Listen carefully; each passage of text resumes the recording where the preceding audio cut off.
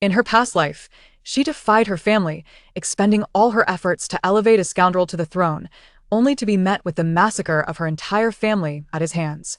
Upon her rebirth, she meticulously strategizes, safeguarding her beloved kin, eliminating her scheming cousin, and vanquishing her malevolent aunt, all while shattering the dreams of the treacherous emperor. On the path of vengeance, she encounters deities to slay and Buddhas to confront. The cold wind howls, and snow blankets the earth. At the execution platform, over 20 prisoners kneel, comprising men, women, and children of all ages. The time of execution has arrived. The executioner casts down the decree of death, and as the blade descends, a woman's anguished scream reverberates from the distant city gate. No! Her heart-wrenching cry pierces the heavens. With bloodshot eyes, she struggles desperately, yet is held fast by others, unable to move. All she can do is gaze, through her blurred tears, upon the execution ground, where lies the lifeless bodies of her grandfather, uncle, and cousin. Sister, are you satisfied with the birthday gift the emperor has prepared for you? The voice of her cousin, Shening, is softer than falling snow, yet to Xinhuan, it resonates as if from the depths of hell, chilling her to the core. Satisfied. A sorrowful smile graces Xinhuan's lips. Ignoring her family's pleas, she resolutely wed the man, Xie Jingyin, pouring her all into assisting him in eliminating his rivals, supporting his ascension to the throne. What did she receive in return? On her birthday, he annihilated her grandfather's entire family, sparing not even the 2-year-old child. What offense had she, Xinhuan, committed against Xie Jingyin to warrant such retribution? With a wave of her hand, Shening motioned for Xinhuan's 2 aides to withdraw, and without their support, Xinhuan crumpled to the ground. She tilted her head upward, gazing at Shening, her eyes filled with boundless resentment. Why must he be so cruel to me? Why? She screamed in a fit of despair. Even in death, she sought clarity. Yet Shening laughed as if she had just heard a ludicrous joke. Cruel? This is merely the beginning. She looked down upon Xinhuan with an air of superiority. My dear sister, do you truly believe that your elder brother perished from drunkenly falling into a lake? And as for your father, my esteemed uncle, he did not succumb to a mere relapse of an old ailment. Oh, and your child? The emperor himself administered the potion that led to its demise. These words struck Xinhuan like a series of heavy blows, overwhelming her with immense sorrow, as if vines were constricting around her, suffocating her. She stared intently at Shening. Due to her miscarriage, she had been left unable to bear children. After Xie Jingyin ascended the throne, the officials deemed her unfit to be made empress because of her childlessness. He thus took her cousin, Shening, into the palace, allowing Shening to bear children in her name. The depth of her gratitude for Xie Jingyian's schemes on her behalf and for Shen Ying's sacrifices once filled her heart today. However, she felt nothing but ridicule for her own naivety. Together, they had toyed with her, and she had been profoundly grateful to them. Shen Ying's face was alight with triumph. Allow me to enlighten you. The emperor has never held any affection for you. In fact, he despises you immensely. His marriage to you was a matter of necessity. Your father, the Marquis of Pingyang, wields military power as a formidable general, while your maternal family has amassed such wealth that it rivals nations. How could the emperor possibly allow you to marry another, thereby jeopardizing his ambitions for the crown prince position? The one whom the emperor desires to eliminate most is you. Were it not for Prince Ling's rebellion in the northwest, you would have been dispatched to the netherworld to reunite with your father and brothers long ago. How pitiable it is that you still believe the one who saved you all those years ago was the emperor, remaining infatuated with him. A gust of cold wind swept through, prompting Shening to draw her splendid red fox fur cloak closer around her. A maid stepped forward and said, "The wind is strong. Your Highness, it is time to return to the palace, lest the emperor grows anxious waiting for you."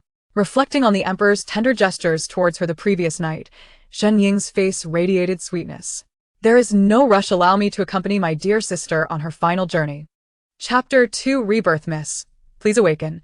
We are nearing our destination. In her hazy state, Xinhuan seemed to hear a familiar voice. It was Shuang's voice.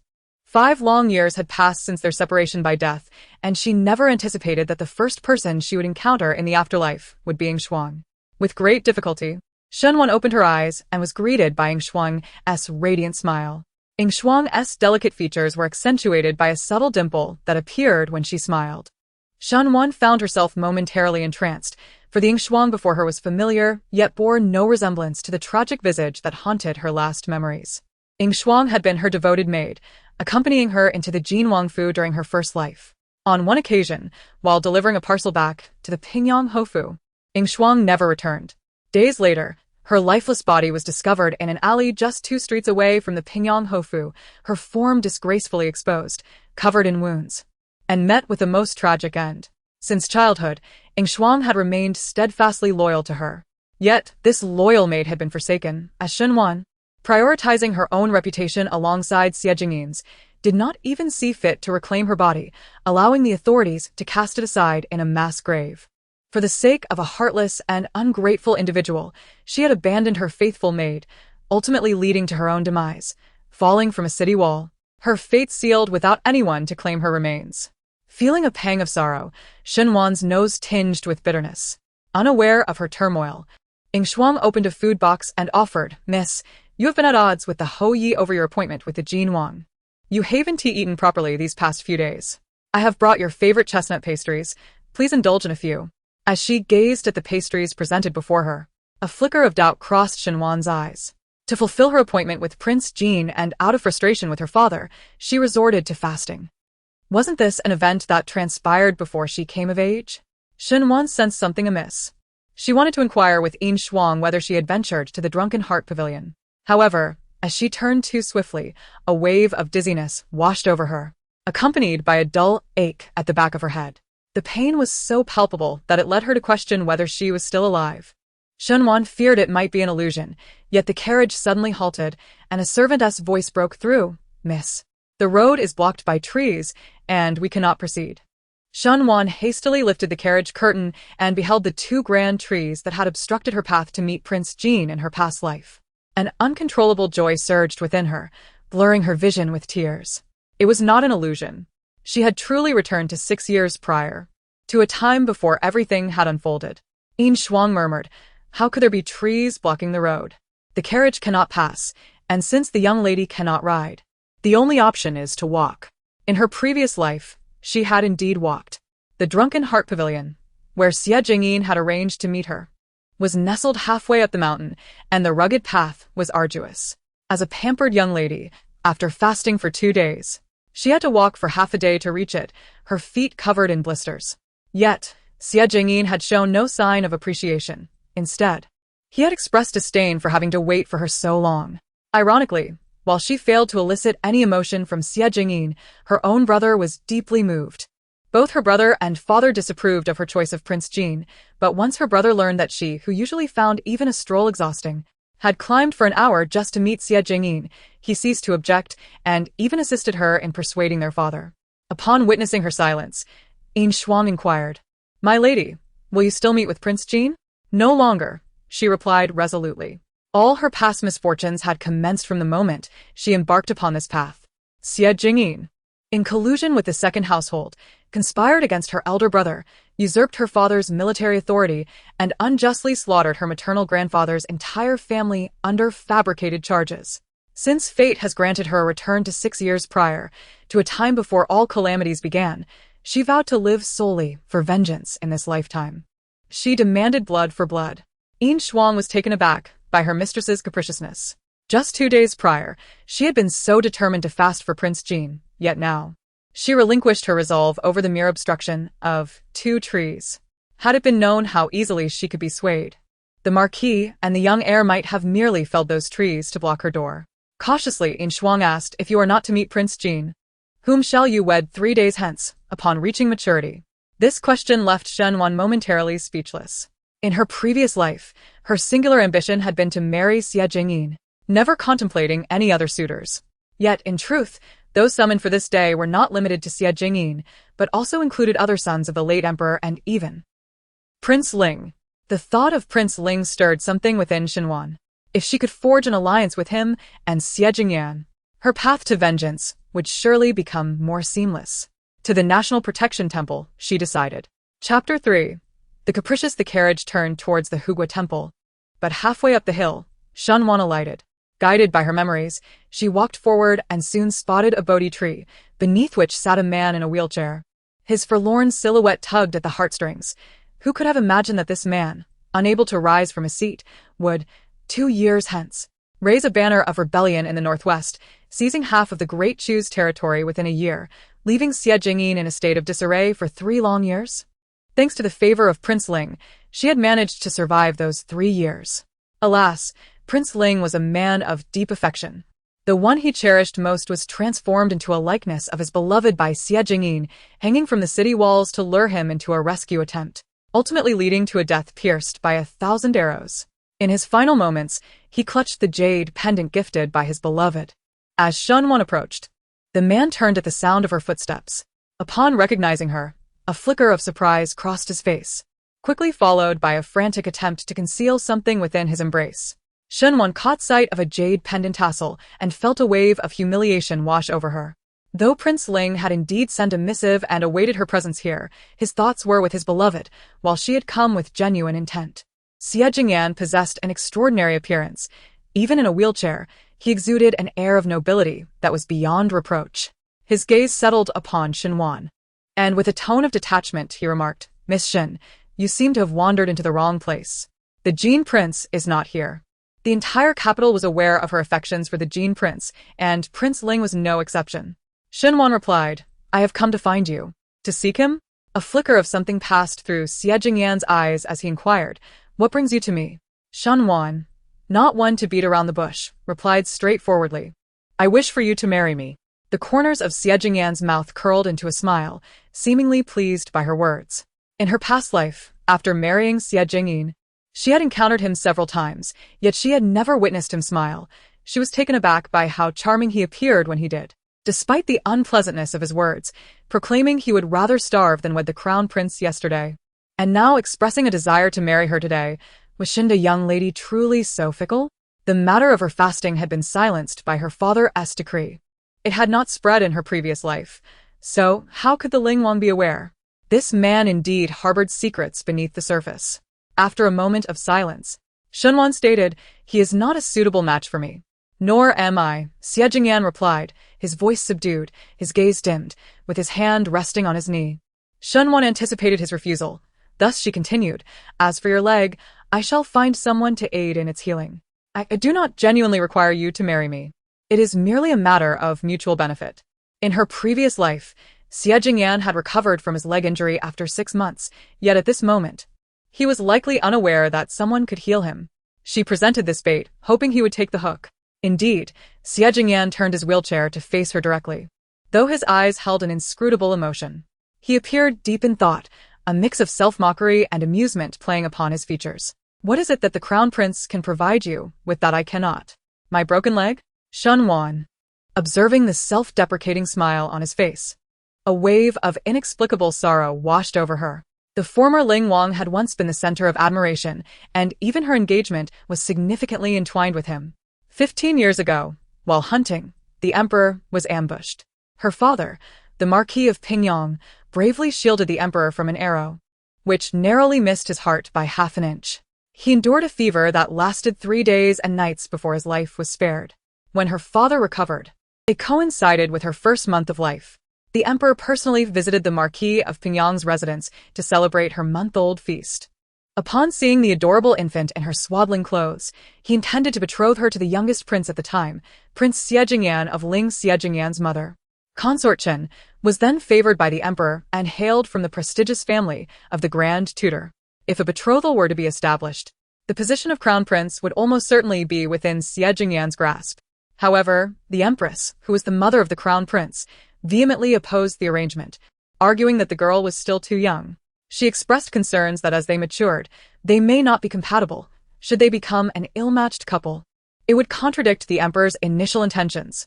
There were numerous princes of similar age, and it was suggested that a marriage contract could be established later, once she reached maturity. With the empress's careful arrangements, the emperor acquiesced, leading to the situation where, before she came of age, all the princes sent invitations to meet her, a past glory now turned into a shackle. When Xie Jingyan turned 12, the emperor ordered him to learn martial arts under his father. However, he only stayed at the Marquis of Pingyang's residence for 3 months, during which a small, private incident occurred between them. Later, after a mishap involving Consort Chen, he fell from the emperor's favor and became the most despised son, ultimately relegated to guard the imperial tombs for 4 long years. Later, He endured the bitter cold at the imperial mausoleum, nearly succumbing to illness. It was only when her elder brother visited him there, discovered his plight, and interceded with the emperor on his behalf that the emperor permitted his return to the capital. However, merely half a year after his return, he accompanied the emperor on a hunting expedition, where an unfortunate fall from his horse resulted in a broken leg, binding him to a wheelchair henceforth. Was lost in thought when Xie Jingyan suddenly spoke, drawing her back from her reverie. He inquired why she had abruptly changed her mind, opting for him instead of Prince Jin. Replied candidly, stating that his marriage to her was merely a means to access the military power wielded by her father. Xie Jingyan smiled, a radiance in his eyes that shone brighter than the stars in the night sky, and asked, "How do you know that I am not after the same?" "I would hope you are," murmured softly. "If one truly valued the empire, they would not be easily lured to their demise. In a past life, relentless struggle might have enabled one to unseat Xie Jingyan from the dragon throne." Curiosity piqued within her regarding the identity of his beloved. Whisper went unheard by Xie Jingyan, who, guessing it was not something favorable, refrained from pressing her further. Instead, he leaned back in his wheelchair and regarded her, cautioning, "You must think carefully. Once I give my consent, there will be no room for your reconsideration." His concern stemmed from the possibility that her decision was a fleeting whim, a notion not unfounded given the tumultuous events of the day. However, was resolute. She immediately raised her hand to pledge her vow. Yet, before she could utter a word, Xie Jingyan preemptively declared, "Very well, I shall marry you." Chapter 4. Uncomprehending, Yin Shuang waited at a distance for Shen Wan, oblivious to the conversation between Shen Wan and Xie Jingyan. When Shen Wan approached, Yin Shuang inquired, "Did the Prince Ling not send you an invitation? How then did you come to know of his presence here?" It was not that Xie Jingyan had failed to send her an invitation, rather, it had simply not reached her hands. Everyone presumed she would not choose the crippled Prince Ling, and thus, the servants were too indifferent to deliver the invitation. It was only through the mockery of Xie Jingyin towards Xie Jingyan that she became aware of this situation. However, in her memories, even when Xie Jingyan was confined to a wheelchair, Xie Jingyin seldom gained the upper hand in their verbal exchanges. In the face of Xie Jingyin's ridicule, he remained unperturbed, responding only with a cool smile, remarking that if he had sent the invitation, it would imply his lack of self-awareness. Conversely, if he chose not to send it, would he not then be accused of disregarding the emperor's words? The invitation from the Prince Ling was sent out of fear of being provoked. She distinctly remembered him saying this before wheeling away, pausing beside her to wish her and Xie Jingyin a harmonious marriage and a lifetime of happiness. Yin Shuang contemplated asking Shen Wan whether she intended to marry Prince Ling, but deemed it improbable, thus refraining from the inquiry. Instead, she produced a maid's attire, intending to assist Shen Wan in changing. Confined by her father, she could only leave the residence with the aid of her cousin, Shening, who provided cover for her. Ultimately, when the truth came to light, Shening was punished by the matriarch to kneel in the Buddhist hall. Guilt weighed heavily on her heart, prompting her to gift Shening a set of hair ornaments valued at 3,000 taels, a gesture akin to paying back a debt for her assistance. Shen Wan closed her eyes and responded, "There is no need to change." Yin Shuang urged, "Miss, it would be wise to change, lest the second miss be punished for your sake. If that were to happen, she may no longer assist you in the future." Unmoved by the words of Silver Frost, Shen Wan continued on her path. Half an hour later, she returned to the Pingyang Marquis's residence, this time entering through the main gate rather than the side entrance. The gatekeeper was left astonished, as the young lady seemed to disregard the Marquis's admonitions. Slipping out to meet the Prince of Jin was one thing, but to do so brazenly was quite another. Shen Wan longed to see her father and elder brother, and with her skirts in hand, she hurried to Shen Jing's study. Upon entering the courtyard, she encountered her brother, Shen Du, just as he was emerging. At the sight of him, tears welled up in Shen Wan's eyes. Rebirth was truly a blessing. Her brother stood before her, alive and well, her vision blurred with tears, making it difficult to perceive her brother clearly. She lifted her hand to wipe them away. Shen Du's expression bore no trace of the annoyance from their past life, only a sense of helplessness. How could she weep before he had even scolded her? This was her elder brother, no matter how angry he might be. Her tears rendered him powerless. As tears streamed down her cheeks, Shen Du reached out to wipe them away, and the sight of his hand only made her cry harder. In her previous life, due to the misfortunes surrounding his marriage, her brother had been despondent, seeking solace in horse racing. However, lost in thought, he had fallen from his steed and was trampled, resulting in a shattered right arm. Once a valiant general, he could no longer wield his red tassel spear, spiraling into despair. Ultimately, on the day the princess of Huayan was to marry, he drowned in a drunken stupor in the lake. Shunwan had always believed her brother succumbed to the dual blow of losing his arm and seeing his beloved wed another, choosing to end his life. Little did she suspect that he had been harmed by others, and that even his fall from the horse might have been part of a nefarious plot. Gazing upon the flamboyant figure of her elder brother, tears welled uncontrollably in Shunwan's eyes as memories of his past tribulations flooded her mind. Shundu was taken aback. He had never witnessed his sister in such a sorrowful state. Forgetting the imposing presence of their brother, he felt an urgent need to console her. "Who has wronged you? Speak to our brother, and he shall avenge you." Shunwan shook her head, wiping away her tears, while Shundu sighed. "Do you truly hold such affection for Prince Jin? Your clandestine departure from the estate has incited our father's wrath." She was acutely aware of her father's anger. The emperor had entrusted her with the power to choose a suitor, yet her father believed that, as a subject, it was inappropriate to engage in such audacious acts. The emperor was benevolent, and a loyal subject ought to exhibit decorum. The prospect of selecting a consort, particularly one as ruthless as Prince Jin, was ill-suited for her. The House of Pingyang had already attracted enough attention. It was unwise to become embroiled in the struggle for the heir apparent. However, in her previous life, her heart had been solely devoted to Prince Jin, rendering her impervious to such counsel. She feared that if she abstained from making a choice, the emperor might bestow her upon another, a gamble she was unwilling to take. As Shunwan stepped into the study, her father, Xinjing's furious voice echoed, "Rebellious daughter. Kneel." Thud. Xinwan found herself on her knees.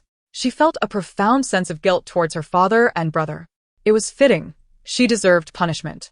Xinjing was furious, yet upon witnessing his daughter kneeling, he was momentarily taken aback. When had she become so obedient?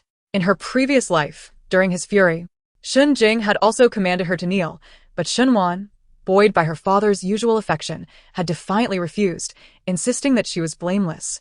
For it was the emperor who had instructed her to choose, and she had merely complied.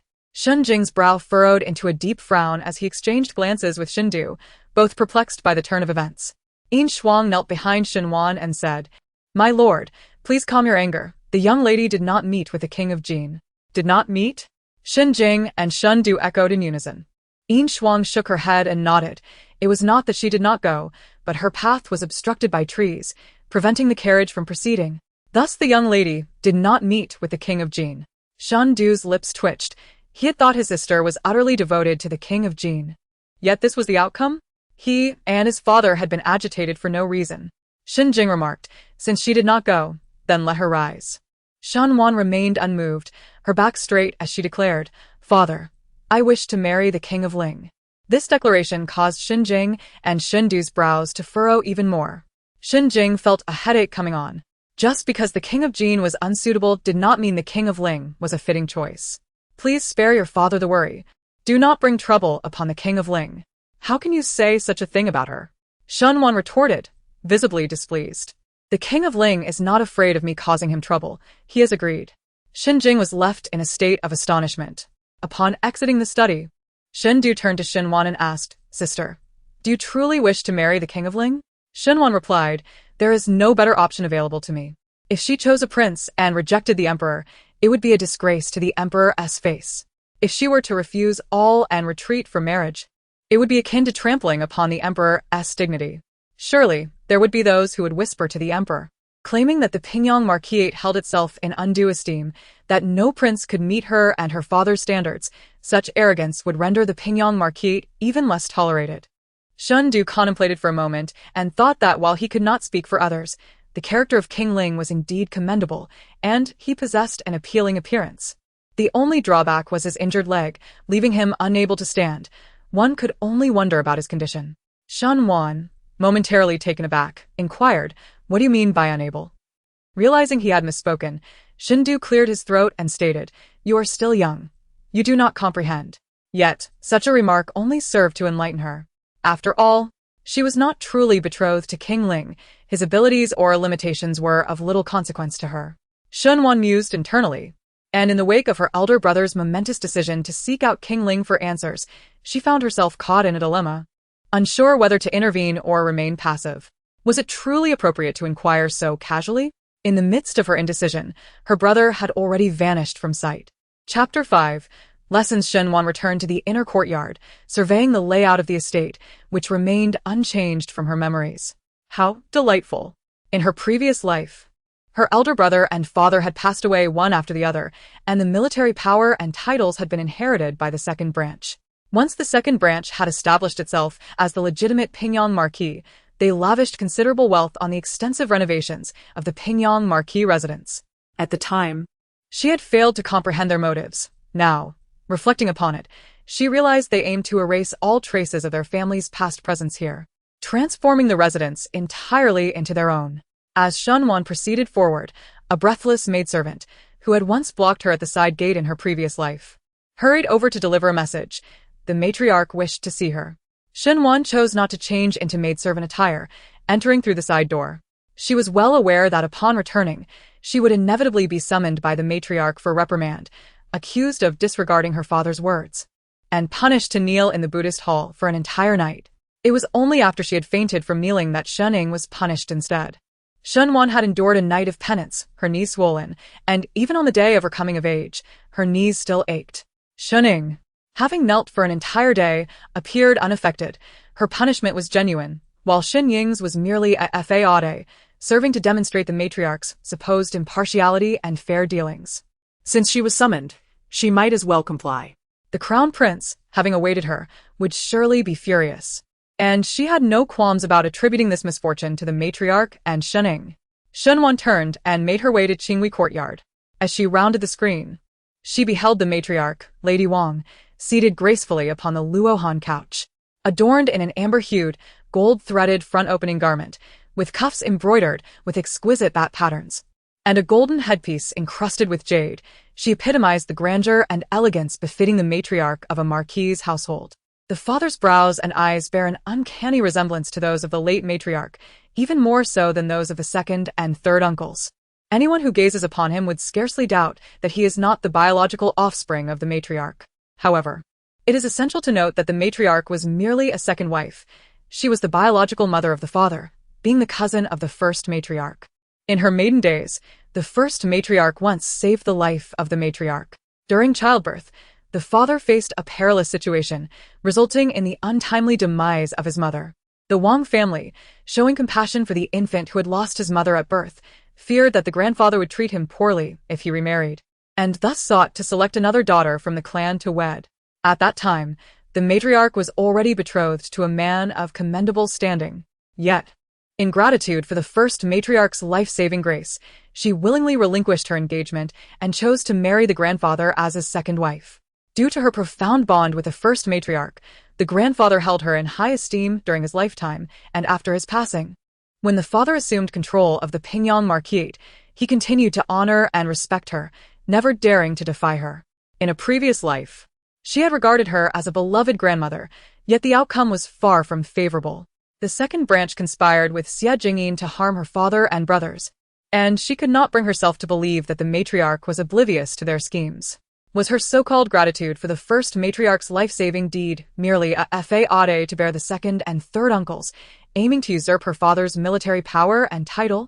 Shenwan found herself engulfed in hatred, her concealed hand beneath her sleeves clenched tightly.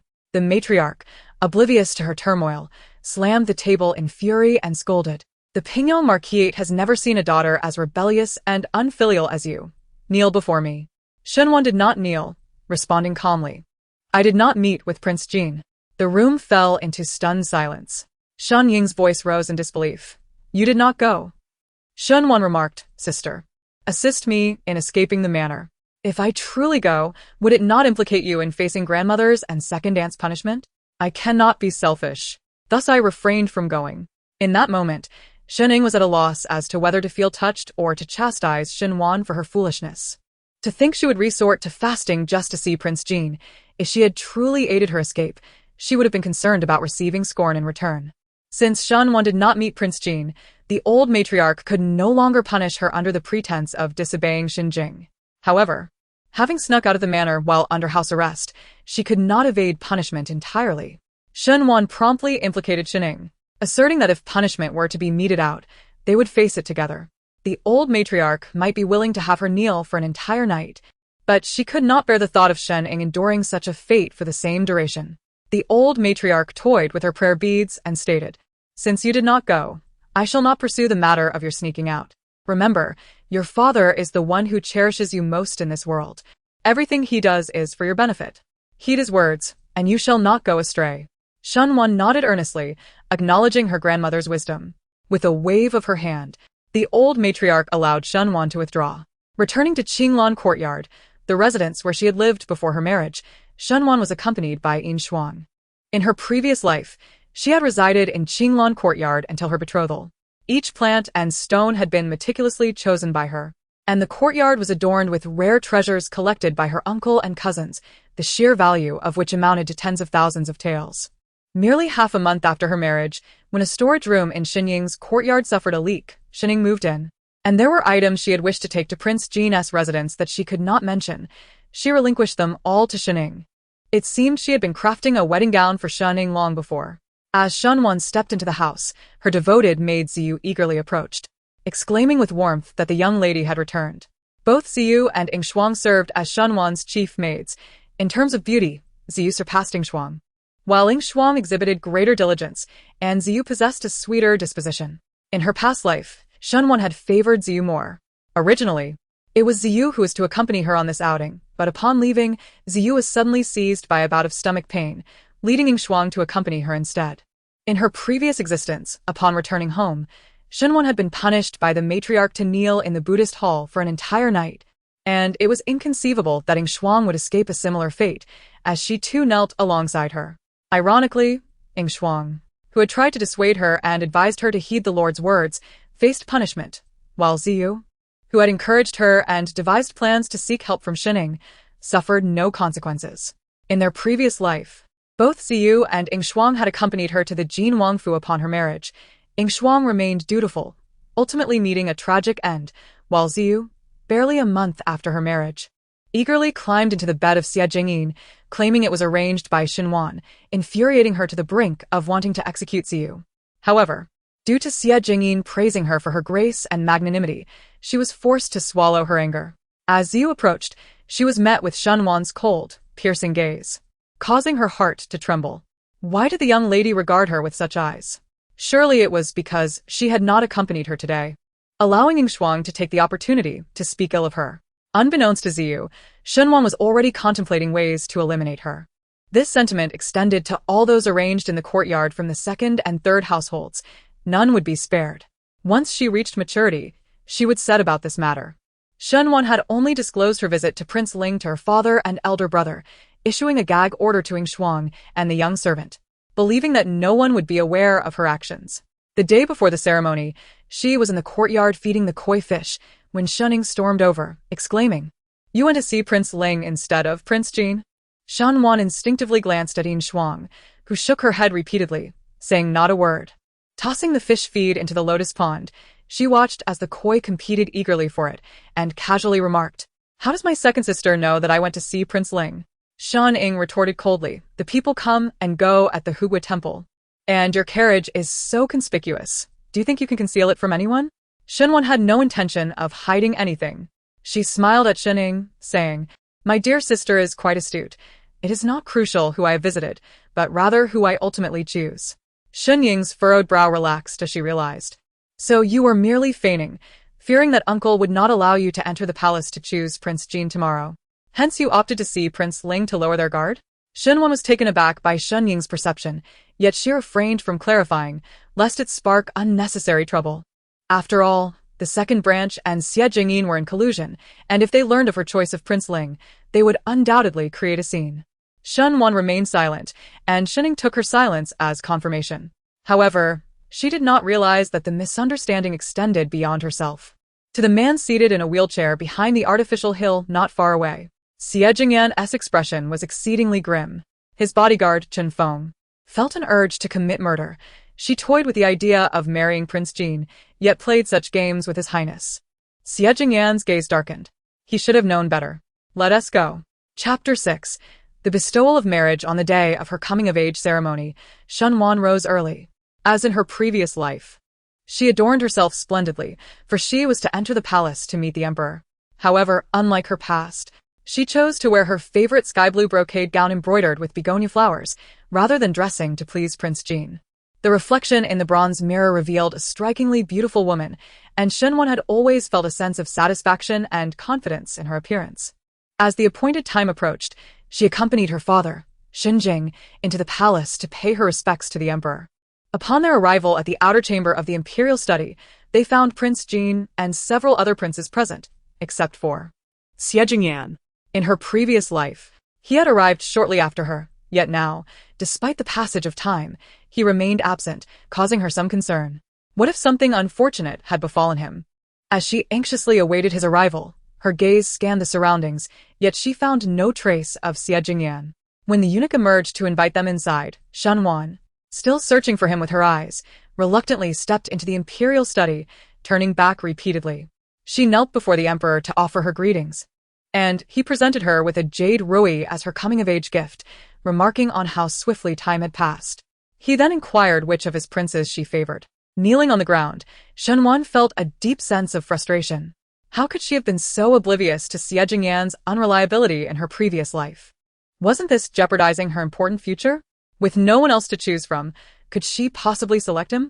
Resolving herself, she raised her gaze to the emperor and declared, "Your Majesty, I have long admired Prince Ling and wish to marry him. I humbly request your Majesty's approval." The emperor was taken aback. The other princes widened their eyes in disbelief, while Xie expression darkened. The other princes were acutely aware that Shunwan would not select them. Her presence was merely a formality, devoid of any surprise or disappointment. However, Xie could not fathom that Shunwan might choose someone other than himself, especially someone who was disabled. The emperor cast a glance at Shinjing before inquiring, "The Prince of Ling has a leg ailment that may prevent him from ever standing again. Are you truly determined to select him?" Shunwan nodded earnestly, declaring, "I do not mind his disability. Wherever he wishes to go, I shall accompany him. Your Majesty, if you disallow my marriage to the Prince of Ling, I humbly request you to annul the engagement, for I shall never wed another." Xie expression darkened, his gaze icy as it fell upon Shunwan. "On such an important occasion, the Prince of Ling is absent. You wish to marry him, yet he may not desire to wed you." Shunwan felt a sense of relief knowing her elder brother had inquired about Xie. Otherwise, their father might have suspected her of deceit. Gazing at the emperor, Shunwan expressed, "I am but a delicate willow, spoiled by my father's indulgence. If I cannot aspire to the Prince of Ling, I would not dare to reach for anyone else." The emperor replied, "You need not belittle yourself." Shinjing bowed to the emperor, stating, "My daughter has been excessively pampered." Before Shinjing could finish, the emperor raised his hand to interrupt, asserting, "I have spoken. I granted her the right to choose, and I shall not rescind it. Since she is so enamored with the Prince of Ling, wishing for no one else, I shall bestow upon them my blessing." "May His Majesty grant his approval," Shunwan said, bowing in gratitude. She did not linger in the palace. After expressing her thanks, she departed for the Prince of Ling's residence. Upon alighting from the carriage, Shunwan inquired of the doorkeeper, "Is your lord in the residence?" "Indeed," the servant replied. "Is he ill?" "No, my lord is in excellent health." Shunwan's worries transformed into a blazing fury. Upon entering the estate and seeing Xie seated in a wheelchair, gazing skyward at an unknown kite, her anger surged to great heights. As Xie turned at the sound of her footsteps, his gaze met Shunwan's fiery eyes. Approaching him, she gritted her teeth and exclaimed, "How could my brother claim you possess good character when you are so utterly untrustworthy? If you had no intention of marrying me, you ought not to have agreed in the first place. I did not force you at knife point. After changing your mind, you could at least have sent word to prepare me for this, yet you chose to vanish without a trace, leaving me utterly blindsided." Shunwan's words poured forth like a relentless torrent, while Chun Feng stood behind Xie, his fists clenched, harboring a desire to strike. How could the Marquis of Pingyang have such a cunning daughter? How could the heir to the Marquis possess a sister capable of such heartless manipulation, leveraging her family's lord to wed the Prince of Jin, only to turn around and cast blame?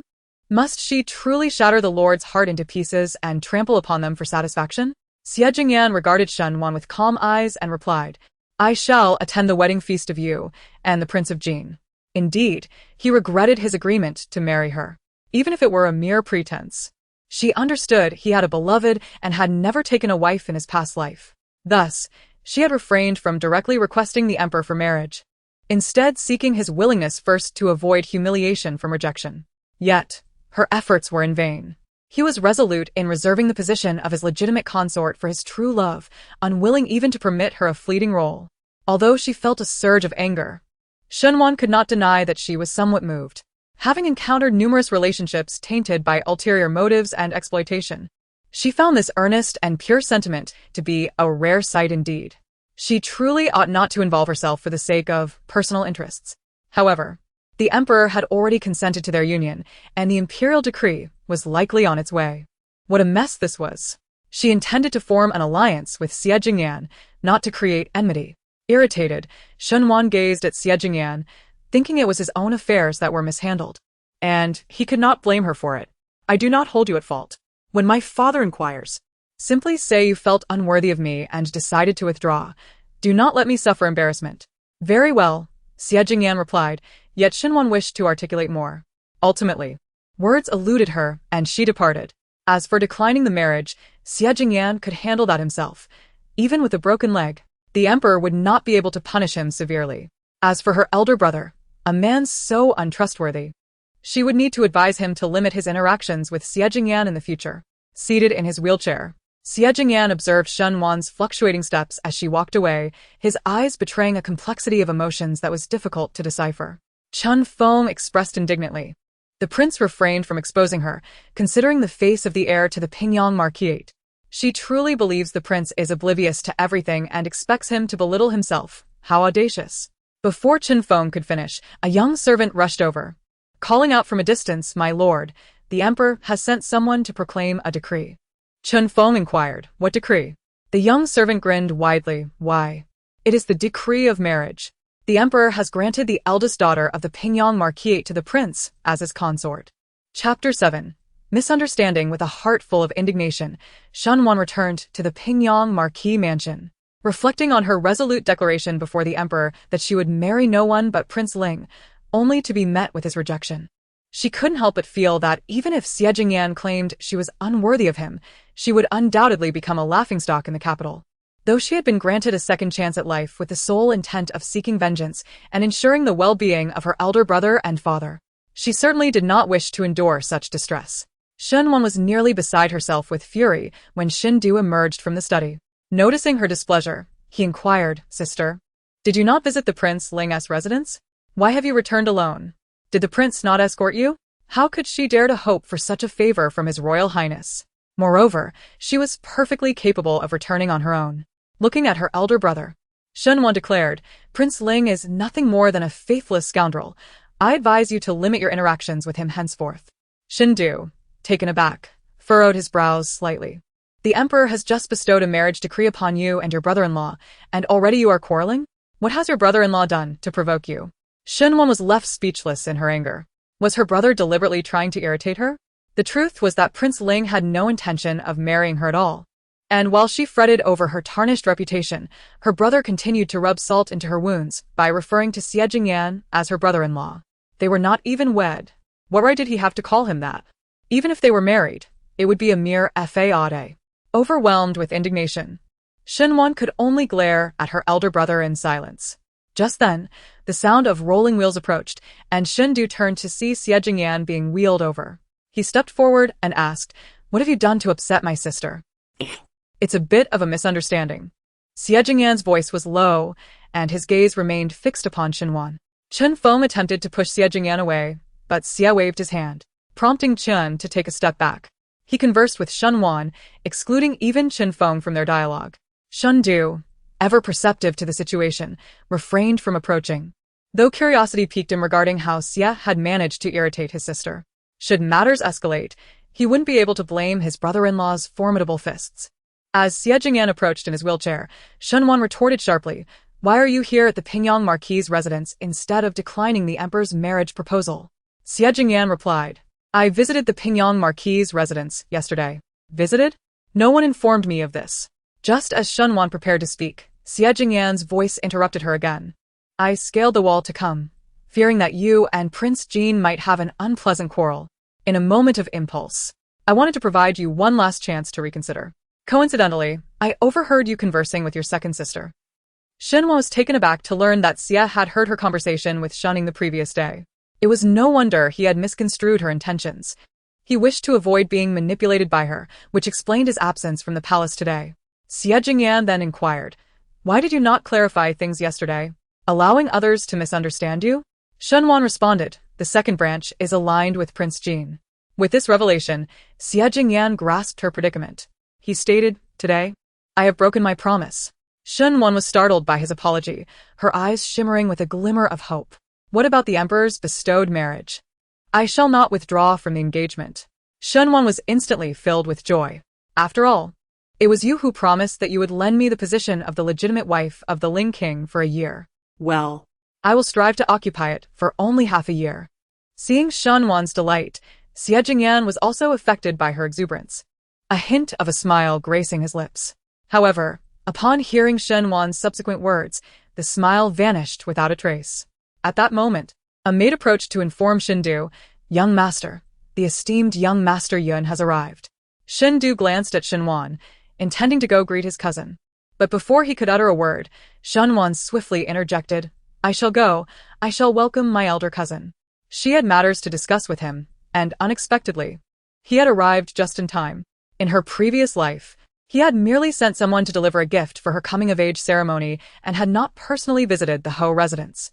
Without waiting for Shindu's consent, Shenhuan strode away.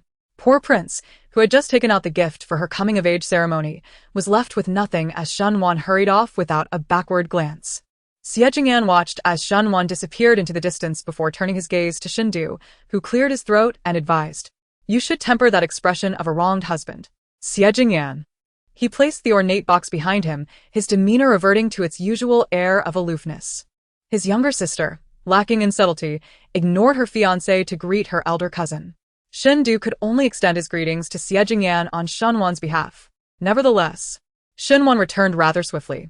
Upon seeing her, Shindu inquired, why did you return alone? Where is your elder cousin? Shenhuan replied dejectedly, don't even mention it. It was a wasted trip. My elder cousin was so busy that he didn't even have time to personally deliver my coming-of-age gift. As soon as he entered the residence, he was called away again. Though the busyness could be excused, cousin was content in his endeavors. Yet, amidst such relentless activity, he had not foreseen the fateful encounter that would unfold during a rare moment of respite at the Gua Temple, where he inadvertently rescued the daughter of the Minister of Rites. Their public display of affection led to an unexpected union, which many would deem a tale of gallant heroism culminating in marriage. Alas, Cousin S' wife harbored a deep-seated disdain for the Yun family. Even their immense wealth could not sway her sentiments. A cousin, a prodigy in commerce, lacked the scholarly aptitude that his wife insisted upon, compelling him to pursue the rigors of academia and the imperial examination. This relentless pressure drove him away from home, traversing the vast expanse of the empire for trade. Ultimately, during a fateful voyage southward, he encountered a tempest that claimed both ship and crew. Grandmother, already frail, could not withstand the grief of cousin's untimely demise. Before his remains could be returned to the capital, she succumbed to her sorrow. The second and third cousins, wary of following in his tragic footsteps, refrained from seeking marriage until their last breaths. In a world rife with treachery and conspiracy, Shenhuan could no longer discern whether cousin's death was a mere accident or the result of foul play. However, in this lifetime, she vowed to prevent cousin from returning to Gua Temple. With a countenance marked by disappointment at the absence of companionship, Shenhuan observed as Xie Jingyan withdrew his gaze and, steering the wheelchair, announced his departure. This time, it was Shindu who hastened away, leaving his older brother occupied, instructing his sister to escort Prince Ling from the residence. Before Shenhuan could respond, Shindu was already out of sight. Left with no alternative, Shenhuan guided Xie Jingyan. At a distance, Chen Feng stood aloof, solely Shenhuan pushing the wheelchair. As they approached the second gate, Xie Jingyan, who had remained silent, handed a brocade box to Shenhuan. Shenhuan inquired, what is this? A gift to celebrate your coming of age, came the reply. Just as Shenhuan was about to decline, she noticed Shen Ying approaching with her maid. Thus, Shenhuan accepted the brocade box and opened it. Inside lay a stunning jade lotus hairpin, exquisite in its beauty. Shunwan turned to Xie Jingyan and said, "Please adorn me with it." Xie Jingyan hesitated for a moment before picking up the hairpin. As Shunwan bent slightly, he delicately placed the hairpin into her hairdo. From a distance, Shun-ing observed the scene, her brows knitting tightly together. When Shunwan returned after bidding farewell to Xie Jingyan, Shun-ing obstructed her path, remarking, "Sister, your affections for the Ling Prince are quite well concealed. Everyone believes you have a penchant for the Jean Prince, yet you have chosen the Ling Prince instead. I wonder if the Jean Prince regrets rescuing you from the Lotus Pond that frigid winter." Chapter 8. The Gift of Departure in the Winter of her 12th year. Shunwan accompanied the legitimate daughter of the third house, Shenrong, to gather fragrant plum blossoms. They frolicked and laughed, but as they crossed the garden bridge, Shenrong slipped, inadvertently pushing her into the frigid waters of the Lotus Pond. At that moment, the garden was devoid of maidservants, and Shunwan's personal attendant was absent. Shenrong, terrified, ran off to seek help, while Shunwan struggled in the water, her consciousness fading. Suddenly, she felt someone embrace her from behind. "Do not fear.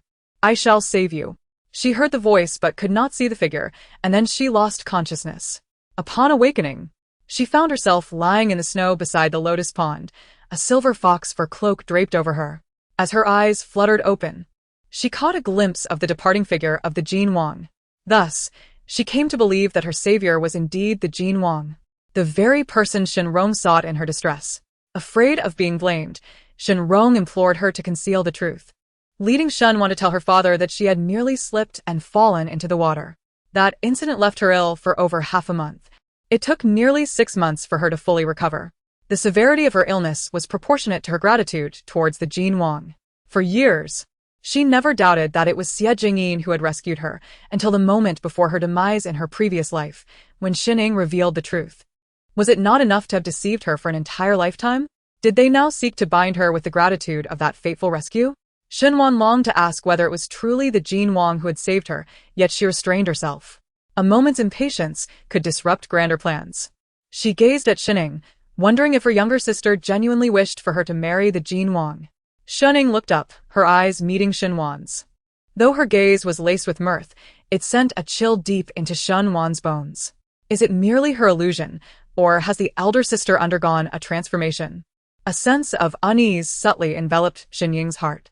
She composed herself, asserting that whom the elder sister marries is her own affair.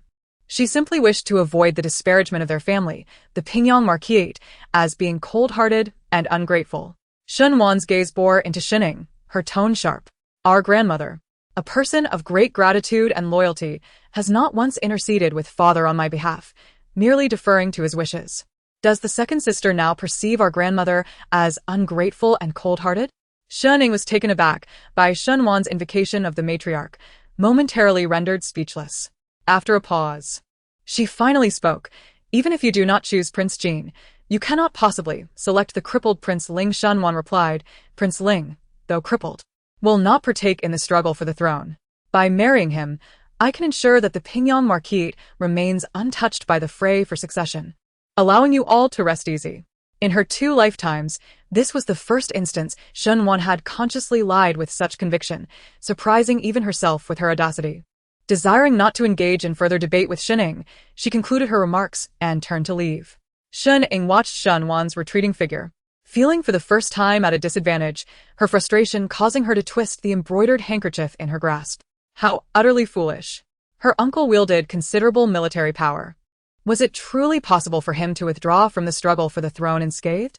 He had saved the emperor's life, and as long as the emperor lived, the Pingyang Marquis would enjoy prosperity. Yet, the emperor would inevitably pass away, and with each new ruler comes a new court.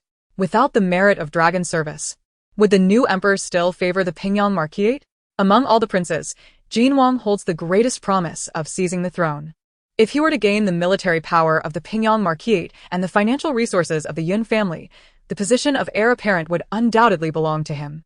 To forsake such a splendid opportunity, to abandon Jin Wang in favor of another, especially one so utterly ineffectual, would truly plunge the Pingyang Marquis into an abyss from which there is no return. It is also a testament to her oversight. However, Shunwan has underestimated Jin Wang's character. Those marked by Jin Wang cannot hope to escape. even if they were to sprout wings.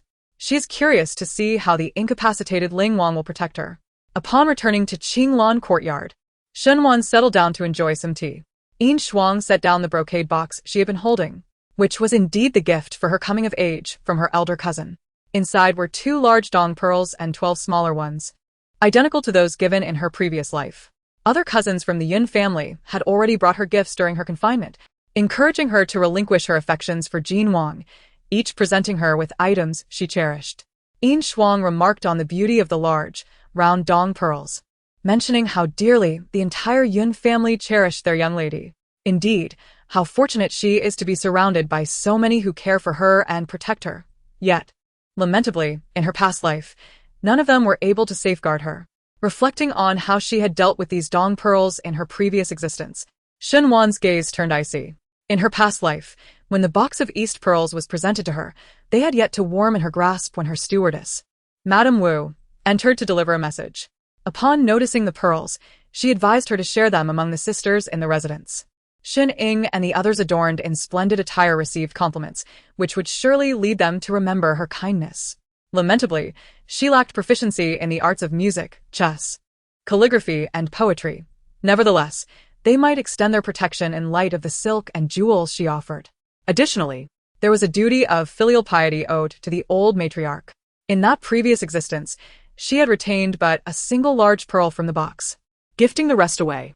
As Madame Wu entered, she echoed sentiments similar to those from her past life, suggesting that the young lady had ample jewelry and that it would be prudent to share some East pearls with the second young lady and her cohort. This time, the second young lady had risked punishment from the matriarch to aid the young lady's escape from the estate, and the young lady had yet to express her gratitude. In the future, she would need to rely on the young ladies within the household for assistance. Had she not properly thanked Shening? After all, Shening had aided her with a generous sum of 2,000 taels of silver. With her father having only her and her elder brother as his children, there was never a lack of funds for her. The Yun family was entrenched in business throughout the vast Chu territory, tirelessly procuring delightful delicacies and amusements for her, thus cultivating her habit of generously gifting others. However, kindness extended to her often resulted in her being surrounded by ingrates. As her stewardess, Madame Wu relentlessly facilitated the appropriation of her possessions, nearly branding herself with the word second branch. With a gaze as cold as ice, Shen Wan fixed her eyes upon Madame Wu, who inexplicably felt a shiver run down her spine. Yet, Shen Wan suddenly smiled and remarked, "Madame Wu, you are always so concerned for me, devising strategies on my behalf." Madame Wu, ever eager to express her loyalty, was naturally inclined to consider the needs of the young lady in all matters. Shen Wan reached up to her hair, feeling the golden hairpin, then switched to the jade pin beside it. With a casual flick, she plucked it out and handed it to Madame Wu, declaring, "This jade pin is a gift for you." Upon seeing the jade pin, Madame Wu's eyes sparkled with delight, and she hurriedly accepted it. Silver Frost, standing nearby, wished to intervene but was silenced by a glance from Shen Wan. Ecstatic with her newfound treasure, Madame Wu inquired, "What about these Eastern pearls?" To which Shen Wan replied, "These pearls serve a different purpose for me. In the future, should I acquire more, I will gladly bestow them upon my younger sisters." With the jade pin in her possession, Madame Wu, feeling pleased, refrained from further persuasion and took her leave. Once Madame Wu departed, Silver Frost remarked, "That jade pin was a gift from Prince Ling to you, my lady. Do you not think he might be angered if he discovers you have given it away?" It seemed that her previous generosity had been excessive, as Silver Frost could only contemplate the prince's potential displeasure, failing to consider that Shen Wan's intentions were not genuine. Shen Wan offered no explanation, her gaze drifting through the window to a bird peering inquisitively from the branches. In her past life, she had never stained her hands with blood. In this lifetime, it would begin with Madame Wu. Chapter 9. Ointment in Prestigious Families. A young lady's coming of age is a momentous occasion, typically celebrated with great pomp. However, due to the unique circumstances surrounding Shen Wan, her family was disinclined to arrange a grand ceremony for her as she was embroiled in a tumultuous engagement to Prince Jin. Moreover, on the day of her coming of age, she was to enter the palace, with no certainty of her return, making it impractical to invite friends and family to witness the event. Thus, the celebration was kept to a bare minimum. Nonetheless, even in the absence of a formal ceremony, There were still a number of distinguished young ladies from her past life who arrived bearing gifts to congratulate her on this significant milestone and to celebrate her long-held desire to marry Prince Jean. Shinwon anticipated that this life would mirror the previous one, with an afternoon filled with the comings and goings of well-wishers. However, this was a misguided expectation. The emperor had bestowed her in marriage to Xie Jingyan, and aside from her sisters there were no other guests to present her with coming-of-age gifts. Nevertheless, the absence of visitors brought her a sense of tranquility. The other guests had already delivered their presents, with the exception of the fourth young lady, Shenwei. She arrived at Qinglan courtyard in the evening. Upon seeing Shenwan, Shenwei apologized for her tardiness, saying, "I am late. I hope you can forgive me, elder sister." She presented Shenwan with a beautifully crafted double-sided embroidered screen adorned with the motif of joy on one's brow, exquisite and charming in its appearance. Although Shenwan had received numerous coming-of-age gifts, only Shenwei's offering was hand-stitched by her. Originally, Shenwei had prepared a larger screen for her cousin, but in a mishap, it had been destroyed by Shinrong shortly after completion. With no choice but to remake it and press for time, Shenwei had to reduce its size significantly, resulting in her delayed arrival. In her previous life, Shenwan harbored little affection for this cousin, perceiving her as soft-spoken and reserved, much like Shining and Shinrong, who similarly did not hold her in esteem. Having experienced a past life, Shenwan understands that only the fourth branch is genuinely devoted to their family. Fourth uncle Shinju has remained stationed at the border for 6 years under his father's command, while fourth brother Shin Dan has always been a devoted follower of his elder brother, holding him in higher regard than even fourth uncle. In the previous life, after the deaths of their elder brother and father, fourth brother inexplicably stabbed to death the legitimate heir of the third branch, Shindian, and fled to the borders.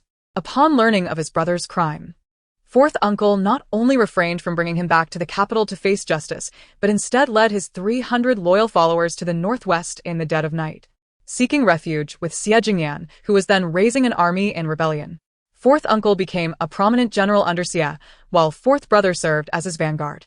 Subsequently, Xie Jingyan was lured into a trap and met a disastrous defeat, leading to the downfall and execution of both fourth uncle and fourth brother.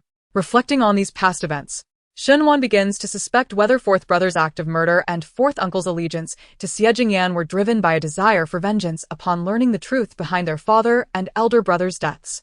As for Shenwei, in her previous life, she was the consort of the heir to the Duke of Wei.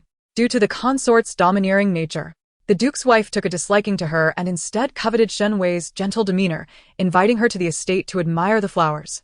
However, upon her visit, she caught the eye of the Duke's heir and was subsequently injured by the mischievous young prince of the royal prince's estate, who struck her with a bamboo pole, leaving her disfigured and with impaired vision in her left eye. After this injury, no suitors came forth to seek her hand in marriage, leading her to become disheartened. Eventually, under the guise of recuperating from her wounds, she moved to Jingxi Monastery. Although she did not shave her head when Shenwan met her demise in her past life, Shenwei remained at Jingxi Monastery. If she remembered correctly, in her previous life, Shenwei encountered trouble just a few days after reaching adulthood. Shenwan pondered over the exact date, and noticing her silence, Shenwei called out, "Elder sister?" Shenwan came back to her senses and replied with a smile, "Fourth sister, your embroidery skills are exquisite. I truly adore this screen." Shenwei was taken aback by Shenwan's praise, her cheeks flushing slightly, feeling overshadowed by her elder sister and embarrassed in her presence. While Shenwei's embroidery was commendable, it paled in comparison to Shenwan's talents. A few years prior, Shinjing had been stationed at the border, entrusting Shenwan's care to the old matriarch. The matriarch, while strict in many regards, was lenient with Shenwan's pursuits in music, chess, literature, and poetry, aided by Shening and Shinrong, who helped shield her from scrutiny. However, when it came to embroidery, the matriarch was particularly stringent, as Shenwan's mother, Lady Yun, was an exceptional embroiderer, having crafted nearly all of Shinjing's ceremonial robes herself. Whenever their father returned home, Shenwan would eagerly present him with her handcrafted items, be it a purse or a belt. And Shinjing always expressed gratitude for the matriarch's guidance in his absence. Yet, as a young lady destined to become a prince's consort from the moment she was a month old, Shenwan was expected to focus on poetry, literature, and etiquette, rather than embroidery. Due to Shunwan's proficiency in embroidery, she often received her father's admiration, which inadvertently led her fourth uncle to misguide Shinwei, placing undue emphasis on embroidery rather than on the arts and literature. As In Shuang brought in tea, Shinwei lifted the teacup, but when her fingers brushed against it, her brow furrowed sharply, a moment that Shinwan observed. Grabbing her hand, Shinwan noticed the redness and swelling at her fingertips and asked, "Have you injured your hand?" Shinwei, filled with embarrassment, confessed that she feared she would not be able to deliver the hairpin ceremony to her elder sister in time. In her anxiety, she pricked herself several times, yet felt no pain. After all, she was no stranger to needles. Did she not know the difference between pain and relief? At that moment, Shinwan instructed In Shuang to fetch some ointment, carefully applying it to Shinwei's injury. Shinwei gazed at Shinwan, her eyes gradually brimming with tears. Shinwan, noticing this, asked, "Why are you crying? Did I hurt you while applying the ointment?" Shinwei shook her head, replying, "I did not expect my elder sister to treat me with such kindness. Another who, despite being sold, still finds ways to offer money to others. A mere application of medicine suffices? How could she forget the times when she was neglected?" Shinwan felt a sense of frustration, wishing for better for her sister. She handed the ointment back to Shinwei, instructing her to apply it once more before bed, assuring her that she would feel better by the next day. Shinwei nodded earnestly, and after sitting for a quarter of an hour, she took her leave. Once Shinwei departed, Shinwan spent nearly the entire night pondering how to prevent her sister from visiting the Duke of Wei's residence. Although the Duke's heir had taken a second wife and had children, the fourth branch was of illegitimate descent. Under normal circumstances, it would be an unattainable aspiration to ascend to the Duke's family. If the Duke's estate expressed interest in a marriage alliance, her fourth uncle and aunt would surely consent. Was it possible that she would resort to poisoning her younger sister? Uncertain of how long she had been lost in thought, Shinwan eventually succumbed to a restless slumber. The following morning, as she awoke, In Shuang quietly reported, "Miss, Mother Wu has left the residence." While preparing for the day, Shinwan sought to wear the jade hairpin gifted by Prince Ling. Yet, as In Shuang searched the dressing table, she exclaimed, "Miss, your jade hairpin was clearly placed in the box. How could it have vanished?" At that moment, Ziyu entered, prompting In Shuang to inquire, "Have you seen the jade hairpin that Prince Ling gave to the miss?" Ziyu wore a look of utter confusion. She is unaware that Ling Wang has bestowed a jade hairpin upon the maiden. How could she possibly know where the hairpin is? Shinwan, in exasperation, remarked, "Such a precious item cannot simply vanish. I shall pay my respects to my grandmother, and before my return, even if I must search through Qinglan Courtyard, I will ensure that the jade hairpin is found." Chapter 10. Slander. In Shuang left, and Ziyu sought after the jade hairpin. Shinwan casually selected one of the second-tier maidservants to accompany her to Qingwei Courtyard to pay her respects. Arriving late, Shinwan found that Shining and the others were already there, merrily surrounding the elderly matriarch, exchanging laughter and cheerful conversation. As Shinwan entered, Shining remarked, "Elder sister, why have you come so late today? We have already engaged in quite a lengthy conversation with grandmother." Shinwan wore a displeased expression. Upon noticing this, the matriarch inquired, "What troubles you, my dear? Why do you appear so downcast?" Shinwan sulked, replying, "No one has troubled me. It is merely that I cannot find something." The second madam then asked, "What is it that you have misplaced, causing you such distress?" Shinwan explained, "The jade hairpin that Prince Ling gifted me yesterday. I wanted to wear it just now, but I cannot find it no matter how hard I search. I have wasted so much time that I am late in paying my respects to grandmother." The fourth madam, observing Shinwan's anxiety, comforted her, saying, "As long as it is within the estate, it surely cannot be lost. You will find it eventually." Shinwan nodded lightly, performing a respectful bow to the matriarch before taking her seat to listen to the discussions led by the second and third madams regarding preparations for the matriarch's upcoming birthday celebration. In just a month, it would be the matriarch's birthday, necessitating early preparations. After the passing of Shinwan's mother, Lady Yun, Xinjing had no intention of remarrying, leaving only 2 concubines in the household, neither of whom had borne any children. Usually, Shinwan hardly glimpsed them, and with no matriarch in the main branch, the responsibilities of managing the household affairs had fallen to the second madam, who typically handled all matters of hospitality and reception. Shinwan listened quietly to their discussions, which had turned to the procurement of camel humps. The third madam remarked that such items were difficult to acquire, especially in such large quantities. suggesting they might need to seek assistance from the Yin family. Before she could finish her thought, Yin Shuang hurried in, exclaiming, "Miss, I have found the jade hairpin." In her hands was the very jade lotus hairpin. Shun Wan eagerly accepted it, relieved it had not been lost. Shun Ying inquired where it had been found. Yin Shuang hesitated to respond. The second madam, with a sharp tone, interjected, "Do you not know where the hairpin was discovered? How dare a servant refuse to answer my daughter's question?" Her piercing voice startled Yin Shuang, who stammered, "It was found beneath the pillow in Madame Wu's room." Shun Wan blurted out, "My hairpin. How could it possibly end up beneath Madame Wu's pillow? Is the eldest young lady truly so foolish? It must have been stolen by Madame Wu." The maidservants and older women silently cursed. Yin Shuang replied, "I personally placed the hairpin in its box, but it was nowhere to be found. Ziyu suspected it had been taken and instructed everyone who had entered the young lady's room yesterday to be searched. It was then that the hairpin was discovered in Madame Wu's quarters." Although Yin Shuang did not understand why her mistress suddenly sought to implicate Madame Wu, she was aware that Madame Wu often bullied the younger maids, withholding their allowances. Not only did Yin Shuang harbor resentment, but even Ziyu, who was closest to Madame Wu, did not favor her. However, Madame Wu was favored by the old lady, leaving everyone feeling frustrated yet powerless. If only they could rid themselves of Madame Wu, it would be a most welcome outcome. Madame Eyre remarked that Mama Wu, bestowed upon the eldest daughter by the matriarch, ought not to be a person of such questionable integrity. Surely, there must be some misunderstanding in this matter. The disgraceful actions of one favored by the matriarch not only tarnish her reputation, but also reflect poorly upon the matriarch herself.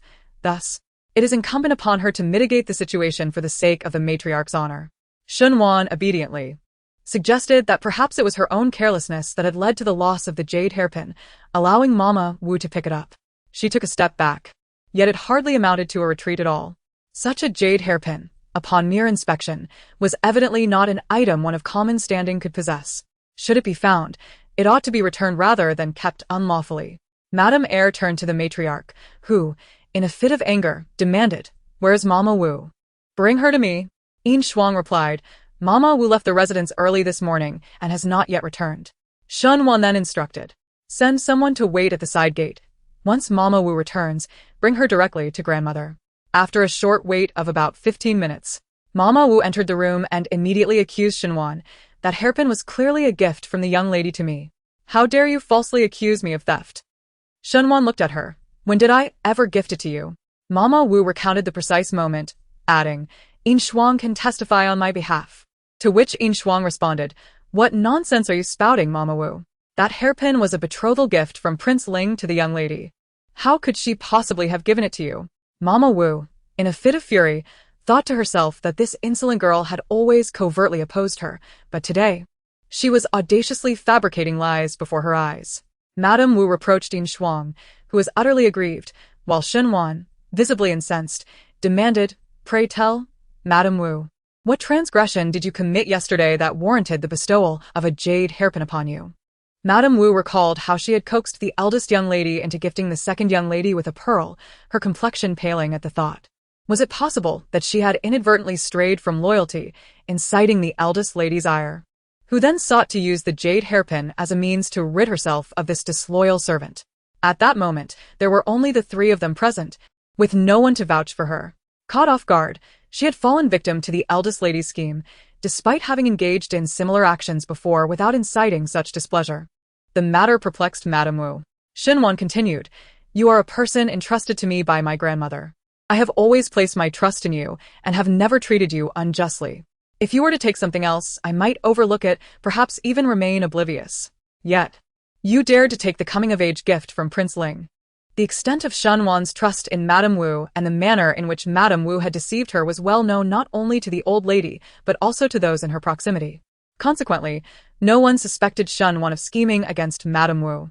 The old lady, her expression dark and stormy, slammed her hand upon the table and bellowed, "You scoundrel! To steal from your master, and then dare to lie. Drag her away and administer punishment." Two matrons approached to seize Madame Wu, who cried out in her defense, "Old lady, you must believe me. I did not steal the jade hairpin from the eldest lady. She is maligning me." The old lady, her fury mounting, ordered, "Silence her." Swiftly, Madame Wu's mouth was covered, leaving her only able to emit muffled sounds of protest. Shenwan turned to the old lady and said, "Madame Wu, I can no longer afford to keep her. However, considering her years of dedicated service, let's not resort to execution. Instead, let her receive 30 strokes and be sold off." The old lady replied, "She has already bullied you to this extent, and you still speak on her behalf. It is my failure to discern character which has caused you such distress. Mother Zhou has been by my side for decades and shall take care of you from now on." Indeed, it seemed the old lady intended to maintain control, replacing one servant with another. Yet, Shenwan was no longer the easily swayed young lady of her past life. She shook her head and said, "Grandmother, I appreciate your kindness, but Mother Zhou has served you for so long, I cannot accept her. I have several capable individuals in my courtyard who can manage just as well as Madame Wu. I shall simply promote one of them to oversee matters." The second madam was taken aback by Shenwan's refusal of the old lady's arrangement. She chuckled. "The young lady's filial piety is commendable, but one must not decline the gifts of elders." Shenwan interrupted with a smile. "If that is the case, I shall accept Mother Zhou. But I will soon be married. What of her going to the prince's residence with me? Would that not separate her from her own children? Grandmother, if you would be so kind, perhaps you could grant me their contracts as well." Upon hearing this, both the second madam and the old lady were stunned, not expecting Shenwan to be aware of the contracts. The old lady intended to impose her will, but if Shenwan truly desired it, the old lady could not refuse. Once the contract of servitude is granted, the fate of Madame Zhou and her 2 children will rest in Shenwan's hands. However, without the contract, her claim over them remains unsubstantiated. Upon acquiring the contract, Shenwan graciously expressed her gratitude and stated, "My grandmother has not been well lately. I shall go visit her." Observing Shenwan's departing figure, the old matron's fingers moved slowly over her prayer beads, her gaze shrouded in ambiguity. The young lady seems to have transformed into someone quite different from her former self. Chapter 11. Arrogance. Shenwan stepped out of Qinghui courtyard with Yinshuang, making her way toward the main gate. However, after walking merely 100 paces, a voice called out from behind, "Mississippi." Shenwan turned to see Chuanqing, the personal maid of the second madam, hurrying toward her. Chuanqing approached and said, "The second madam has sent me to inform you that there are only 3 pieces of the old madam's purple gold pills left. She wishes for you to bring some back. Additionally, with the old madam's upcoming birthday celebration, there will likely be numerous guests attending. At the very least, 4 camel humps should be prepared." After delivering the message, Chuanqing withdrew, leaving Shenwan's expression as frigid as if cloaked in frost.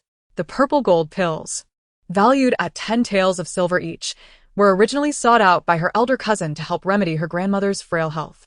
Some were given to the old madam, who found them quite beneficial and praised them repeatedly. In her youth, Shenwan had not discerned the underlying implications. Thus, Mama Wu had urged her to procure more from the Yun family, and not a day passed without the old madam consuming them for nearly 2 years. While her grandmother's health showed no signs of improvement, the old madam thrived, her complexion radiant and her spirit exuberant, even venturing out to admire the snow amidst the biting winter. Though one might acknowledge the Yun family's merits, the people of the Ho residence felt it only natural to credit the Yun family's success to their alliance with the Pingyang Marquisate. They regarded the Yun family's generosity toward the Pingyang Marquisate as a matter of course, emboldening them to demand items from the Yun family with a sense of entitlement. In her previous life, she was unaware of who had advised the old lady against consuming too many Zijing pills, suggesting a regimen of taking them for half a month followed by a cessation of the same duration, warning that otherwise it would be more harmful than beneficial. Shen Ying blamed the Yun family for not clarifying this matter, which led the old lady to consume the pills daily for 2 years. Wearing an expression of displeasure as if the Yun family harbored ill intentions, seeking to poison her with the Zijing pills. Now, they still wished for her to procure the pills from the Yun family? Shenwan could only scoff disdainfully. As for the camels, she had previously sought assistance from the Yun family to purchase them, yet the old lady's birthday banquet had not been held due to her marriage, resulting in the Yun family receiving no payment for the camels, and they could not possibly accommodate 4 large camels, ultimately gifting them to the 2 elders as a courtesy. In this life, with her presence, these individuals would not dare to exploit the Yun family any further. The Yun family was somewhat distant from the Pingyang Marquisate, and Shenwan traveled for half an hour by carriage to arrive. Upon seeing her carriage, A young servant from the Yun family hurriedly approached, joyfully exclaiming that the young miss had arrived. The entire household of the Yun family cherished Shenwan, and even the maids and young servants were particularly attentive. As Shenwan stepped into the estate, she noticed numerous items displayed in the courtyard, each adorned with red silk. After observing them for a moment longer, a maid informed her that these were the betrothal gifts sent by the Zhao family. Shenwan maintained a neutral expression, while Yin Shuang expressed her delight, exclaiming that the eldest cousin was soon to be wed. The maid nodded repeatedly, stating that Madame Zhao had come to the estate to discuss the wedding date, which would likely be finalized today. Shenwan retracted her gaze and proceeded towards the inner courtyard, heading to the Liushuang courtyard where the old lady resided. Upon bypassing the intricately embroidered screen depicting plum blossoms, orchids, bamboo, and chrysanthemums, crafted from purple sandalwood, Shenwan entered the room to behold the venerable lady Yin seated upon the Luohan couch. She adorned a gown of ivory hue with a crossover collar, complemented by a pleated skirt of crimson satin adorned with golden floral patterns. Her hair, streaked with silver, was meticulously arranged, presenting an air of vitality. Opposite her, on the other side of the couch, sat a woman of approximately 37 or 38 years, clad in a strikingly new outfit that caught the eye. With a straightened back that exuded a hint of arrogance, she was none other than Madame Zhao, who had come to the Yun household to discuss the wedding arrangements. No one in the Yun family harbored disdain for Madame Zhao's pride, for she was the mother of the top scholar, and her demeanor was deemed entirely reasonable. The eldest daughter of the Yun family was betrothed to none other than the newly crowned champion of this year's imperial examination, Zhao Yiming, who had only recently emerged victorious about a month and a half ago. There was not a single member of the Yun family who was dissatisfied with this union. Particularly, Shenwan's maternal grandfather was immensely pleased. Having spent a lifetime in commerce with a keen eye for talent, he had discerned years prior that the young master of the Zhao family possessed a remarkable aptitude for studies. However, due to the Zhao family's decline, he was unable to continue his education. Consequently, the esteemed old master Yun provided financial support for the young master to pursue his studies. Sourcing various texts for his intellectual growth, and 2 years prior, he had formalized the engagement with the Zhao family. The young master of the Zhao family did not disappoint the Yun family's expectations. This spring, he triumphed in the imperial examination, earning the highest honor. The entire capital buzzed with admiration for the Yun family's foresight in recognizing his potential as a gem before the official results were announced. Had they waited for the results, they would have found themselves amidst a throng of suitors from the nobility vying for the young master's attention. Shenwan's mother, from the Yun clan, fortuitously married into the Pingyang marquisate, while the eldest daughter, Yun Mo, was wed to the top scholar, a testament to old Master Yun's strategic planning. Alas, it is a pity that all the meticulous schemes culminated in naught. In her past life, Yun Mo joyfully married, and the Yun family prepared an extravagant bridal dowry, spanning an entire street in the capital, with even more lavish displays in other locales. The grandeur of her wedding was unparalleled, yet such bliss was fleeting. Merely 6 months into her marriage, Yun Mo discovered that her husband, the esteemed young Master Zhao, was clandestinely involved with the daughter of the Minister of National Education, their affair culminating in an unacknowledged pregnancy. The revelation struck the Yun family like a thunderbolt, causing the venerable patriarch to fall gravely ill. However, in consideration of the scholar's reputation and future, they chose to suppress the scandal. Madame Zhao, enamored with her grandchild, resorted to coercive measures, insisting that the child be registered under Yun Mo's name. Subsequently, Yun Mo found herself with child, but tragedy struck when she fell and suffered severe hemorrhaging at 6 months, resulting in both her demise and that of her unborn child. Following her death, according to the laws of the Great Chu, her dowry was to be returned to the Yun family. However, the Zhao family, citing the existence of a child, obstinately refused to return it, displaying utmost depravity. The current joy of the Yun family stood in stark contrast to their future regrets. As the days passed, it became evident that the minister's daughter was already several months pregnant. Meanwhile, after her son achieved academic success, Madame Zhao cast aside her previous humility before the Yun family, adopting an air of haughtiness, signaling her intent to sever ties once the bridge was crossed, though no one discerned the signs at the time.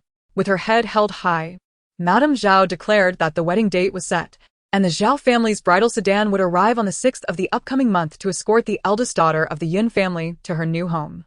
The matriarch of the Yun family nodded in agreement, and Madame Zhao took her leave, with the senior Mrs. Yun seeing her out. As Madame Zhao departed, Miss Yun Mo and Miss Yun Rui emerged from behind the screen. Yun Mo's cheeks were flushed with a deep crimson hue, overwhelmed by a sense of shyness. While Yun Rui chuckled, "Congratulations, dear elder sister, on your impending marriage to the top scholar." Upon hearing these words, Yun Mo's already rosy face blushed even more vibrantly. Old Madame Yun also smiled, yet her attention was primarily focused on Shenwan. She beckoned Shenwan to come closer, and Shenwan seated herself beside her, calling out, "Grandmother." Her voice involuntarily carried a hint of emotion. Old Madame Yun detected this and inquired with curiosity, "What troubles you? Who has made you feel wronged?" Shenwan shook her head, leaning against her grandmother's shoulder, confessing a longing for her. Old Madame Yun chuckled softly, "Silly child. The Yun family is not far from the Pingyang Marquette.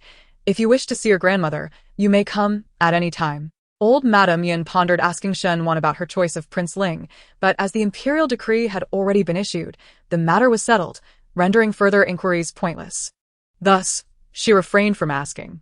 After Shenwan rested against old Madame Yun for a while, Madame Yun returned from seeing off Madame Zhao and began discussing the dowry arrangements with old Madame Yun. Subsequently, old Madame Yun instructed Shenwan and Yun Mo, "You may go and enjoy yourselves, my dear cousins."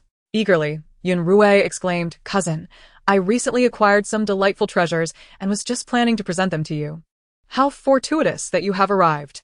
She then dragged Shenwan to the floral hall, where soon after, a maid delivered the items. With a flourish, Yun Rui presented, "This is the exquisite rouge that my second brother had sent back just the other day. It glides on the nails and remains intact even when wet. Far superior to ordinary rouges. Knowing you prefer softer hues, I have specially reserved this elegant shade for you." She pulled Shenwan down to sit, preparing to apply the dye, cautioning her, "Be careful while applying this.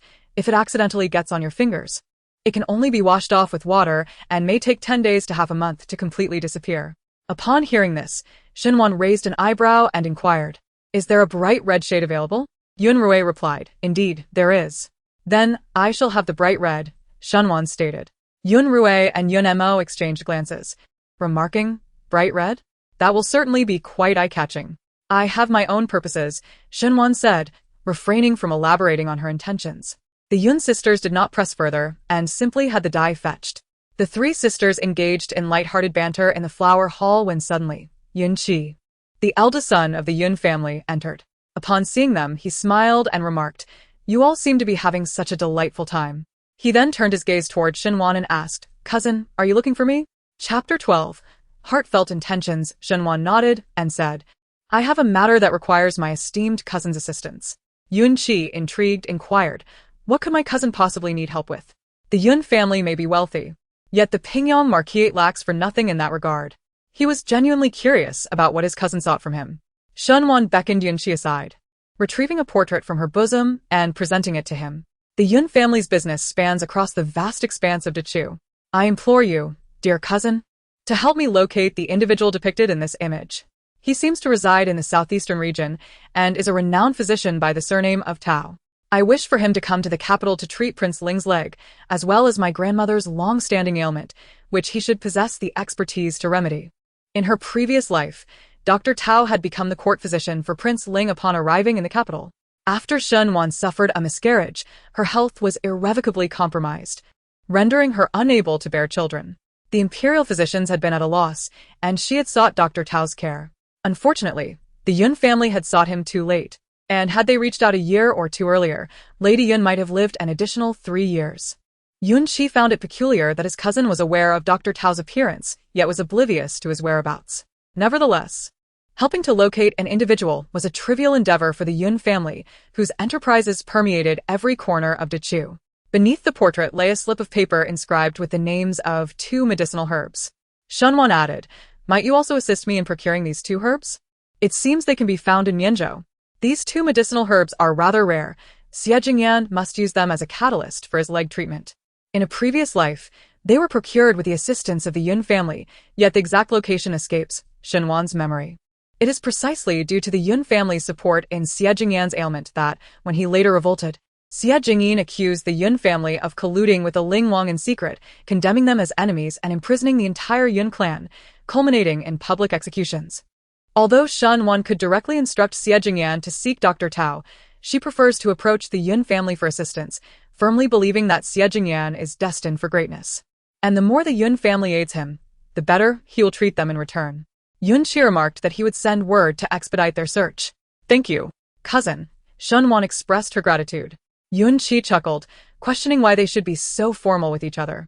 He did not wish to interrupt Shen Wan's time with Yun Mo and Yun Rui, so he busied himself elsewhere. Upon seeing Yun Qi depart, Yin Shuang quietly reminded Shen Wan of the task assigned by the second madam, saying Miss, the Zijin pill, and the camel hump. The men of the Yun family are all adept in commerce, especially Yun Qi, who has surpassed his predecessors. Currently, much of the Yun family's business is overseen by him. Even old Master Yun has begun to delegate responsibilities to his son. While Shen Wan could source the Zijin pill and procure the camel hump from other members of the Yun family, it ultimately falls upon Yun Qi to handle these matters. In usual circumstances, Shen Wan would simply approach her elder cousin for assistance, for he is always willing to help her. She resolved that she would never again trouble the Yun family for the sake of a group of ingrates. They do not deserve her cousin's efforts. However, the Yun family's business continues to thrive, becoming a delectable opportunity that anyone would wish to partake in. Without safeguarding one's own strength, the wealth ultimately benefits others. Shen Wan's brows were furrowed with concern as Yun Mo and Yun Rui urged her to stroll through the garden. After lunch, Shen Wan finally departed. Upon returning to the marquise, she sought an audience with the matriarch. Noticing Shen Wan entering empty-handed, Shenning inquired, "Where is the purple gold pill?" She owed nothing to the matriarch, and even less to the Yun family. Shen Wan, feeling uneasy internally yet maintaining a composed facade, replied, "The purple gold pill I purchased was unfortunately spilled by a clumsy servant on the way to the capital, making it unsuitable to present to grandmother. My cousin has already sent someone to procure another, but it may take some time to arrive." Additionally, today the Zhao family visited to extend formal invitations, and the Yun family has been exceedingly busy, leaving me no opportunity to voice my thoughts. I shall bring it up next time. While some matters may remain unaddressed, words cannot be left unspoken. She had indeed learned the art of diplomatic evasion. Yin Shuang stood behind Shen Wan, observing her mistress speak falsehoods with a steady gaze. Yet no one suspected a thing. It seemed the young lady had grown peculiar in recent days, appearing to withdraw her warmth from the matriarch and the second young lady, even becoming somewhat indifferent. Shen Wan's words were faultless, leaving no room for criticism. Thus, Shenning merely reminded her, "Do not forget to mention it next time. We must ensure grandmother's birthday celebration is splendid." Yet, the lavishness of the matriarch's feast was not her concern, nor was it the Yun family's responsibility. The second madam, with a mere exchange of words, had indeed managed to enlist the Yun family for both financial and physical contributions, making her own duties remarkably effortless. Shen Wan cast a glance at Shenning and remarked, "When have I ever been indifferent towards our grandmother's affairs?" Shenning remained silent, and after uttering just that, Shen Wan rose to leave. Upon returning to Qinglan courtyard, she had scarcely settled down and lifted her tea when Mama Zhou entered with her daughter, Shuemei, in tow. In her hand, she clutched 3 contracts of servitude, pertaining to herself and her 2 children. Mama Zhou presented the contracts to Shen Wan, who perused them and instructed, "You may all leave. I wish to speak with Mama Zhou privately." Mama Zhou felt a flicker of trepidation, uncertain of what the young lady wished to discuss. Despite having watched Shen Wan grow up, an inexplicable fear now took root within her heart. Soon, the room emptied, leaving only Shen Wan and Mama Zhou. Shen Wan placed the contracts on the table and stated, "You must understand, Mama Zhou, that I never intended to accept you. It was my second aunt who compelled me to do so." Mama Zhou replied, "The old servant is foolish and unworthy of the young lady's regard." Shen Wan lifted her teacup, lightly stirring it with the lid, and boldly declared, "It was I who orchestrated Wu Mama's departure." Mama Zhou's had snapped up to meet Shen Wan's gaze, which was cool and unyielding. "I have no need for those who would betray me from within. If one's heart is not with Qinglan courtyard, then their presence is unnecessary. You are an astute woman, Mama Zhou. Surely you comprehend the weight of my words?" Her calm tone sent a shiver down Mama Zhou's spine. The young lady was aware that she had been placed there by the old matriarch to keep watch over her. Unable to refuse, Mama Zhou found herself at the mercy of the contracts, coerced into loyalty under threat of becoming a cautionary tale like Wu Mama. Zhou Mama hesitantly murmured that the matriarch had always cherished the young lady. However, A sharp glance from Shenwan silenced her further words. Whether the affection was genuine or feigned, the young lady was fully capable of discerning it without requiring her input. Zhou Mama hesitated, and Shenwan did not press her. After all, persuading Zhou Mama to abandon her loyalty to the astute matriarch, whom she had served for decades, in favor of this seemingly gullible young lady was no small task. Shenwan remained unhurried, sipping her tea and patiently waiting. Zhou Mama was an astute woman. She had already confided in Shenwan regarding the dismissal of Wu Mama, and she must have understood that failing to choose her today would leave her without options. After several glances at Shenwan, Zhou Mama finally steeled her resolve, kneeling and declaring that she would henceforth serve the young lady. Excellent. I shall grant you half a month. Clear out all those who are disloyal in my Qinglan courtyard. Chapter 13. Blessing on this day, the weather was splendid, with a clear blue sky devoid of clouds. After breakfast, Shenwan, as was her custom, proceeded to Qinghui courtyard to pay her respects to the matriarch. As she ascended the steps, she was greeted by the sound of laughter and merriment emanating from within. Upon entering, Shining exclaimed, "Elder sister, we are planning to visit the Gua temple shortly. Will you accompany us?" Shenwan did not wish to grow closer to the Shin sisters, nor did she desire to act as a mere purse for them. Just as she was about to decline, the matriarch interjected, "Go to the Gua temple to pray for your father, and do not forget to light a perpetual lamp for King Ling." She seemed to presume that Shenwan would not refuse and did not afford her the opportunity to do so. Shenwan glanced at Yin Shuang and quietly instructed her with a few words, after which Yin Shuang withdrew.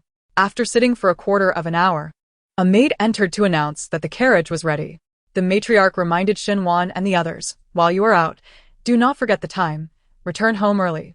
"Yes," they replied in unison. Shining and the others curtsied and took their leave, while Shenwan also rose to depart.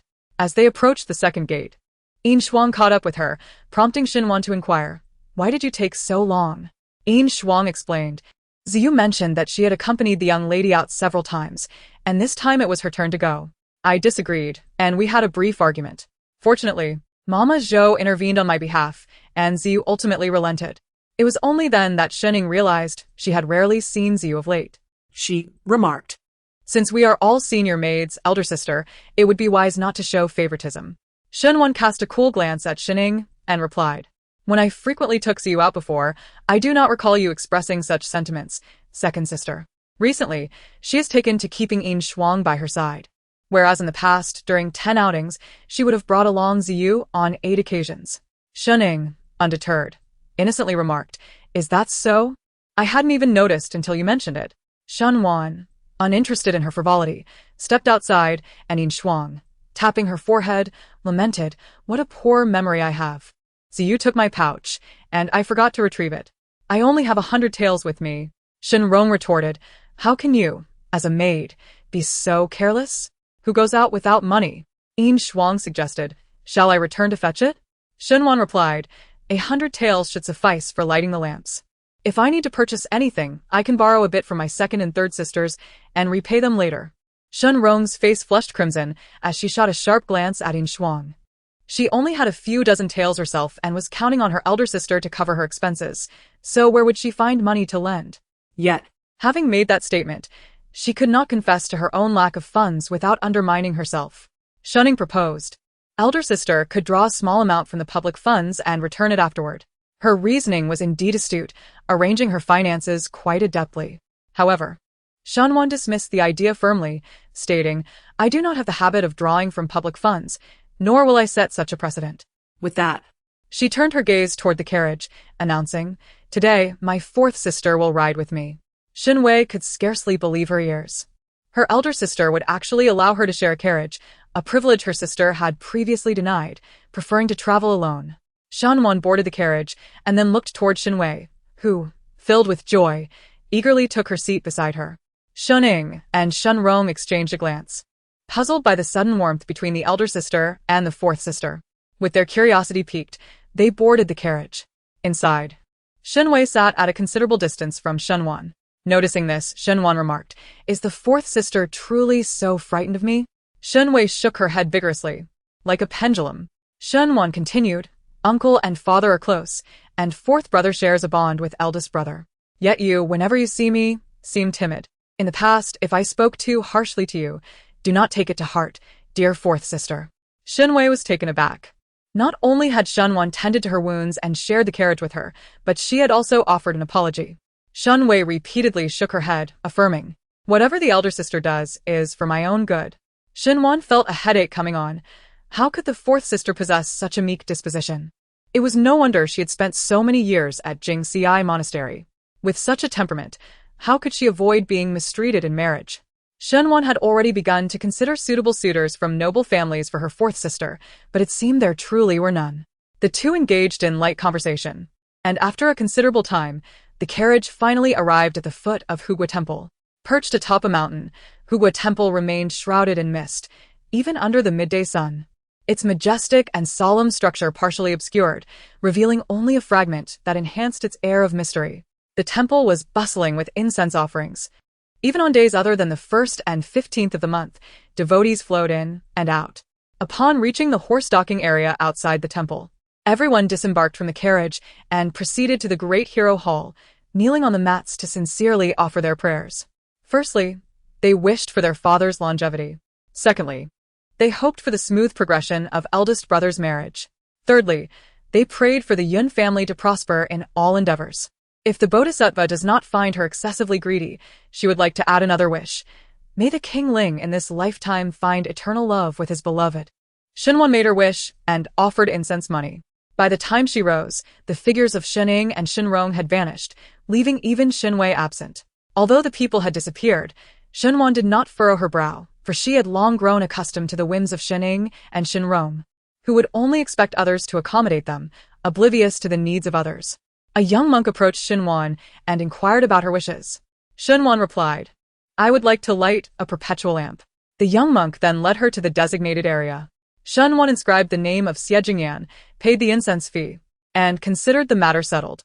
As Shinwan stepped out of the Great Hero Hall, she intended to stroll through the market.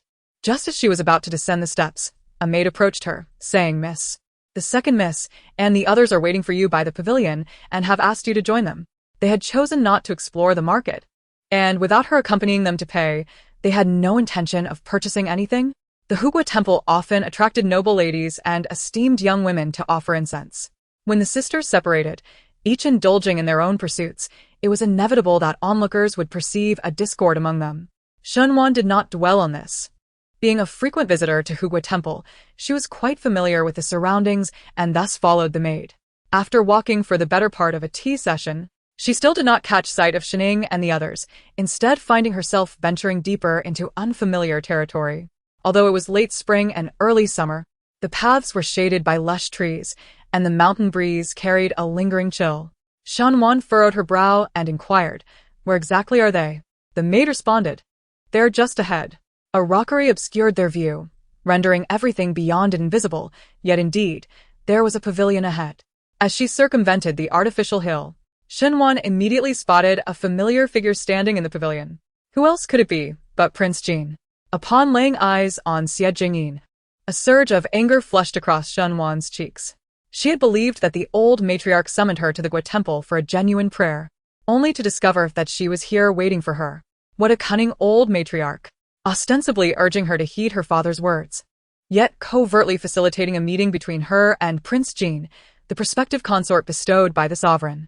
For the sake of power and opulence, she disregarded all notions of propriety and honor. Shenwan, who wished to sever all ties with Xie Jingyin in this lifetime, turned to leave. However, the maidservant who had guided her had vanished, and the guards obstructed her path. Chapter 14 Approach.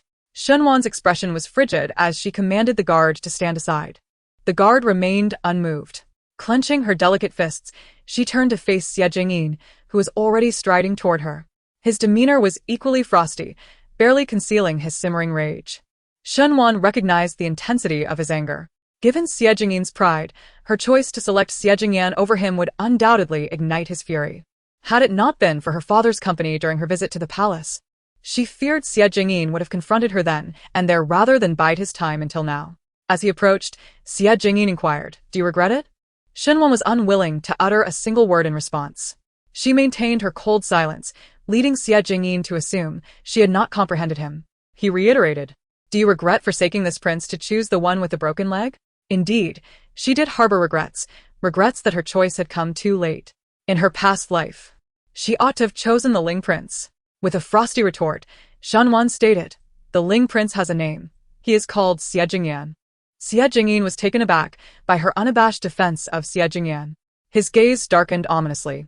"This prince offers you a chance for regret, sparing you from the repercussions of abandoning me for the Ling Prince." Such a tone reeked of condescension. Who would cherish his leniency? The countless lives lost in her previous existence were more than sufficient to awaken her sensibilities. Shenwan's expression remained impassive. "I appreciate the kindness of the Jin Prince, but alas, I do not require it." Xie Jingyan's countenance suddenly darkened. "My patience has its limits. Do not mistake my civility for weakness." What had blinded her in her past life to choose the Jin Prince above all others? Shenwan wished to avoid excessive entanglement with Xie Jingyan, for she had already been betrothed to Xie Jingyan by the emperor. Should anyone happen upon them, no words could suffice to clarify her predicament. As she turned to leave, Xie Jingyan seized her wrist with a furious expression, exclaiming, "Dare you ignore me?" In the next moment, she found herself thrust against the artificial hill, the impact causing tears to well up in her eyes from the pain. Accustomed to being revered like a celestial being, the Crown Prince would not tolerate any affront, particularly after suffering humiliation at Shenwan's hands, which had become fodder for gossip behind his back. Ignoring the ache in her back, Shenwan rubbed her injured wrist, her heart racing as she regarded the advancing Xie Jingyan. Having shared the same roof with him for so many years, she was well aware of his ruthless nature and his relentless pursuit of his objectives. The thought of him resorting to force sent shivers down her spine. How could she, a delicate flower, withstand such might? Fate proved cruel, as her attempt to flee was thwarted once more by Xie Jingyan, who pinned her against the artificial hill, rendering her immobile. Just as he was about to force a kiss upon her, a stone flew through the air, striking the wrist he had gripped. Startled by the pain, Xie Jingyan spun around to find Xie Jingyan, his expression a mask of barely contained fury. Shenwan had never witnessed such a fearsome countenance on him before. Xie Jingyan's face bore the brunt of suppressed anger. Had he not been hindered by his mobility, it was likely that his fists would have already met Xie Jingyan's face. His gaze swept toward Shenwan, demanding, "Why are you not coming over?" Shenwan hurried over. This time, Xie Jingyan did not obstruct her. After all, Shenwan was the betrothed princess consort of the Prince of Ling, bestowed by the emperor. However, Xie Jingyan regarded Xie Jingyan with disdain, a man with a broken leg, loathed by the emperor, was not to be taken seriously. To him, taking his life was akin to crushing an ant. Xie Jingyan looked down upon Xie Jingyan with arrogance, knowing that since the emperor's brother had appeared, the emperor would no longer conceal his intentions. "Be wise and present her to me, and I shall, in consideration of your compliance, grant you a more comfortable existence." Xie Jingyan chuckled at this proclamation. "Why not convey your message directly to the Marquis of Pingyang? I would relish witnessing whether you can walk out of the Marquis's estate unscathed." Xie Jingyan's gaze turned icy. "Is the Prince of Ling prepared to oppose me for the sake of a woman?" Xie Jingyan, seated in his wheelchair, remained undaunted. Even if the prince stood tall, he did not yield in presence. "You aspire to lay claim to my princess consort? Were it not for my condition, do you think you would still be standing here conversing with me?" He had no fear of confronting anyone. With countless women in the world, how could the Prince of Jin feel no shame in clinging desperately to one? Xie Jingyan's face contorted with rage, almost murderous. He allowed a laugh. "I shall see how you protect what I desire. I hope you do not disappoint me, dear brother." With that, Xie Jingyan left, his sleeves flaring in irritation. Watching him depart, Shenwan exhaled in relief. Noticing Xie Jingyan's gaze upon her, she inquired, "How did you know I was here?" Though it may appear coincidental, Shenwan is skeptical of such serendipity. When Xie Jingyan attempts to speak, his gaze inadvertently falls upon the jade hairpin adorning Shenwan's coiffure. Following his line of sight, she raises her hand to touch the hairpin and inquires, "What is it?" A flicker of something passes through Xie Jingyan's eyes as he responds, "I thought you had truly given it away." "Given it away?" Shenwan is momentarily taken aback, but upon realization, her voice rises in pitch. "You had someone watching me?" Immediately, she feels a sense of contradiction. If he had indeed sent someone to observe her, they would have known she had reclaimed the hairpin. Unbeknownst to her, after Xie Jingyan had exited through the main gate that day, he was still troubled by the misunderstanding and felt remorseful for not entering the palace to see Shenwan. He scaled the wall and returned to Qinglan Courtyard, hoping to find an opportunity to atone for his mistake. Peering through the window, he witnessed Shen Wan casually remove the jade hairpin he had gifted her and bestow it upon Mama Wu, prompting him to leave in silence. Of course, this was something he would never disclose to Shen Wan, having already misjudged her twice. Yet, he remains puzzled as to why she consistently engages in actions that lead to such misunderstandings. Even if I had sent someone, it would have been for your protection.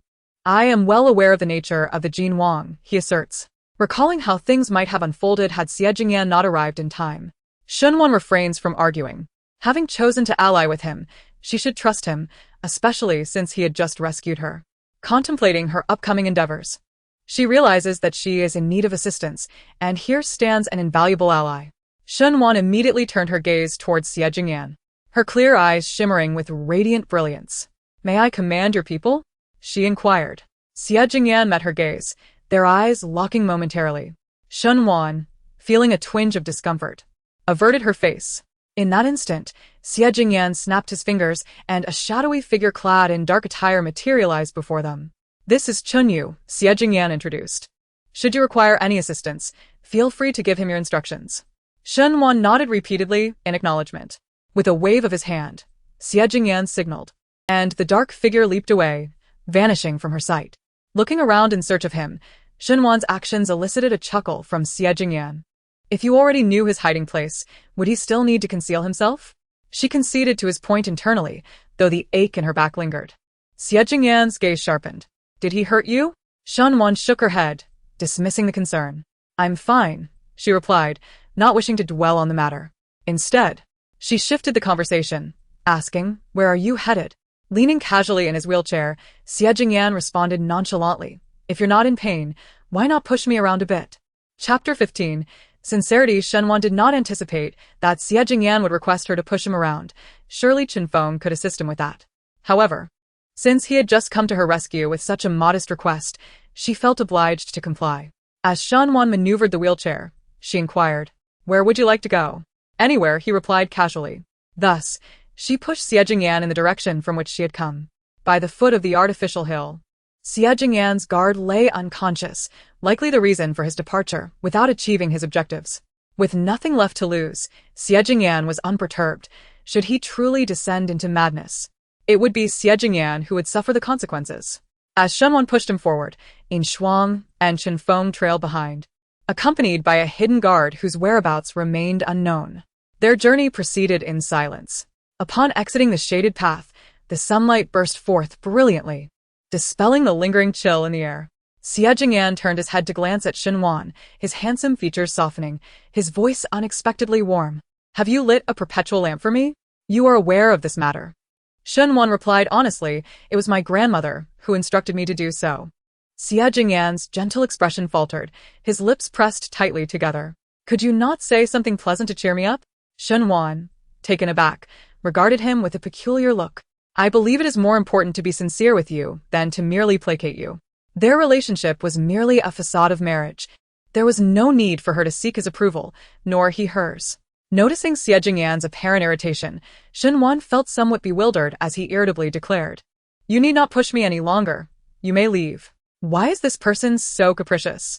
I have never encountered anyone who delights in flattery to such an extent that they remain oblivious to deceit.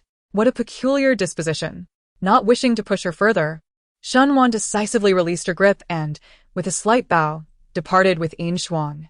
As she walked away without a backward glance, Xie Jingyan found himself at a loss for words, his expression somber. When Shen Wan turned to glance back, their gazes met, but Xie Jingyan averted his face. Shen Wan furrowed her brow, and Yin Shuang remarked, Prince Ling enjoys sweet words. You merely need to flatter him. With a look of melancholy, Shen Wan replied, I have already taken advantage of him. How can I further deceive him?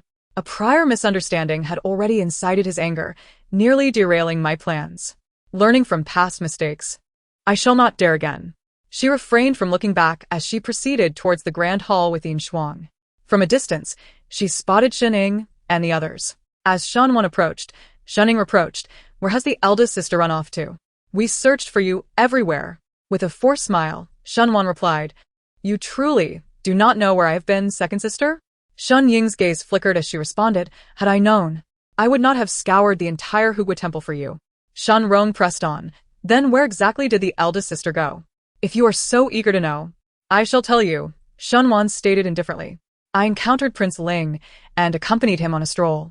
Shuning was taken aback. Did you not go to meet Prince Jin? How could you be wandering around Hugua Temple with Prince Ling? Shuning harbored suspicions that Shunwan was deceiving her, however. Just as she was about to expose the truth, she caught sight of Xie Jingyan being pushed towards her in a wheelchair, evidently arriving from the direction of Shunwan. Shun Ying discreetly glanced at the maid behind her, who shook her head in response.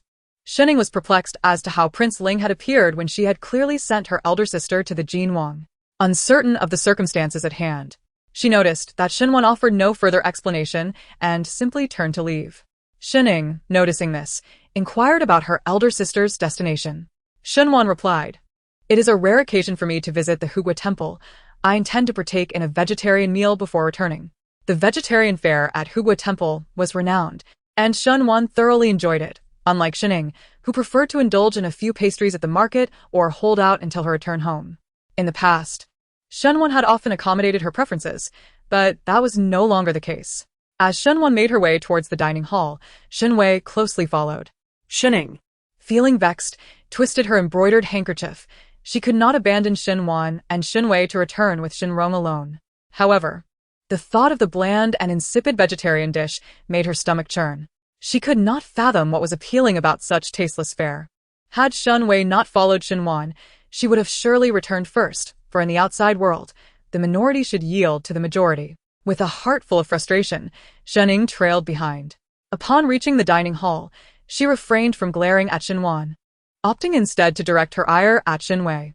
Noticing this, Shunwan remarked nonchalantly, If you are agitated, it seems my fourth sister has provoked you. Shuning, suppressing her anger, questioned when the relationship between her elder sister and the fourth sister had become so amicable. Shunwan cast a languid glance, wishing her voice were a tad louder, enough for the pilgrims at the Hugua Temple to discern the discord among the sisters of the Pingyang Marquette and their factional divisions. Shuning was taken aback by Shunwan's admonishment, momentarily rendered speechless. When the temple kitchen brought forth the vegetarian dishes, Shuning chose silence, taking a seat. Yet the sight of the beautifully arranged vegetarian fare did little to ignite her appetite. In stark contrast to Shuning's lackluster enthusiasm, Shunwan savored her meal delightfully, while Shunwei also ate with gusto, though Shinrong could only manage a few bites. After dining for a quarter of an hour, Shunwan finally set down her chopsticks, while Shuning had long grown impatient. Had the dining hall not been a considerable distance from the carriage, Shunwan would undoubtedly have insisted on a leisurely stroll to aid digestion before returning. Shunwan and Shinwei had arrived in the same carriage and naturally, they would return together. As the carriage halted before the Marquette, before Shunwan could alight, Shuning and Shinrong had already stepped into the estate. However, their swift departure was of no avail, as a servant's voice interrupted their stride, announcing that the Wei Duke's residence had sent an invitation for the fourth young lady to visit and admire the flowers in 2 days.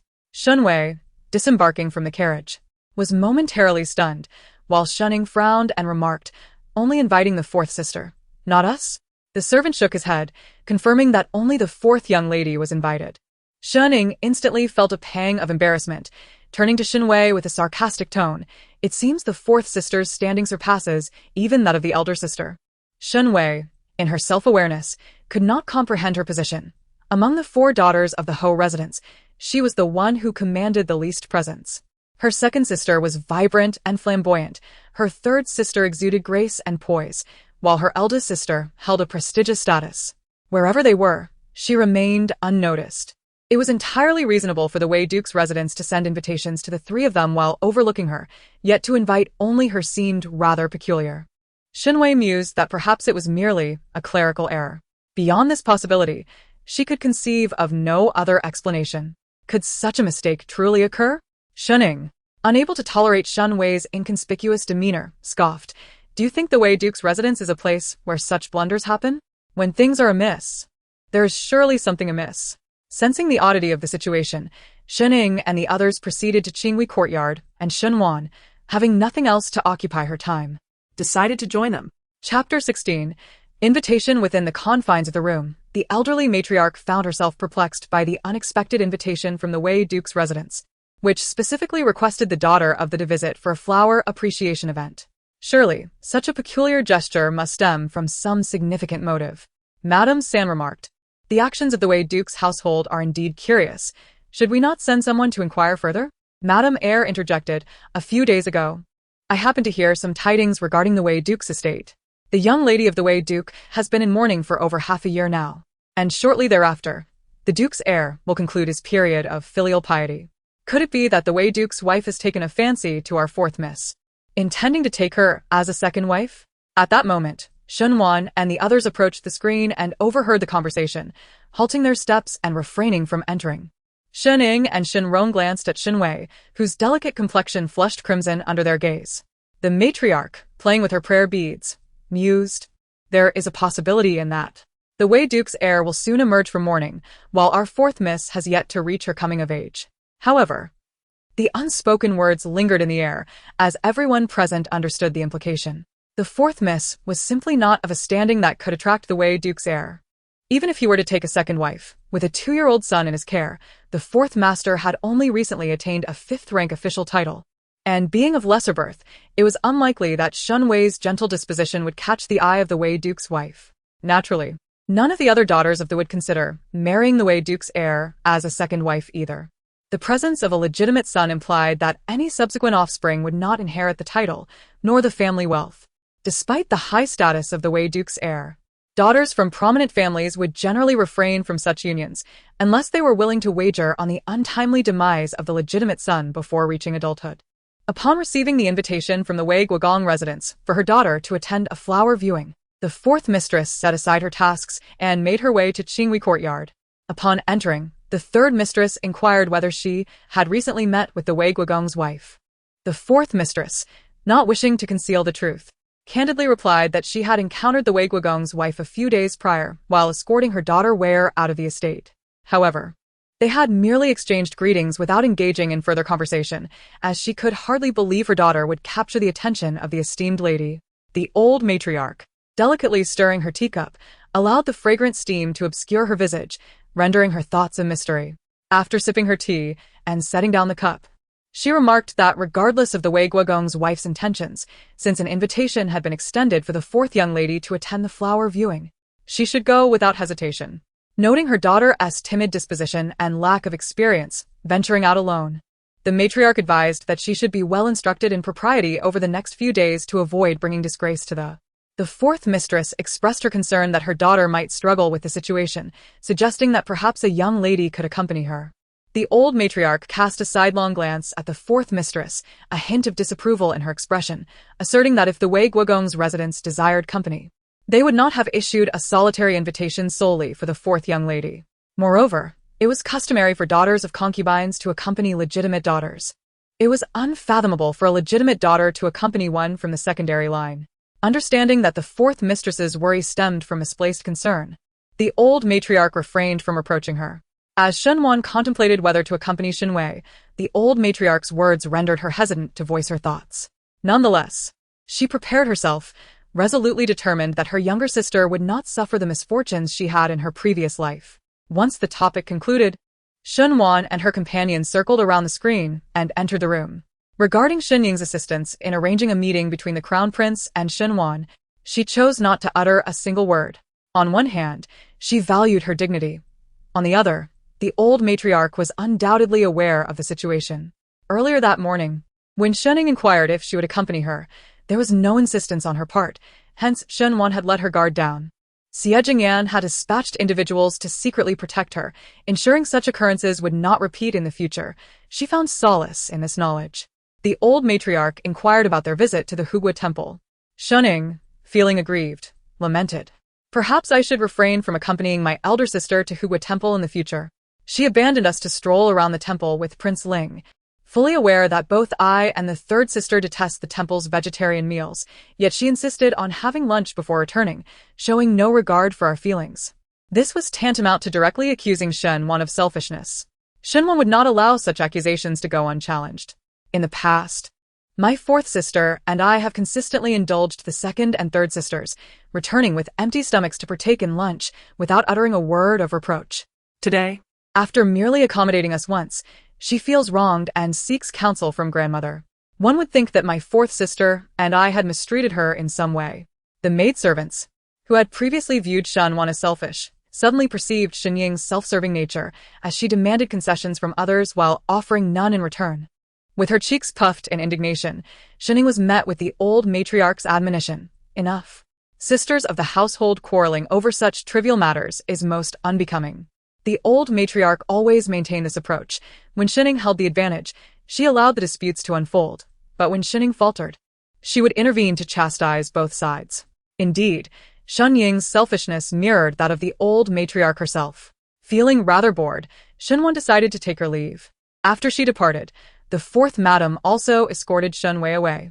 Having traversed quite a distance throughout the morning and nearly being bullied by Xie Jingyin, Shenwan was utterly fatigued. Typically one to avoid midday slumber, she returned to Qinglan courtyard, sipped half a cup of tea, and succumbed to sleep. In the midst of her restful slumber, she was abruptly awakened by the sound of something shattering.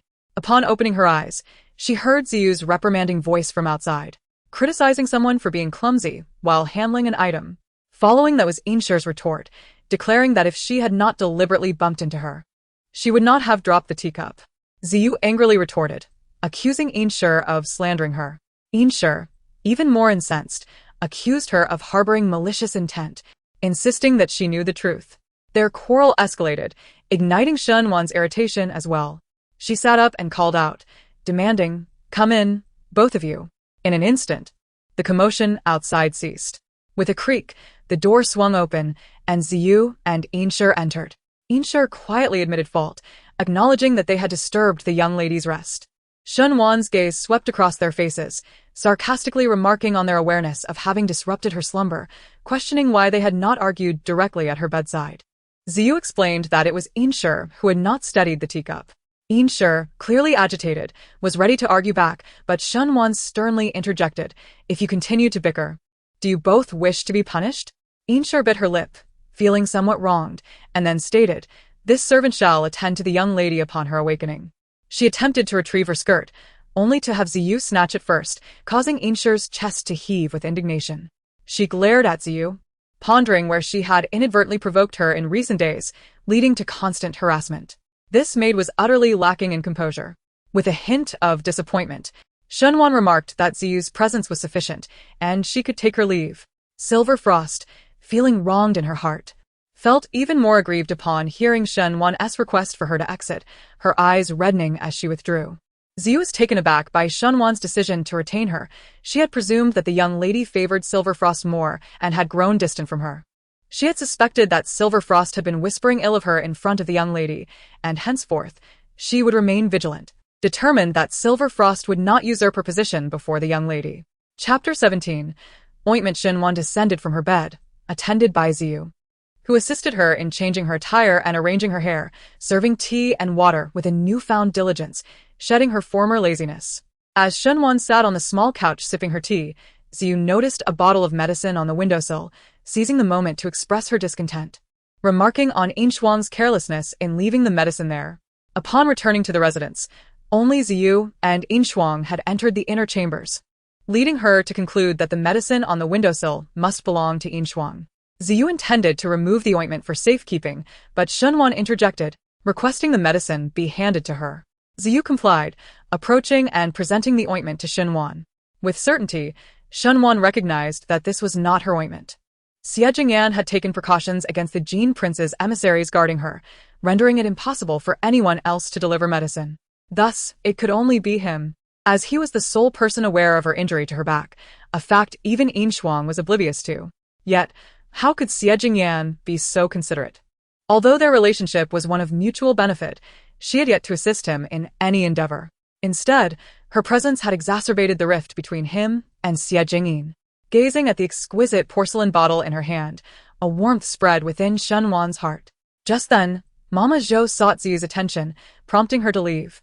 Inshwang entered the room, her eyes swollen and red, unmistakably having wept. Shenwan, observing, questioned, "Have you truly cried over such trivial matters?" Inshwang remained silent, merely shaking her head. Shenwan reassured her, "Enough, do not be sorrowful. I am well aware of who is loyal and who is treacherous between you and Ziyu. I shall not allow her to linger in Qinglan courtyard. Both Ziyu and Mama Wu were bestowed upon her by the old matriarch, and without just cause. It would be difficult to take action against Ziyu. Moreover, she had just dealt with Madame Wu and had successively sold off Ziyu, which would surely arouse the suspicions of the matriarch. What she sought was to cleanse Qinglan courtyard, not merely to drive one group away and replace them with another. Upon hearing this, Shuang understood the gravity of the situation and remarked that a young maid from the second madame's courtyard had just visited, delivering a net to the maid Xinger. After the maid departed, Ziyu had also left. Shenwan then instructed that once Ziyu returned, they should find someone trustworthy to keep watch over her. Shuang nodded in agreement. Shenwan handed the ointment to Shuang, requesting her to apply it. Her back still throbbed faintly, although it would heal in a couple of days without medication. She felt it prudent to not disregard the thoughtful gesture of Xie Jingyan, who had sent her the ointment. Shuang exclaimed, "Miss, where are you hurt?" as Shenwan stepped behind the screen to change her clothes. Shuang noticed a bruise on her back near the shoulder and realized it must have been caused by Prince Jin. Shuang silently cursed the prince several times in her heart. After applying the ointment, Shenwan dressed in her skirt again and sipped half a cup of tea. There was an unfinished book on the small couch, and Shenwan began to read to pass the time. Just as she became engrossed in her reading, a young maid entered from behind the beaded curtain, beckoning to Shuang. After Shuang stepped out and returned, she reported, "Miss, Ziyu has added something to your bird's nest soup." No wonder the miss had spoken of Ziyu's treachery and insisted on keeping an eye on her. She dared to poison the miss. A flicker of murderous intent flashed in Shenwan's eyes. In her previous life, she had always conformed to their wishes, and thus the incident of Ziyu poisoning her never occurred. She had forsaken Prince Jin in favor of Prince Ling, singing a different tune from them, even disrupting their agreement with Prince Jin, secretly setting traps for her, without needing to inquire. It was evident that all these actions were aimed at pushing her closer to Prince Jin. Ziyu entered with a bowl of bird's nest soup and said, "This small kitchen has prepared bird's nest soup for the young lady. It is beneficial for the skin." Shenwan casually flipped through a book, glancing at the bowl of soup placed before her, and replied, "I do not wish to eat it. Consider it a reward for you." Ziyu was taken aback and quickly replied, "This soup is for the young lady. How could a mere servant like me dare to partake?" Shenwan looked at her and asked, "Have I not rewarded you with bird's nest soup before?"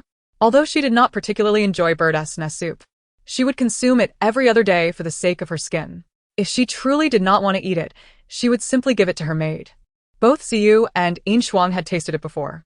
Ziyu suggested, perhaps it would be better to let Shuang have it. Shenwan, feeling impatient, tossed the book onto the table. Having just been so animated in their previous discussion, now, she was feigning modesty. "You shall eat this time, and I will reward Shuang next time." Upon hearing this, Ziyu understood that refusing was not an option. Slowly, she reached out to pick up the bowl of bird's nest soup, saying, "Then I shall take it away to eat." Shuang interjected, "If you take it away to eat, do you wish to be seen by others and have the news reach the old lady, causing the young lady to be scolded?" Ziyu wished she could silence Shuang. If she remained quiet, no one would consider her mute. Shenwan was certain that Ziyu would not dare to eat the bird's nest soup. Yet she was taken aback when Ziyu ultimately consumed it, leaving not a single drop behind. The ingredients added to the bird's nest soup are not lethal. Once Ziyu had withdrawn, Shenwan descended from the small couch and approached the window to seek the assistance of Xie Jingyan's hidden guard. In a hushed tone, Shenwan stated, "I require your help." Chunyu promptly halted at the window. Shenwan continued, "Please investigate the nature of the medicine Ziyu administered to me." Understood. Shenwan anticipated that news regarding the medicine would not surface until the following day. However, by evening, after she had finished her dinner, a knock echoed at the window. Chunyu reported to Shenwan, "I have procured some of that powder to consult a physician. It is soft bone powder. It is not fatal, but repeated small doses will render one weak and unable to rise from bed." The old matriarch and the second household were counting on her marriage to the crown prince, with her father aiding the crown prince in his quest for succession. Before the crown prince's grand plans were set in motion, they would undoubtedly refrain from jeopardizing her life. Yet, what could be the intent behind administering soft bone powder? Shenwan found herself at a loss, but even though it was not lethal, she dared not take it lightly. After instructing Chunyu briefly, he withdrew. As dawn broke, sunlight streamed through the window, scattering a mosaic of golden flecks across the floor. Upon waking, Shenwan seated herself at the dressing table, allowing Ziyu to prepare her. Adorned in a cloud-patterned gown of gold-threaded orchid brocade and crowned with a matching set of white jade orchid hairpins, she exuded an air of elegance. Shinwon opened a drawer and retrieved a small porcelain box, dipping the finest soft brush into it. Before the bronze mirror, she painted an orchid on her forehead, instantly transforming her demeanor. In Shuang exclaimed in awe, "Miss, with the flower painted, you look even more beautiful." Shinwon concurred with delight. After breakfast, she proceeded to Qinghui Courtyard to pay her respects to the old matriarch. Upon noticing the decorative flower ornament on her forehead, the elder matron expressed her admiration with a series of approving sounds, affirming its exquisite nature. Shuning, consumed by jealousy, twisted her embroidered handkerchief, acutely aware that in terms of lineage, she could not compare to Shinwan, and in beauty, she still fell short. Fortunately, her intellect was relatively sharp, otherwise, she would have been overshadowed in every aspect. Shinwan gently touched her forehead and glanced at Xinwei, who was adorned in a resplendent emerald-hued garment. Her makeup delicately applied, presenting a refreshing visage. It was evident that she had meticulously prepared in hopes of catching the eye of the heir to the Duke of Wei. Shanwan smiled and remarked, "Fourth sister, your attire is quite lovely. If you were to adorn it with a flower ornament, it would be even more stunning. I have brought some pigments. Would you care to try?" Shinwei, eager to partake, brightened at the suggestion, and Shinrong chimed in, "Elder sister, I wish to have mine done too." Shinwan instructed Shinwei to take a seat and carefully retrieve the rouge, applying it with precision, all the while noticing Shinwei's expectant expression, which made her hesitant to proceed. However, her reluctance was soon interrupted when Shinning inadvertently bumped into Shinwan's arm, causing her to mar the final strokes of the ornament, transforming beauty into something less appealing. This incident, while fortuitous for Shinwan, did not deter her from glaring at Shinning. "Could you not keep your distance, second sister? You've ruined it entirely." Shinning, deliberately provoking, retorted, "Why are you so upset, elder sister? Just wash it off and redo it." At that moment, a maidservant approached with a basin of water. Shinwan took a handkerchief, dampened it, and attempted to cleanse Shinwei's forehead. Yet, regardless of her efforts, the ornament stubbornly remained. "What is happening? Why can't it be removed?" exclaimed the fourth madam in a state of distress. Shinwei replied, "Elder sister, perhaps you should apply more force." Shinwan remarked that excessive force would redden her forehead, rendering her unable to go out. "What shall we do?" Shinwei asked anxiously. Shinning, with a hint of schadenfreude, declared that it seemed the fourth sister would not be able to visit the Duke of Wei's residence, although going would be an exercise in futility. Shinwei looked at her mother with a sense of grievance. The fourth madam, being a concubine, had grown accustomed to enduring silently, with no outlet for her frustrations. The elder lady stated that such a public appearance would tarnish the reputation of the marquisate, and instructed to inform the Duke of Wei's household that the fourth young lady had sprained her ankle and would be unable to attend. The fourth madam, though disheartened, felt that despite the slim chances, the delivery of the invitation indicated some possibility. She had witnessed her daughter's diligent efforts over the past few days and was resolute not to abandon the opportunity lightly. The fourth madam suggested that a decorative forehead piece could serve as a disguise. Shinwan, however, acknowledged that while the adornment might conceal the blemish, securing it to the forehead would render it static and peculiar. It would be better for the fourth sister to don her silver fox mask embellished with gemstones. The Duchess of Wei had seen the fourth sister before, and if she were to express any curiosity, the fourth aunt could simply explain the situation. "This floral paste can surely be washed off. I shall send someone to inquire at the Yun family shortly." Without awaiting the fourth madam's consent, Shenwan instructed Yin Shuang to fetch the mask. Yin Shuang dashed back and forth, breathlessly handing the mask to Shinwan, who accepted it and gently assisted Shinwei in putting it on. This particular mask was Shanwan's favorite. She was reluctant to let Shun Ying wear it even for a moment. Shanwan remarked, "Fourth sister, you wear it even more beautifully than I do." She hoped that this lifetime would not witness the misfortunes of the past. Should fate prove unavoidable, this mask could shield her sister's face and eyes, preventing the repetition of past tragedies. Shinwei's cheeks flushed slightly as she mused, "How could I possibly compare to my elder sister? She always knows how to bring me joy." Observing Shinwei adorned in the mask, the old matriarch felt an inexplicable, budding sense of hope that perhaps this union might indeed come to fruition. Chapter 18. An incident after the flower adornment on Shinwei could not be removed. Shining and Shinrong relinquished their desire for Shunwan to paint their flower decorations. Shunwan stayed in Qinghui courtyard for a mere quarter of an hour before taking her leave. As she passed through the garden, captivated by the resplendent blossoms, she lingered for a moment, yet her heart was primarily filled with concern for Xinwei, wishing for her to safely weather this calamity. Upon strolling back to Qinglan courtyard, Yin Shuang noticed Shunwan's lack of enthusiasm and suggested, "The weather is quite pleasant today. Would the young lady care to take a stroll outside the estate?" However, Xinwan lacked the leisure for such indulgence, as pressing matters awaited her attention. Ziyu, who was dusting with a feather duster, overheard Xinwan and remarked to Yin Shuang, "Do not distract the young lady from her duties. In merely a month, it will be the old matriarch's birthday. The longevity tapestry that the young lady is preparing is still only half complete. If we do not expedite the embroidery, we shall not meet the deadline." Shunwan entered the room beyond the beaded curtain and cast a glance at the embroidery frame by the window, where rested the half-finished longevity tapestry. The sunlight illuminated the tapestry, causing the longevity character, embroidered in golden thread, to radiate with brilliance.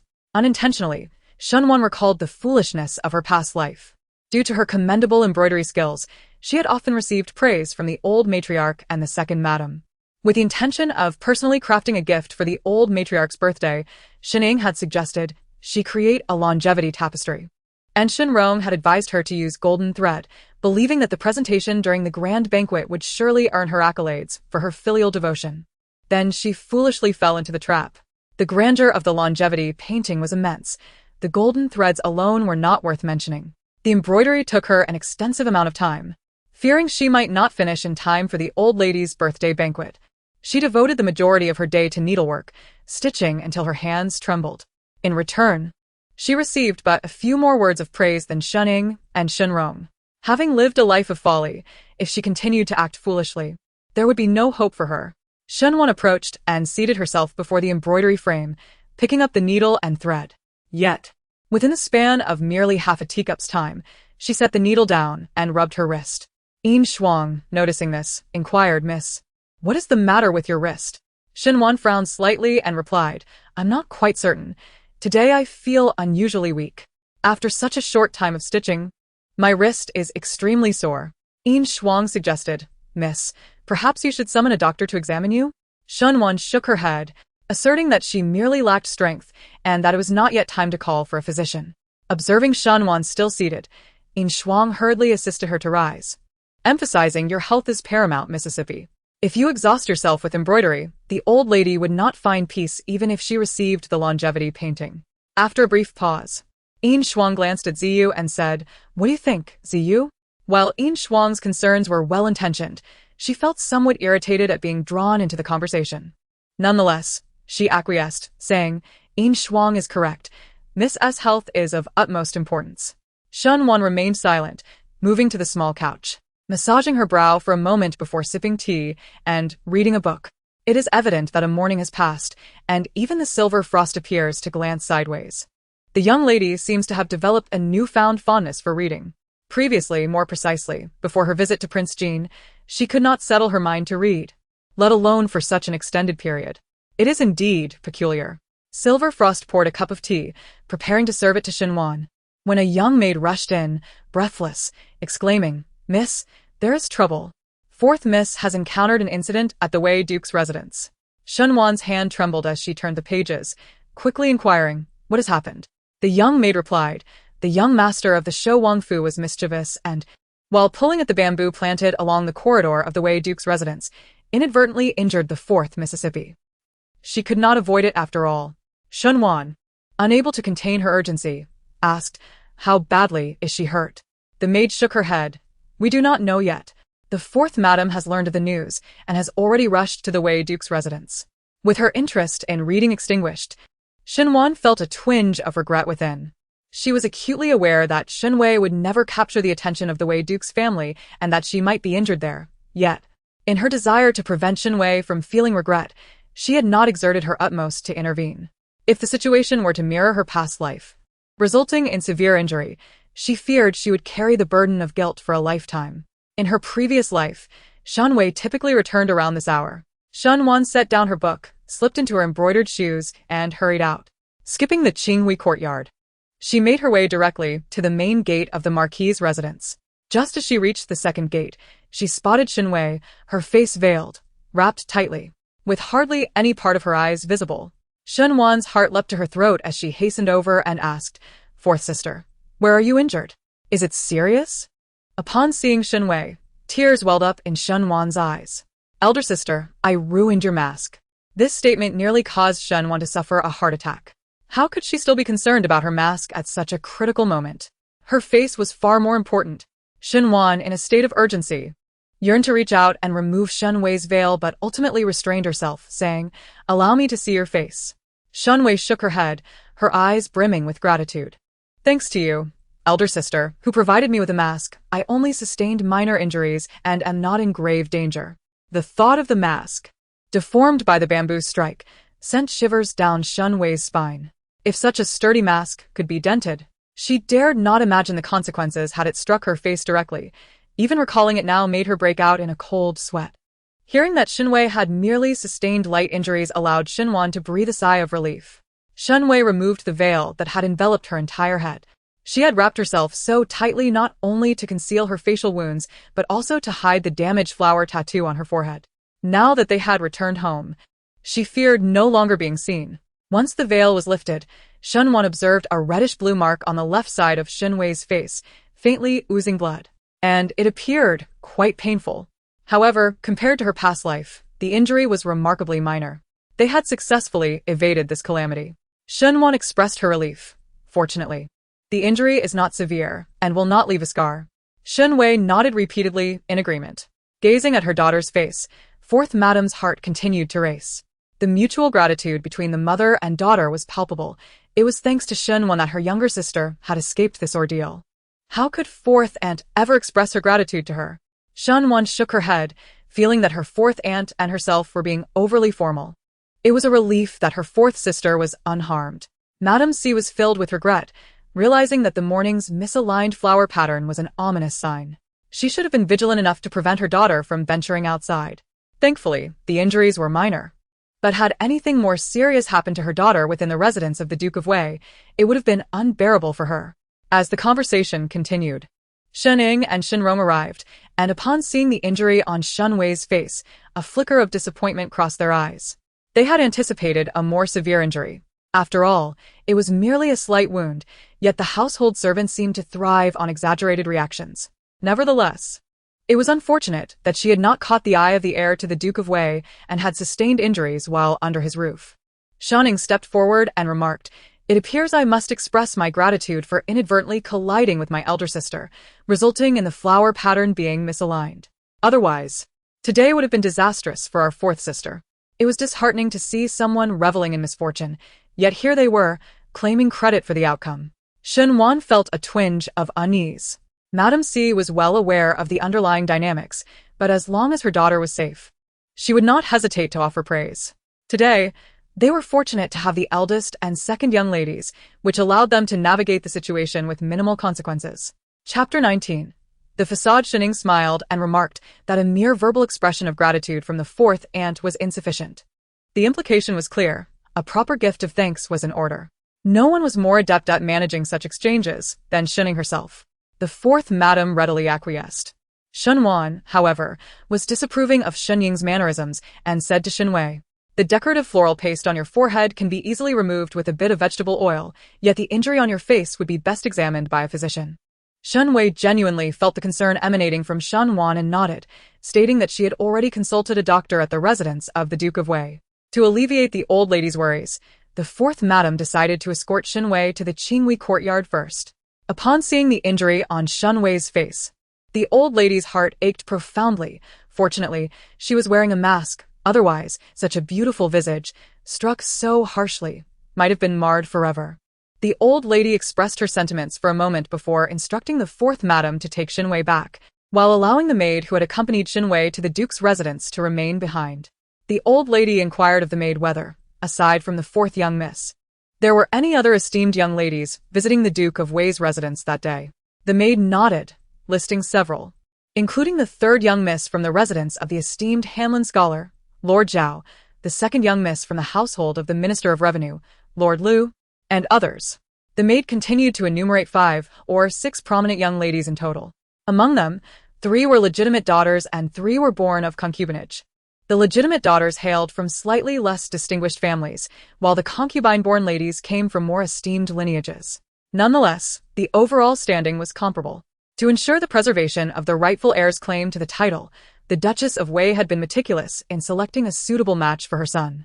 Madame Eyre remarked that Miss Zhao San of the Hanlin Academy possessed an exquisite calligraphic skill, and Miss Lu Eyre, daughter of the Minister of Revenue, played the pipa with remarkable finesse. In comparison, fourth Miss had little chance of competing with them. Were she the wife of the Duke of Wei, she would certainly not have chosen fourth Mississippi. The old matriarch lifted her teacup, gently stirring it as she spoke, expressing that returning whole and intact was already an extraordinary stroke of fortune, and there was no room to aspire for more. Madame Eyre nodded in agreement. From their expressions, Shunwan discerned no glimmer of hope for Shinwei. Rather, her being overlooked seemed to please them. Their words were sweet, yet they were selfish to the core. It was not an exaggeration to say they were honeyed words with daggers concealed within. Shinwan did not linger for long and returned to Qinglong Courtyard.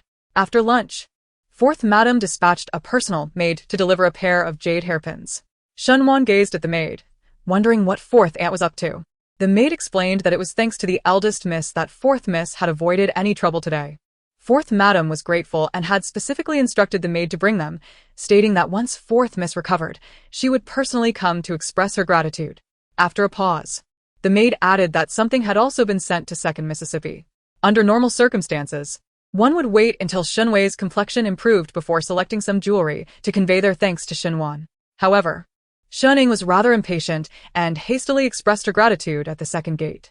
It would have been inappropriate for fourth Madame to send something to Shuning without also sending to Shinwan, hence the maid's delivery. Nevertheless, Shinwan declined to accept the gift, instructing the maid to return the jade hairpins. Among the sisters of the household, such trivial matters did not warrant formal expressions of thanks. That would indeed be overly distant. However, the maid was unwilling to take it back. Shunwan said, "If you convey my words truthfully, fourth aunt will not blame you." The maid then returned the items as she had brought them. The following day, Shunwan went to pay her respects to the old matriarch, and upon seeing her, Shuning remarked, "Fourth aunt sent big sister a pair of jade hairpins. Why did big sister not accept them?" Shunwan looked at Shuning, feigning surprise, and replied, "Surely, second sister did not refuse them? Of course, she accepted them. They were rightfully hers." Had it not been for that encounter, Shinwei would have been disfigured, and given such a tremendous favor, even 2 hairpins seemed insufficient. Observing Shenying's expression of entitlement, Shunwan recalled how, in her previous life, Shenying incessantly demanded her to repay Xie Jingyin for his life-saving grace. With such a nature of leveraging gratitude for repayment, if she did not assist Shinwei in alleviating this favor today, she feared it would become an insurmountable debt in the future. Shunwan said, "Although my mask shielded fourth sister from disaster, upon reflection, had I not painted the flower ornament incorrectly, she may not have encountered this misfortune at all. How could I possibly accept a token of gratitude?" She felt embarrassed enough. If Shuning still had the audacity to accept it, her shamelessness would be truly excessive. Shunwan ultimately underestimated Shenying's audacity, as Shenying confidently declared, "Big sister has already suggested it may not have been mere chance, and given that so many young ladies attended, only fourth sister wore a mask. And she was the only one who almost sustained injury. I believe this was destined by fate." As she spoke, Shenying clung to the old matriarch's arm, saying, "Grandmother, do you not agree?" The old matriarch laughed and patted Shenying's hand, saying, "Indeed, your fourth sister is fortunate to have you looking out for her." Shunwan felt a wave of goosebumps rise on her arms, and the meal she had consumed that morning threatened to churn in her stomach. Unable to endure the discomfort any longer, she resolved to return to Qinglong Courtyard. At that moment, a maid entered to announce, "Old Madam, the wife of the Duke of Wei has arrived." The visit from the Duke's wife at this hour undoubtedly pertained to the incident involving Shinwei's injury at the Duke's residence. The old madam responded, "Please invite the wife of the Duke of Wei in." The maid retreated, and shortly thereafter, the Duke's wife entered. With an expression of sincere regret, the Duke's wife conveyed, "I invited the fourth miss to our estate to admire the flowers yesterday, and I had no notion that such an unfortunate event would occur, causing her distress. I truly feel remorseful." The old madam gestured for her to take a seat and remarked, "It was not intentional on our part, and thankfully, The matter is not grave. Your feelings of guilt are quite understandable. As the Duke's wife settled down, she flattered the old madam, saying, I perceive that the fourth miss is exceptionally fortunate. Had it been someone else, she might have been carried out of our estate yesterday. The old madam was well aware that the Duke's wife was merely expressing pleasantries, spoken lightly and disregarded by all. Since she had come to offer apologies, it was to be expected that she brought gifts of contrition. The Duke's wife presented a generous array of items, including nourishing supplements, fine silks, and jewelry for Shinwei, as well as a ginseng root and some cordyceps for the old madam. Observing those items, Shinwan raised her eyebrows slightly. In her previous life, Shinwei had sustained grave injuries, and the Lady of the Wei Duke's residence had sent her similar gifts, albeit with only a single ginseng for the old matriarch. In this life, however, Shinwei's injuries were considerably lighter, yet she still brought the old matriarch winter wormwood. Shinwan found herself perplexed by the Lady of the Wei Duke's actions. Shouldn't a more severe injury warrant greater compensation? Why had the situation reversed? After conversing with the old matriarch for a while, the Lady of the Wei Duke expressed her remorse, her concern evident as she took the time to visit Shinwei. Following her departure, the Princess of Shou Wang also arrived to apologize for her son's mischief, which had nearly resulted in Shinwei's injury. The gifts of apology she brought were quite similar to those from the Lady of the Wei Duke, which made the latter's offerings appear even more substantial. After all, the unfortunate incident was not caused by the household of the Wei Duke. In their eyes, the young master of the Shou Wang residence was merely a guest. Chapter 20. A visit. Upon exiting the Qinghui courtyard, Shinwan first paid a visit to Shinwei in the fourth room, engaging in conversation for a while before returning to Qinglan Garden. Inside, the little maid, Donger, was wiping the tables and chairs in the outer room. Upon seeing Shinwan and Yinfang return, she leaned in to whisper a few words in Yinfang's ear. Yinfang then entered the room and quietly informed Shinwan that Ziyu had sprinkled the medicinal powder on the pastries. It was only then that Shinwan noticed the osmanthus cake on the table, realizing the cleverness of having the powder sprinkled on it. She picked up a piece and began to eat. It seemed that she was destined to fall ill, and she was curious to discover what sort of concoction they had brewed. In the following days, Shinwan grew increasingly weak. During the first 2 days, she could still stroll in the garden, but soon thereafter, she only managed to pay her respects to the elderly matriarch. Eventually, she was too feeble to leave her bed. On the first day that she failed to visit the matriarch, the elderly lady sent a maid to check on her. Upon learning of Shinwan's debilitating condition, she instructed the second madam to summon a doctor. The physician arrived under the guidance of the second madam. After taking Shinwan's pulse, the doctor was unable to provide a clear diagnosis, merely offering a prescription for her condition before taking his leave. Shinwan consumed the medicine for 2 days, but rather than improving, her illness worsened. When Xin Jing and Shun Du came to visit her, they were taken aback by her frail state, prompting them to instruct the steward to send a message to the palace to request the imperial physician. The physician arrived promptly and was about to pay his respects to Xin Jing when she urged, Dr. Su, please examine my daughter and discern her true condition. Yinfang brought a stool for Dr. Su to sit down, and as he took Shinwan's pulse, Xin Jing inquired, what is the state of my daughter's illness? Doctor. Su said, my lord, please forgive me. I truly find myself at a loss in treating the young lady's ailment. It seems to be a feigned illness. And how can one treat that? It is beyond remedy. Besides, even if I were to lend him some courage, he would not dare to jeopardize the affairs of Prince Jin. He has been duly warned prior to this visit. Shun Jing, feeling anxious, remarked, if even Dr. Su, with his exceptional skills, cannot cure my daughter's malady, then what does that imply about her condition? Dr. Su could only adhere to the instructions given by Prince Jin, stating that the young lady's illness was peculiar and perhaps might resolve itself spontaneously one day. Fearing further inquiries from Xin Jing, he hastily gathered his medicine chest and took his leave. Xin Jing's serious demeanor was clouded with concern as he gazed at Shinwan, saying, how could she suddenly fall ill without any apparent cause? Even the court physicians are baffled by the nature of her sickness. Shinwan, in a frail voice, replied, Father, do not worry, I am fine. With a breath so faint it seemed to barely escape her lips, Xin Jing's brows knitted together in distress. He instructed the steward, fetch another physician. I refuse to believe that among all the doctors in the imperial hospital, none can remedy my daughter's condition. Is this not a torment for the physicians? Shinwan interjected, Father, did Dr. Su not mention that my illness is unusual and may very well resolve itself in due time? You need not trouble yourself over me. Shen Jing retorted, what nonsense is this? You are my daughter. If I do not care for you, who will? Just as his words left his lips, a maid entered and announced, My lord, Prince Ling has heard of the young lady's illness and has come to pay his respects. Before their marriage, it was generally deemed inappropriate for Xie Jingyan to visit the Ho residence, especially to enter Shen Wan's private quarters. However, since their union was arranged by the emperor himself, barring any unforeseen circumstances, their engagement was secure, rendering the traditional precautions regarding male and female interactions rather superfluous.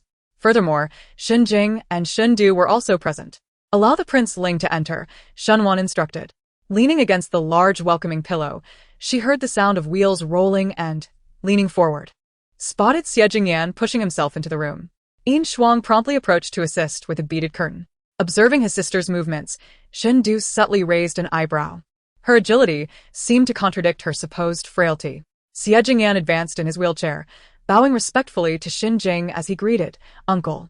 Shen Jing replied, Your Highness is considerate. Since you are here, do converse with Wanner for a while. He then turned to leave, taking Shen Du along with him. The room was left with only Shen Wan and Xie Jingyan, accompanied by 2 maidservants. Xie Jingyan glanced at Yin Shuang and Ziyu, and with a discerning sense, Yin Shuang quietly withdrew, while Ziyu hesitated, glancing back multiple times before following suit. Once they had departed, Shen Wan looked at Xie Jingyan and inquired, What brings you here? Xie Jingyan observed Shen Wan's pale visage and gently brushed his hand across her cheek, noting the makeup that masked her true condition. Clearing his throat, he responded, You are unwell. I came to check on you. Shen Wan lowered her voice, saying, Others may not realize I am feigning illness. But surely, you must be aware? Xie Jingyan gazed at her, his expression somewhat innocent. Yet others are unaware of my knowledge. As your betrothed, it would be rather callous of me not to pay a visit to my ailing fiancé, would it not? Your father may not hold it against me, but your elder brother certainly will not spare me. I dare not neglect my visit. Shen Wan, he speaks with reason. I have no retort. Although their betrothal had been arranged, Shen Wan had never regarded this engagement as genuine. The presence of Xie Jingyan in her chamber made her somewhat uneasy, and now, with only the 2 of them, the atmosphere grew even more awkward. Shen Wan stated, You have seen enough, you may return now. She believed her words to be entirely justified, even considering the feelings of Xie Jingyan, yet he inexplicably grew agitated. Xie Jingyan, with a scowl, remarked, Could you not possess a semblance of conscience? I have come to see you despite my difficulties, and within mere moments, you wish to send me away. But they had nothing to discuss. Were they to merely stare at one another in silence? Shen Wan gazed at Xie Jingyan, who, feeling somewhat uncomfortable, averted his gaze. You must have heard. Your father has asked me to keep you company a while longer. You need not feel obliged to heed my father's wishes. Shen Wan replied. Xie Jingyan retorted, If I defy him, what will become of our marriage? Shen Wan felt it necessary to remind him that her father's words held no weight. It was her father who had the final say. If she was untroubled, why should he be? The 2 remained silent, and the room was enveloped in an unusual stillness. Silence enveloped them as time slipped away unnoticed. Suddenly, Yin Shuang entered, approaching the bedside to quietly report to Shen Wan. The maid from the courtyard had just returned via the narrow path, overhearing a conversation between the 2nd and 3rd madams. They spoke of a betrothal in the capital that ended in misfortune due to incompatible horoscopes, leading to illness and even death. The 2nd madam expressed concern that the young lady and Prince Ling's horoscopes did not align, fearing that the young lady's ailments were a result of being cursed. She contemplated bringing a Taoist priest to the residence for divination. Shen Wan could not help but let out a cold laugh. So they had been waiting for her all along. Her gaze turned to Xie Jingyan, where she discerned a fleeting glimmer of murderous intent in his eyes, deeper than the summer night sky. While others remained oblivious, Xie Jingyan was acutely aware of the 2nd house's schemes to undermine him in favor of Prince Jin. This was no mere subterfuge. They aimed to tarnish his reputation with the stigma of being a wife killer. Given that Xie Jingyan's mother, concubine Chen, had already fallen from grace, and he was confined to a wheelchair due to a leg injury, the addition of such a notorious label would likely render him unmarriageable for life. These individuals were ruthlessly cunning. Xie Jingyan turned his gaze upon Shen Wan, inquiring how she intended to proceed. With a smirk, she replied, Such a splendid opportunity must not be wasted. We shall turn their own schemes against them. She intended to make them unwittingly bring about their own downfall. Chapter 21. The 8 characters. The following day, Shinwon remained confined to her bed, partaking of breakfast in solitude. The days of being bedridden were indeed arduous. Had it not been for the solace found in reading, she might have succumbed to despair. As she immersed herself in her book to pass the time, a young maid stood outside the beaded curtain, announcing, "Miss, the 4th miss has arrived." Shinwon set aside her book, and Shunwei entered, adorned in a delicate gown of pale yellow, embellished with large begonia blossoms, her visage veiled in gossamer, her steps light as a feather. Approaching, Shinwon inquired, "Has your injury not yet healed?" With a somewhat feeble breath, Shunwei's eyes glistened with unshed tears, touched that her 4th sister, despite her own affliction, still concerned for her well-being. Shinwon reassured her, "I am not gravely ill, merely lacking in strength." Yet how could a healthy person feel so drained, her pallor strikingly stark? Had they consulted physicians and court doctors, only to find no discernible cause for her malaise? Shunwei's worry was etched upon her brow, anxiety stirring within her heart. Though Shinwon feigned illness, she sought to mask her ruse, suggesting, "Perhaps you should return, lest I inadvertently pass my illness to you." Shinwei shook her head resolutely. "I am not afraid." Turning to her maid, she instructed her to present the brocade box. Upon opening it, Shinwon beheld its contents, a silver fox mask. With a tinge of remorse, Shunwei explained, "The mask you cherished most was inadvertently damaged by me. Despite the repairs, traces of its former state remain visible. Father had a perfect replica crafted, which was delivered to the estate this morning. I hope you will not take offense."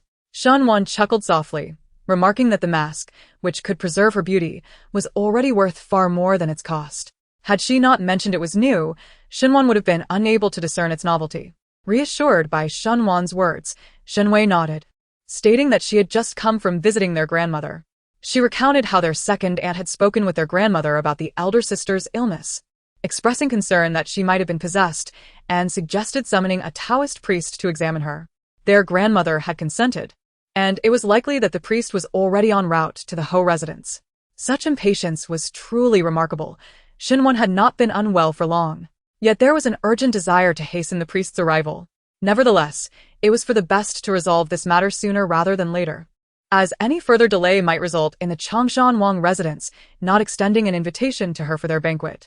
Shinwon intended to leverage that event to facilitate the union of her cousin and the scholar Zhao. Shinwon expressed her gratitude for the concern shown by their second aunt, declaring her intention to visit. As she lifted the covers to rise from bed, Shunwei interjected, urging her to remain in repose due to her frail condition. Shinwon, however, was resolute in her desire to leave the bed, unwilling to be confined any longer. The tasks Shinwon wished to undertake were not ones that Shunwei could deter her from. Silver Frost attended to her hygiene, after which Shinwon seated herself to adorn her face with a touch of rouge, which revitalized her appearance considerably. Unable to dissuade Shinwon, Shunwei resolved to accompany her, as she too had intended to see their grandmother. Due to the delay in preparations and Shinwon's weakened state, their progress was slow. By the time they arrived at Qinghui Courtyard, the Taoist priest had already arrived, and the table had been set for the proceedings. The Taoist appeared to possess an ethereal aura, exuding an air of competence. The elderly matriarch was also present in the courtyard, flanked by the second and third madams, while the fourth madam, along with Shining and Shinrong, was in attendance too. The maids and servants were, naturally, not worth mentioning. Shinwon, supported by Shinwei, approached the gathering. Upon hearing familiar footsteps behind her, she turned to see her father and elder brother approaching. Shinjing's arrival was unexpected for Shinwon, as her father had never placed faith in such matters. Yet, for the sake of his daughter, he seemed willing to entertain the possibility. Stirring a sense of emotion within Shinwon, Shinjing, equally surprised by Shinwon's presence, inquired, "What brings you here?" Shinwon replied, "I seldom fall ill, but this time my ailment is rather inexplicable. Aunt and grandmother have summoned a Taoist to the residence, and I wish to ascertain if I have been afflicted by some malevolent force." Since Shinwon was already there, Shinjing did not insist on her departure, instead directing his attention to the Taoist. The Taoist had arranged the necessary items for calculating their destinies and requested, "Please provide me with the birth dates of both individuals." The second madam then handed over the prepared birth dates of Shinwon and Xie Jingyan through a maidservant. The Taoist merely glanced at the birth dates before proclaiming, Both of these individuals possess extraordinary destinies. One is born to be a prince, while the other is a legitimate daughter of a marquis, with a father who is a general and a wealthy mother. From her infancy, she has been promised the title of a prince's consort. Indeed, their nobility is beyond compare. The second madam interjected, while their statuses are indeed elevated, it does not necessarily imply compatibility. I implore you to conduct a thorough calculation. The Taoist chuckled in acknowledgement. That is a valid point. He then proceeded to delve into the calculations of their fates, casting an oracle as he did so. Everyone held their breath in anticipation.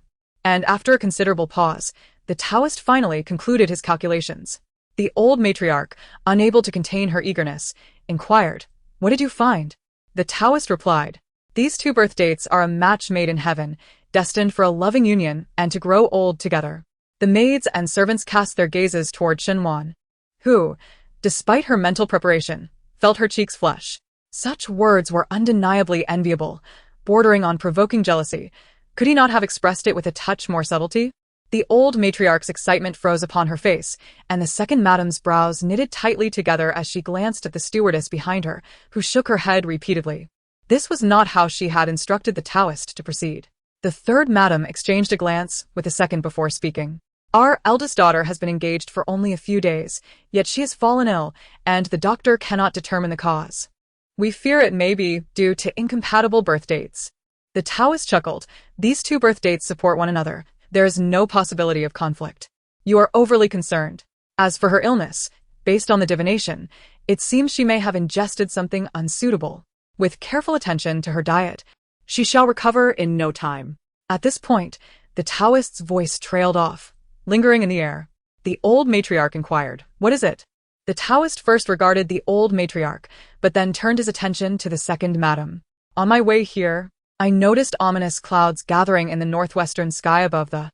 Furthermore, both you and this lady exhibit darkened foreheads.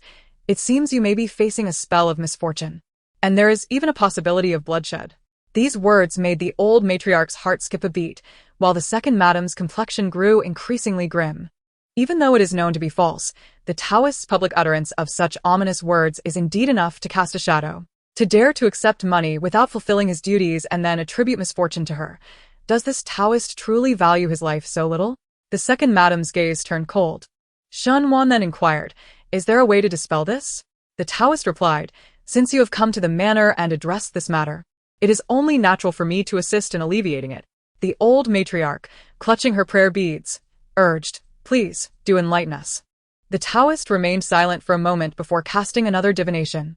He then stated, "The matriarch must observe a fast for 3 days, transcribing 100 Buddhist scriptures each day, and offer them before the Buddha for 7 days, after which they should be burned to ash and consumed with water." He then turned his gaze towards the second madam, saying, "Madam, your situation is even more severe. You must fast for 7 days, transcribing 100 scriptures daily, with utmost sincerity, lest your children suffer misfortune." The second madam nearly bit her silver teeth in frustration. Had this Taoist not been the one she sought to invite into the manor, she might have exposed him as a fraud right then and there. Shenwan remarked, "Transcribing 100 scriptures daily may be exhausting. Yet it is better to believe in the possibility than to risk the consequences of disbelief." The old matriarch's face grew long with worry. Shin Jing then addressed the Taoist. "Since we have troubled you, might we further request that you determine an auspicious date for my daughter and Prince Ling's wedding?" The Taoist, with utmost seriousness, calculated and declared, "The 18th of next month is an exceptionally favorable day. Marrying on this date will ensure a life of smooth sailing." Did she not specifically instruct Xie Jingyan to have the Taoist priests set their wedding date 6 months hence? At that time, if everything were to be arranged satisfactorily, she would not have to marry him, thus not truly usurping his rightful position as the consort of the Ling Wang. Not only did he disregard her wishes, but he also hastened the wedding date to the 18th of next month. Today is merely the 22nd, leaving less than a month's time.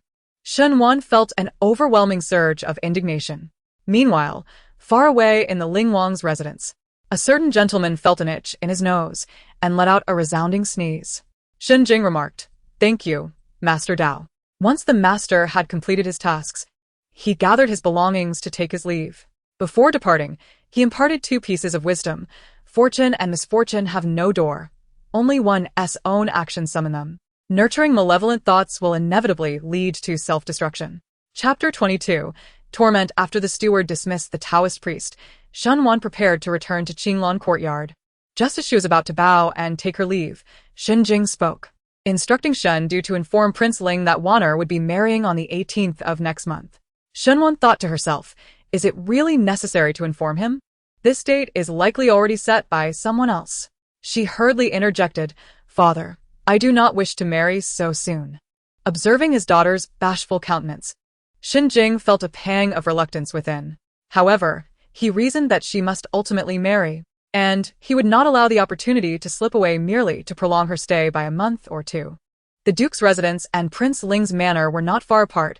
He could always ensure that the prince accompanied her back more frequently in the future. Having made up his mind, Shen Jing understood that persuading her would be a formidable task, yet Shunwan continued her desperate struggle. The time was indeed pressing, and with her second aunt occupied with transcribing Buddhist scriptures, there would be no opportunity to prepare her dowry. Shen Jing calculated that while the timeline was indeed tight, it would not be delayed simply because the second madam was busy with her scriptures. Moreover, the Duke's residence had more than just the second madam to oversee matters. Thus, he entrusted the preparation of Shunwan's dowry to the fourth madam. The second madam was on the verge of losing her temper, having attempted to sabotage her own efforts. Not only had she failed to achieve her aims, but she now found her authority over Shunwan's dowry transferred to the fourth madam. She had no intention of adhering to the Taoists' counsel regarding the scriptures, despite everyone assuming she was obliged to do so. Yet, regardless of her reluctance to transcribe the Buddhist texts, she could not voice her discontent. For it was she who had suggested inviting the Taoist into the household and had sent someone to fetch him. To invite him and then dismiss his teaching seemed both foolish and disrespectful, even if it did not entail a significant expense.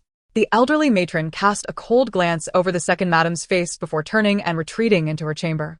The second madam, feeling a pang of grievance and irritation, was compelled to smile as she addressed the fourth madam, stating that this matter ought to have been hers, and thus she must trouble her younger sister-in-law. It was indeed a task to prepare the dowry for her, yet she had been entrusted with managing the household's internal affairs for several years, as if the estate of Pingyang Marquis belonged solely to her.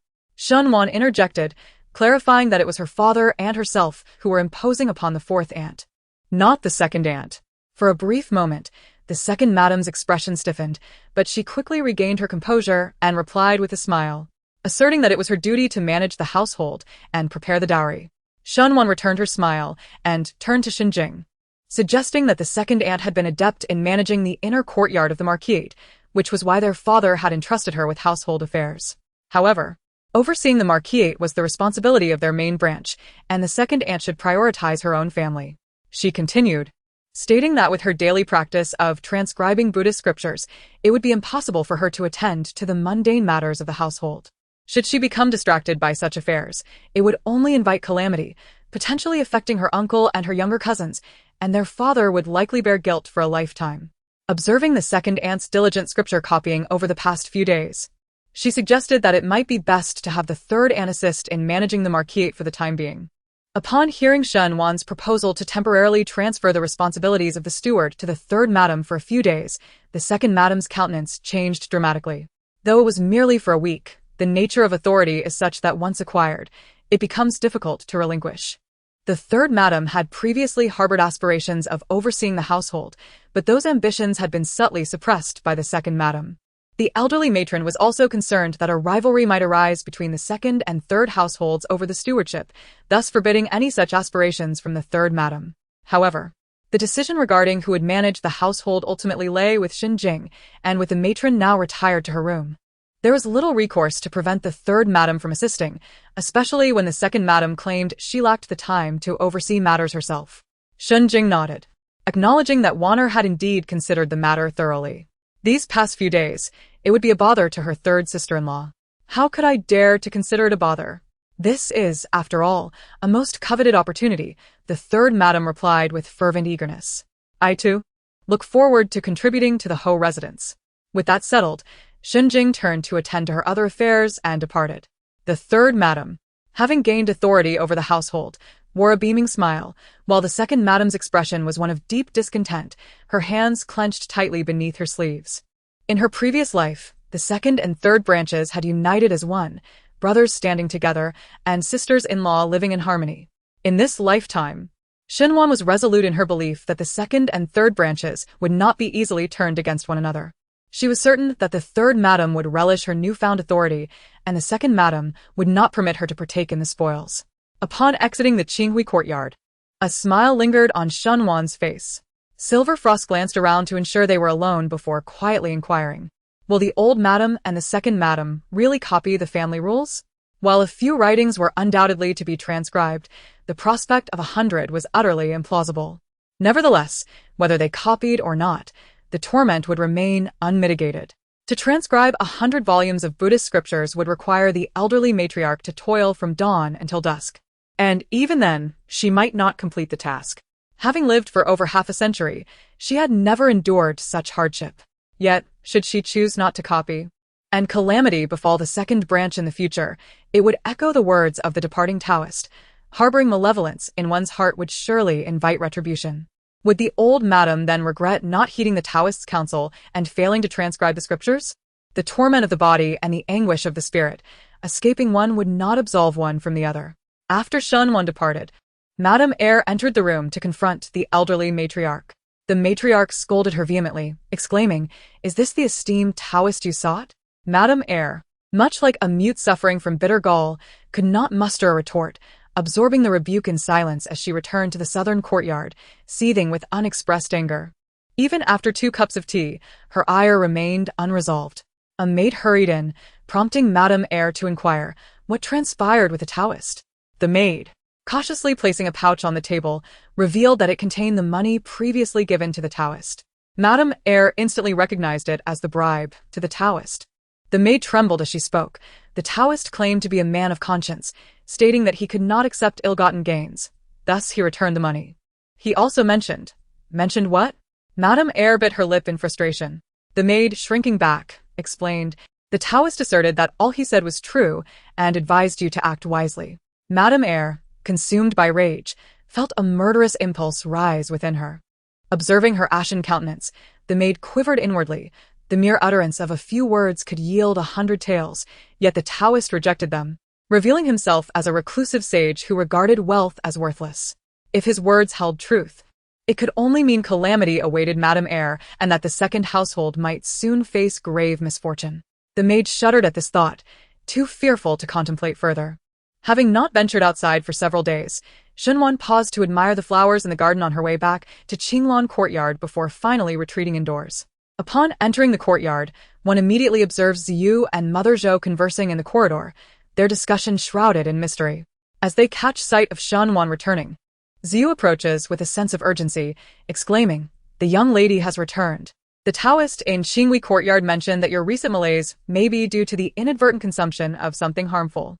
Mother Zhou and I have thoroughly examined all your provisions and found no anomalies. We suspect that someone may have tampered with your food, intending to bring you harm. Such malevolent individuals cannot be tolerated in Qinglan Courtyard. We must search the premises to unearth this culprit." Ziyu's face radiates righteous indignation, leaving Yinshuang utterly astonished. She had poisoned the young lady, only to be exposed by the Taoist, yet, instead of displaying any guilt, she brazenly suggested a search of the house, perhaps believing that by proposing such an action, the young lady would cast no suspicion upon her. Chapter 23. The search. Shinwan had not anticipated that Ziyu would take the initiative to search the house. Her gaze lingered on Ziyu's face for a moment before she replied, "There's no need." Mama Zhou had not expected Shinwan to refuse and asked, "My lady, won't you search a little?" Ziyu added, "If we do not expose the person, we cannot guarantee there won't be a next time." Yinshuang had no retort. If the lady wished to spare her, she would not press further, yet she insisted on the search. If the lady did not acquiesce to her desire, she would struggle to contain herself. Yinshuang said, "Since both Mama Zhou and Ziyu believe a search is necessary, my lady, please do consider it." Shinwan recognized Yinshuang's naivety, though she had not expected it to be so pronounced. Since Ziyu had permitted the search, it was evident that the fire would only consume others, sparing her. Given that a search was to be conducted, she decided to proceed, seizing the opportunity to enlighten Yinshuang about the treachery of human hearts, urging her to remain vigilant in the future. Shinwan declared, "Then let us conduct the search." With that, she stepped into the room. Seated, Shunwan quietly sipped her tea, patiently awaiting the results of the search. After approximately half an hour, she heard hurried footsteps approaching. Upon raising her gaze, she saw Ziyu enter, holding a vial of medicine, her face flushed with anger, followed closely by Shuang and, lastly, Mama Zhou. Ziyu parted the beaded curtain and announced, "My lady, I discovered this in Shuang's quarters." Shuang was seething with rage. She had not anticipated that Ziyu would poison the lady and, while accompanying her to Qinghui courtyard, had concealed the vial in her room, intending to frame her. If it were not for the young lady's inherent awareness, Frost would have long been unable to restrain herself from leaping in indignation. Yet, despite knowing that Xinwan trusted her, Frost was still infuriated, for she had never encountered anyone as malevolent as Ziyu. Ziyu placed the medicine vial before Xinwan and declared that it must be Frost who had poisoned the young lady, causing her to suffer from illness for so many days. Xinwan cast a glance at Frost, uttering no words, yet Frost understood the unspoken sentiment, which made her feel utterly foolish. Xinwan glanced at the vial and remarked that merely discovering the vial without examining its contents and hastily concluding it was Frost's poison was rather presumptuous. Ziyu retorted that the young lady's meals were prepared in the small kitchen and the servants consumed the same food as the young lady, aside from those close to her.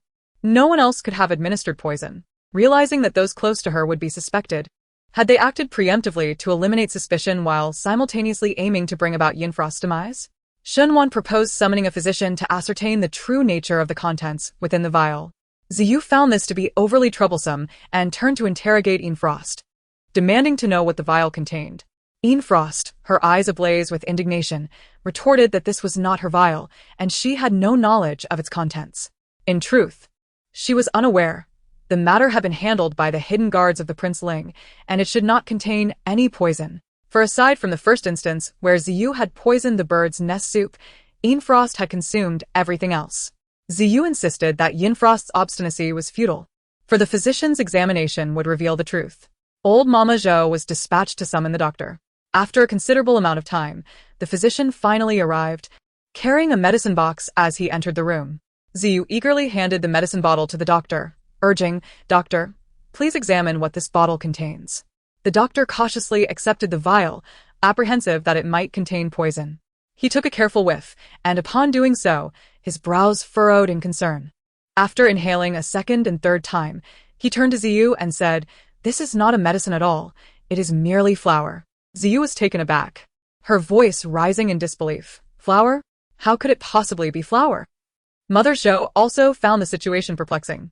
However, the young lady was no longer the innocent girl of yesteryear. She had cunningly eliminated Mother Wu, and it was only natural for her to guard against Ziyu. Today, the second madam had invited a Taoist priest into the residence, but had failed to harm the young lady, instead falling into her own trap and dragging the old matriarch down with her. Previously, Mother Zhou had reluctantly chosen Xinwan, but for the first time, she considered that perhaps selecting the young lady was not a mistake after all. "Enough," Mother Zhou intervened. "Let us not delay the doctor from examining the young lady's pulse." The doctor took a seat and checked Xinwan's pulse, subsequently writing a prescription to strengthen her constitution before taking his leave. As soon as the doctor departed, Xiao, who had been holding back her frustration, turned to Ziyu, exclaiming, "I told you the medicine bottle was not mine. Yet you insisted on accusing me of attempting to harm the young lady. Now that it has been revealed that the bottle contained only flour, what else do you have to say?"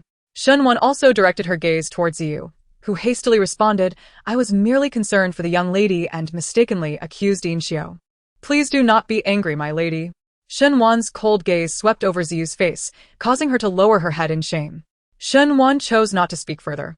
Waving her hand dismissively, "You may leave now." Ziyu did not dare to linger any longer and quickly withdrew. After Ziyu left, Mama Zhou looked at Xinwan and asked why the young lady did not expose Ziyu. Such a splendid opportunity should not be squandered. Indeed, it was an excellent chance to rid the residents of Ziyu, yet Xinwan wished to avoid alarming the snake in the grass. It would be too easy to unveil Ziyu, and the second madam would undoubtedly suspect that she had instigated the Taoist's reversal, thus thwarting her plans and fostering distrust towards her. She had other means to expel Ziyu without causing a stir. Xinwan calmly replied, "I have my own strategies." Mama Zhou appeared troubled, and upon noticing this, Xinwan encouraged her to speak freely. Mama Zhou replied, If the young lady were to have me clear out the treacherous maidservants from Qinglan courtyard, the second madam and the old mistress would not take notice of the other maidservants' treatment. But as for Ziyu, even if she has resolved to be loyal to the eldest young lady from now on, she still fears the consequences of acting against someone who is well connected to the old mistress and the second madam. Speaking candidly, Mama Zhou knew Shen Wan would not blame her. She added, "Within 3 days, I shall deal with Ziyu." There was no need for her to expel Ziyu herself, which relieved Mama Zhou. After reporting a few trivial matters concerning the household, she took her leave. Shen Wan's plan was to act within 3 days, but to her surprise, an opportunity presented itself the very next day. The old mistress intended to transcribe Buddhist scriptures, and regardless of whether her efforts were sincere or feigned, no one dared to disturb her. Shen Ying and her companions, feeling bored, decided to visit Shen Wan at Qinglan courtyard. When they arrived, they found her engrossed in a book. Shen Ying remarked, "When did my elder sister become so fond of reading?" Shen Wan replied, "If one does not read, there is little else to pass the time." Upon hearing this, Shen Wei inquired, "Has the elder sister not yet recovered?" Shen Wan replied, "She is much improved compared to a few days ago, yet she still cannot engage in sewing.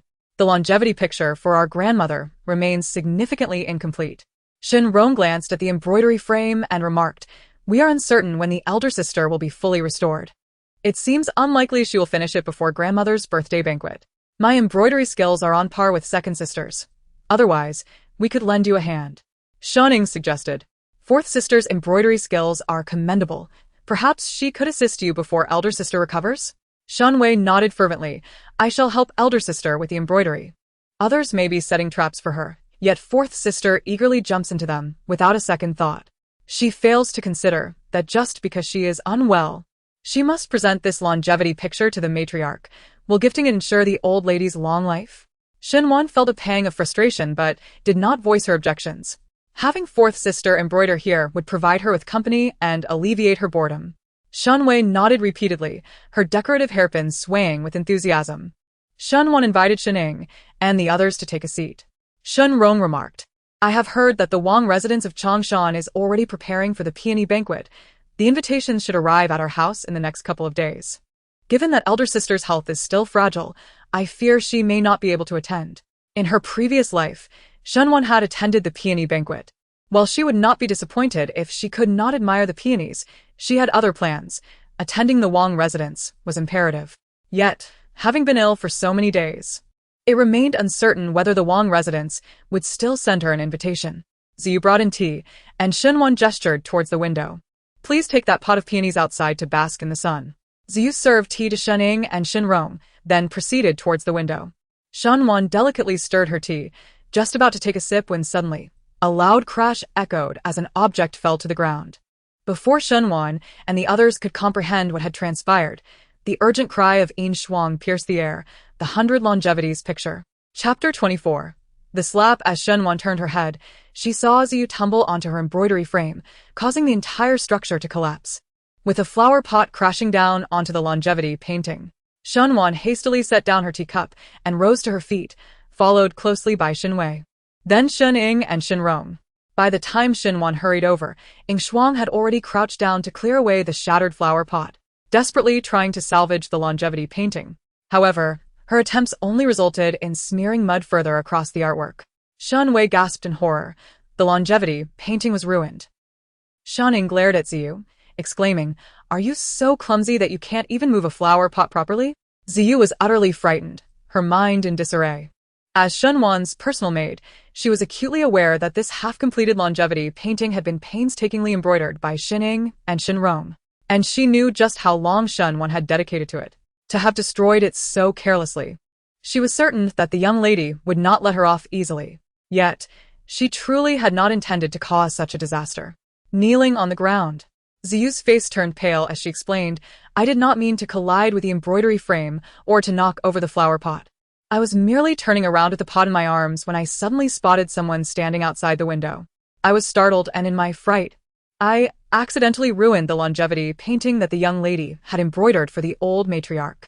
Shen Wan was too enraged to articulate her feelings, while Yin Shuang scolded, "You have ruined the young lady's work and frightened her as well. How could there possibly be anyone outside in broad daylight?" Seeing that no one believed her, Ziyu insisted to Shenwan and Shening, I am not lying. There was indeed a man standing by the window just now. Before she could finish her sentence, Shenwan coldly commanded, slap her. Smack. Without hesitation, Ing Shuang delivered a sharp slap. She had long harbored the desire to strike Ziyu. From the moment Ziyu betrayed her, poisoning her with deceit, to the recent incident of framing her, the pent-up fury surged within her. With a swift motion, she delivered a resounding slap, leaving 5 distinct imprints upon Ziyu's face. Stunned, Ziyu cried out in grievance, insisting that the maid had not lied. Shenwan's gaze was as frigid as ice. Do you think the guards of the Pingyang Marquis are mere decorations? Allowing intruders to breach the estate and enter my chamber in broad daylight? If word of this spreads, not only will my reputation be tarnished, but the names of my younger sisters will also suffer because of me. Shining, having regained her senses, wore a long face. Should this news circulate, it would lead to scandalous rumors that the young ladies of the Pingyang Marquis were clandestinely meeting suitors in daylight. Even if elder sister were truly involved, they remained within the confines of their quarters. Ziyu's foolishness was one thing, but her thoughtless words were another. It was no wonder elder sister was incensed enough to strike her, a sentiment Shening could even share. Noticing Shenwan's chest rise and fall with agitation, Shunwei interjected, elder sister, please temper your anger. Do not harm your health. Turning her attention back to Ziyu, Shunwan declared, in light of our master-servant bond, I shall spare your life today. Bring her to me, muffle her mouth, administer 30 strokes of the rod, and sell her out of the estate. Upon hearing that she was to be sold, the color drained from Ziyu's face, as if her very blood had been siphoned away. She pleaded tearfully, I am ever loyal to you, my lady. Please, in consideration of my unintentional wrongdoing, grant me this one reprieve. Ziyu lunged to embrace Shenwan's leg, but Shenwan deftly evaded her grasp. As Ziyu attempted to advance once more, she was seized by an entering matron, who swiftly silenced her and dragged her away. Soon, the sound of the clattering board echoed through the air. Yet, no one felt sympathy for Ziyu. Looking at the longevity embroidery, Shenrong remarked that their grandmother would be delighted to receive the longevity picture embroidered by her elder sister, eagerly anticipating her birthday celebration. Shuning interjected, stating that even if the elder sister devoted herself day and night to stitching, it would be impossible to complete another piece before their grandmother's birthday feast. Thus, they would need to prepare an alternative gift for this year. However, next year, they could always embroider anew. How comforting her words were. Why did she not embroider herself? Shanwan refrained from responding, well aware that Shining awaited her inquiry regarding what gift to present to the elderly matriarch, hoping to offer her counsel. Shanwan declared, I lack the inclination to entertain you any longer. You may return. Shinwei was the first to bow, and Shining and Shinrong had nothing more to say. Anyone in their situation would find little joy, and so they departed. After their exit, Yin Shuang knelt to gather the longevity embroidery, lamenting, such a pity for it to be ruined. Yin Shuang could not comprehend why the young lady, who had countless ways to dismiss Ziyu, chose to destroy the longevity embroidery. A piece crafted with great care and time. If the young lady did not feel sorrow, she certainly did. Shenwan, too, felt a pang of regret, yet continuing to stitch it as a gift for the elderly matriarch was more distressing than death itself. She had contemplated keeping it to present to her grandmother or someone else in the future. But the entire Marquis knew that this longevity picture was meant for the elderly matriarch. Ultimately gifting it to another would lack sincerity. It was better not to present it at all. Shenwan commanded, dismantle the golden thread and burn the remainder. After Shening and Shenrong departed from Qinglan courtyard, they returned to their respective residences. Shening sought out the second madam and informed her of the incident involving the destruction of the longevity painting by Ziyu, which had led to Shenwan being punished and sold. Upon hearing of the painting's ruin, the second madam felt little remorse, as the painting was not intended for her, but rather was a loss for the old madam. Furthermore, even without the longevity painting, other gifts could be presented. However, Ziyu was a different matter. The old madam had bestowed numerous rewards upon the eldest young lady, but the most capable among them were Mama Wu and Ziyu. Yet, within a brief span, one had stolen while the other had destroyed the longevity painting, both facing punishment and sale. The second madam sensed that this situation was rather unusual. Nevertheless, the eldest young lady had grown under her watch. She had not possessed such cunning. Reflecting on Shenwan's acceptance of Mama Zhou, She realized that Mama Zhou's children would also be departing, along with their family's contract of servitude. The second madam felt that the once naive and easily deceived eldest young lady had transformed. Yin Shuang and the maidservants carried out the broken embroidery frame. Upon their return, they found Xinwan lost in thought. Yin Shuang approached and remarked that Ziyu had been sold, leaving only one senior maidservant by the young lady's side. She inquired who Xinwan deemed suitable to elevate from the second-tier maidservants. Xinwan replied, "Promote Haidang, and send someone to inform Manager Li that I wish for some individuals to be brought into the estate tomorrow. I intend to select a few maidservants." Yin Shuang nodded in agreement. Seizing the opportunity while the old madam and the second madam were preoccupied, the young lady aimed to choose her future attendants, thereby eliminating any excuses for the old madam and the second madam to place individuals beside her. Yin Shuang was about to deliver a message when the young maid, Donger, entered and reported, "Miss, the young master has arrived." Xinwan rose to her feet and stepped outside, only to behold her dashing elder brother approaching, a tempting skewer of red candied fruits in hand.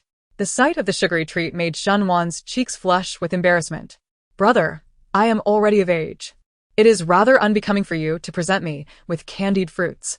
People will surely mock me," she protested. Shundu replied, "What of reaching maturity? It merely signifies a year's passage since last year. Who would dare ridicule you? Furthermore, this confectionery was procured at our father's behest. He knows how you relish candied fruits when unwell, or even when vexed." He extended the skewer of candied fruits toward Xinwan, who accepted it and took a bite. The taste was tart, yet it filled her heart with warmth and sweetness. Chapter 25.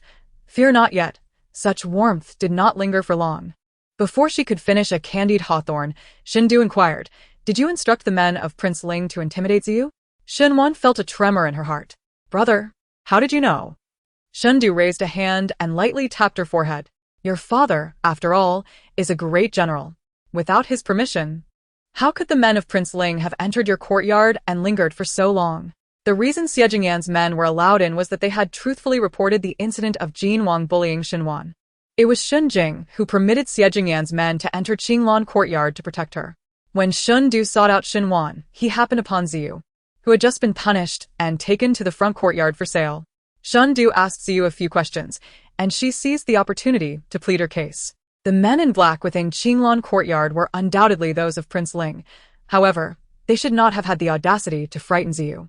It was evident that Xinwan had given her instructions. Shun Du was eager to understand her motives, as in his eyes. His younger sister had always been one who endured hardship while financially compensating those who wronged her. Knowing that her brother was already aware, Xinwan decided to confide in him, but first she said, "I can share this with you, brother, but you must promise not to tell father." Chaîne du replié. "Very well, I shall not inform father. It suffices that you have confided in me. There is no need for him to know." Xinwan remarked that her second aunt had instructed Ziyu to prepare soft-bone powder for her and to invite a Taoist priest into the residence, claiming that King Ling would bring misfortune to his wife, thereby urging her to break off her engagement with King Ling and marry Prince Jin instead.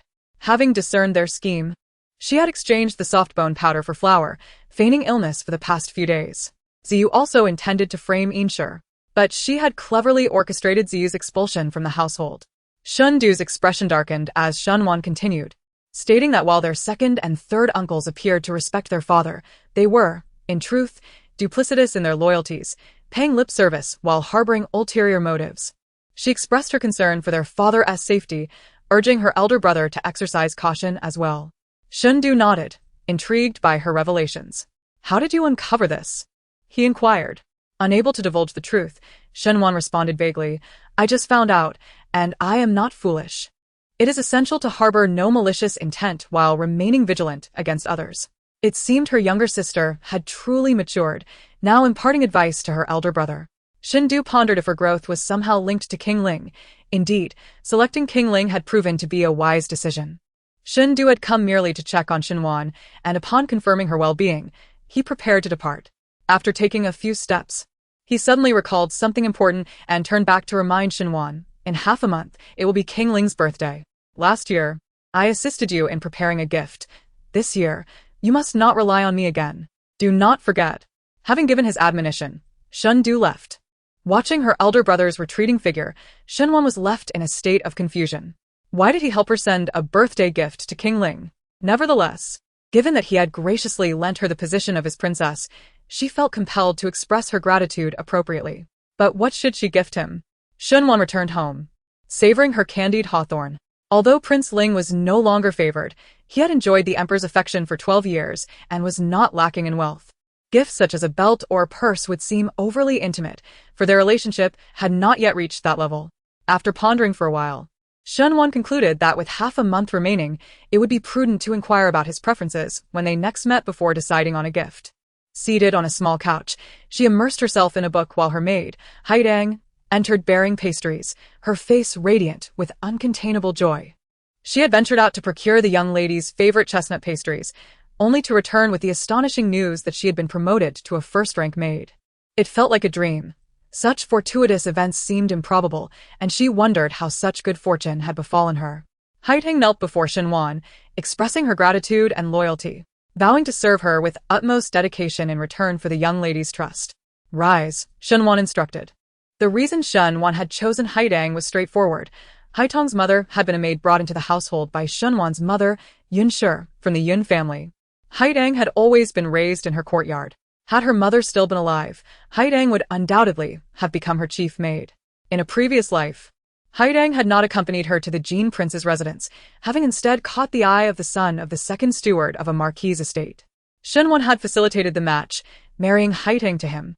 As for Haitong's happiness thereafter, Shunwan had little awareness, having not paid much attention to her while she was in Qinglan courtyard, let alone after her marriage.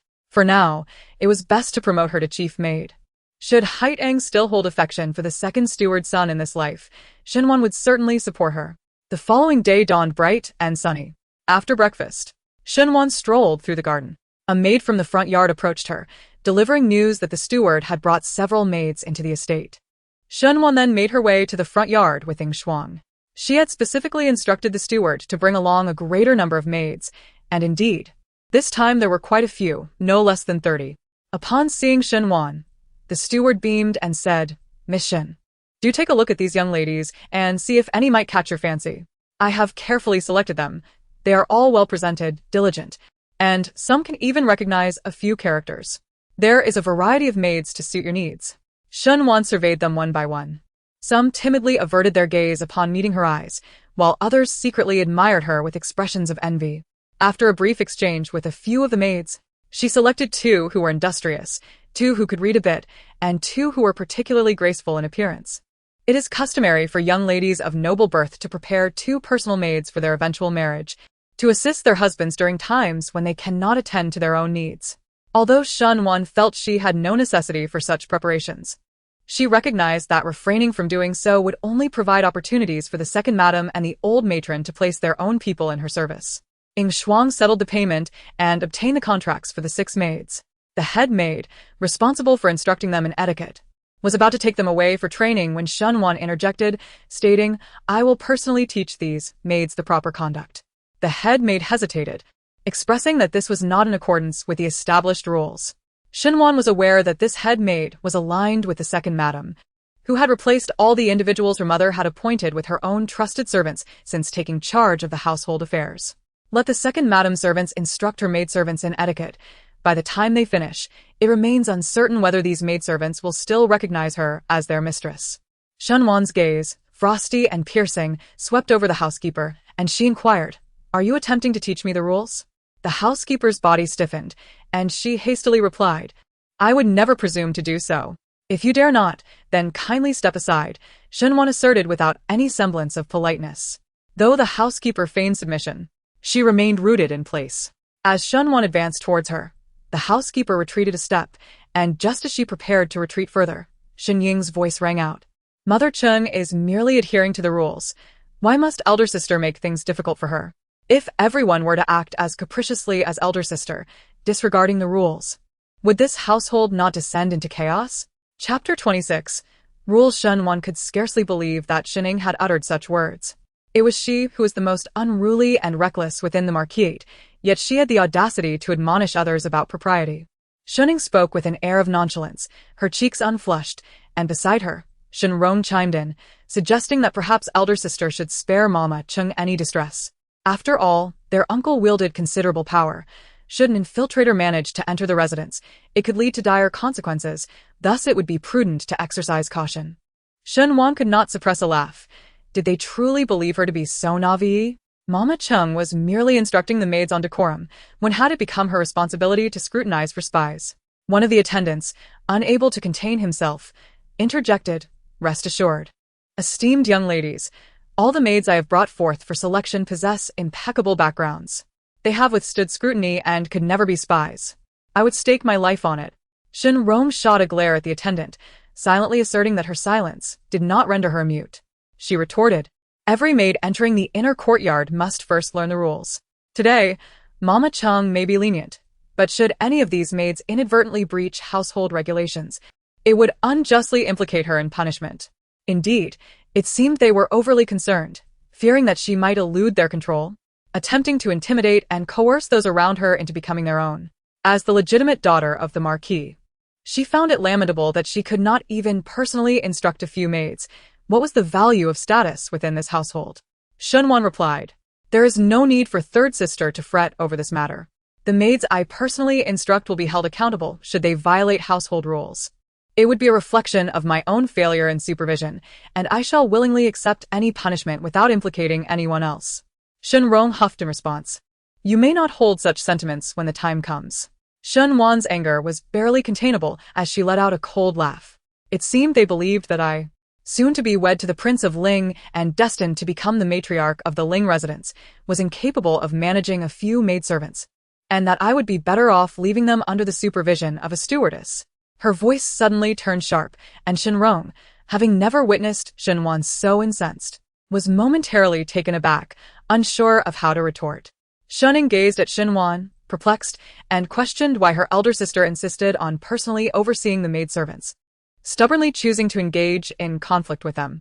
Who, indeed, was instigating a quarrel? It was truly a case of projecting blame. Shun Wan's indifferent gaze swept over her, and she inquired, "Why must you insist that Mother Ching admonish my maidservants? Perhaps our intentions are entirely opposed." Shun Ying's expression stiffened as she felt her motives exposed, and she retorted angrily, "What motives could we possibly have? We are merely upholding the family rules of the Marquis. Indeed, dear sister, why must you presume to judge our honorable intentions with such malice?" The two of them, in a concerted effort, were determined to oppose Shun Wan at all costs. As the argument escalated, no, it had already begun. Steward Li, having heard the commotion, rushed over. Upon seeing the maidservant still present, he felt a headache coming on. Sisters of the household bickering in front of outsiders was nothing short of a spectacle. Steward Li approached, asking, "What has transpired?" The inquiry was directed at Yin Shuang, who explained, "The young lady selected 6 maidservants to personally instruct. But the second and third young ladies argue that this is against propriety and insist that she hand them over to Mother Chung for supervision. What solution could Steward Li possibly offer that would appease both parties?" Li Guan, having secured his position as a trusted confidant to Xin Jing and the chief steward of the Marquis' residence, is undoubtedly aware of the intricacies entwined within this matter. His allegiance lies with Xin Jing, and naturally, his heart leans toward Shinwan. Were it not for the fear of these maids being corrupted, the eldest daughter would not have taken it upon herself to personally discipline them. The second house is overreaching, seemingly attempting to extend its influence into the Ling Wang's residence. Li Guan suggested a compromise. The eldest daughter could take the maids back to Qinglan Courtyard, where Mama Chung would instruct them in the proper etiquette. This arrangement met with Shan Wan's approval. Under her watchful eye at Qinglan Courtyard, if Mama Chung could successfully guide her maids to remain loyal to the second house, there would be no need for Shen Wan to remain on guard. She might as well throw herself into the abyss. While Shen Wan held no objections, Shin Ying and Shin Rong were less than pleased. Nevertheless, their dissatisfaction remained unspoken. After all, the teachings of etiquette were consistent whether imparted in the front courtyard or at Qinglan Courtyard. Their demands had been met, and should they persist in their discontent, it would only arouse suspicion about their ulterior motives. As Shun Wan prepared to depart with her maids, a young servant approached, brandishing 2 red invitation cards.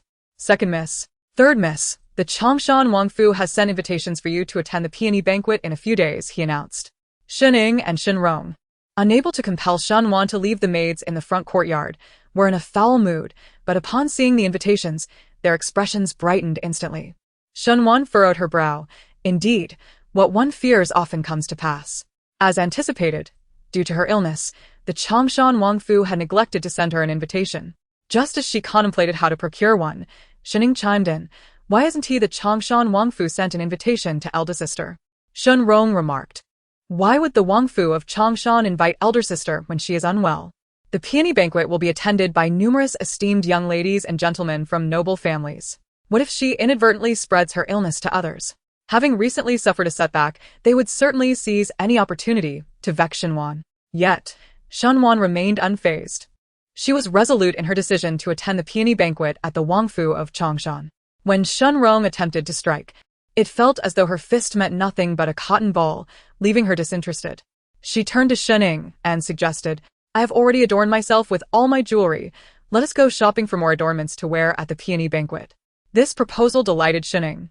On the day of the banquet, many distinguished young ladies and gentlemen, along with noble matrons, would be in attendance, all meticulously dressed to avoid being outshone by others. Shening instructed her maid to prepare the carriage, and the maid hurried off to fulfill the task. Shening and Shenrong chatted amiably as they made their way to the entrance of the Marquis's residence. Just as they were about to ascend the steps, a cold voice called from behind, Halt! The sisters turned to see Shenwan regarding them with a steely gaze. Shenrong asked, Why does elder sister stop us? Shenwan replied icily, Aren't the second and third sisters the most obedient? I distinctly recall that leaving the household without the elder's permission incurs a penalty upon return. Shening and Shenrong's expressions froze. It was evident that Shenwan was retaliating for their earlier insistence on handing over the maid to Cheng Mama for discipline. Just as she was about to admonish her to adhere to the rules, she herself turned away, disregarding the household regulations, and collided with her. If she chose not to respond, did she truly think herself to be easily bullied? Shenwan remarked, You have ventured out of the residence without permission. Should any mishap occur outside, the 2 young servants who facilitated your departure will surely face severe punishment. My second and third sisters have always shown consideration for the servants and would certainly not wish to put the gatekeeper in a difficult position.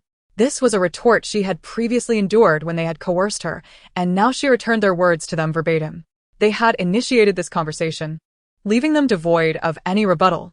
Shenrong, incensed, exclaimed, Last time, when elder sister secretly slipped out to meet Prince Jean, neither our uncle nor grandmother punished you. Shenwan cast a languid glance over, questioning her third sister's memory. Is your recollection so feeble? Father and grandmother intended to punish me. It was only because I obeyed and did not meet Prince Jean that I escaped punishment. If everyone were to act so recklessly, wouldn't the Marquis's residence descend into chaos? Yet again, those were her own words. Shenrong bit her lip in irritation. Shening recognized that Shenwan was determined to confront them head-on. Observing the maidservant hiding in the shadows, Shening felt a surge of annoyance, though she feigned indifference. It wouldn't be difficult to return and consult with my mother. Besides, I haven't brought much money with me, so I must go back to fetch some. With that, Shening turned to leave, with Shenrong closely following. Almost as soon as she turned, Shen Ying's expression grew long. The entrance to the Marquis's residence was not near the southern courtyard, requiring them to traverse a considerable distance that would take nearly half an hour. Not only had she failed to compel Shenwan to keep the maidservant in the outer courtyard for a reprimand, but she was also forced by Shenwan to return to the inner courtyard for permission to leave the residence. This infuriated her. Chapter 27. Peonies observing the indignant strides of Shening and Shenrong, Yin Shuang regarded Shenwan with a hint of admiration in her eyes. The young lady had managed to compel the second and third young ladies to obediently return home for consultation before departing the residence, a feat that had previously seemed inconceivable. Not only would the young lady no longer be at their mercy, but she had also turned the tables on them. Shenwan had become increasingly formidable. Upon returning to Qinglan Courtyard, Shenwan instructed Yin Shuang to take the maidservants below to settle them, while she herself retreated to her chamber to enjoy a cup of tea, pondering how she might obtain an invitation to the Changshan Duke's residence. She recalled attending the peony banquet at the Duke's estate in her past life, where she had encountered a particularly exquisite peony named Phoenix Feather falling into the golden pool. The Danyang princess had nearly overlooked this splendid flower, having arrived too late, only to discover that it had been purchased by another. Deeply enamored, she had paid double the price to acquire it and had it transplanted into the Duke's garden, allowing everyone to admire its beauty. Perhaps she could take a chance and seek her fortune. Just as this thought crossed her mind, a maid entered and announced, "Miss, the fourth young lady has arrived." Almost as soon as the maid had delivered her message, Shunwei stepped into the room, this time without her veil. As she approached, Shunwan scrutinized her face. The newly grown flesh still bore a hint of redness, though the hue had faded, making it nearly imperceptible unless one looked closely. Shunwan remarked, "You are recovering quite well." Shunwei sat down, a touch of disappointment in her voice as she replied, "The Changshan Duke's residence has not sent an invitation to elder sister, nor to me." Shunwei, though somewhat soft in temperament, harbored a genuine fondness for lively gatherings. The peony banquet at the Wang residence had been held for 4 consecutive years, attracting the CR de la CR of noble young ladies and gentlemen from the capital. To miss such a grand event would indeed be a source of regret, especially since many esteemed matrons would be present, providing a splendid opportunity to make social connections that could benefit one's prospects. Shunwan, with a light-hearted smile, reassured her sister, "Do not be disheartened. Come accompany me for a stroll in the marketplace tomorrow." Although Shunwei felt a twinge of disappointment, she also recognized the validity of her situation. If elder sister could not attend, it was only natural that she could not either. Upon hearing Shunwan's suggestion of a shopping excursion, Shunwei expressed her disapproval, saying, "Elder sister, your health has yet to fully recover." Shunwan replied, "I am perfectly well now. It shall be just the 2 of us, and we shall depart early." Shunwei scrutinized her sister's countenance for a moment. Her complexion was indeed rosy and did not suggest illness. Elder sister's ailment was peculiar in its onset and equally peculiar in its departure. She mused, then nodded in agreement. Shunwan reminded Shunwei to rise early, yet the following day, as she finally settled down after her morning rituals, she had just picked up her chopsticks when Shunwei arrived. Shunwan thought to herself, she meant to leave early. But surely not this early. She wondered if Shunwei had skipped breakfast in her haste. "Have you eaten, fourth sister?" she inquired. Shunwei nodded affirmatively. "I had my meal before coming." Hearing this made Shunwan feel a twinge of guilt. She ought to have clarified the time more explicitly. Now. The only thing left to do was to eat hastily. Observing Shunwan's rapid pace, Shunwei urged gently, "Elder sister, do take your time. Be careful not to choke." Shunwan resolved her breakfast in nearly half the usual time. After rinsing her mouth and cleansing her hands, she stepped out with Shunwei, heading directly to the entrance of the Ho residence before boarding a carriage that sped towards Baihuifang. The name itself suggested a marketplace for flowers and plants, and as the carriage entered the street, Shunwan was enveloped by a delightful medley of floral fragrances. In her previous life, she was aware that the princess of Danyang from the Changshan Wangfu frequented Baihuifang, though she remained uncertain of the specific day. Today, she was relying on chance. Encountering the princess would be fortuitous, but if luck did not favor her, she could still reserve the peony known as Fingyu Lua Jinki and later send it to the princess, who would undoubtedly respond with an invitation. Shunwan had meticulously planned her venture. Upon her arrival at Baihuifang, a young attendant approached with a beaming smile, inquiring what flowers the 2 young ladies wished to purchase. Shunwei glanced around while Shunwan asked, "Do you have the peony Fingyu Lua Jinki?" The attendant replied, "Are you seeking Fingyu Lua Jinki? Unfortunately, you have come at an inopportune moment. Just moments ago, 1 pot was purchased, and the customer has yet to depart." Shunwan felt a wave of frustration. She believed she had left the residence early enough, yet it seemed she had arrived too late. However, recalling that the princess of Danyang had once paid double the price for the flower, she considered that she might have the same fortune. Turning to the attendant, she said, "Please inquire with that customer if I may offer 3 times the price for their pot and persuade them to part with it." The attendant appeared puzzled. Although Fingyu Lua Jinki was indeed exquisite, Baihuifang boasted other rare flowers as well. Why, he wondered, would she insist on this particular peony, even willing to pay triple the price?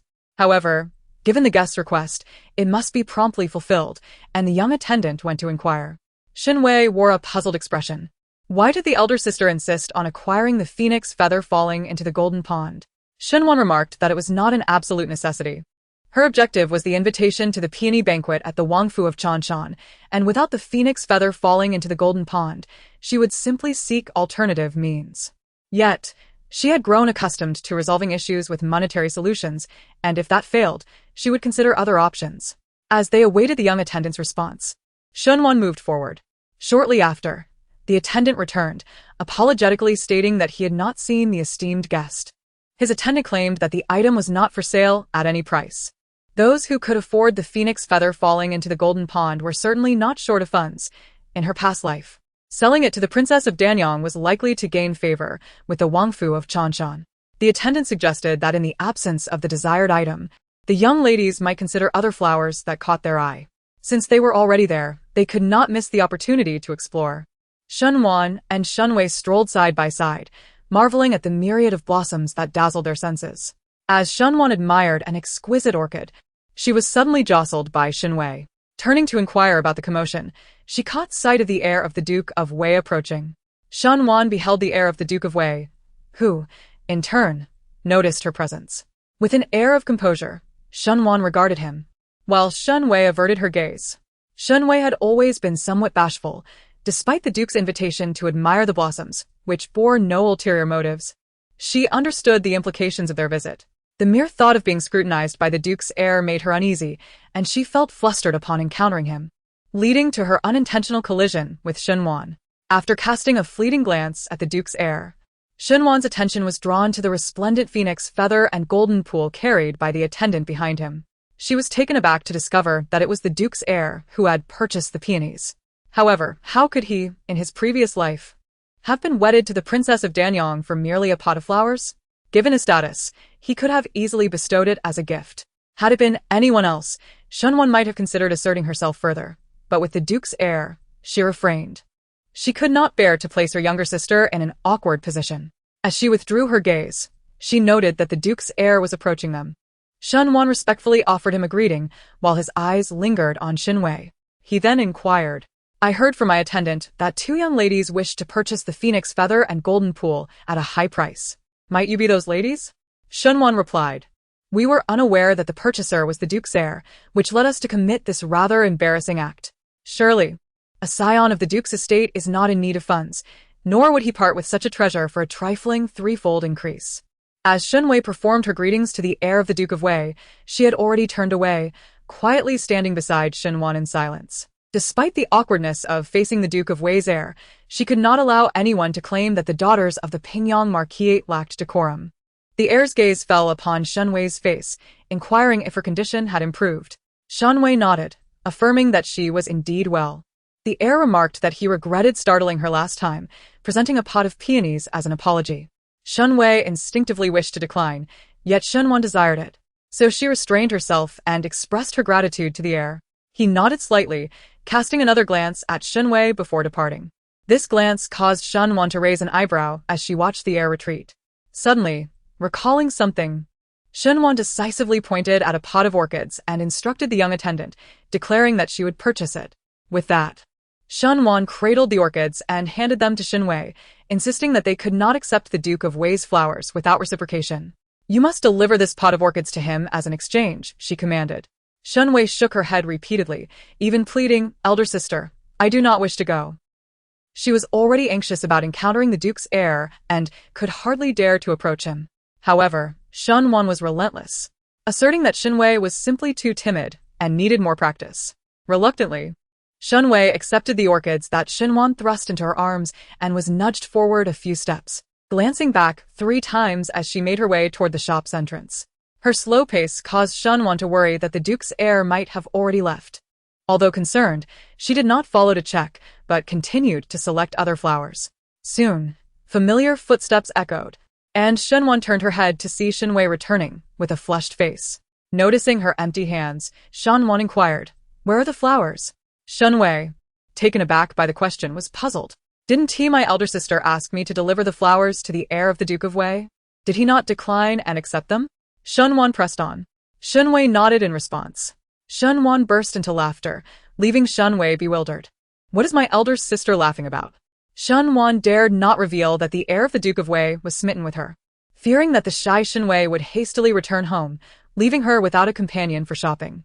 Meeting Shunwei's inquisitive gaze, Shunwan replied with a smile, "Perhaps you should return and inquire with Aunt For." Chapter 28 Invitation. This made Shunwei even more curious. "Can't you tell me first, elder sister?"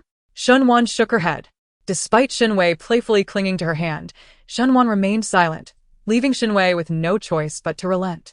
After selecting 2 pots of flowers each, they had waited long enough at Bai Huifang without seeing Princess Danyang. Shenwan instructed Ing Shuang to settle the bill, preparing to go shopping. As they exited Bai Huifeng, they spotted the carriage of the Wang Fu of Changshan coming to a halt, with a maid assisting Princess Danyang as she descended. Upon seeing Shen Wan and Shen Wei, Princess Danyang expressed her surprise and approached them, saying, "I heard that Miss Shen was unwell and fourth Miss Shen had injured her face." Shen Wan smiled. "I was indeed feeling a bit unwell before, but I am much better now. Fourth sister's facial injury is minor, and she is recovering swiftly." Princess Danyang replied, "I was unaware that you were both well. So, I did not send you an invitation.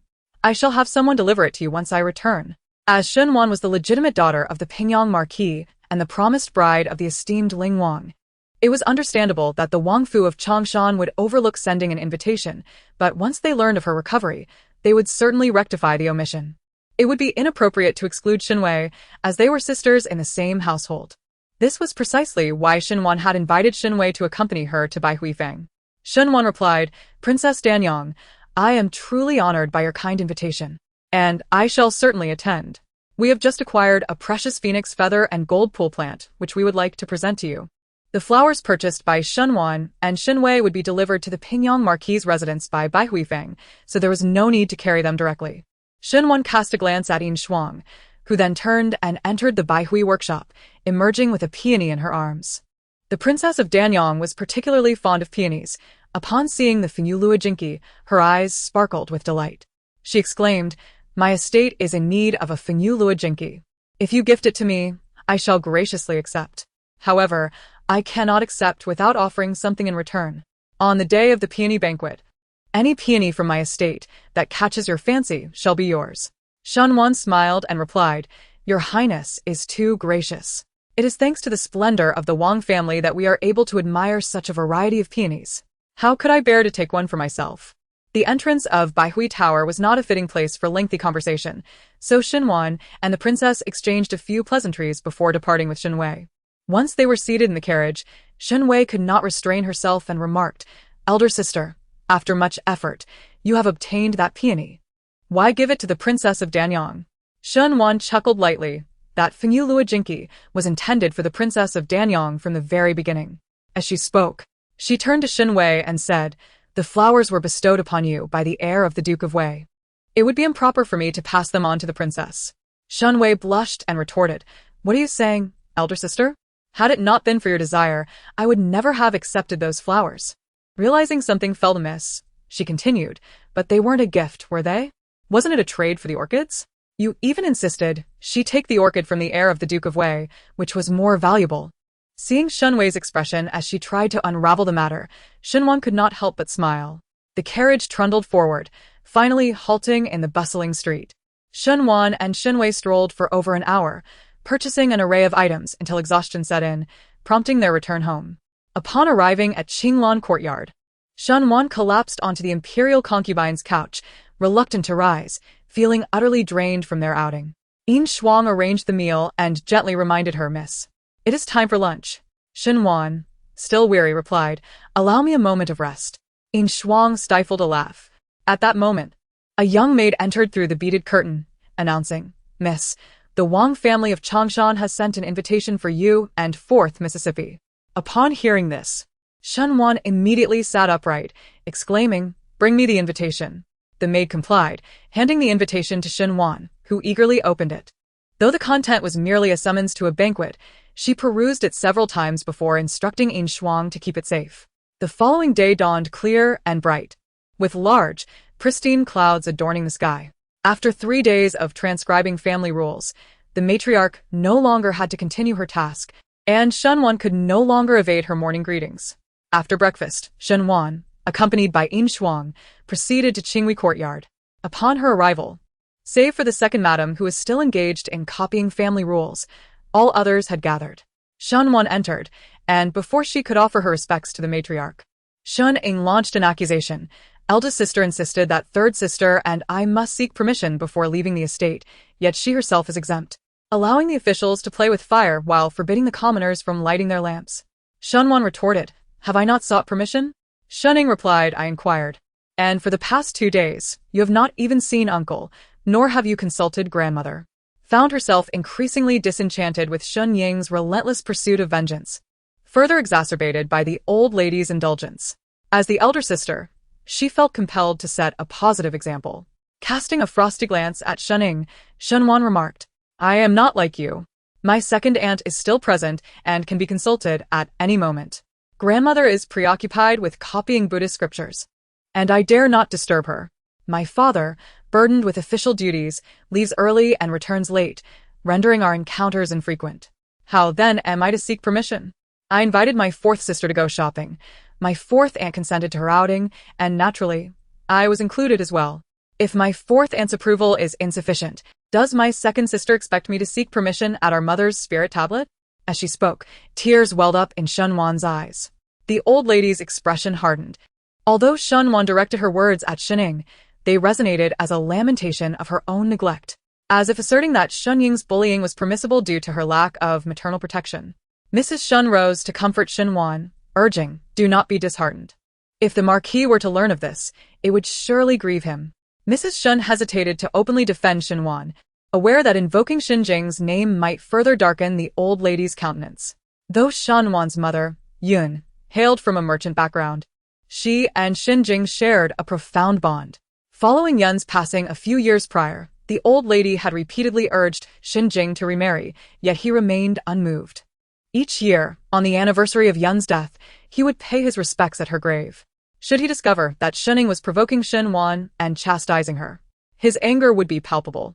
The old lady understood well that despite any respect Xinjing held for her, his true affections lay with his children, Shunwan and Xindu. In that moment, she sharply rebuked Shining, "You have wronged your elder sister. Apologize at once." This prompted Shunying's eyes to redden. Though her emotions stemmed from indignation, Shuning forcefully tugged at the embroidered handkerchief in her hand before speaking. "Elder sister, I failed to comprehend the situation, and for that, I apologize." Her voice was barely above a whisper, and fortunately, the room was sufficiently quiet. Otherwise, Shunwan would not have heard her. However, whether Shunwan heard was of little consequence. What truly mattered was that the old matriarch had caught wind of it. She admonished, as sisters of the household, "You must coexist harmoniously.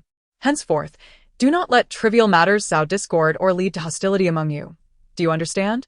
Shuning pouted slightly, replying, "Yes. Inger shall heed grandmother's teachings." Shunwan echoed her affirmation, as did Shinrong and Shinwei. The old matriarch, having spent 3 days reciting the family rules, had yet to regain her composure. After a brief respite, she retired to her quarters and the sisters took their leave. Once outside, seizing the opportunity presented by the absence of bystanders, Shunwei whispered to Shinwan, "Yesterday, elder sister instructed me to inquire about mother, yet she remains silent. What secrets are you two concealing?" Shanwan chuckled. "If fourth aunt chooses not to reveal it, then I certainly cannot divulge it." Shunwei puffed up her cheeks in irritation, her vexation vividly apparent. Chapter 29. The banquet in the blink of an eye, for days had passed, and it was time for the Wang family of Changshan to host the peony banquet.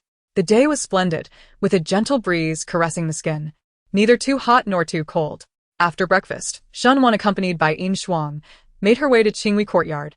On this day, she was adorned in a lake blue embroidered dress featuring orchids, her eyebrows lightly brushed, exuding an air of elegance and grace that captured everyone's gaze upon her arrival.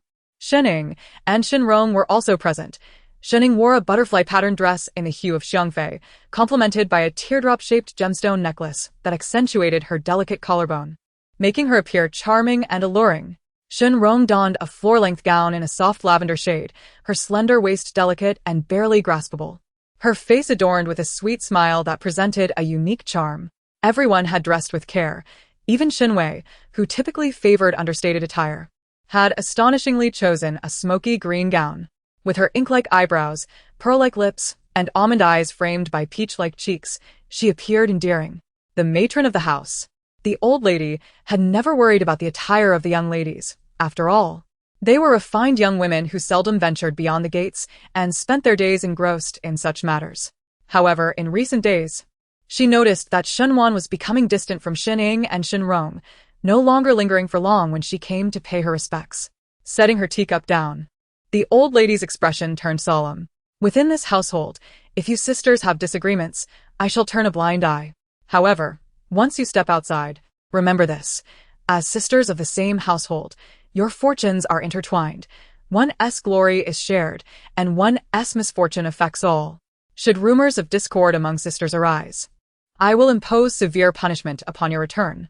This admonition served as a reminder that even if there were grievances in their hearts, they must feign unity and harmony as sisters. It is precisely due to her exceptional skill in disguise that she has deceived her, misled her elder brother, and even tricked their father. While outwardly presenting an image of brotherly love and respect, she has covertly driven a dagger into their father's back. Shunwan detests being a duplicitous individual, one whose words and actions are in discord, yet the matriarch remains the matriarch. Her admonitions must be heeded without question. Once the elder lady concluded her reprimand, the hour was nearly at hand, and Shunwan and her companions graciously took their leave. Upon arriving at the gates of the Marquis's residence, their carriage awaited them. Shunwan and Shinwei shared one carriage, while Shining and Shinrong occupied another. The journey to the Changshan Marquis was somewhat lengthy, compounded by the numerous guests attending the banquet, taking nearly half an hour to arrive. When the carriage came to a halt, Shunwan lifted the curtain and beheld the resplendent gilded plaque of the Changshan Marquis glimmering in the sunlight. A maid approached, announcing the arrival of the ladies from the Pingyang Marquis, and promptly ushered them inside. Shunwei descended first, then assisted Shunwan down. The maid guided Shunwan and Shining through the estate, leading them towards the garden. In the garden, a riot of colors bloomed, flowers competing for attention. Particularly the peonies, of which there seemed to be thousands, showcasing a myriad of rare varieties. One could find nearly every notable species here.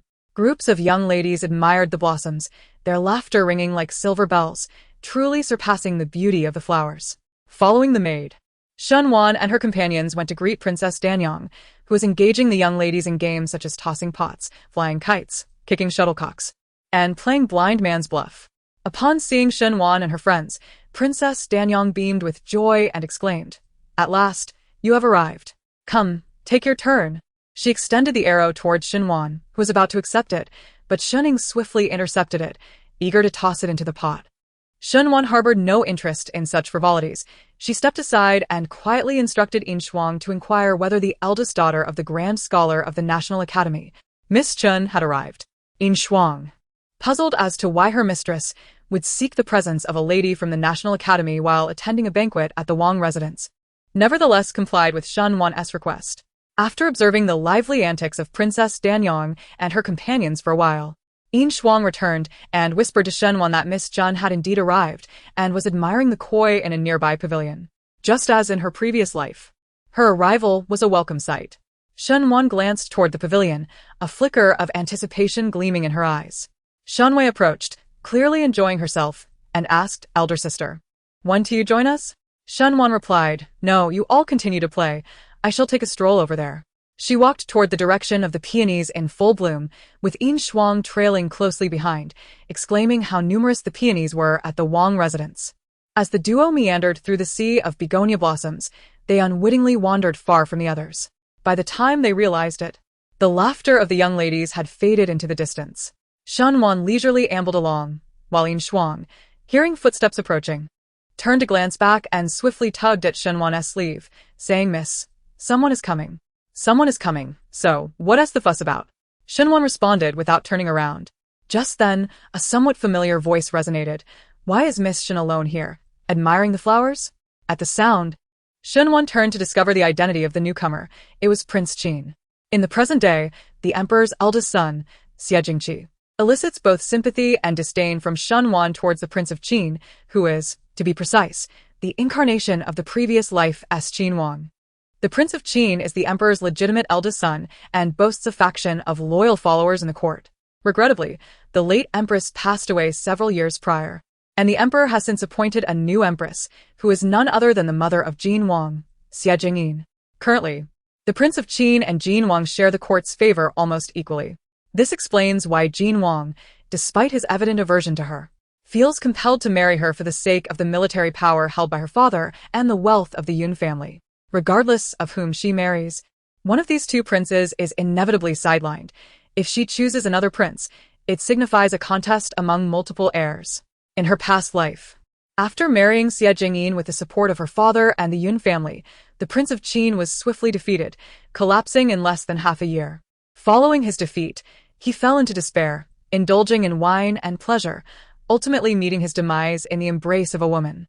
His death brought great shame to the royal family, infuriating the emperor to the point of illness, which lingered and deteriorated his health, leading to his eventual demise after a few months.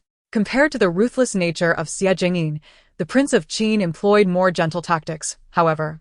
Any prince with ambitions to seize the throne cannot afford to be too lenient. In this life, she has chosen Xie Jingyan, who, at present, remains inexperienced. Before he fully matures, Shunwan hopes that the eldest prince can endure a while longer and not suffer a swift defeat as in her previous life. Perhaps she might extend a helping hand to the eldest prince, as an excellent opportunity presents itself to deliver a decisive blow to Xie Jingyin. Shunwan smirked, pondering whether the Prince of Qin was merely passing through this place. The King of Qin chuckled, expressing his bewilderment and seeking clarification from Miss Shen. Shunwan responded, inquiring what the king wished to ask. The king, clearly perplexed, remarked that while he could comprehend her choice of Prince Jin, he found it difficult to understand why she would bypass him in favor of Prince Ling. Why does everyone underestimate Prince Ling? He may currently be unable to rise, but he possesses far greater prowess than you, King Qin. Just as Shunwan was about to reply, a chilling voice accompanied by the sound of rolling wheels interjected. What is this? Does King Qin also wish to usurp my position? Chapter 30. Fainting upon turning around, Shunwan beheld Qin Feng pushing Xie Jingyan towards her. He lounged languidly in his wheelchair, his extraordinarily handsome face marred by an expression of profound displeasure, as if he believed Shunwan had betrayed him. Shunwan. The King of Qin astutely sensed the implication of the word also. Indeed, given Jin Wang's temperament, it was improbable that he would relinquish his ambitions easily. He chuckled, reassuring his younger brother, "You worry too much. If Jin Wang cannot unsettle the situation, I shall not humiliate myself." With that, the King of Qin departed, in high spirits, leaving Shunwan puzzled as to the source of his good mood, her gaze lingering on his retreating figure. Meanwhile, the man in the wheelchair regarded her with a darkened expression. "Shall I send someone to invite him back, so you may converse a while longer?" The words escaped him almost through clenched teeth, yet Shunwan misinterpreted his intent, believing he genuinely wished for such an encounter. "No need," she replied. A breath caught in Xie Jingyan's throat, nearly choking him. Noticing the intensity of her gaze upon him, Shunwan inquired, "What brings you here?" Xie Jingyan retorted, "Am I not allowed to come?"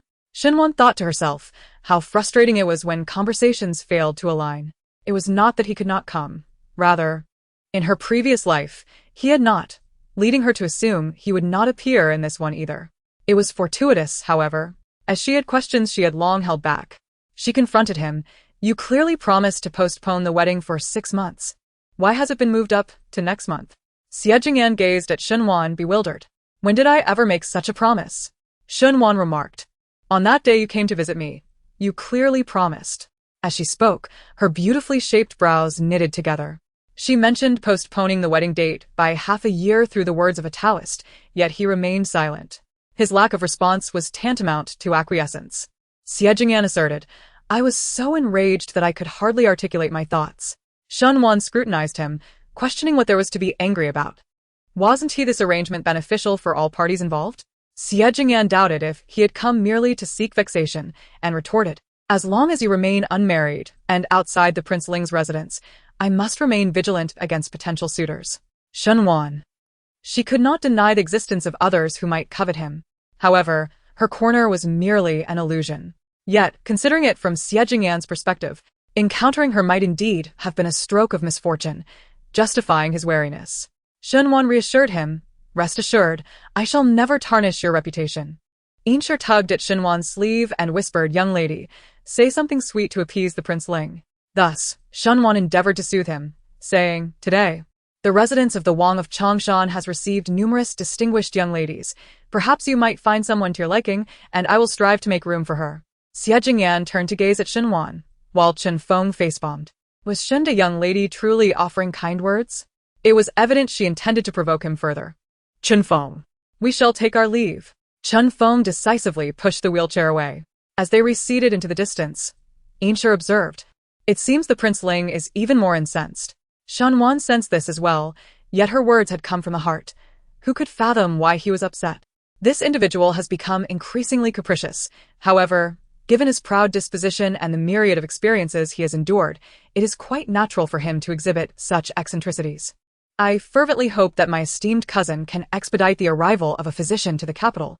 Once his leg is healed, he should no longer be prone to such fits of anger. In her heart, Shenwan silently prayed.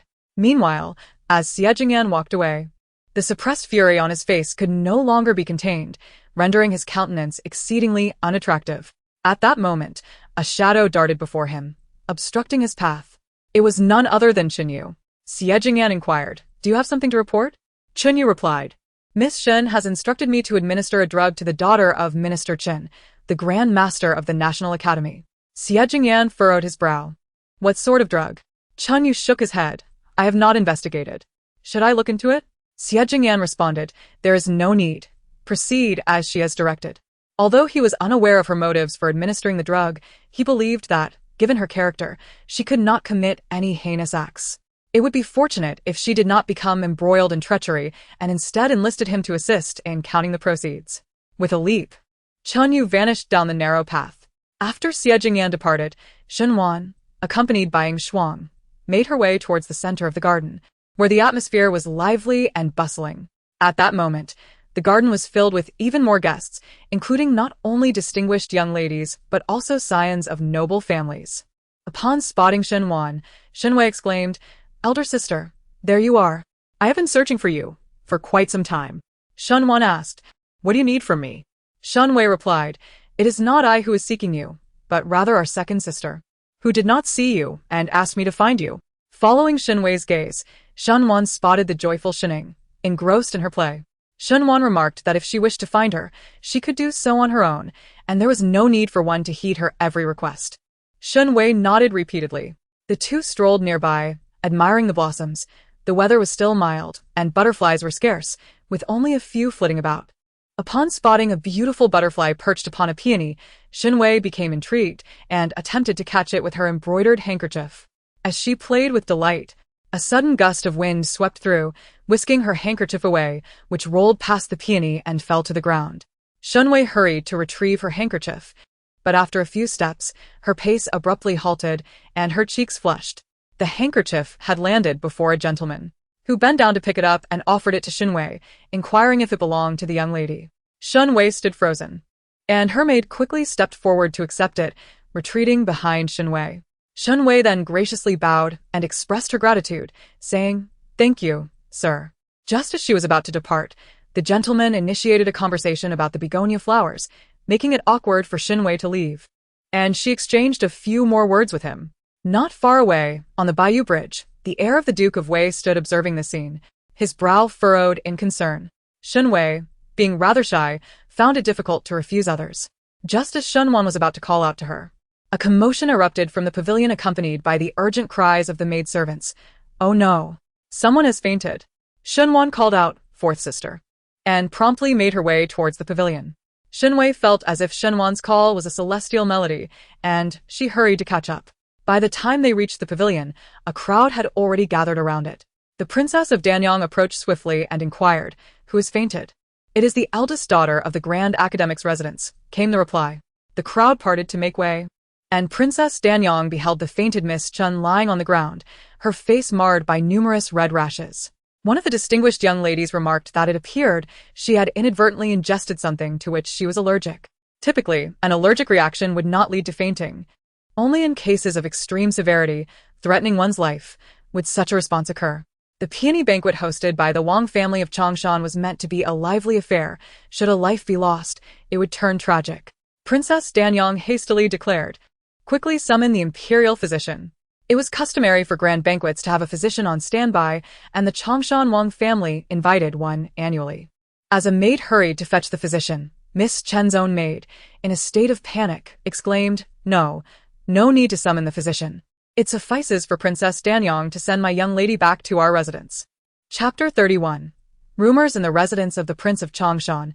A young lady fainted, her face adorned with a profusion of red rashes. Despite the presence of a capable physician, she insisted on returning home, arousing suspicion among those present. Once the maid uttered these words, the surrounding crowd began to murmur in doubt, questioning whether Miss Chun harbored some concealed ailment. The maid feared that the physician might uncover the truth, particularly since everyone had partaken of the same food and drink. Yet only Miss Chun had succumbed to such a fate. Princess Danyang also found the situation perplexing. She turned to the maid and remarked, "Your mistress has fainted in our residence, and you choose to forego the physician's care? Can you, a mere maid, bear the consequences should something go awry?" The maid, in a state of urgency, replied, "My lady will be fine. She will certainly be fine." Yet her voice betrayed her anxiety. She wished to assist her mistress, but as a mere maid, she was unable to lift her. The crowd, growing in number, offered no assistance. Should the physician examine her pulse, her mistress's reputation would be irrevocably tarnished. Princess Danyang's words were spoken lightly. She could not possibly heed a maid's concerns and truly send the fainted Miss Chun back home. The delightful peony banquet had been marred by such an incident, leaving her in a foul mood. Before long, the physician arrived with his medicine box, accompanied by the Princess of Changshan and several esteemed ladies. At that moment, Miss Chun had already been assisted into a pavilion. However, despite the maid's frantic shaking and attempts to stimulate her, there were no signs of consciousness from Miss Chun. The maid was genuinely alarmed. Had it not been for the warmth of her mistress's palm, she might have suspected a dire outcome. The Princess of Changshan urged the physician, "Quickly, attend to Miss Chun." The royal physician stepped forward to take the pulse of Miss Chun, but the maidservant shook her violently. "Miss, please awaken. You must awaken." A jade hairpin fell from Miss Chun's head, clattering melodiously against the blue stone ground. The physician commanded, "Hand it to me." The maid's face turned ashen. "There is no need for a pulse check. We must return to the residence." The Princess of Changshan displayed a hint of displeasure. Was this maid attempting to harm her mistress? Remove her at once. Two maidservants promptly advanced to pull the troublesome maid aside, allowing the physician to take Miss Chun's pulse. Almost immediately, the physician's countenance shifted alarmingly. After a considerable time, he finally released her wrist. The princess inquired, "What caused Miss Chun to faint? And why does her face exhibit such a rash?" The physician replied, "Miss Chun has been poisoned, having ingested a toxin that induces rashes, along with a touch of a soporific." Princess Danyang interjected, "How could she be poisoned? The tea and pastries she consumed were all provided by the Changshan residents, and no one else has fallen ill. Why was it only her?" The Princess of Changshan ordered, "Examine the tea she drank." The maidservant presented the tea to the physician for inspection. He declared, "It is indeed this tea that has been tainted with poison." The princess's expression darkened. The Changshan residence bears no enmity with her. There would be no reason for anyone to harm her. This is an attempt to create discord at our peony banquet. Princess Danyang turned her gaze towards Miss Chun's maid. "Mother, I find this maid exceedingly suspicious. When her mistress is in trouble, she not only fails to rush to her aid, but also insists on taking Miss Chun back to the residence. Could it be that she fears the physician will uncover something amiss?" As Princess Danyang spoke, all eyes converged upon the maidservant, who fervently shook her head and insisted, "I have not done so. My loyalty to my mistress is unwavering, and I would never poison her." The Princess of Changshan inquired of the physician whether Miss Chun was gravely harmed. The physician responded, "The poison is mild. There is no serious danger. A prescription will suffice." The Princess of Changshan instructed, "Please prepare the medicine. Let her consume it to neutralize the poison before returning home." The physician hesitated, prompting the princess to ask, "What troubles you?" He rose and discreetly led the princess aside, whispering, "Miss Chun has been with child for 2 months. The antidote contains ingredients that may endanger her unborn baby. It is inadvisable to administer it. It would be better to draw blood to expel the poison." The Princess of Changshan furrowed her brow deeply. Her peony banquet only invited unmarried young ladies and gentlemen from esteemed families. To invite those merely engaged would appear overly conspicuous. To her knowledge, the daughter of the Grand Scholar of the National Academy had not yet been betrothed. How could she be with child? The Chen family, known for their scholarly lineage, would not have their daughter engage in such a scandalous act. The maidservant's reaction suggested that even she was aware of Miss Chen's condition, which made the princess question the allure of her peony banquet that a pregnant woman would still wish to attend. Feeling a sense of foreboding, the princess turned and commanded, "Escort them back." Immediately, 2 elderly women assisted in carrying Miss Chun out of the pavilion. Shen Wan orchestrated Chin De Girl's public fainting in order to escalate the situation, intending to reveal her pregnancy before all. However, She did not anticipate that the court physician and the Wang family of Changshan would prioritize the reputation of the Imperial Academy and conceal the affair. Now that matters had reached this point, Shunwan was determined not to let her efforts go to waste. Having caused her cousin such suffering in her past life, she was resolute in ensuring their disgrace today. Before Chindagirl was even carried out of the garden, news of her premarital pregnancy spread like wildfire. This sensational revelation quickly circulated throughout the Changshan Wang residence, prompting some young ladies to express skepticism. One whispered to another, "Surely this cannot be true?" The informant replied, "Word has spread, and neither the physician nor the Wang Fei has made any attempt to clarify, so you should discern the truth of the matter. The only question remains, who is the father of the child?" The young ladies, while disparaging the situation, could hardly contain their eagerness for gossip. Rest assured, Shunwan would satiate their curiosity. As the news of Chindagirl's pregnancy echoed through the halls of the Changshan Wang residence, the physician suspected that the Wang Fei had leaked the information, while the Wang Fei doubted the physician's discretion. Meanwhile, the rumor that Chindagirl carried the child of the current top scholar surged through the estate. Upon hearing this news, a maid hastened to inform the Wang Fei, "My lady, everyone is saying that the child in Chindagirl's womb belongs to the current top scholar."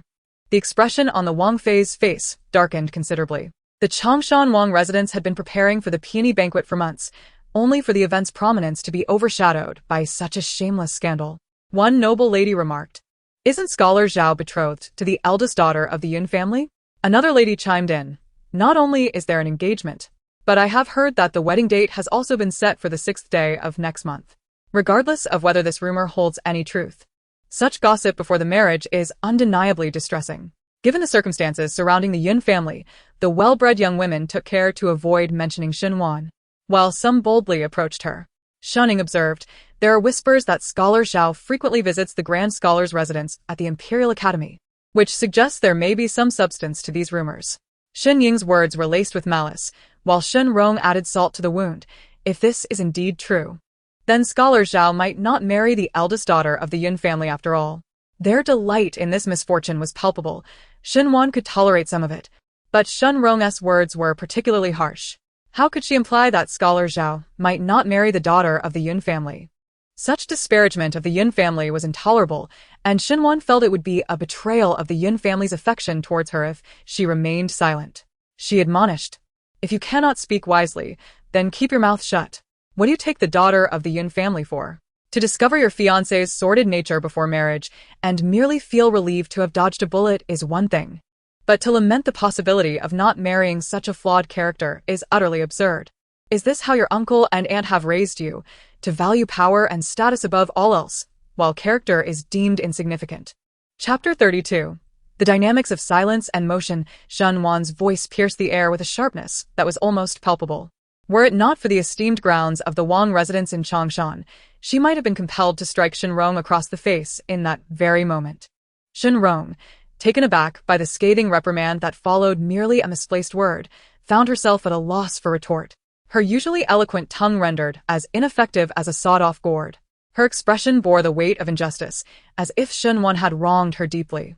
Witnessing Shenwan's domineering demeanor, Shening felt compelled to defend Shenrong, asserting that her younger sister had merely misspoken. She reminded Shen one of their grandmother's counsel prior to their departure from the estate, urging restraint in such public admonishments. Shenwan, however, harbored a cold smirk within, dismissing Shenying's attempts at mediation.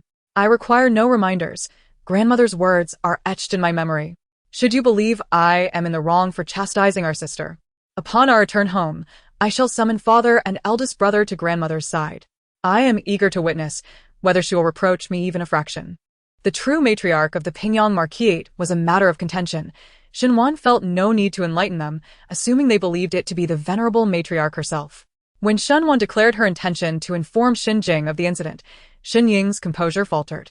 With a conciliatory smile, she interjected, "It was merely a trivial quarrel among sisters. Let us not disturb uncle, who is so preoccupied with more pressing matters." With a subtle glance, she signaled to Shenrong, who quickly acquiesced, saying, "It was my fault for speaking out of turn. Dear elder sister, please do not hold it against me." Having delivered her reprimand and received the necessary apologies, Shenwan chose to let the matter rest and turned toward the nearby pavilion. As she distanced herself, a flicker of malice crossed Shenrong's face. it was not merely the reprimand that stung, but the fact that Shinwan had invoked their uncle as a means to overshadow their grandmother.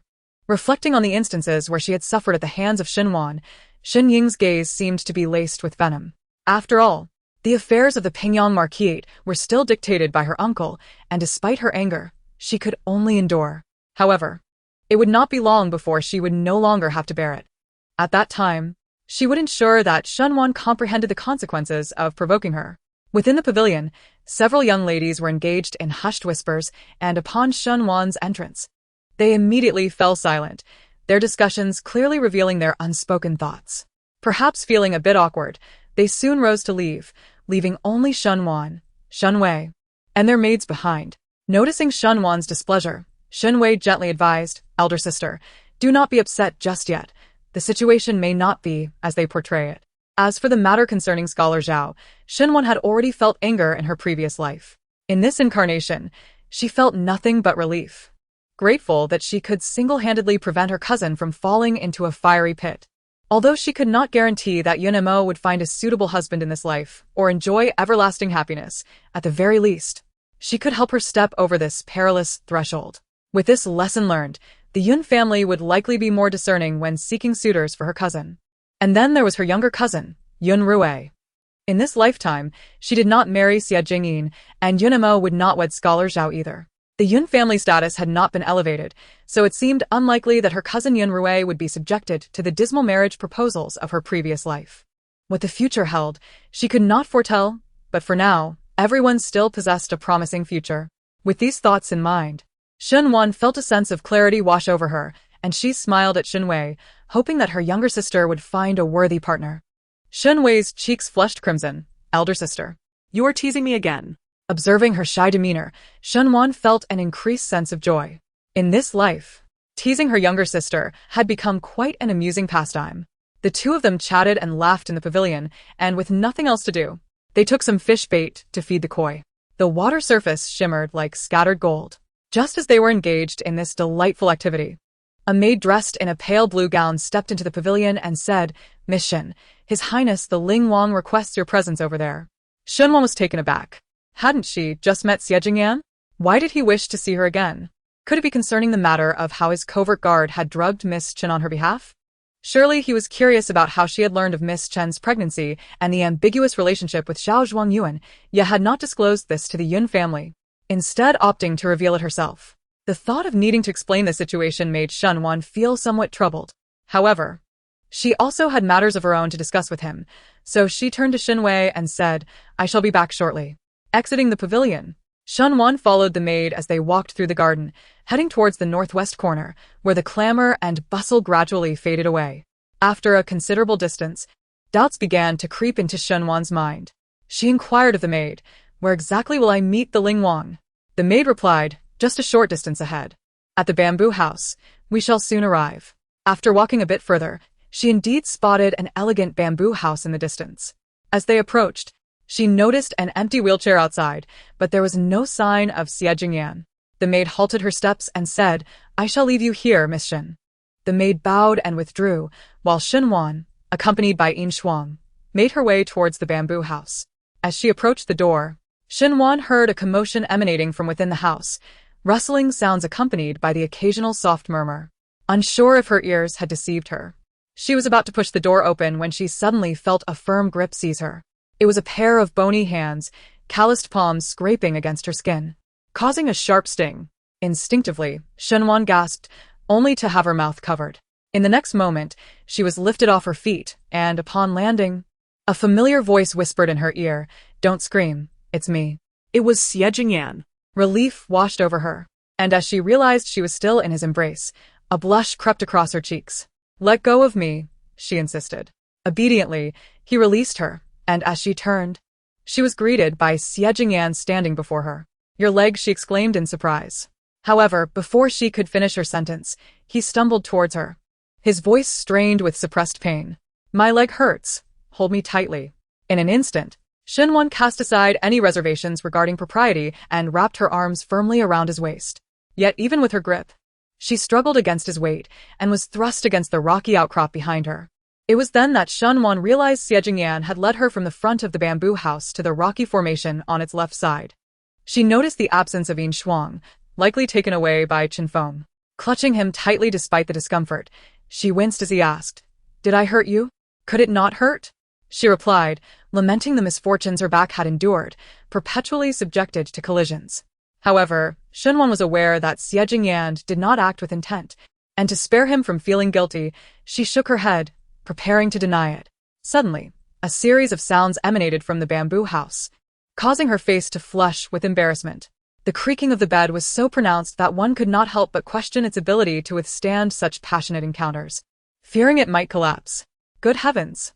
In her 2 lifetimes, this was the first time she had encountered such an awkward situation. Hearing others engage in lewd declarations was one thing, but to experience it alongside a man while holding him was another entirely. Shunwan felt her cheeks burn with shame, wishing desperately to find a crack in the ground to hide in and never emerge. The sounds continued unabated, and with a sudden low growl, Shunwan's eyes widened in shock. That voice belonged to Xie Jingyin. Chapter 33. Embrace. How could Xie Jingyin be in the bamboo house? In an instant, Shunwan grasped the situation. She turned to Xie Jingyan, questioning him. "Didn't you invite me here?" Xie Jingyan shook his head.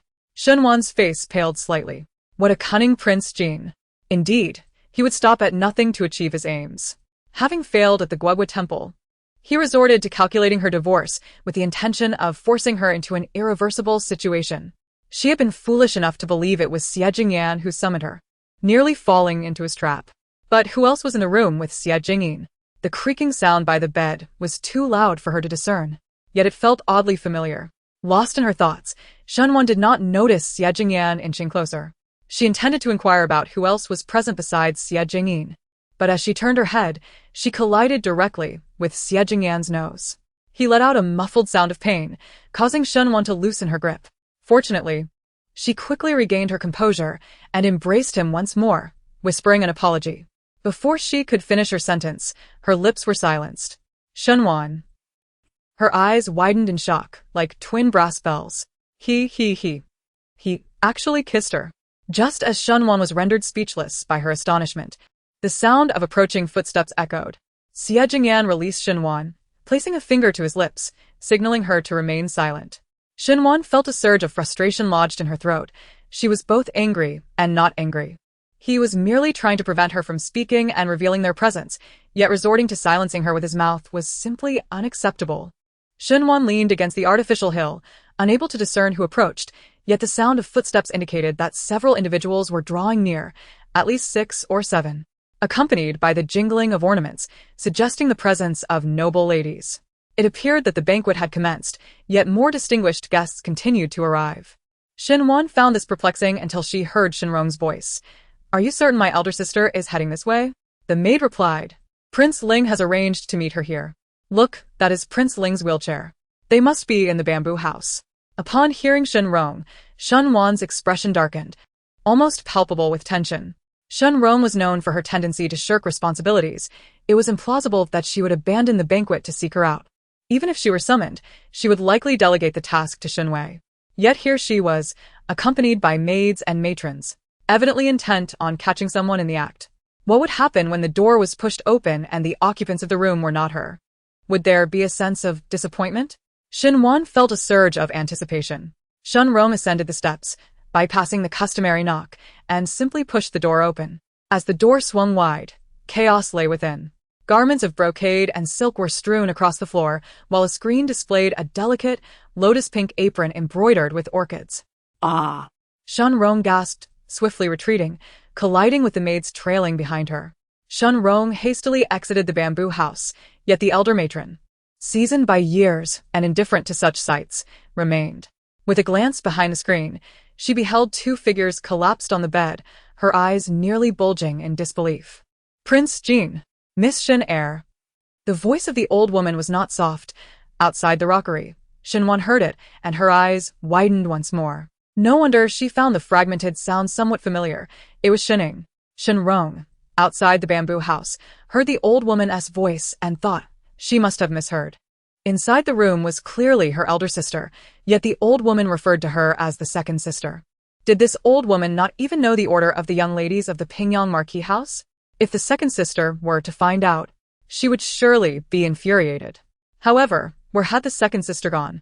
They had agreed to catch the illicit affair together, yet she was nowhere to be seen. Shenrong was convinced that the old woman had mistaken someone's identity and didn't he suspect anything further. Inside the room, upon realizing it was the Jean Wang and the second Miss Shen, the old woman quickly turned around, shooing away the maidservants who had followed her to see what was happening, and sent someone to summon the Wang of Changshan and his wife. Upon hearing that the Jean Wang and Shening were involved in an incident at the bamboo house, the Wang of Changshan hurried over.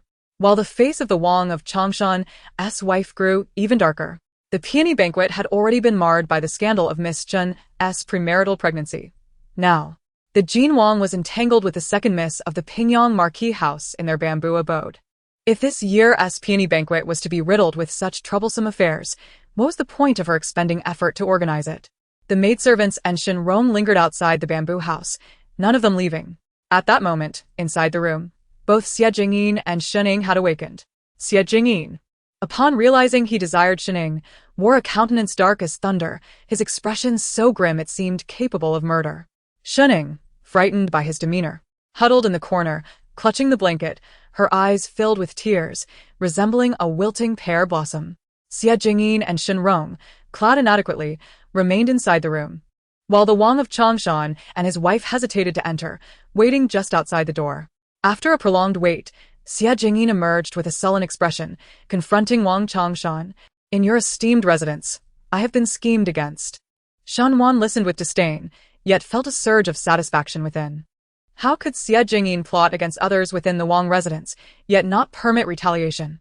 Now, he audaciously attributed the blame to the lax security of the Changshan Wang's guards. Shenwan increasingly believed that his astute decision to ally with Xie Jingyan was indeed wise. In his previous life, he had managed to trouble Xie Jingyin for 3 years. And in this life, he would surely prevail over him. Wang Changshan replied, "I shall investigate this matter thoroughly and provide an explanation to Prince Jin." After Xie Jingyin departed, the Changshan Wangfei entered the room, followed closely by Shenrong. As they passed the screen, the Wangfei caught sight of Shening, huddled in a corner, weeping pitifully. The bruises adorning her exposed shoulders and arms were unmistakable indicators of her plight. Shenrong's eyes widened in shock upon seeing her sister, her voice rising in disbelief. "Second sister? How could it be you?" Shening bit her lip, unable to cease her tears. The Wangfei inquired, "What on earth happened?" Shening, her voice trembling with sobs, replied, I don't know. The maid said Prince Jean was looking for me, so I came this way, walking perfectly well, when suddenly my neck ached, and I lost consciousness.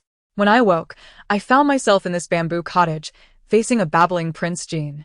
Indeed, someone had orchestrated a plot against Prince Jean and Miss Shen within the Changshan Wang's residence, but who possessed such audacity? However, this is not the moment to discuss such matters. Shenrong assisted Shening in donning her attire, meticulously rearranging her hairdo, and gently guiding her away. The king and queen of Changshan were still occupied with the preparations for the peony banquet, an event they had toiled over for months, with numerous young ladies, gentlemen from noble families, and esteemed matrons in attendance. It was simply inconceivable to cancel it. The once lively bamboo pavilion swiftly returned to tranquility. As the crowd dispersed and no one noticed their presence, Shanwan exhaled in relief. Just as she was about to speak, she felt something pressing against her lower abdomen. Realizing the situation, a rush of blood surged to her face, causing her to instinctively release her hold on Xie Jingyan and push him away.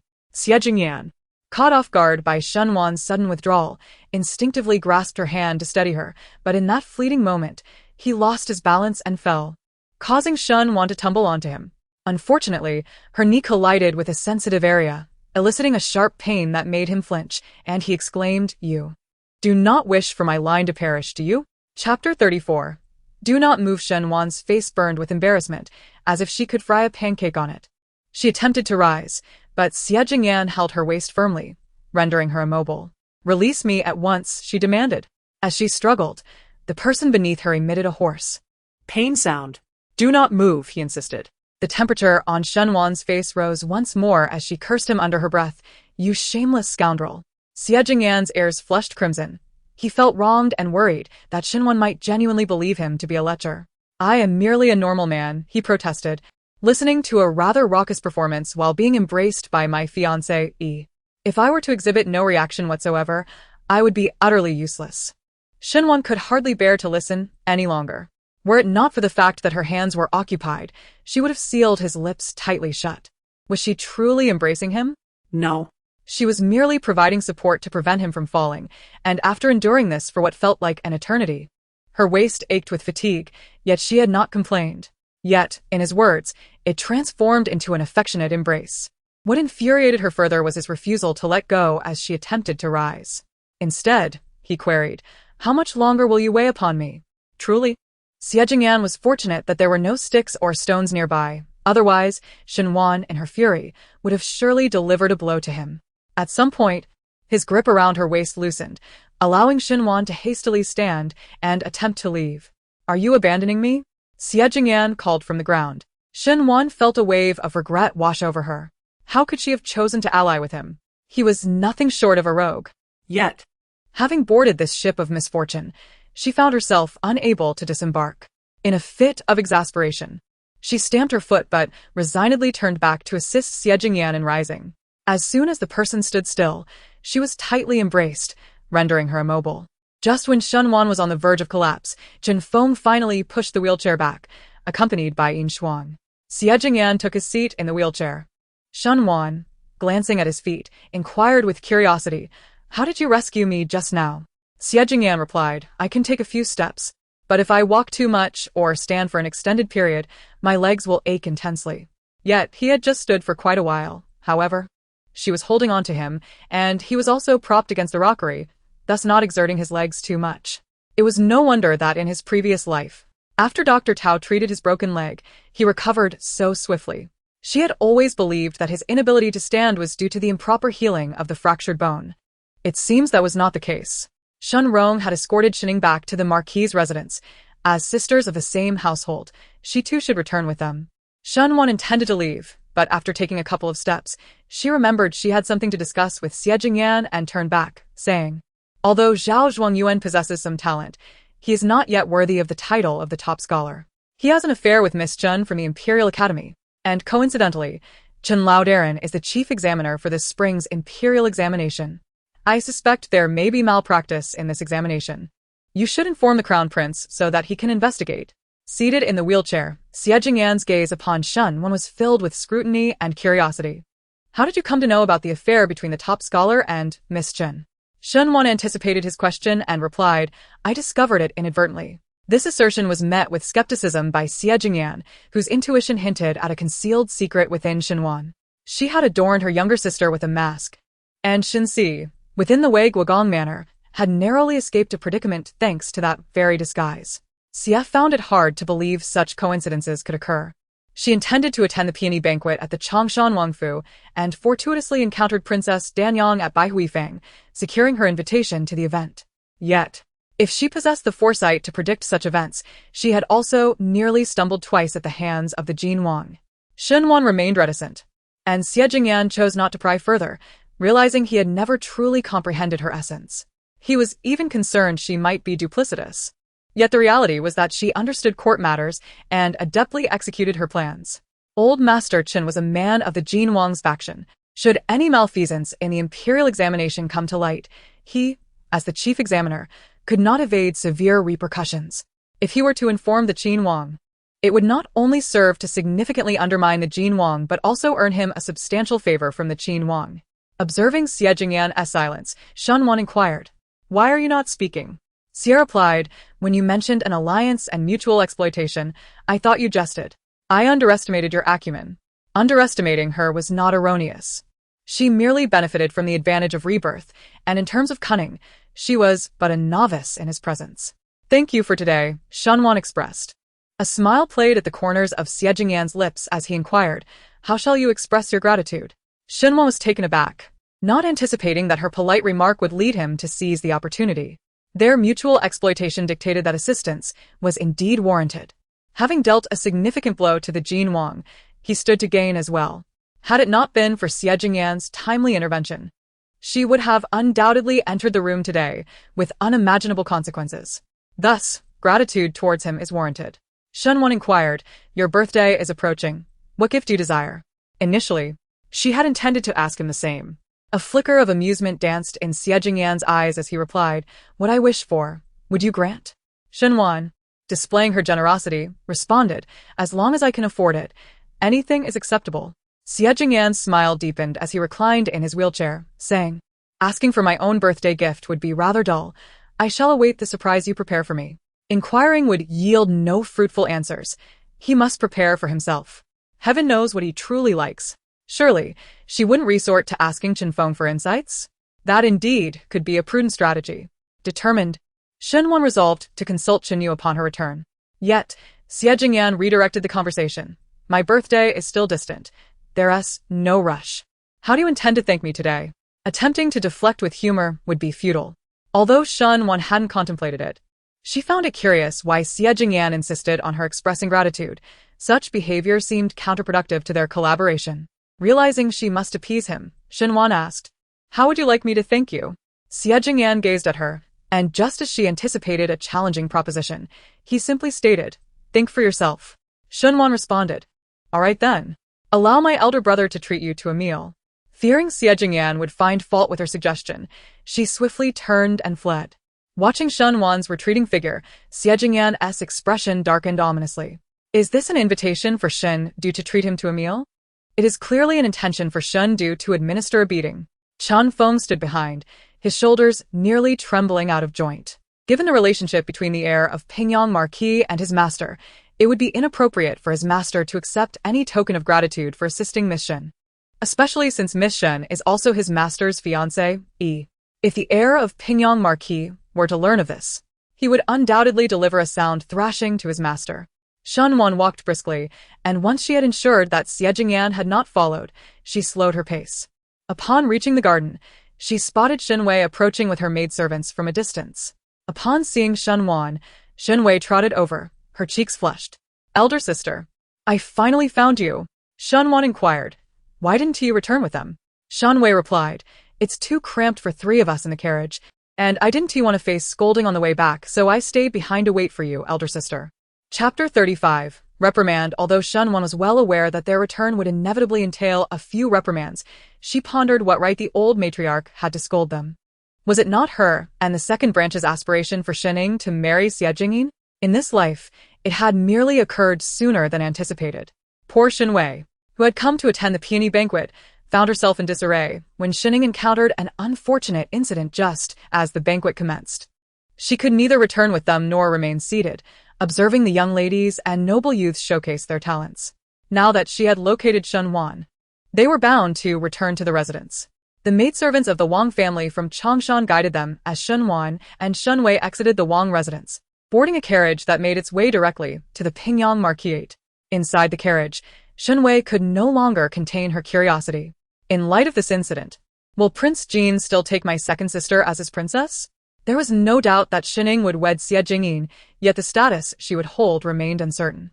In her previous life, under the pretense of acting in her best interest, Xie Jingyin had brought Shening into the palace after the second master had seized military power from Xinjing, thereby inheriting the entire Pingyang Marquis.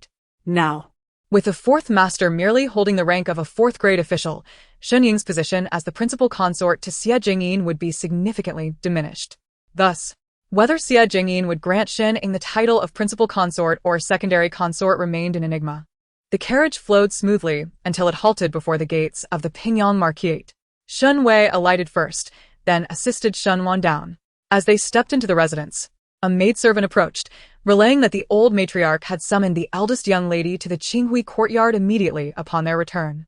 The moment those words entered her ears, the matriarch's visage, sharp and somewhat menacing during reprimands, materialized in Shen Wei's mind, filling her with trepidation. "Elder sister," Shen Wan shook her head. "It's nothing to worry about. Shen Ying's misfortune cannot be attributed to them. It is unjust to lay the blame at their feet." The two entered Qinghui courtyard, weaving around the screen to enter the room, where Shen Wan immediately caught the cold, piercing gaze of the old matriarch, which sent shivers down her spine. With composure, Shen Wan stepped forward, only to be met with the matriarch's furious declaration, "So you have returned? Kneel before me." kneel? That was utterly out of the question. Shen Wan stood tall, meeting the matriarch's gaze head-on. What wrong have I committed that warrants such a punishment? The matriarch, taken aback by Shunwan's audacity to question her, turned ashen. Beside her, Shun Rong interjected, "Elder sister, do you still not comprehend your error? You went to meet Prince Ling, and when second sister sought you out, she was ensnared and lost her virtue to Prince Jin." The accusation was delivered with striking precision. Shun Wan turned to Shin Rong. "The Wang family of Changshan informed me that a maidservant conveyed a message to second sister, urging her to meet Prince Jin, which led to her predicament. How did it transform into her searching for me in your narrative? I am quite curious to know whether you are the one deceiving, or if the Wang family is misleading me." With that, she directed her attention back to the matriarch. "One must consider all perspectives to discern the truth. If grandmother wishes to punish me, it is imperative to ascertain whose second sister truly sought before passing judgment. I shall request father to clarify matters with the Wang family of Changshan. If Shunrong's account was inconsistent with that of the Wang family, it would be unjust for the matriarch to solely heed Shunrong's version." Shunrong, taken aback by the revelation that the Wang family had confided in Shinwan, felt a pang of anxiety gnawing at her resolve. She feigned composure, retorting, "Whether she went to meet Prince Jin or sought you out, no one understands better than second sister herself." Shunwan inquired, "Are you implying that my second sister and the princess of Changshan have fabricated a story?" Shunrong's expression stiffened. Shinwan continued, "I advise my third sister to ponder thoroughly before speaking. My second sister's disruption of the peony banquet at the Changshan prince's residence has already displeased the princess. If it were to be revealed that she deceived the princess, she shall no longer be welcomed at the Changshan estate." Shunrong's voice became choked, as if someone had grasped her throat, rendering her unable to utter a single word. The maids and servants in the room could discern the unfolding situation merely by observing Shunrong's countenance. The old matriarch, seated upon the rattan couch, was already in a foul mood due to Shin Ying's liaison with the crown prince. With Shunrong being unable to counter Shunwan's assertions, she lashed out in frustration, thus losing her dignity. The old matriarch, feeling the weight of her own reputation, grew even more infuriated. Nevertheless, Shunwan had no intention of letting the matter rest, stating, "I am bound by a betrothal to the royal family. Even my father forbids me from getting too close to the crown prince, and my grandmother has instructed me to heed my father's counsel." During my grandmother's admonition, both my second and third sisters were present, yet she still accepted the crown prince's invitation. What business does she have conversing with him? If trouble arises, does she intend to cast the blame upon me and incite my grandmother to punish me? The emperor has already bestowed a marriage between me and the Prince of Ling, with the wedding date set for next month. What is inappropriate about my visit to the Prince of Ling to enjoy the peony banquet together? As Shunwan's voice rose in volume, her sense of grievance deepened. At that moment, Shunjing and Shindu entered, overhearing her last words, their expressions drawn long. "What on earth is happening?" His gaze swept toward Shinrong. Shinjing, commanding authority and exuding an imposing presence forged in the crucible of battle, instilled trepidation in the hearts of most ministers. How could Shinrong withstand such intensity? She paled instantly, rendered almost speechless. The third madam, distressed for her daughter, promptly interjected, "My lord, please temper your anger. Ronger is timid. Do not frighten her." Shinjing cast a piercing glance at the third madam. Timid? At such a tender age, she had the audacity to deceive even the matriarch. Could she truly be called timid? "Is this how you and the third brother choose to educate your daughter?" As he spoke, his voice grew heavy, causing the third madam's knees to weaken, nearly bringing her to the ground in fear. The matriarch, her face flushed with fury, chastised Shinrong. "You report to me without ascertaining the facts. Go to the Buddhist hall and kneel there to reflect thoroughly." Shinrong dared not plead for mercy and fled to the Buddhist hall in haste to contemplate her actions. The matriarch turned her gaze toward the third madam, declaring, "If you cannot even discipline your daughter, you shall accompany her in reflection." The third madam's expression darkened considerably, yet she dared not retort, bowing and exiting. Having punished Shinrong and the third madam, Shinjing's anger dissipated. He typically refrained from interfering in matters of the inner courtyard, but the affair concerning Shening and Prince Jin was of no trifling nature. He could not remain indifferent. Seated, he listened as the matriarch continued, "Inger and Prince Jin are now an established fact. She cannot avoid marrying him. However, with your second son's modest official rank, Prince Jin may not grant her the position of primary consort. A daughter of the Pingyang Marquis cannot be relegated to the status of a concubine. nor can she serve as a secondary consort. Just moments ago, she had been meting out punishment, and now she expected her husband to advocate for Shun Ing's rightful position as primary consort, treating him as if he were her own son without a hint of decorum. Shen Jing furrowed his brow, expressing his intent to make every effort to request the emperor's approval for a marriage, yet he could not guarantee that he would succeed in persuading him. Shen Jing had always been a man of his word. When he vowed to try, it was a promise he would honor. The old matriarch, understanding Shen Jing's character, refrained from further comment, leaving the matter of preparing a dowry for Shen Ing. As she opened her mouth to speak, Shen Wan preemptively interjected, "Father, the household must prepare my dowry and will have no time to arrange for my second sisters. Her engagement to Prince Jean must be expedited. I am not in a rush. I believe it is best to prioritize my second sister. Let the dowry intended for me be allocated to her first, and my own marriage can be postponed." She was troubled by how to delay her wedding, and this opportunity seemed fortuitously presented. Shen Wan secretly delighted in this turn of events, while the old matriarch was pleasantly surprised by Shen Wan's generosity, feeling reassured. However, Shen Jing disagreed. The wedding date had been set and could not be casually postponed. The household's embroiderers were insufficient, but they could be sourced from outside the estate, an issue that could be resolved with a bit of expenditure without necessitating a delay in the wedding. Yet, did father not wish for his daughter to remain by his side a little longer? Shen Wan implored with a look of reluctance. Typically, such expressions would sway her father's decisions. Shen Jing sighed. Does father not wish for that? Yet the situation at the border is tense, and conflict could erupt at any moment. It is better to settle this matter sooner, relieving me of a lingering concern. If urgent news arrives from the border one day, I would not be able to send you off in a bridal palanquin. However, there had been no conflicts in her previous life for 6 months. There was no need to rush. These thoughts churned in Shen Wan's throat, but she dared not voice them, leaving her in a state of anxious anticipation. Shen Wan cast a glance at Shen Du, silently urging him to persuade their father. However, Shen Du feigned ignorance, while it was the old matriarch who stepped in to advocate, suggesting that Inger's marriage was likely to be arranged soon, with 2 joyous occasions occurring in quick succession. Which could be rather? Shen Jing interjected, stating that there was no need for such deliberation and that the matter required no further discussion. Chapter 36 Reflection. Shen Jing had matters to attend to and was preparing to depart. Shen Wan turned to the old matriarch and said, "I never anticipated that my younger sister would encounter trouble at the residence of the Prince of Changshan. However, as the elder sister, it is indeed regrettable that I was not present when she faced her difficulties, nor did I accompany her back to the manor. I shall write 10 copies of the family rules in the Buddhist hall as a form of penance." The old matriarch, seated upon the Luohan couch, furrowed her brow, while the maidservants and attendants gazed at Shen Wan in bewilderment. When the old matriarch intended to chastise the eldest daughter, Shen Wan had defended herself eloquently. Yet now she voluntarily sought punishment. Shen Jing, present at the scene, noted that Shen Wan had committed no wrongdoing, and the old matriarch remarked that there was no need for reflection since she had done nothing amiss. Shen Wan shook her head, resolutely insisting on her course of action. Shen Jing interjected, "Writing the family rules is beneficial.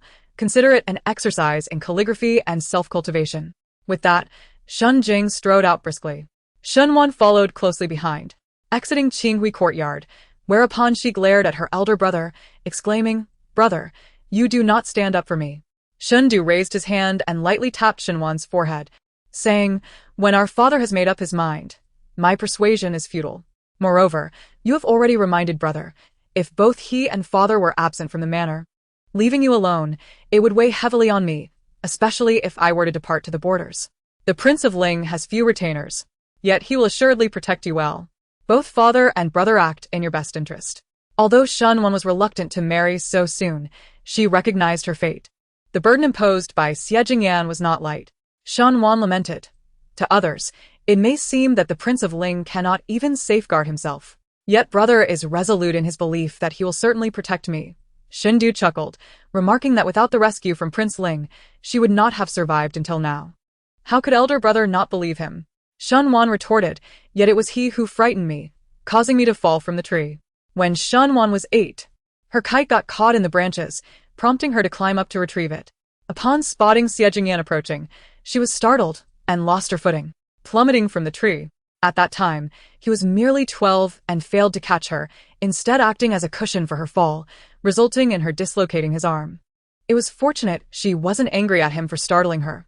Yet, should she feel gratitude for his assistance? Shundu chuckled softly, noting her lingering grudge. It seemed she still remembered that incident. Before he could finish his thought, a young servant approached, delivering an invitation to Shindu, who then stated that elder brother had pressing matters to attend to. Indeed, he was quite busy, while she had ample leisure time with nowhere to spend it. Shunwan glanced towards the direction of the Buddhist hall, a smirk gracing her lips as she set off.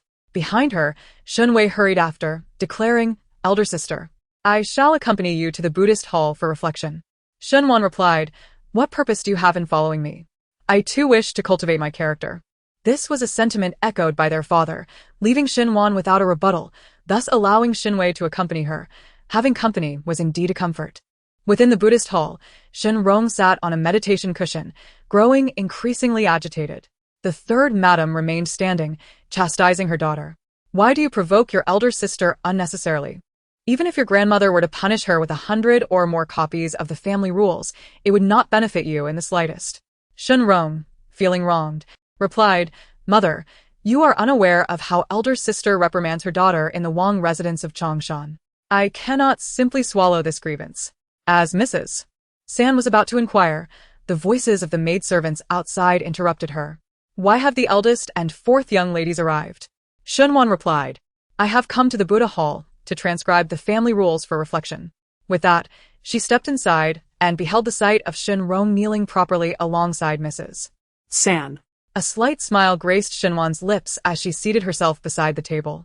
Yin Shuang knelt on the ground, assisting in grinding the ink, while Shinwan took a sheet of paper and smoothed it with a weight, preparing to write once the ink reached the desired consistency. Her demeanor exuded an air of tranquility, reminiscent of one engaged in self-cultivation. However, for Shinrong and Mrs. San, the situation was dire.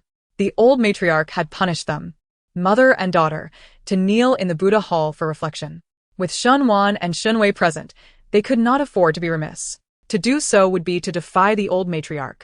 Noticing Shinrong's resentful glare, Shunwei suddenly grasped Shinwan's intent in coming to the Buddha hall. The eldest sister had cleverly disguised her observation of the punishment under the pretense of transcribing family rules. Without their watchful presence, the punishment would be rendered meaningless. With no one to report to their grandmother, she would merely turn a blind eye. It seemed that Shunrong's thoughtless words, which belittled the Yun family, had truly provoked the ire of the eldest sister. Shunwan diligently transcribed the family rules, even partaking in her midday meal within the Buddha hall. As for the duration of her task, she was uncertain. She simply transcribed and paused at her leisure. It was not arduous. As evening approached, after nearly 3 hours of kneeling, Shinrong could no longer endure and fainted. Mrs. San's condition was scarcely better, and upon her daughter's collapse, she hastily summoned someone to inform the old matriarch. The elderly matron is hardly a paragon of fairness. Had it not been for Shin Jing's coercion, she would never have penalized Shinrong, nor would she have imposed punishment on the third madam, who had already fainted from kneeling. Instead, she would have readily allowed them to depart with grace. After Shinrong and the third madam left, Shunwan set aside her wolf hair brush and exited the Buddhist hall with Shunwei. Shunwan returned to Qinglong courtyard, while Shunwei made her way back to the northern courtyard. Upon entering her room, Yin Shuang broke into a grin, exclaiming how remarkable the young lady was. The third young lady had never endured such humiliation before. Shunwan settled down with a cup of tea, the fragrant steam obscuring her expression. Compared to the agonies she had endured in her previous life, the 3 hours spent kneeling in the Buddhist hall were utterly trivial. Although copying scriptures was not physically demanding, Shinwan had made a trip to the Wang family in Changshan, covering considerable distance. After dinner, she did not take her usual stroll in the courtyard to prevent indigestion, and nearly dozed off in the bath. However, once she lay down on her bed, sleep eluded her, as her mind incessantly replayed the incident in the bamboo house of the Changshan Wang estate, where Xie Jingyan had silenced her with a kiss. While he appeared unfazed, she found herself unable to adopt such a nonchalant demeanor. It was as if her tranquil heart, akin to a still lake, had been disturbed by a tiny stone, sending ripples across its surface. Shinwan reassured herself that she would never marry anyone else in this lifetime. After all, it was merely a kiss, nothing of great consequence. Nonetheless, she remained restless, unable to sleep until the early hours of the morning, contemplating her visit to the Yun family the following day, forcing herself to succumb to slumber. Unbeknownst to her, she was not the only one suffering from insomnia that night. She tossed and turned in bed, unable to find slumber. While Xie Jingyan sat alone in the observation tower of his royal residence, gazing at the vast expanse of twinkling stars until the early hours of the morning. Chapter 37. Apology. Having slept late, Shenwan awoke to find the sun already high in the sky. After hastily consuming breakfast, she made her way to Qinghui Courtyard. Inside. The matriarch sat on the Luohan couch, idly toying with her prayer beads, her mind seemingly elsewhere. Shening, the matriarch's cherished granddaughter, was still in uncertainty about her potential marriage to Prince Jin, leaving the matriarch distracted by other thoughts. Upon Shen Wan's arrival, a flicker of cold light passed through the matriarch's eyes, quickly replaced by a fade of concern. "Why have you come so late? I was beginning to worry about your health, and was about to send someone to Qinglan Courtyard to inquire," she said, her tone feigning care. Had she truly been concerned, she would have dispatched someone far earlier, rather than waiting until now. It was foolish of Shen Wan to have once been swayed by such insincere displays of affection. Believing the matriarch's intentions to be genuine, both women exchanged perfunctory pleasantries. The previous night, Shen Wan had tossed and turned in bed, preoccupied with thoughts of her younger sister and the troubles concerning her cousin from the Yun family, which led to her oversleeping. "I must visit the Yun family shortly," she remarked. With the Yun family in turmoil, Shen Wan, as their granddaughter, felt compelled to check on them, and the matriarch had no grounds to dissuade her. The matriarch replied, "If the matter concerning Scholar Zhao is true, old Master Yun must be quite distressed." Indeed, he would be, but Shen Wan felt less anxious. In her past life, when the Zhao family had mistreated Yun Mo, her grandfather had endured a severe illness from the distress. She doubted the current situation would be any worse. As time pressed on, Shen Wan prepared to leave for the Yun family. Just as she was about to voice her intentions, a maid entered, announcing, "Old madam, the princess of Changshan has arrived." At this moment, the princess of Changshan arrived at the residence of the Marquis of Pingyang, and it was evident that her intent was to offer an apology. The matriarch's expression remained indifferent as she invited, "Please, Princess of Changshan, come in." Shen Wan chose to remain, as it was already too late to visit the Yun family, and a slight delay would make little difference. After a brief interval, a maid ushered in the Princess of Changshan. Upon entering, the princess first paid her respects to the matriarch. Although, by virtue of their statuses, it was customary for the matriarch to receive the princess's greeting. The fact that Xinjing had saved the emperor's life granted him a brotherly bond with the emperor, who held him in high esteem. Thus, regardless of their rank, women of the court typically offered the matriarch the courtesy of a junior's bow, and the matriarch herself did not exhibit any humility, graciously accepting the gestures of respect from all.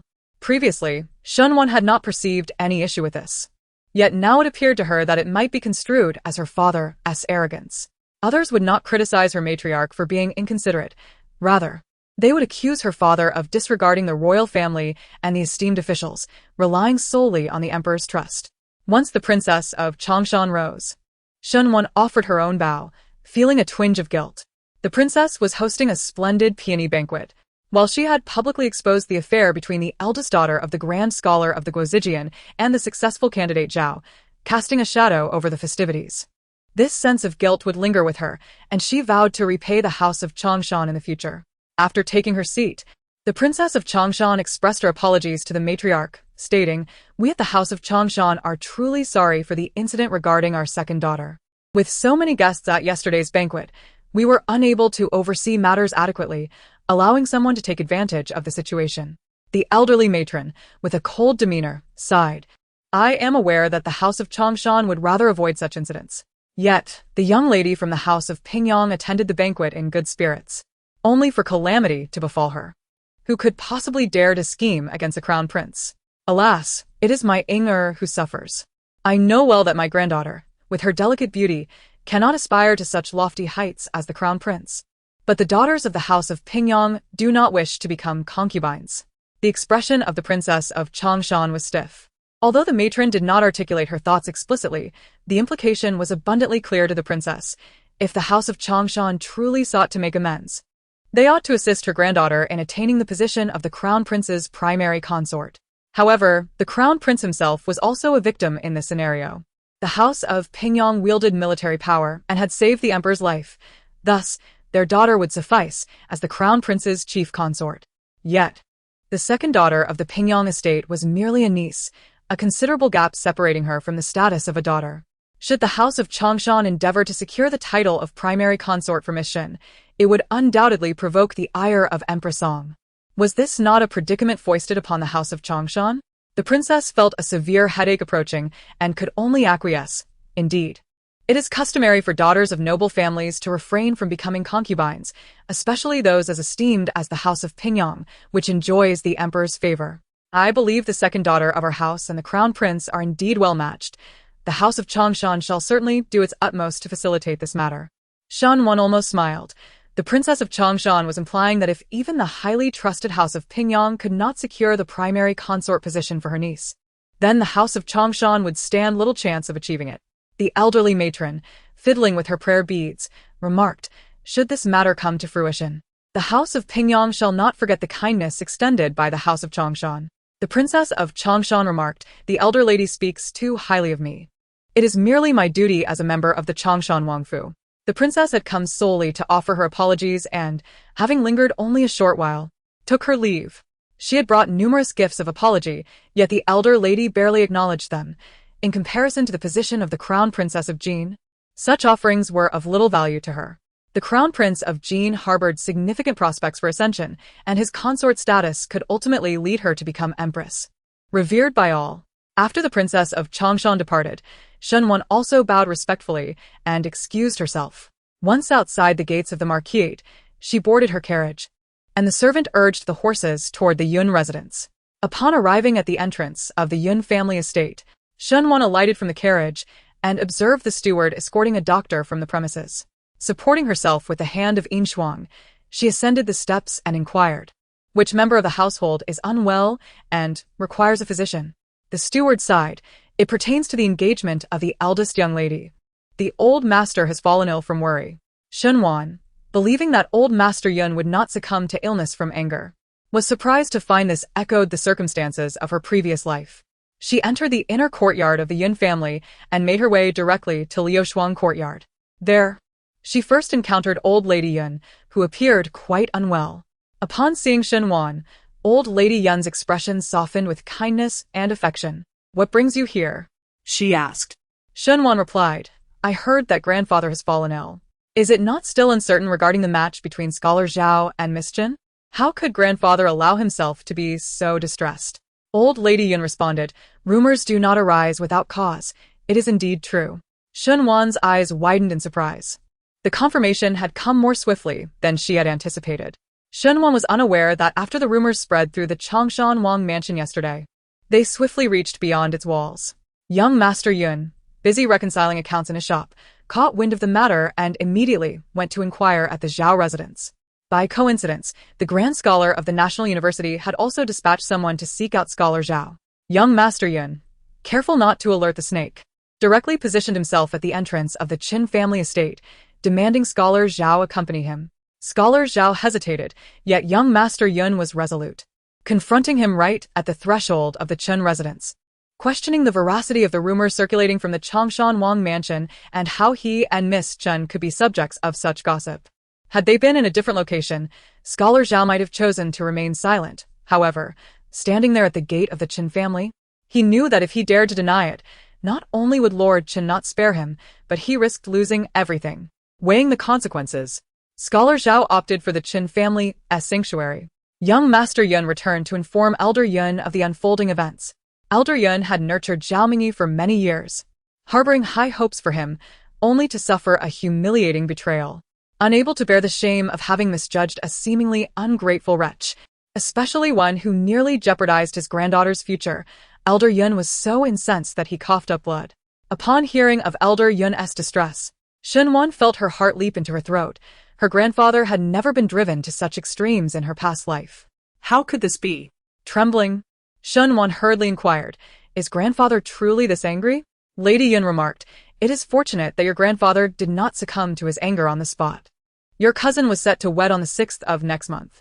Your grandfather, esteemed among friends far and wide, was overjoyed to see his eldest granddaughter marry none other than the current top scholar. He personally penned over 100 invitations, summoning friends to the capital to celebrate this joyous occasion. Now, with the invitations en route, some even already on their way to the capital, such a calamity has befallen us, leaving your grandfather's dignity in tatters.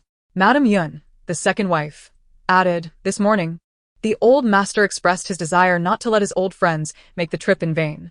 They should at least partake in his farewell banquet if they cannot enjoy the Yun family's wedding feast. Hearing this, Shunwan interjected, what ill-fated words did my grandfather utter? It is my failure to manage this affair properly, forgetting to halt the Yun family from dispatching the invitations.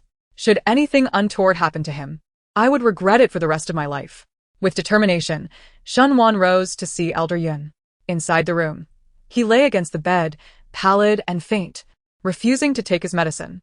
The eldest son of the Yun family, unable to sway him, turned to Shunwan as if she were a beacon of hope and urged, cousin, you have arrived just in time. Please persuade grandfather to take his medicine. Shunwan greeted her cousin, took the medicine bowl, and settled by the bedside. This is a matter of great fortune. Grandfather should be elated. How can he allow himself to fall ill out of anger? Elder Yun gazed at Shunwan, questioning, fortune? With conviction, she nodded, grandfather, consider this. Had you been unaware of Scholar Zhao's true character and allowed my cousin to marry him in ignorance, it would have indeed been a leap into the abyss. Now that the engagement is not finalized, there remains a chance for remedy. Losing a bit of face is far preferable to my cousin sacrificing her entire life, is it not? Moreover, the legitimacy of Zhao's status as the top scholar remains uncertain. I have heard whispers that the Crown Prince is investigating the examination's integrity, and with Lord Chun presiding over the assessment, should any wrongdoing be confirmed, Zhao's esteemed position would undoubtedly be forfeited, and the Qin family would face dire consequences as well. You are allowing your anger to compromise your health, refusing to take your medicine. Does not your grandfather wish to witness the day of reckoning? Shunwan believed that old Master Yun's anger mirrored her own, a frustration at being a pawn in the schemes of others. Yet, were he to realize that this garment of marriage would not be in vain, and that even the Qin family, complicit with Zhao, would suffer misfortune, he would surely temper his ire. As anticipated, upon hearing these words, the pent-up rage that had gripped old Master Yun for an entire day began to dissipate. He extended his hand and said, give me the medicine. Shunwan promptly handed him the remedy, and old Master Yun drank it all in one gulp. Young Master Yun discreetly gave Shunwan a thumbs up, acknowledging that only his cousin could coax their grandfather into taking his medicine. Shunwan replied, cousin, I speak the truth. I am not merely flattering grandfather to make him drink. Chapter 38. The annulment of engagement. Old Master Yun had spent a sleepless night in a fit of anger, but as the day wore on, his fury had somewhat subsided. After consuming a soothing remedy, he finally succumbed to slumber. Upon hearing that her husband had taken his medicine, old Madame Yun felt a sense of relief. When Shunwan returned, she beckoned her to sit beside her, gently patting Shunwan's hand, saying, your grandfather is quite stubborn. If it weren't for you today, none could have persuaded him. Shunwan inquired, is my cousin all right? Old Madame Yun sighed. Your sister has been by her side. She must be quite distressed as well. Shunwan replied, I shall go and see her. Just as she rose, a maid entered and announced, Madam, the eldest madam has returned. Eldest Madame Yun had gone to the Zhao family to annul the engagement. Almost as soon as the maid finished her report, eldest Madame Yun stormed in, her face flushed with rage, trembling with indignation. Old Madame Yun, upon witnessing her state, asked, what has caused such fury? Eldest Madame Yun, hardly taking the time to greet her mother-in-law, sat down and gulped her tea before exclaiming, it is beyond mere anger. Had I a knife in hand, I would have committed murder today. Shunwan, who had stood up beside old Madame Yun, silently resumed her seat, while old Madame Yun inquired, so, the engagement has not been annulled? Madame Yun, upon contemplating her visit to withdraw the engagement, found herself trembling with indignation at the very thought of Lady Zhao's demeanor. Her frustration rendered her momentarily speechless, and it was her maidservant who relayed the events.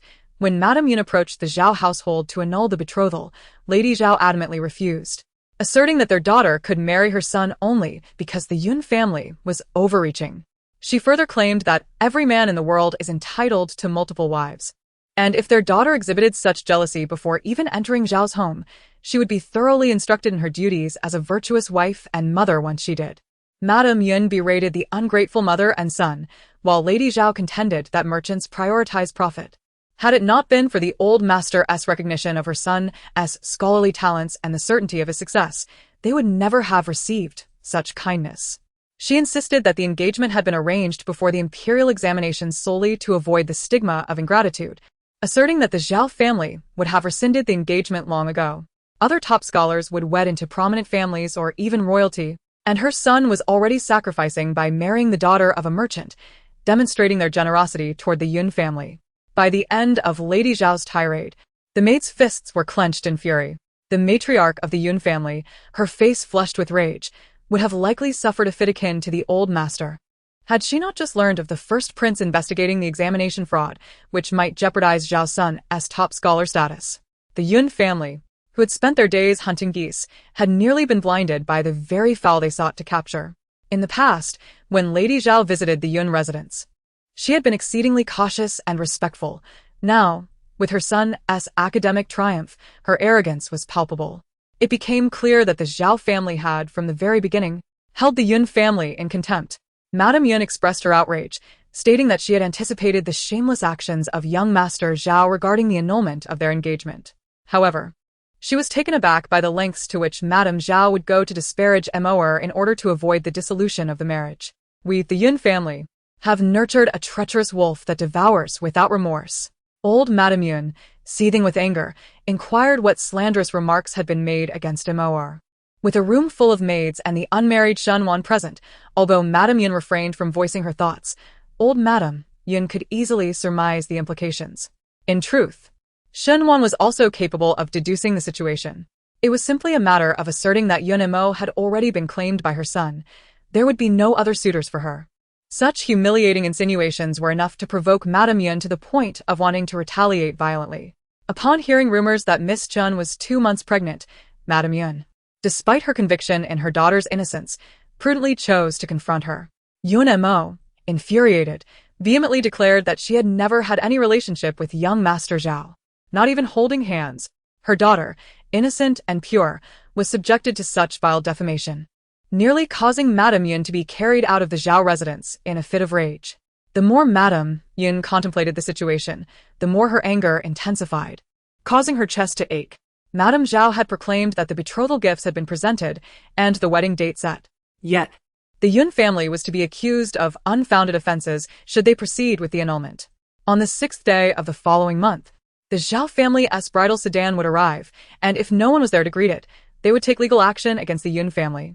This was not the demeanor of a reputable scholar's mother. She was clearly a rogue and a scoundrel. Fortunately, Madame Yun had discerned the character of the Zhao mother and son before her daughter's marriage, for had the union occurred, her daughter would have surely been ground down by their machinations. The mere thought sent chills down Madame Yun's spine. Shenwan advised her aunt not to let anger harm her health, assuring her that her cousin's engagement could certainly be annulled. Mrs. Yun was aware of this possibility, yet she could not suppress her anger. After nearly 40 years of life, it was the first time she had been driven to such a state. She had previously thought well of Madame Zhao, only to realize that one can know a person's face but not their heart. Old Madame Yun cautioned Shenwan, "When you see your cousin later, do not let her know about these matters." Shenwan nodded in acknowledgement. Upon meeting Yun Mo, she was taken aback by her cousin's swollen, tear-stained eyes and remarked, "Is it truly worth weeping so for a shameless individual?" Yun Rue interjected, "It is not sorrow that has caused her tears. Rather, she is crying from anger." Shenwan replied, "To harm oneself with anger only brings joy to one's enemies." Yun Rue sighed, "Grandfather believes that aunt made a good match, and thus assumes we could do the same. However, not everyone is like uncle, who holds a high position and does not disdain merchants." Shenwan contended, "There are many men of admirable character in the world, akin to our father. Grandfather simply misjudged this time, and it has indeed made him ill with worry. If he were to know your thoughts, it would surely trouble him." Yun Mo nodded. "I understand that grandfather only wishes the best for me. It is I who lack the fortune." Shenwan disagreed, stating, "It is said that a fortunate girl does not enter an ill-fated door. If you had truly married, that would have been the real misfortune." Yun Rue emphatically agreed. "What my cousin says is true. It is fortunate that you did not marry." Yun Mo smiled. "So, It seems I am indeed lucky. She felt fortunate for her self-restraint and self-love, for had she been swayed by young Master Zhao's sweet words, she would have found herself with no means of retreat today. Shunwan instructed her maid to fetch some ointment to soothe Yunmo's swollen eyes, and as the three sisters conversed, their spirits swiftly lifted. Once Yunmo's eyes had returned to their natural state, Shunwan urged her to visit old Master Yun to reassure him. However, just as they reached the Liuoshuang courtyard, a young maid clad in a pale yellow dress rushed over, breathless, exclaiming, "Miss, young Master Zhao is kneeling at our family's gate, imploring you and the old master to believe in his innocence with Miss Chen. Children have already been conceived, yet he dares to claim purity." Not only Yunmo, but even Yun Rui was incensed, and Shunwan felt her temper flaring. At the entrance of the Chen residence, he had openly confessed in front of her elder cousin, and now he was recanting, kneeling before the Yun family to seek their forgiveness. No, it was not forgiveness he sought, but rather their belief in him. Without a doubt, the Crown Prince was investigating the examination fraud, and having been discovered, young Master Zhao was attempting to salvage his reputation. Did he truly believe that a display of suffering would compel the Yun family to reconsider? How naive of him to treat the Yun family as fools, as they were astute merchants with a wealth rivaling nations. Having suffered such a loss once, would they allow themselves to be deceived again? Yet, recalling Madame Zhao's words that had angered Lady Yun, Shunwan's expression darkened.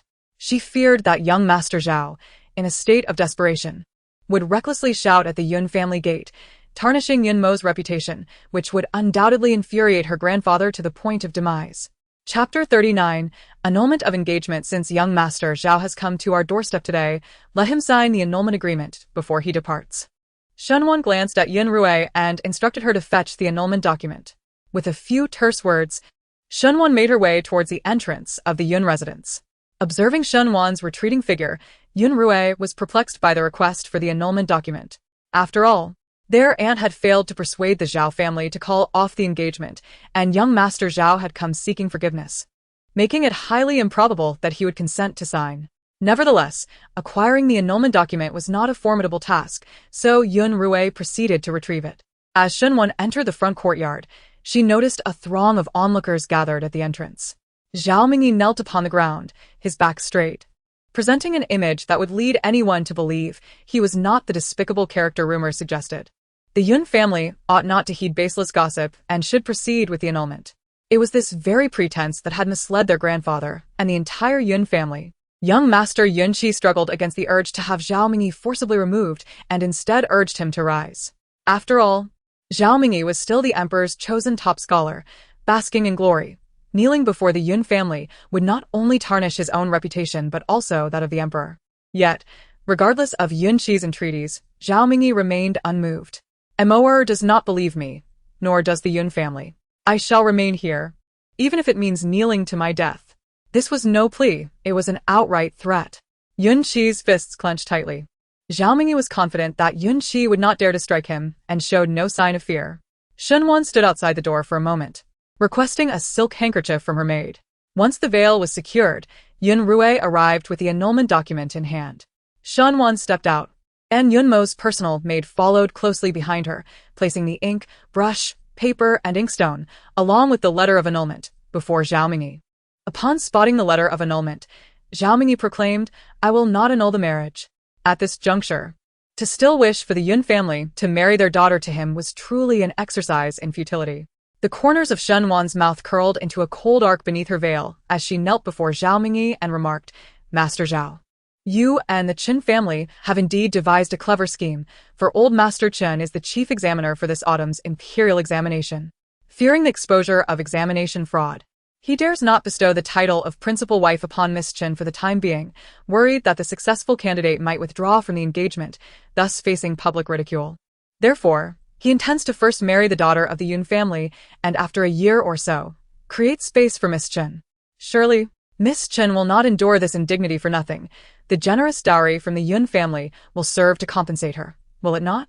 With the financial backing from the Yun family, coupled with the support of the Qin family, Master Zhao will undoubtedly ascend the political ranks with ease." Shunwan's voice was soft, yet Zhao Mingyi's expression shifted dramatically, his eyes betraying his shock at how she had acquired such knowledge. While her words were too quiet for the onlookers to hear, Yunqi, standing beside her, was visibly disturbed. Shunwan continued, "Yesterday, rumors spread that the Crown Prince has begun investigating the matter of examination fraud, has he not?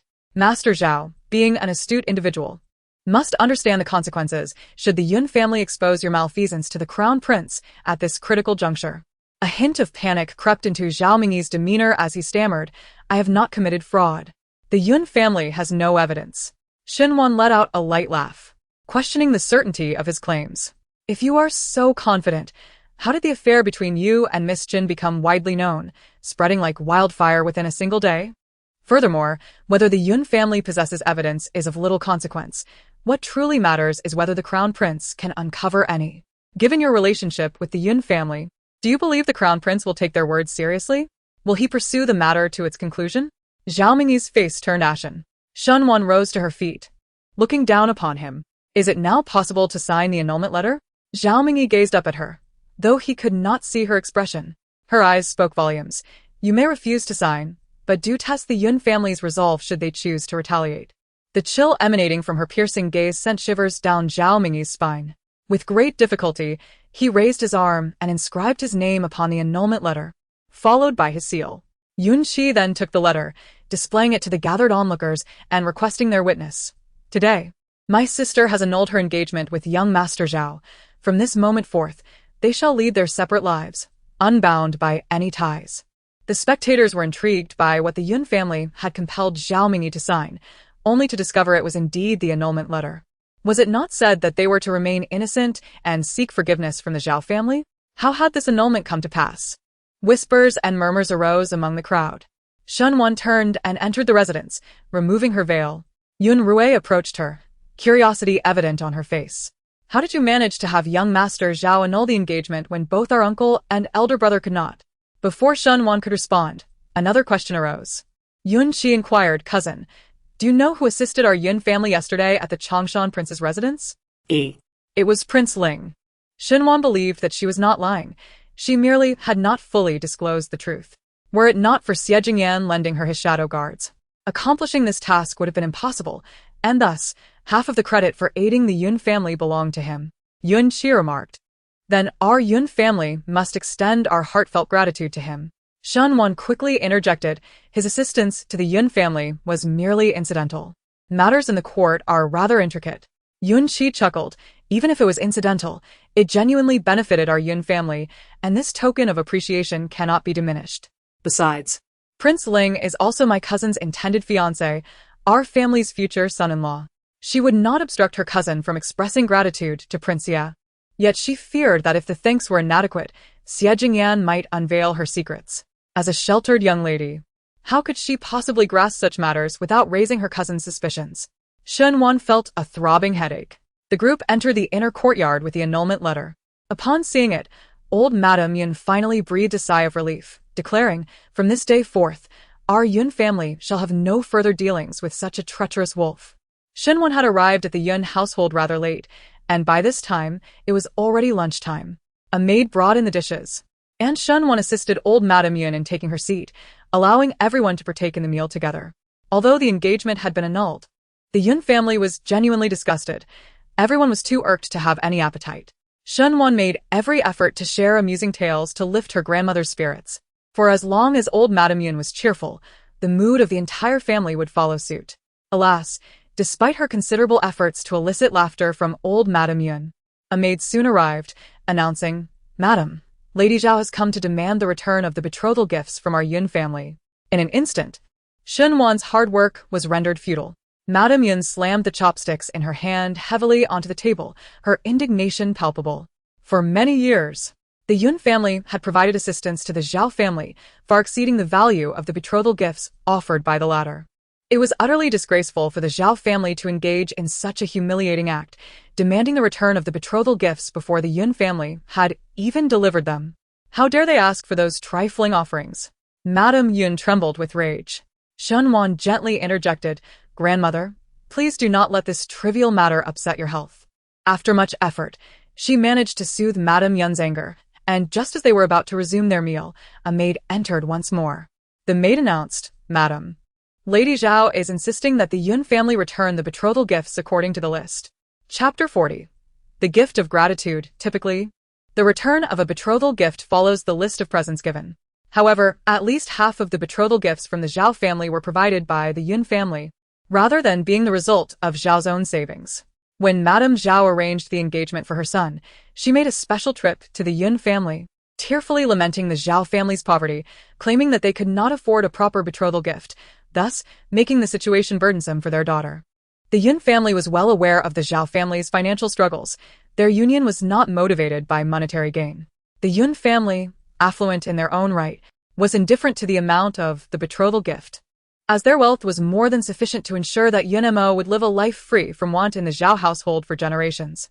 Nonetheless, the meagerness of the Zhao family's offerings was a source of embarrassment for both families. To preserve the dignity of both clans, the Yun family decided to allocate a portion of Yun Mo's dowry to the Zhao family as a betrothal gift, effectively ensuring that anything of value in the betrothal came from the Yun family. Now, with Madame Zhao demanding a return according to the betrothal list, Lady Yun's face turned ashen with fury. Shenwan felt an acute headache. The Yun family was astute in business dealings, exhibiting shrewdness to the highest degree. Yet they remained completely unguarded towards the Zhao family, who were left with nothing but a widow and her son. They had wholeheartedly treated the eldest son of Zhao as if he were their own flesh and blood, only to find their kindness met with insatiable greed. The Yun family had not taken the Zhao family's meager offering seriously. However, they could not stomach the idea of being taken advantage of. Even if the gifts were to be discarded, it was inconceivable for them to grant any further concessions to the Zhao family. If the Zhao family acted without compassion, they could not expect the Yun family to be bound by duty. Yun Qi promptly instructed someone to inform young Master Zhao that if the Zhao family insisted on returning the betrothal gifts according to the list, they should not blame the Yun family for being untrustworthy. This threat proved effective, as young Master Zhao hurried over and took his mother, Madame Zhao, away. The lunch was indeed rather unpleasant. Shenwan managed to eat only a modest amount. After the meal, she took her leave. Initially, Yun Mo and Yun Rui intended to escort Shenwan, but Yun Qi interjected, stating that he would accompany his cousin, as he had business outside the residence, which coincidentally aligned with her route. Shenwan gave it little thought. She was well aware of her cousin's busy schedule, having visited the Yun family 10 times. It was fortunate to see him twice. However, Shenwan did not anticipate that Yun Qi's busyness was directed towards expressing gratitude at the Lingwang residence. Just as he was about to depart, the steward presented the gift list for Yun Qi's review, and it was only then that Shenwan inquired and learned the truth. She felt powerless to prevent Yun Qi from visiting the Lingwang residence, placing her hopes on the notion that Xie Jingyan might not be present or might not meet her cousin, but that was highly improbable. The entire capital was aware that the Yun family was her maternal family. If Xie Jingyan disregarded her cousin's standing, her elder brother would certainly not acquiesce. To avoid exposing her concerns, Shenwan hastily took a carriage back to the Marquis's residence, not waiting for Yun Qi to offer her a ride. The carriage halted in front of the Marquis's gate, and as a maid approached to report on matters, Shenwan quickly walked away, leaving the maid utterly perplexed. What could have occurred to cause the young lady to be in such a rush? Shenwan nearly sprinted back to Qinglan courtyard, and upon entering her room, she immediately opened the window and called out, "Chenyu?" After several calls, Chenyu finally appeared. Shenwan said, "Please convey to your master not to reveal to my cousin and elder brother that I was the one who poisoned Miss Chen." Chenyu, puzzled, wondered why Shin Dajia wanted to keep this matter from her own elder brother and cousin when her master was already aware of it. As instructed by the elder, he complied without question. After Chenyu departed, Shenwan exhaled in relief, seated herself, and poured herself a cup of tea.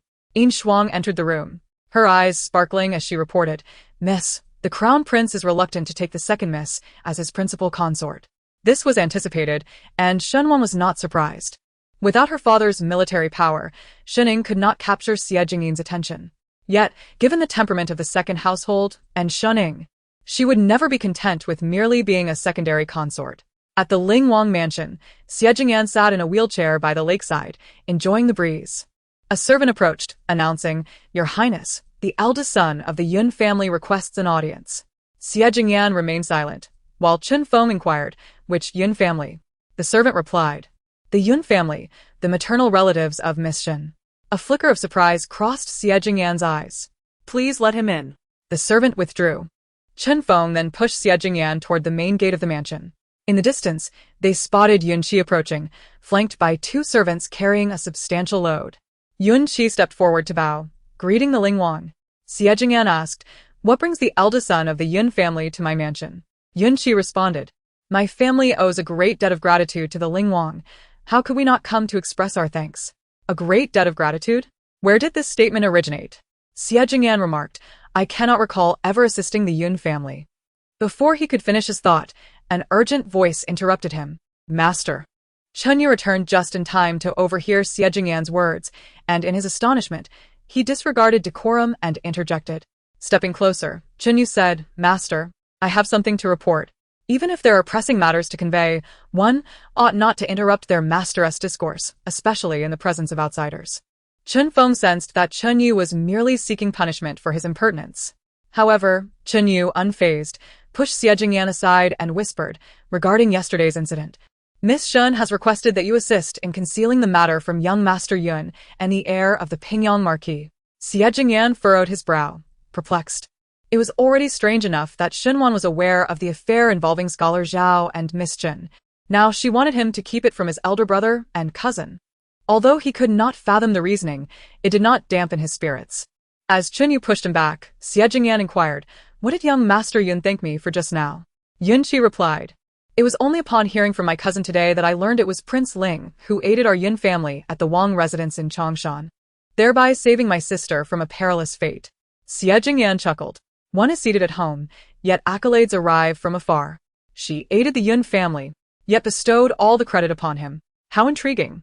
Xie Jing'an continued, "I am to wed Wanner next month. The Yun family is her maternal kin. Thus assisting them is merely my duty. To express gratitude feels overly formal."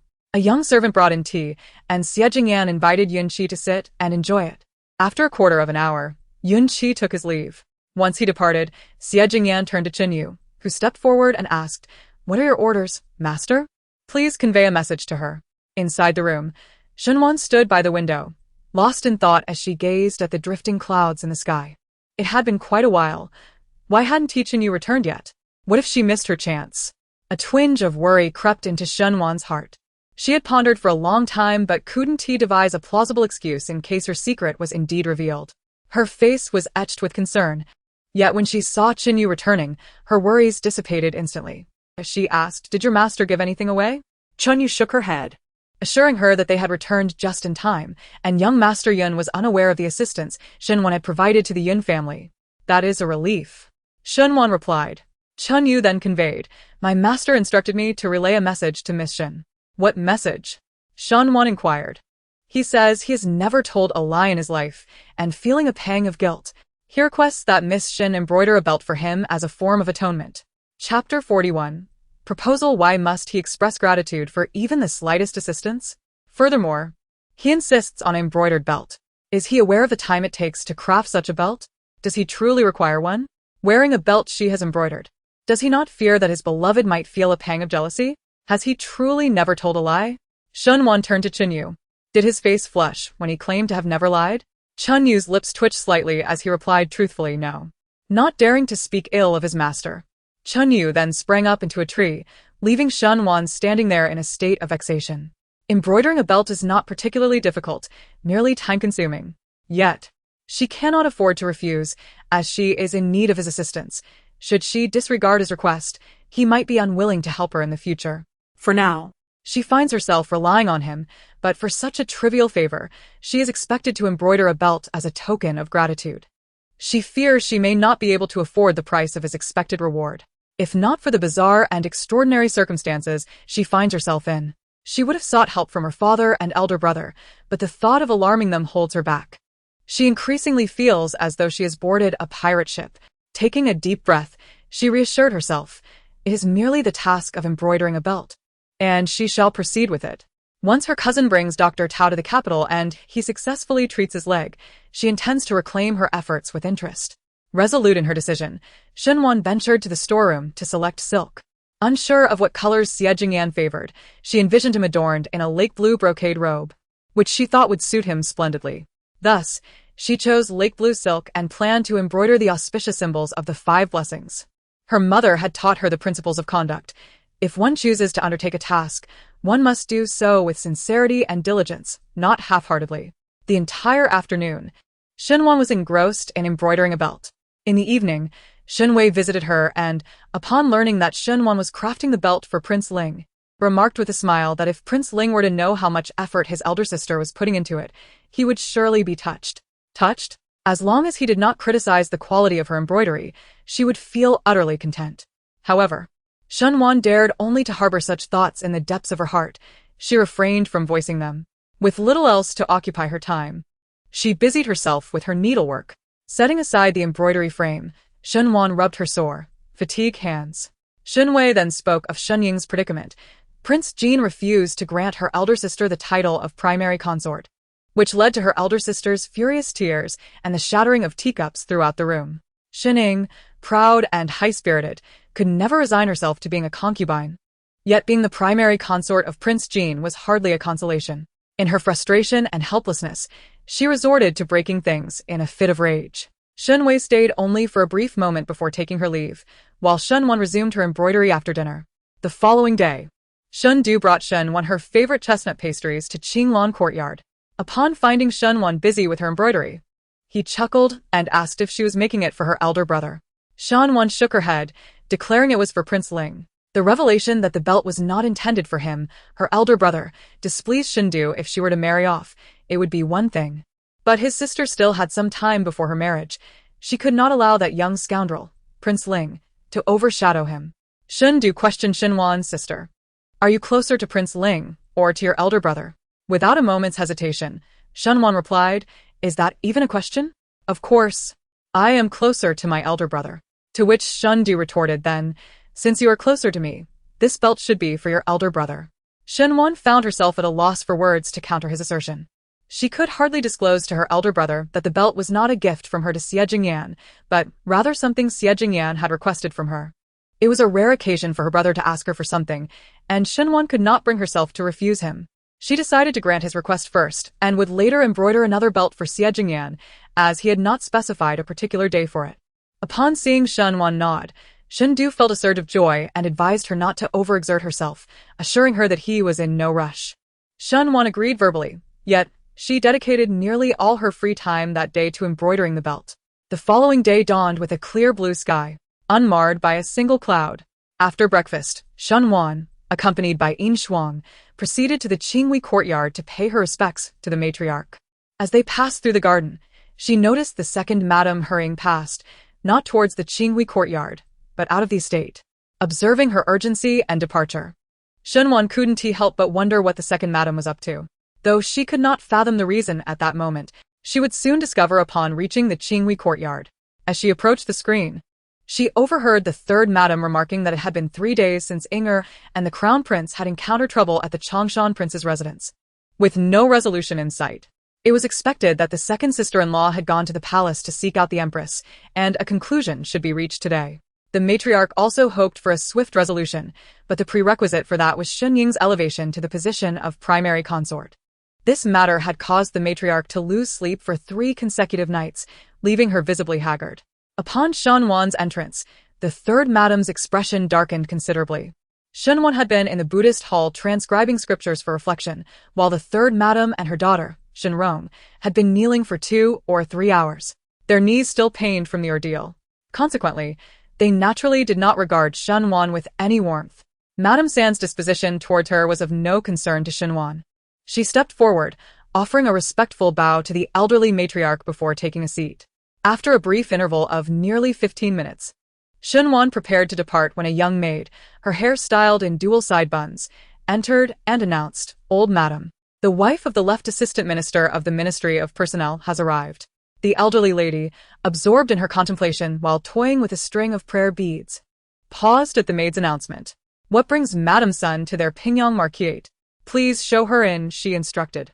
The maid retreated, returning shortly with Madame Sun in tow.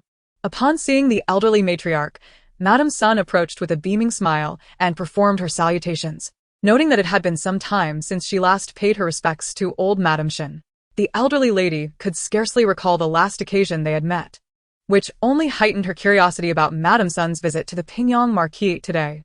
"Indeed, it has been a while. What brings you to our humble abode today?"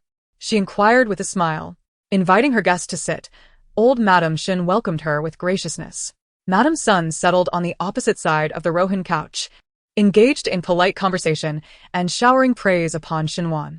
Turning her attention to Xinwei, her smile deepened as she remarked, "Fourth Miss possesses a serene disposition, treating others with humility and courtesy, making her truly endearing." The implication of her words did not escape anyone present. Even Xinwan recognized the underlying purpose of Madame Sun's visit. She had come to propose a match. The question lingered, however, whether it was on behalf of her own son or as an emissary for another. Xinwan recalled an earlier incident at the Wang residence in Changshan, where she had retrieved the embroidered handkerchief that had been whisked away by the wind, which belonged to none other than the third young master of the left assistant minister's household, the legitimate second son of Madame Sunday. The matter of marriage proposals was not suitable for Xinwan and Xinwei to linger upon, so they gracefully excused themselves. Xinwan maintained her composure, while Xinwei, being somewhat bashful, flushed crimson at the flattery, resembling a box of rouge that had been overturned. After exiting, Xinwei was about to descend the steps when Xinwan gently guided her to the adjacent flower hall. The acoustics of the room were poor, allowing them to overhear the conversation next door. The voices from the main hall drifted in, and it became evident that Mrs. Sun had indeed come to solicit Xinwei's hand for her son, lavishing praise upon her as if she were unparalleled in the heavens and unmatched on earth. Even the fourth madam found the compliments excessive, remarking that her daughter, with her gentle and timid nature, who spoke little, did not merit such exalted commendation from Mrs. Sunday. Chapter 42. The Proposal. Madame Sun chuckled. "Madame Shin, you are too modest. I perceive that Miss Shun is exceptional in every regard. I wonder if my inept little son possesses the fortune to deserve her." Upon hearing Madame Sun's words, Xinwei felt her heart leap into her throat. Previously, she had speculated that the compliments were hints at a proposal, but now it was a legitimate inquiry. Xinwan's mind raced as she recalled whom young Master Sun had married in her previous life. She vaguely remembered that he had wed a lady from the Zhao Hanlin family. The couple had shared a harmonious relationship, their lives filled with mutual respect and admiration, evoking envy in those around them. As the left assistant minister of the Ministry of Personnel, young Master Sun held a considerably higher rank than fourth Master Shin. However, as the legitimate second son, he was well matched with Xinwei, who bore the title of the fourth miss of the Pingyang Marquisate. Young Master Sun was cultured and refined. If Xinwei were to marry him, they would likely enjoy a relationship of equal standing. Had it not been for the heir of the Duke of Wei, Xinwan would have wholeheartedly supported this union. Yet, she had already formed a bias, having sent orchids to the Duke of Wei's heir on Xinwei's behalf, which he graciously accepted, indicating his interest in Xinwei. Nevertheless, despite the passage of days, there had been no proposal from the Duke of Wei's household. Now that Madame Sun had come to seek Xinwei's hand for her son, Xinwan was uncertain whether Aunt Four would agree. Yet she was confident that the matriarch would consent. Just then, the voice of the matriarch resonated. "Madame Sun, you are indeed too humble. Your son is exceptionally talented and possesses remarkable literary skills. If he is considered inept, then there are hardly any capable scions among the noble families of the capital." The words essentially conveyed agreement, yet the matriarch was merely a grandmother. To formalize a union, the consent of the fourth master and fourth madam was imperative. The matriarch cast a glance towards fourth madam, who appeared increasingly restless, much like Xinwan. She had assumed that the heir of the Duke of Wei would come forth to propose, placing him alongside young Master Sun for selection by the fourth household, which would undoubtedly favor the Duke's heir. Although the Duke's heir was only 3 years senior to young Master Sun, he exhibited far greater maturity and composure. Despite having a legitimate son, young Master Sun was the second son and would not inherit the bulk of the estate. Had it been the legitimate firstborn seeking to marry Xinwei, fourth madam would have been far less conflicted. However, the Duke's heir was an unpredictable variable. While Madame Sun had indeed made a formal proposal, causing fourth madam to fear missing out on a promising match. Sometimes, an abundance of choices can prove detrimental. Fourth madam remained silent, prompting the matriarch to furrow her brow, questioning her dissent. Fourth madam quickly shook her head, expressing her regard for young Master Sun, yet emphasized that the decision regarding Wei's marriage could not rest solely on her shoulders. It required the patriarch's approval. The matriarch asserted that Wei's father would not oppose the union, indicating that fourth madam was expected to acquiesce to this proposal on the spot. Shunwan furrowed her brows tightly. Considering that the Deputy Minister of Personnel was keen on the match, delaying the acceptance for a few days would pose no issue. The matriarch's urgency seemed to stem from a desire to bolster Shening's chances of becoming the legitimate consort of Prince Jean. Revealing her disregard for the sentiments of the fourth household in her relentless pursuit of this goal, Madame Sun naturally hoped to finalize the engagement in one visit, as she had brought with her the betrothal token. At that moment, she presented the token, ready to hand it to the matriarch, for once it was accepted, the engagement would be deemed established. Just as the matriarch was about to reach for it, a maid entered and announced, "Madam, the wife of the Duke of Wei has arrived. What brings the Duchess of Wei to the residence of the Marquis of Pingyang? Please invite her in." The fourth madam sighed in relief, harboring a flicker of anticipation within her heart. In the flower hall, Shenwei was also perplexed by the purpose of the Duchess of Wei's visit to the Marquis's residence. Suddenly, her arm was nudged, and Shanwan whispered, "Sister, do you wish to marry young Master Sun, or the Duke of Wei's heir?" Shenwei, her face already aflame, felt an even greater heat rise within her. She stamped her foot in exasperation and retorted, "What are you saying, elder sister? The Duchess of Wei is not here to propose for her son." "How can you be so certain?" Shunwan teased. Lowering her gaze, Shenwei replied, "The Duke of Wei's heir is a man far beyond my reach." She was acutely aware of her own circumstances. Her previous naive yearning to visit the Duke's residence had ended in humiliation, nearly costing her her beauty. Regret consumed her, and she dared not dream that the Duke's heir would ever notice her. Moreover, she had no desire to be the object of his attention. The mere thought of his stern, unsmiling visage sent shivers down her spine. She could never entertain the notion of marrying him. Before long, the maid guided the Duchess of Wei into the room. The Duchess also paid her respects to the matriarch, who smiled and said, "What a pleasant surprise, Duchess of Wei. Please take a seat." The esteemed lady of the Wei State Duke held a more distinguished position. Prior to her arrival, Lady Sun had already relinquished her seat, moving to a lower position beside the matriarch. As Lady Wei settled down, the cushion was still warm. She smiled and remarked, "Can you not fathom the reason for my visit? The fourth young lady of the household possesses both a delightful disposition and striking beauty. She is indeed a fortunate girl. Today, I have come to propose a match between her and the heir apparent, intending to betroth her as soon as she comes of age." Upon hearing this, everyone in the room, including the matriarch, was left utterly astonished. While it is common for many families to seek a daughter's hand, it was quite extraordinary for two suitors to arrive on the same day, both from exceptionally reputable families. Was the fourth young lady truly so enchanting? The matriarch was genuinely taken aback. She had presumed that the heir of the Wei State Duke would not be interested in Shenwei, yet here they were, captivated. Lady Sun had not anticipated that a marriage proposal would incite competition. This indicated that her son had remarkable taste. With a smile, she replied, "Alas, dear Lady Wei, you have arrived a moment too late. The Marquis of Pingyang has already consented to betroth the fourth young lady to my youngest son, Lady Wei." Momentarily taken aback by the unexpected news of Lady Sun's visit to the Marquis of Pingyang, was left speechless. She had intended to visit Hugua Temple that day and had already reached the entrance of the Duke's residence when her son urged her to go to the Marquis of Pingyang's household to assist in his courtship. Initially, she had thought there was no rush and could come the following day, but her son was insistent, prompting her to come. Little did she know, despite her haste, she had still arrived too late. Lady Wei began to wonder if her son was aware of Lady Sun's intentions to propose to the fourth young lady, which might have prompted his urgency. Shenwei's affections would be one matter if they were solely her own, for there are many distinguished young ladies in the capital from which to choose. However, it is rare that the heir of the Duke of Wei also holds her in esteem. The Duchess of Wei, not wishing to disappoint her son, turned her gaze towards the fourth madam, inquiring whether the fourth young lady of their household had already been promised to another. The fourth madam replied that both she and the matriarch had given their consent. They were merely awaiting the master's approval. "Then, it is not yet fully agreed upon," remarked the Duchess of Wei. "It is also my fault.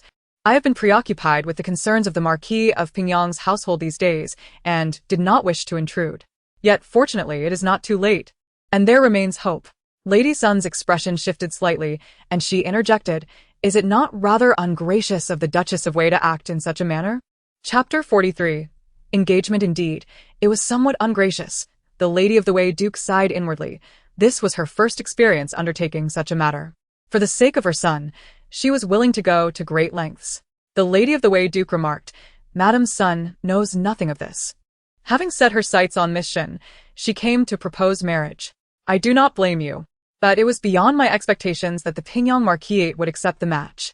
I had assumed that the Pingyang Marquis and our Wei Duke's household shared a tacit understanding, which is why I refrained from visiting at this time.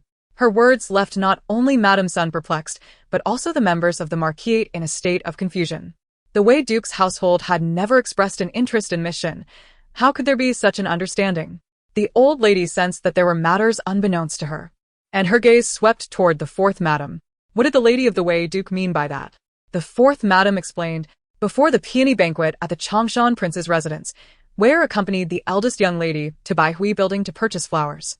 She set her sights on a peony, but it was purchased by the Wei Duke's heir. Out of guilt for the injury Wei sustained while in the Wei Duke's household, the heir, knowing their desire, gifted the peony to Wei. The eldest young lady felt it was inappropriate to accept a flower from the Wei Duke's heir without offering something in return. So she had Wei present a to the heir as a token of exchange. The old lady's brows knitted tightly, and she reproached the fourth madam. Why did you not inform me of this? The Wei Duke's heir holds a distinguished status. Gifting a peony to Shin Wei while accepting a in exchange is clearly a gesture of intent. The lady of the Wei estate has taken a liking to Shin Wei and has sent an invitation for her to visit the estate to appreciate the flowers. The willingness of the Pingyang Marquis' household to allow this visit signifies their intent to form a connection with the Wei State Duke's family. The mutual exchange of flowers between Shin Wei and the Duke's heir does not constitute a secret engagement. It merely lacks the final formalities to solidify their union. Due to the silence of the fourth madam, when Lady Sun proposed a match, the old matriarch readily consented, even pressuring the fourth madam to agree. It was fortunate that the lady of the Wei State arrived in time. Otherwise, the Pingyang Marquis' household might have faced accusations of promising their daughter to both families. The old matriarch glanced apologetically at Lady Sun, who, without waiting for a response, remarked that it seemed Shin Si and the Duke's heir were mutually enamored. She admitted her misunderstanding of the situation and almost disrupted a promising couple. Lady Sun, aware of her own limitations, recognized the lady of the Wei's competitive intent and realized she could not contend with her. Even if the Duke's heir had a legitimate son and was merely marrying a secondary wife, he was still beyond her son's reach. She would not dare to contest the Wei State Duke's household over her son's engagement. Her harsh words were spoken in a moment of frustration. There are numerous eligible young ladies in the capital, and it would be unwise to offend the Wei State Duke's family over Shin Si. If one were to blame the fourth madam, it must be noted that she had not directly indicated her willingness to engage, and for her own dignity. She even acknowledged her consent before the lady of the Wei. Lady Sun stated that she had matters to attend to and would take her leave. The fourth madam rose to see her out, but Lady Sun smiled, saying that Shin Si should attend to the lady of the Wei and a maid could escort her. The old matriarch certainly would not allow a maid to escort her. She insisted that the third madam do so instead. Madame Sand escorted Lady Sun out of the residence. In the floral hall, Shen Wei pondered for several days without grasping why the heir of the Duke of Wei accepted the orchids, while her elder sister remained silent with a smile, and their mother also smiled. It dawned on her then. However, she merely delivered the orchids at her elder sister's behest. She was not romantically inclined towards the Duke's heir. Shen Wei seized Shenwan's arm and shook it vigorously, exclaiming, "Elder sister, you must quickly inform grandmother and the Duchess of Wei that they have surely misinterpreted the heir's intentions." Shenwan, jostled to and fro, felt her pearl earrings sway gracefully, and replied with a chuckle, "My foolish fourth sister, your youth blinds you to the truth. The Duke's heir is quite perceptive. Without his nod, the Duchess would not come to propose." Shen Wei stared in astonishment at Shenwan, her face flushing with warmth as realization struck her. "So that day, you intentionally had me deliver the orchids?" Shenwan did not deny it. She merely smiled lightly. "When the Duke's heir spoke to me that day, his eyes were fixed upon you. I surmised that he might harbor feelings for you, so I encouraged you to test the waters, and to my surprise, it proved true." No wonder it was her elder sister who prompted her to deliver the orchids, and yet the Duke's heir genuinely accepted them, leaving her in a state of disbelief. Shen Wei's face turned crimson, and she declared, "I shall no longer acknowledge you, elder sister." Flushed with embarrassment, she turned to leave, but at that moment, a maid entered and announced, "Miss 4, the matriarch requests your presence in the main hall." As those words reached her ears, Shunwei forgot her earlier vow and instinctively glanced back at Xinwan, who, covering her mouth with a laugh, teased, "Weren't you just going to ignore me?"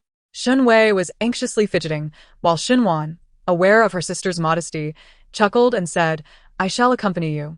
The two made their way to the main hall, where the blush on Shunwei's face lingered, yet her gentle disposition added a hint of playfulness to her rosy cheeks. The Duchess of Wei observed this with great satisfaction, though she herself was puzzled as to why her son had taken a liking to the fourth mission. While she had her own admiration for Xinwei, she dared not harbor any substantial hopes. Xinwei approached the Duchess and performed a respectful bow. The Duchess lavished praise upon her several times before presenting her with a jade bracelet from her wrist, gently patting Shunwei's hand as she said, "In my haste to leave today, I forgot to bring a token of engagement. I shall present it to you on the day of the official betrothal." Thus, the engagement between Xinwei and the Duke of Wei's son was effectively sealed.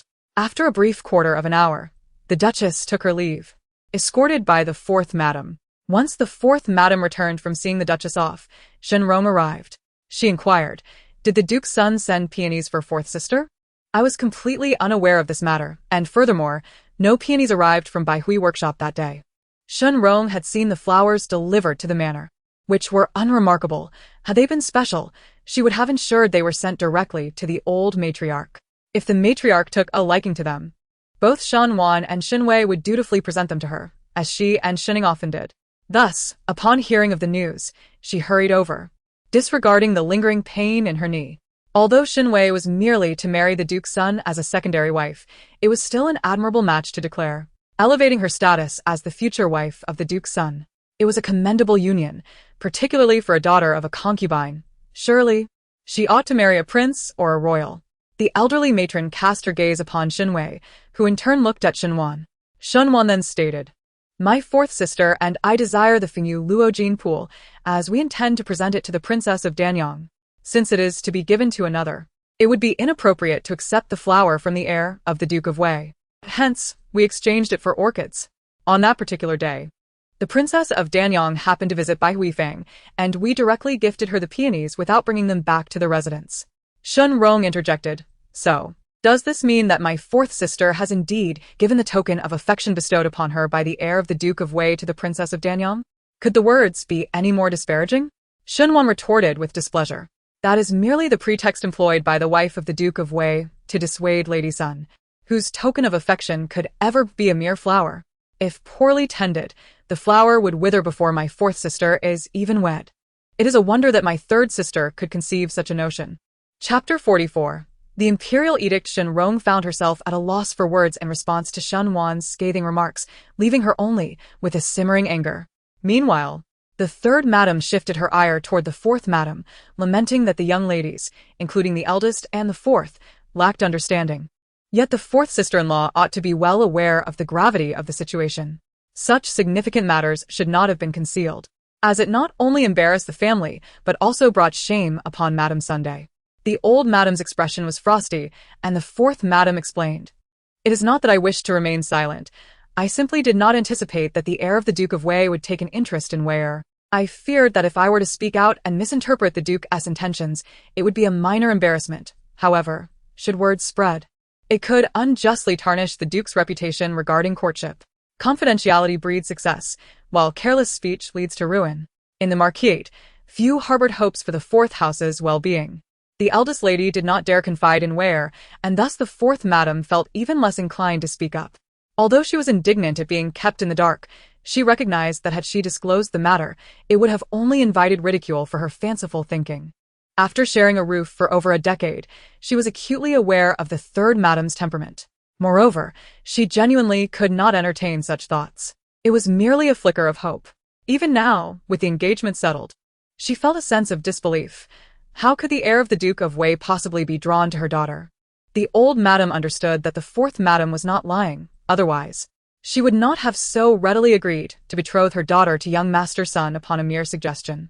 Wei'er's marriage to the Duke's heir would indeed be a boon for the Pingyang Marquisate. The fourth madam hastily nodded in agreement. The old madam, feeling somewhat fatigued, waved her hand, signaling that the gathering was concluded, and everyone took their leave. Upon exiting Qinghui Courtyard, The third madam forced a smile and remarked, "Congratulations, fourth sister-in-law." "Mrs. C remarked, "Vire has made a splendid match. In the future, Miss Sen will undoubtedly secure an even more advantageous union. It seems that the Pingyang Marquis may soon boast 3 princesses."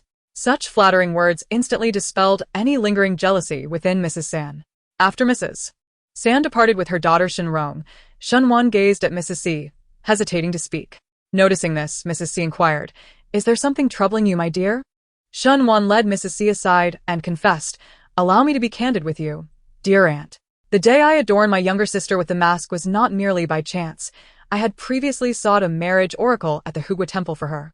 The divination indicated that she would face the peril of injury to her eyes during her courtship, and should she evade this calamity, her match would come to fruition. Thus, I resolved to have her wear the mask as a precaution. Furthermore, the oracle suggested that she should ideally delay her debut until spring of next year. The heir to the Duke of Wei will conclude his mourning in 4 months, while my sister will come of age in just 5. It seems that the Duchess of Wei has intentions for her to marry as soon as she reaches maturity. Given that part of the oracle has proven true, I thought it prudent to heed its advice and merely postpone the wedding by 3 months." Both Mrs. C and Mr. C perceived the previous events as mere coincidence.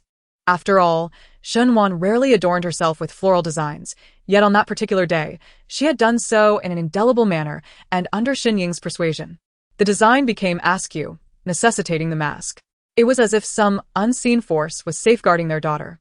Today, Mrs. C finally realized that it was Shunwan who had been her daughter's protector all along. The fourth lady felt an indescribable gratitude in her heart and said, "That divination has certainly helped Wei avoid a calamity. It is something to believe in. It is only a matter of delaying her marriage by 3 months, and the wife of the Duke of Wei will surely agree." Shunwan dared not speak of her rebirth and could only use the oracle to persuade. She intended for Shinwei to marry in the spring of the following year because the legitimate son of the Duke of Wei had not survived the winter. The original wife of the Duke's legitimate son hailed from the Marquis of Wu's family, and in her previous life, the Marquis of Wu had determined that the Duke's legitimate wife had not cared for the young master properly, resulting in his contracting smallpox and ultimately succumbing to it. Shunwan was unaware of the intricacies involved, but it was well known in the capital that the Marquis of Wu's family relentlessly pursued the Duke's wife. To avert such an eventuality, Shunwan believed it wise to avoid this winter altogether. If the young master remained unharmed, the Marquis of Wu would have no reason to target the fourth master. Should the young master be unable to escape the smallpox epidemic, Shinwei, still unmarried, would further absolve the fourth master of any blame. Seeing the fourth lady in agreement, Shunwan sighed in relief.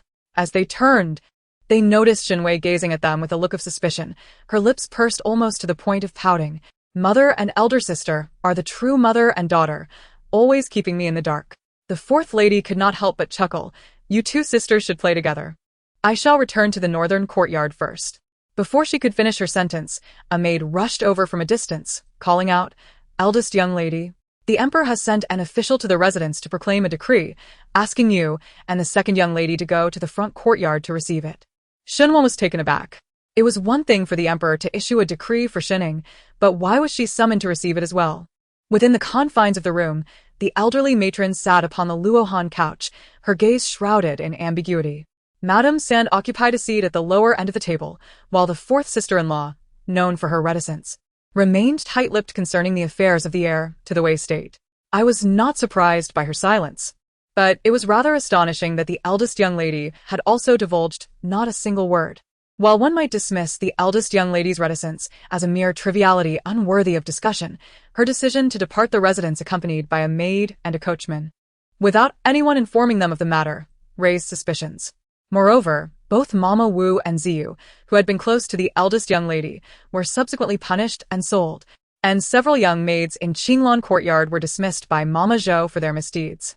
During the days when the elderly matron and Madame Eyre engaged in their Buddhist scriptures, the eldest young lady summoned a broker to the residence, selecting 6 maids without permitting Mama Chung to reprimand them, insisting instead on taking them directly back to Qinglan courtyard for her own supervision.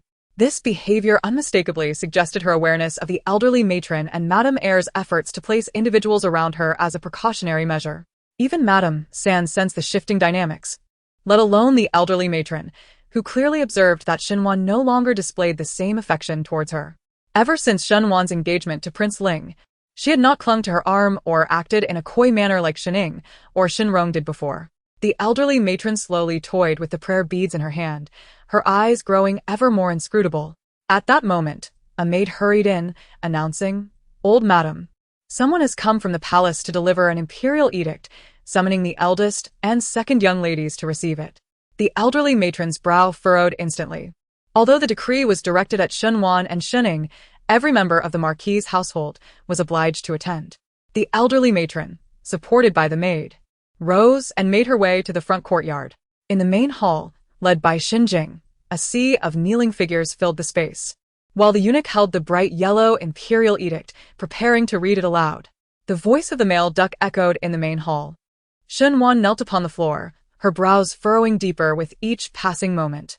The first half of the imperial edict was a decree granting marriage between Shening and Xie Jingyin, with the emperor bestowing Shening upon Xie Jingyin as his principal wife.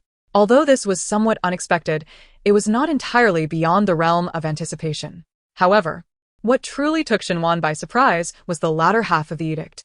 The emperor commanded that she and Shening would wed on the same day. On the 16th of next month, when Xie Jingyan came to claim her as his bride, Xie Jingyin would also arrive to escort Shining away. The emperor deemed it a double blessing for the Pingyang Marquis to see two young ladies depart on the same day.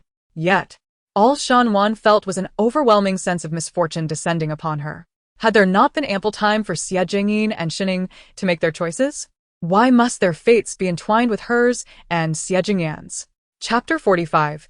Dowry. Shen Wan felt a sense of unease, and others harbored similar doubts. Bewildered by the emperor's peculiar arrangements, even Xinjing, who prided herself on her understanding of the emperor, found herself perplexed. As Shen Wan and Shining prepared for their simultaneous weddings, the atmosphere at the Pingyang Marquis was jubilant. Yet, what of the residences of Prince Ling and Prince Jin? The officials, unable to be in two places at once, were faced with a choice between the less favored Prince Ling and the highly esteemed Prince Jin, a decision that could easily be surmised. Despite the emperor's apparent disdain for Prince Ling, he would hardly subject his own son to such humiliation, especially considering that Prince Ling was marrying his cherished Xinjing. What was the emperor truly up to? Xinjing found herself increasingly unable to fathom the emperor's intentions. Others exchanged glances, equally confounded. The eunuch, noticing the silence after proclaiming the imperial edict, prompted Xinjing, saying, "Lady Xin, please accept the decree." With both hands raised above her head, Xinjing replied, "I accept the decree, Your Majesty." The eunuch placed the resplendent yellow edict in her hands, smiling as he remarked, "To have two princesses from one household wed on the same day is indeed unprecedented in the capital. It is a cause for celebration." The messenger of the edict was none other than the emperor's trusted confidant, Eunuch Yuan. Xinjing personally escorted him from the estate and inquired, "Eunuch Yuan, may I ask why the emperor has arranged for both Prince Ling and Prince Jin to hold their weddings on the same day?" The esteemed eunuch did not conceal the truth, candidly stating that the empress believed the wedding feast of Prince Jin and Miss Xin should precede others. However, upon consulting the Imperial Astronomical Bureau, the nearest auspicious date found was the 18th of next month. The marriage of Prince Ling and the eldest daughter had long been set, prompting the Marquis of Pingyang to delay the wedding date of the two. It would be unreasonable to prioritize Prince Jin. Thus the empress suggested that both couples wed on the same day. After a moment of contemplation, the emperor acquiesced. The empress's proposal was evidently an act of revenge for Shen Wan's refusal to select her son, Xie Jingyin, on that fateful day. The emperor was well aware of this. His agreement to the empress's suggestion might have stemmed from his displeasure regarding his daughter's choice of Prince Ling. Yet, in recent days, he had not sensed any discontent from the emperor towards him. In the main hall, the emperor issued an edict bestowing Shining as the primary consort of Prince Jin, thus alleviating the long-standing concern of the elderly matriarch. After days of anxiety, she could finally put her mind at ease, and in her elation, she rewarded the household staff with 2 months' wages. The servants, basking in this fortune, were jubilant, their smiles wide. The Pingyang Marquis boasted 4 daughters, with 2 now princesses and 1 poised to become a duchess. Only the third daughter's marriage remained unarranged. It was certain that the third daughter would marry well, and even the youngest could aspire to become a duchess. No family in the capital could rival the Pingyang Marquis in securing advantageous marriages for their daughters. Cheers of congratulations filled the air. with a blush that never faded from Shun Ying's cheeks. However, the joy was soon dampened when Shin Rong remarked that while the second sister would wed first, marrying on the same day as the eldest sister would inevitably cast her own dowry in a less favorable light. Shun Wan's dowry, merely from the public treasury, exceeds that of Shun Ying by 4,000 taels, not to mention the contributions from Shin Jing, the inheritance from the Yun family, and the wealth of the Yun clan. Unless the second branch depletes their entire fortune for Shin Ying, it is impossible for her to surpass Shin Wan. The old matriarch furrowed her brow.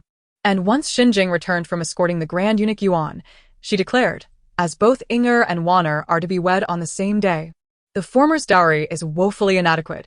It would reflect poorly on the Prince of Jin. I propose that the public treasury prepare a sum for Inger in accordance with Waner's share, and that part of Waner's dowry be discreetly delivered to the residence of the Prince of Ling prior to the wedding. Shun Jing raised his hand to interrupt the old matriarch, his expression darkening as he proclaimed, the Emperor and Empress must ensure that the Prince of Jin's wedding coincides with that of the Prince of Ling, while I cannot prevent that. As for my daughter's marriage, I shall not accommodate anyone. The Prince of Ling is his son-in-law. Should the Empress disregard the Prince of Ling, it is tantamount to a slight against Shin Jing himself. It is unacceptable for his daughter to consider the Prince of Jin's dignity while secretly delivering her dowry to the Prince of Ling's residence. Such a notion is utterly inconceivable to him. With that, Shun Jing turned and departed. In Shun Wan's memory, this was the first time Shun Jing had spoken so sternly to the old matriarch, and it was all in her defense, causing her eyes to well with tears. Shun Wan was deeply moved, yet the old matriarch's countenance darkened. She had not anticipated being confronted by Shin Jing in front of so many people, a flicker of coldness flashing in her eyes. After Shin Jing left, Shun Wan also took her leave. Observing her departure, Shun Ying looked at the old matriarch with a sense of grievance, exclaiming, "Grandmother, my uncle only has eyes for my elder sister. It is one thing to have a slightly lesser dowry than hers, but to be so vastly inferior will surely invite ridicule." The elderly matron remained agitated by the confrontation with Shin Jing, her feelings of indignation lingering in her heart. She remarked, "Can grandmother truly feel wronged on your behalf?" At this moment, her sole desire was to comprehend how the second madam managed to persuade the Empress, and why the Empress insisted that Shin Ying and Shun Wan must be married on the same day. She fervently hoped it would not be, as she feared. Upon returning to Qinghui courtyard, she sipped half a cup of tea before the second madam returned from the palace. She entered with a smile, for her daughter was to be the principal consort of the Jin Wang. However, once she dismissed the maids and servants with a wave of her hand, the smile vanished from her face. The elderly matron sensed that the conversation would not bode well. The second madam relayed the Empress's intentions in detail to the elderly matron, who furrowed her brow in dismay. "Have you agreed to this?" she inquired. The second madam pressed her lips together and replied, "I have not consented. The Empress will not grant Inger the position of principal consort." After a brief pause, her tone turned icy. "Once the imperial edict is issued, Inger's position as principal consort will be irrevocably established. My agreement with the Empress may not necessarily come to fruition." Meanwhile, Shun Wan returned to Qinglan courtyard, drank a cup of tea, and then picked up her embroidery frame to stitch a belt. She needed to complete her elder brother's belt as quickly as possible before embroidering for Xie Jingyan. Shun Wan anticipated that her choice of Xie Jingyan would bring him enmity from both the Jin Wang and the Empress. Yet she had not foreseen the Empress employing such a heartless tactic to suppress him, with the Emperor as her accomplice. She had never intended to remarry. Allying with Xie Jingyan was a necessity. The outcome of the banquet mattered little to Shun Wan, but it would undoubtedly impact Xie Jingyan's reputation. Overwhelmed with guilt, she felt powerless to change the situation and could only hasten to finish the belt he required. Within the confines of the room, Shun Wan sat gracefully on a small couch, meticulously embroidering a belt, which was now half completed and would likely be finished by nightfall. As she worked with great concentration, Yin Shuang took the tea outside and, upon her return, placed the teacup delicately on the small table. She reported, "Miss, the second madam has reclaimed the authority of the steward." Indeed, her impatience was palpable. Just as the matter concerning Shun Ying had settled, she hastened to retrieve the steward's power. However, Shun Wan understood that had it not been for Shin Ying's incident at the Changshan Wangfu, the second madam would have demanded the steward's authority back from the third madam the very next day after completing her Buddhist scriptures. Casually, Shun Wan inquired, "Did the third madam yield willingly?" How could that be? It is, after all, the steward's authority, Yin Shuang replied. The third madam was reluctant to comply, stating that the second young lady was on the verge of marriage and that the second madam was occupied with preparing the dowry. She felt she had the leisure to manage affairs for a while longer. The second madam, however, disagreed, asserting that she could more conveniently prepare the dowry for the second young lady if she retained the stewardship herself, rather than having to consult the third madam for purchases in the embroidery room. The old madam also supported the second madam's stance. Ultimately, despite the third madam's reluctance, she had no choice but to surrender the authority. It is said that to placate the third madam's discontent, the old madam bestowed upon her a pair of jade bracelets made of sheep-fat jade. Even the old madam recognized that the stewardship could not be coveted by the third madam, lest it disrupt the unity among the brothers. How could their father possibly entrust the steward's authority entirely to the second madam without nurturing the ambitions of the second house? Chapter 46. Filial piety. The matriarch wished to prevent the third lady from coveting the authority of the household, yet she remained resolute. The following day, after finishing her breakfast, Shunwan departed from Qinglan Courtyard, not to pay her respects at Liushuang Courtyard, but rather to present a meticulously embroidered belt to the front courtyard. She first sought out her elder brother, bestowing the belt upon him. Observing the exquisite craftsmanship of the belt, Shindu was astonished. How could you have finished it so quickly? He had anticipated it would take at least 2 or 3 more days. Before Shunwan could respond, Ing Shuang interjected. The young lady has been occupied with the embroidery whenever she found a moment these past 2 days and worked late into the night to complete it. She has not even had the chance to pay her respects to the matriarch, coming directly to present it to you, dear brother. Shindu was deeply moved. His elder brother was not in a hurry, yet his sister was exhausting herself, which pained him greatly. Shunwan replied, as long as you like it, brother. Like it? I am utterly enamored, Shindu exclaimed, unable to part with the belt. Shunwan inquired, is father in the study? Shindu nodded, and she proceeded to seek out Shinjing in the study. Within, Shinjing was engrossed in military affairs. Upon seeing his daughter enter, he set aside his documents and asked, what brings you here at this hour? This was the first time Shinwan had visited him so early. Shunwan replied, I wish to discuss something with you, father. Shinjing questioned, what is it that you wish to speak of? Without hesitation, Shunwan stated, I would like to request that third aunt manage the embroidery room. Shinjing had not anticipated that Shunwan's visit would pertain to this matter.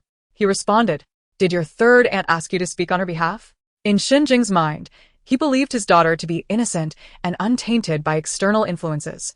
She would never concern herself with such matters without encouragement from another. Shunwan shook her head, asserting that it was her daughter's own thoughts.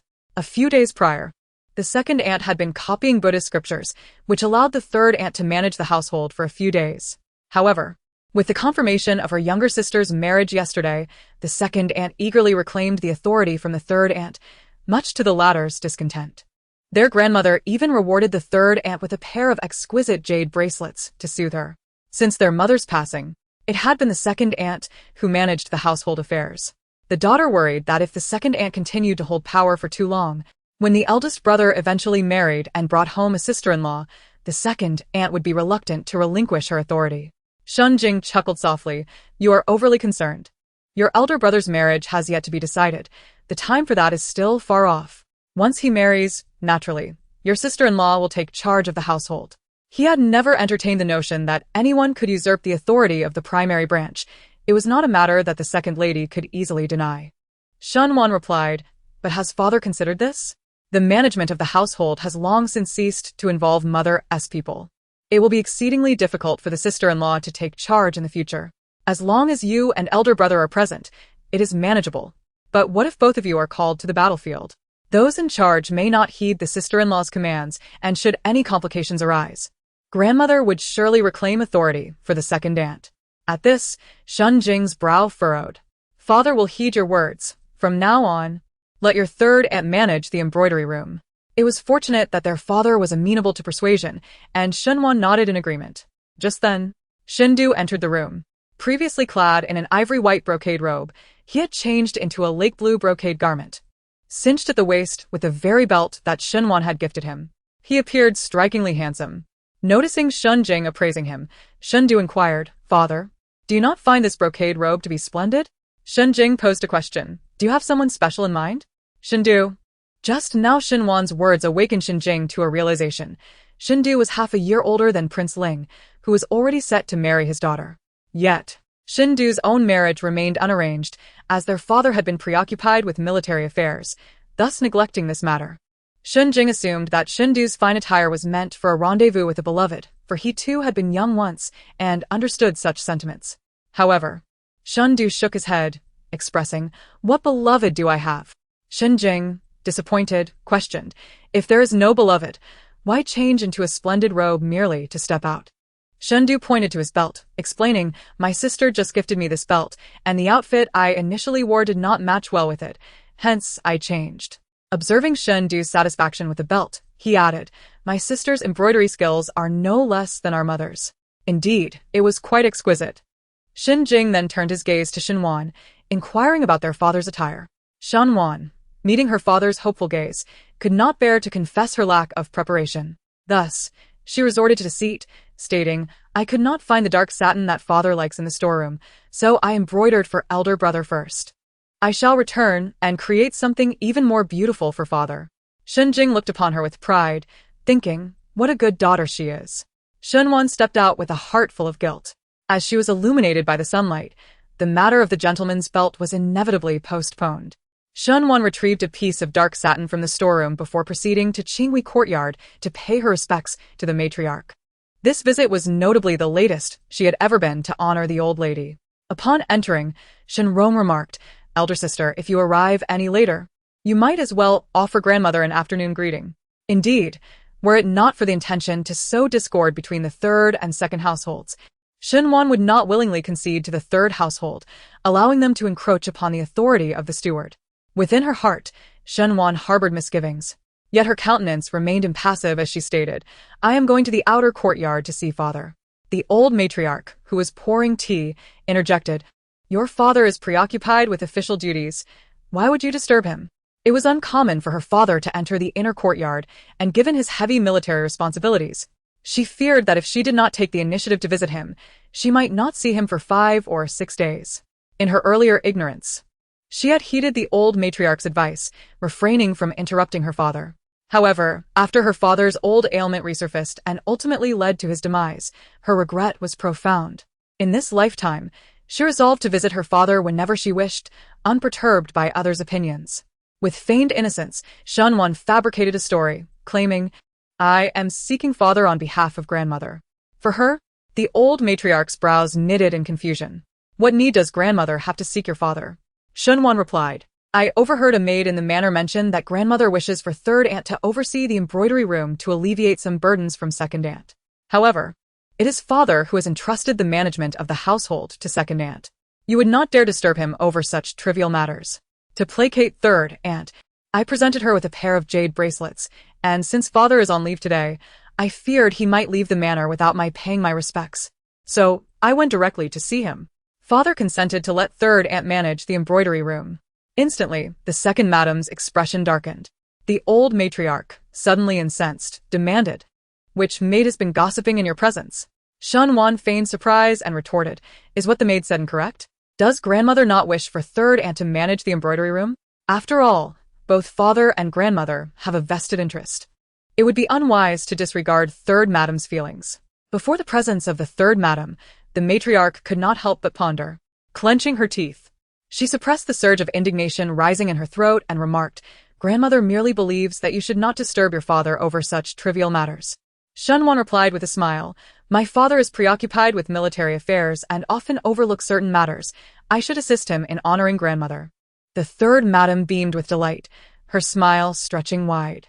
Although the matriarch had bestowed upon her a pair of sheep-fat jade bangles, the third madam had still been vexed for half the night. She had not anticipated that Xinwan would merely mention it to the marquis, leading to the management of the embroidery room being entrusted to her, akin to a pie falling from the sky, leaving her in a state of bewilderment. Shenrong cast a rare glance of shame toward Xinwan. Had she known that her elder sister's visit was to advocate for their mother's authority over the embroidery room, she certainly would not have greeted her sister with such sarcasm for arriving late. Chapter 47. Discontent. Madame Eyre intended to voice her opposition. Yet before she could utter a word, the matriarch cast her a significant glance. Fueled by indignation, Madame er suppressed her feelings. The estate of Pingyang-ho was now firmly under the dominion of Xinjing. What he consented to had already been established as fact, immutable and unalterable. To dissent at this juncture would only provoke the ire of Madame San and jeopardize her forthcoming plans. The entirety of the Pingyang-ho estate would ultimately belong to their branch. Thus, the management of a mere embroidery room was of little consequence. A small act of forbearance could preserve greater ambitions. Contemplating this, a semblance of a smile graced Madame Eyre's countenance. Just yesterday, sister-in-law San expressed her desire to assist with the household's internal affairs, allowing me to concentrate on preparing Inge's dowry. I had initially declined her offer outright, but upon reflection, it was unwise to rebuff sister-in-law San. I had intended to propose my request to the Ho, not anticipating that the eldest daughter would swiftly take matters into her own hands. Such words were steeped in hypocrisy. A blatant attempt to deceive sister-in-law San into believing that Madame Eyre would graciously relinquish a portion of her managerial authority. It was akin to believing that the sun would rise from the south. Madame San, too, wore a smile, yet it was a hollow one. What did Madame Eyre's remarks even imply? We were merely assisting the primary branch with household affairs. Previously, she had refrained from involving herself in managerial matters, unaware of the substantial advantages therein. However, during those few days of managing the accounts, she had gained a clear understanding of the situation. The second branch feasted while the third received nary a drop of broth, merely gaining a modest increase in provisions compared to when Yun was in charge, an insubstantial gain at best. The matriarch, steadfastly aligned with the second branch, would not allow her to encroach upon the management authority. It was only upon realizing that her intentions were uncovered that she offered a pair of jade bangles as a means of pacification. Observing the undercurrents between the second and third wives, Xinwan realized that sowing discord between the two households would prove far easier than she had initially anticipated, and the rift would be considerably more profound than she had envisioned. She awaited the unfolding of events with keen interest. The old matriarch, weary from the proceedings, dismissed them, and typically, the third wife would be the last to depart. However, this time, she was the first to leave. Yet, upon exiting the Qinghui courtyard, she was called back by the second wife. "Sister-in-law, please hold a moment," the second wife beckoned. The third wife, still simmering with unspent ire, felt it inappropriate to display her discontent openly outside the courtyard, for fear that it might reach the ears of the old matriarch, who would undoubtedly chastise her for the discord among sisters-in-law. With an air of aloofness, the third wife inquired, "What does my elder sister wish of me?" The second wife replied with a smile, "I have a magnificent opportunity to share, and I wish to extend a portion of it to you." Upon returning to Qinglan courtyard, Shenwan took a moment to rest before commencing the embroidery of a waist belt. Gazing at the inky satin in her hands, she felt a twinge of anxiety, pondering that once she completed the belt for her father, she could then craft one for Xie Jingyan. To be frank, she was somewhat apprehensive. Once she settled on a design, she instructed Yingshuang to fetch golden thread, threading the needle and making the first stitch. This endeavor consumed the next 3 days. On the morning of the fourth day, Shenwan finally completed the waist belt for her father, her neck stiff from the effort, and her hands were no better. As she looked at the finished piece, anticipation filled her heart at the thought of her father's joy upon receiving it. She promptly instructed Yingshuang to send someone to inquire if her father was at home. Yingshuang hastened to carry out her command. Just as Xinjing was in the residence, Shenwan stepped out with the belt in hand. Not far from the entrance, she encountered a young maid clad in a light pink dress, who informed her, "Miss, the old lady requests your presence at Qinghui courtyard." Shenwan pondered the reason behind the old lady's summons, feeling a sense of uncertainty. However, as it was a summons from the old lady, she could not decline. She resolved to visit the old lady first before delivering the belt to her father. After the maid delivered her message, she withdrew, and Shenwan, accompanied by Shuang, continued on her way. As she passed through the garden, she noticed a few maids from the third household sneaking along a side path, their furtive expressions betraying their unease, suggesting they were up to no good. Shenwan, feeling compelled to investigate, thought that encountering them might provide insight into their misdeeds. Furthermore, taking that side path would lead her closer to Qinghui courtyard, ensuring she would not be delayed in meeting the old lady. With determination, Shenwan guided Shuang towards the narrow path. However, after a brief moment, the elusive maids vanished around a corner. Shenwan quickened her pace, scanning her surroundings. Just as she sensed something amiss, a male voice resonated from behind a tree. "Cousin Wan, are you searching for me?" The sudden utterance startled both Shenwan and Shuang. Turning her head, Shunwan beheld young Master Wu, the maternal cousin of third madam, emerging from behind a large tree. Being the cousin of third madam, he was generally accorded polite address by the young ladies of the household. In her past life, Shunwan had harbored a disdain for this cousin. Known for his indulgent vices, gambling, drinking, and lewd behavior, even harassing virtuous women in the streets. Yet, he seldom visited the Pingyang Marquise. What brought him here today? Not merely with a gaze, but with one so brazenly lewd that it filled Xinhuan with a profound loathing that manifested upon her countenance. Young Master Wu, after stealing several glances at Xinhuan, found his throat parched, as if a fire within him yearned for release, causing his breath to grow labored and his unremarkable face to redden with an unusual hue. He swallowed hard, inching closer to Xinhuan, his repulsive smile nearly provoking her to regurgitate her breakfast, his words more vulgar still. Ling Wang is but a cripple, rendered incapable of bestowing upon his cousin the joys of womanhood. Allow your cousin to alleviate your solitude. At this juncture, Shunwan struggled to comprehend the situation. It dawned on her that the maid from the third household had deliberately feigned a furtive demeanor to lure her here. She had not anticipated that the third madam would audaciously permit her nephew to covet her, intending to perpetrate violence within the confines of the Pingyang Marquise. Little did the third madam know that Xie Jingyan had dispatched individuals to secretly protect her. Young Master Wu, in declaring his master a wastrel, only to suggest infidelity, would likely find his life forfeit this day. Xinhuan was assured of her safety, yet as young Master Wu advanced, she instinctively recoiled, which he misinterpreted as sheer terror, rendering her paralyzed with fear, forgetting the notion of escape. However, with him present, escape was a fanciful notion indeed. Just as young Master Wu extended his hand, a stone was hurled, striking his hand aside. Before he could react, another stone struck his acupoint, sending him crashing to the ground. Shunwan presumed it was Qinyu's doing, but upon hearing the sound of rolling wheels, she turned to find Xie Jingyan seated in a wheelchair, his expression dark and brooding. The pallor of Shunwan's face instilled a sense of trepidation within her, particularly as she gazed into those strikingly beautiful eyes, which seemed to harbor the tempestuousness of an impending storm, evoking an inexplicable and unsettling sensation deep within her.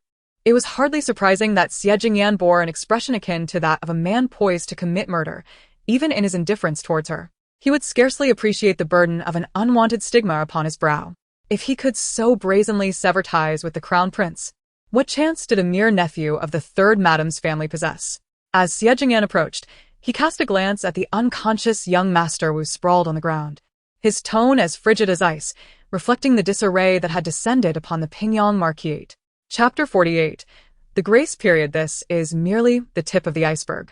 If the second and third houses, in collusion with Xie Jingyin, dare to conspire against their father to seize military power and titles, what hope does she have? However, Shunwan refrained from uttering these thoughts. Chen Feng, noticing the unusual flush on young Master Wu's face, crouched down to examine him, then turned to Xie Jingyan and said, "He has been poisoned with a charm toxin." "Eliminate him," Xie Jingyan responded, his voice devoid of warmth. Shunwan hurriedly interjected, "Do not kill him." Xie Jingyan cast a furious glance at Xinhuan, his face growing even more ashen. "He has wronged you, and yet you plead for his life." Xinhuan, maintaining an impassive expression, replied, "If the charm toxin is not resolved, will he not explode and perish?" Xie Jingyan remained silent, tacitly agreeing. Xinhuan continued, "To kill him so easily would be too lenient. Let him remain here, unconscious, and let fate take its course." Although young Master Wu indulged in vice and wrongdoing, he was still the legitimate son of the Wu family's main branch. To die in such a manner at the residence of the Marquis of Pingyang would surely burden the third madam with a heavy explanation to her maternal family. Xie Jingyan's expression softened slightly, and Chen Feng urged him to leave. Shunwan hesitated, torn between following Xie Jingyan or continuing to meet the old matriarch. She did not believe the matriarch was unaware of the situation. Xinhuan pondered how she might further incite the old matriarch's ire, having failed to keep pace. She found Xie Jingyan glancing back at her, questioning her lingering presence. Xinhuan quickly caught up, asking as they exited through a side path, "Are you here to find my elder brother?" Xie Jingyan retorted, "Would I need to come to the inner courtyard to find your brother?" Xinhuan felt a flicker of irritation at the condescending gaze that regarded her as if she were a fool. In her previous life, prior to her marriage, she discovered him in the inner courtyard. He had claimed to be searching for her elder brother, which had struck her as peculiar at the time. However, his words now seemed rather different. Shunwan remained silent as Xie Jingyan glanced at the belt held by Yin Shuang and extended his hand, requesting, "Hand over the belt." It was evident that he had come specifically to retrieve the belt. Was it truly necessary for him to personally make the trip for such a trivial matter? Yin Shuang was intimidated by Xie Jingyan to the extent that, even though she was aware the belt was not meant for him, she obediently passed it over. After all, presenting the Lord's belt to the Prince of Ling was not an issue, was it? Xie Jingyan accepted the belt, commenting, "The embroidery is quite exquisite, but is this belt not a tad too heavy for me to wear?" Shunwan replied, "The belt is intended for my father." Xie Jingyan's gaze fixed on Shunwan as he inquired, "Then what of my belt?" Shunwan explained, "I will deliver the belt to my father, and I shall embroider yours upon my return." Xie Jingyan's expression darkened, his voice rising slightly. "After all these days, you have yet to commence the embroidery?" His displeasure was evident, and Shunwan, too, felt a surge of anger. "I have been tirelessly embroidering the belt day and night. Are you dissatisfied with my pace?" Xie Jingyan's frustration intensified, his tone dripping with sarcasm. "Your tireless efforts, yet they are not for me." Shunwan retorted, "Is it not your doing? You requested my assistance. Yet I am to embroider a belt while my elder brother has already taken one for himself, and now my father desires one too. I shall embroider that for him as well." Xie Jingyan furrowed his brow, looking at Shunwan. "I merely wish for a belt. Your brother and father already possess theirs. Yet I am left without?" It seemed he could not entirely be blamed. He merely desired a belt. Shunwan looked at Xie Jingyan and inquired, "You are not in want of a belt. Why must I embroider one for you?" Xie Jingyan cast a glance at Shunwan and retorted, "Does your elder brother or your father lack belts?" Indeed, her father and elder brother had no shortage of belts, yet the ones she embroidered were to their liking.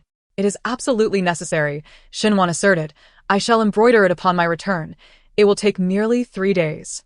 Xie Jingyan replied, "There is no need to rush. I shall come for it 4 days hence." How accommodating the Prince Ling was. She had anticipated he would grant her an extension of 10 days or even half a month, yet it was only a day. However, recalling that he had already waited for several days, Shunwan chose to remain silent. She still needed to visit the old matriarch. Shunwan extended her hand, requesting, "Please give me the belt." Xie Jingyan replied, "I shall take this belt as well."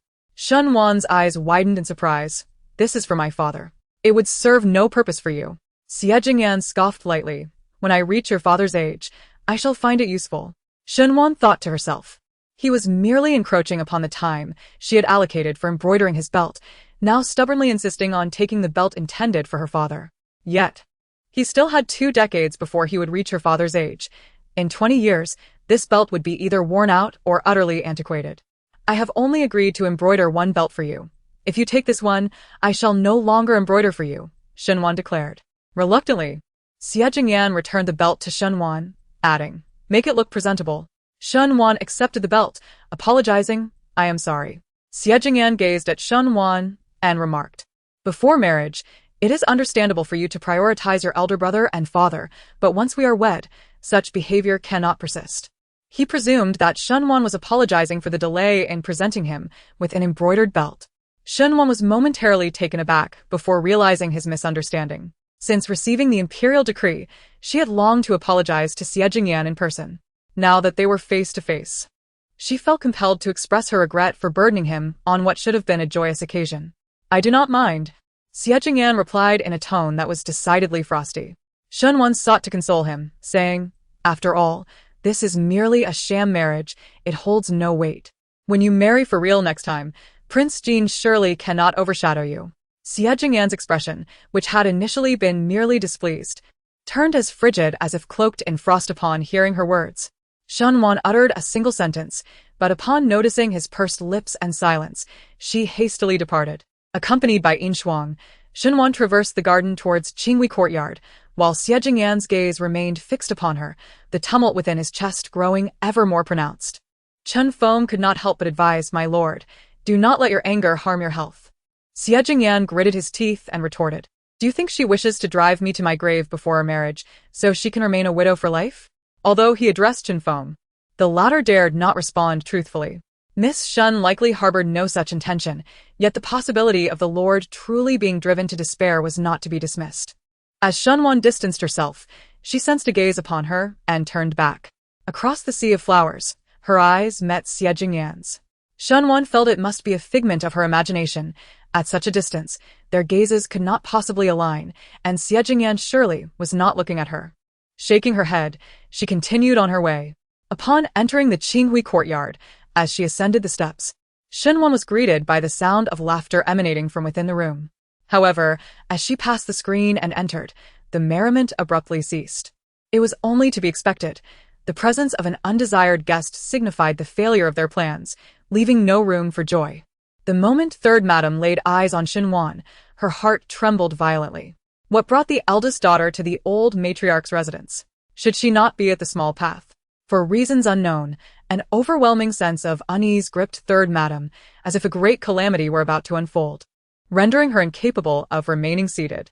Shunwan discerned the turmoil within third madam, feigning ignorance as she inquired with a smile, "What are you discussing that brings such delight?"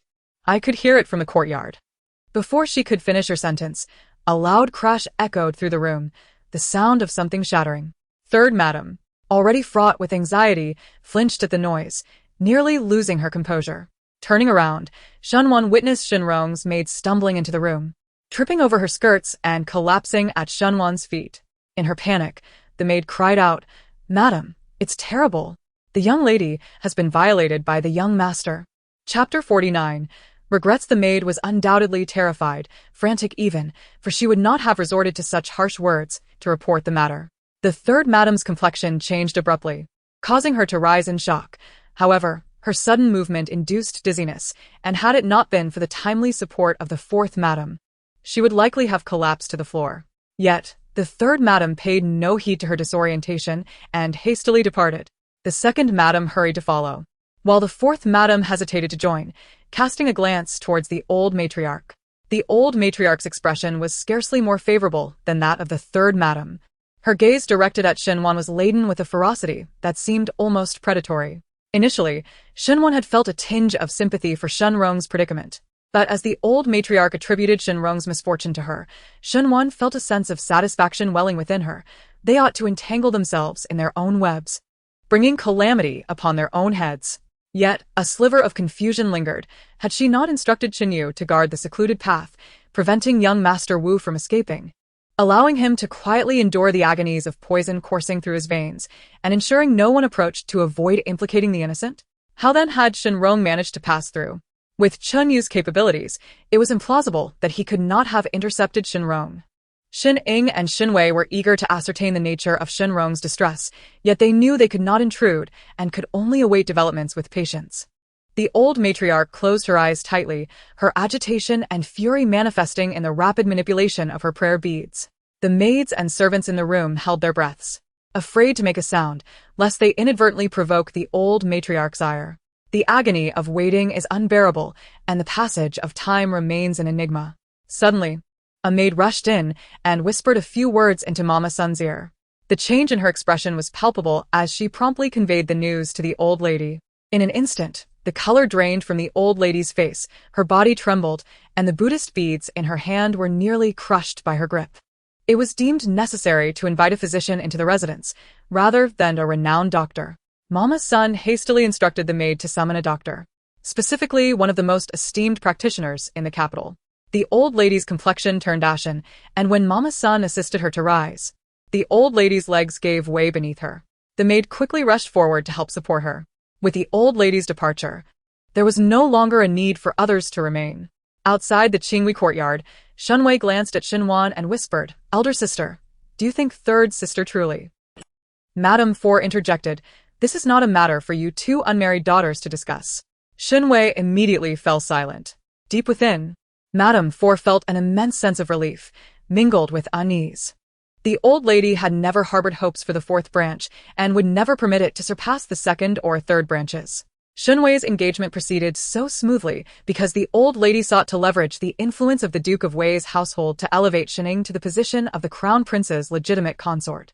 Otherwise, the old lady would have preferred an alliance between the fourth branch and the Sun family. Even if it were merely a verbal agreement, as long as the Marquis of Pingyang recognized it, the Duke of Wei's household would have no recourse. Ultimately, Even if the fourth branch insisted on marrying the Duke of Wei's heir, it would become a thorn in the heart of the Duchess of Wei.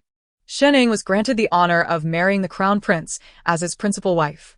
The matriarch of the family felt a sense of joy in her heart. After all, a good match for the daughters of the fourth branch could be overlooked. However, with Shunrong's recent misfortune, the nephew of the third madam's family could hardly be described as anything but a scoundrel, a mere ruffian. No reputable family in the capital would consider marrying their daughter to him. Shunrong's union with such a man marked the end of her prospects. The matriarch was deeply pained by the poor match of her daughter, especially when her other daughter could aspire to become a noble lady. This was akin to a dagger piercing the hearts of both the matriarch and the third madam. They had 4 daughters in total, 2 of whom had lost their virtue before marriage, which was unfortunate enough in the residence of the Prince of Changshan, but this was the esteemed Pingyang. How could the nephew of the third madam's family dare to act in such a manner? The fourth madam no longer dared to let her daughter wander freely in the northern courtyard. She took Shenwei away, while Shenwan had initially intended to deliver a belt to the front courtyard. Given the current turmoil, if their father were to learn of this, he would undoubtedly be furious, and receiving the belt she had embroidered would not bring him joy. It would be better to wait for another day to present it. As they passed through the garden, the maids whispered among themselves, and upon seeing Shenwan, they scattered like startled birds. Upon returning to Qinglan courtyard, Shenwan immediately approached the window, where Qinyu appeared. Shenwan inquired about the situation between Shenrong and young Master Wu. Qinyu expressed her apologies, stating that she had not forgotten Shenwan's instructions. When Shun-san had gone, she had intended to intervene but learned through the maid that the second and third branches had conspired to have her withdraw from her engagement and marry young Master Wu instead.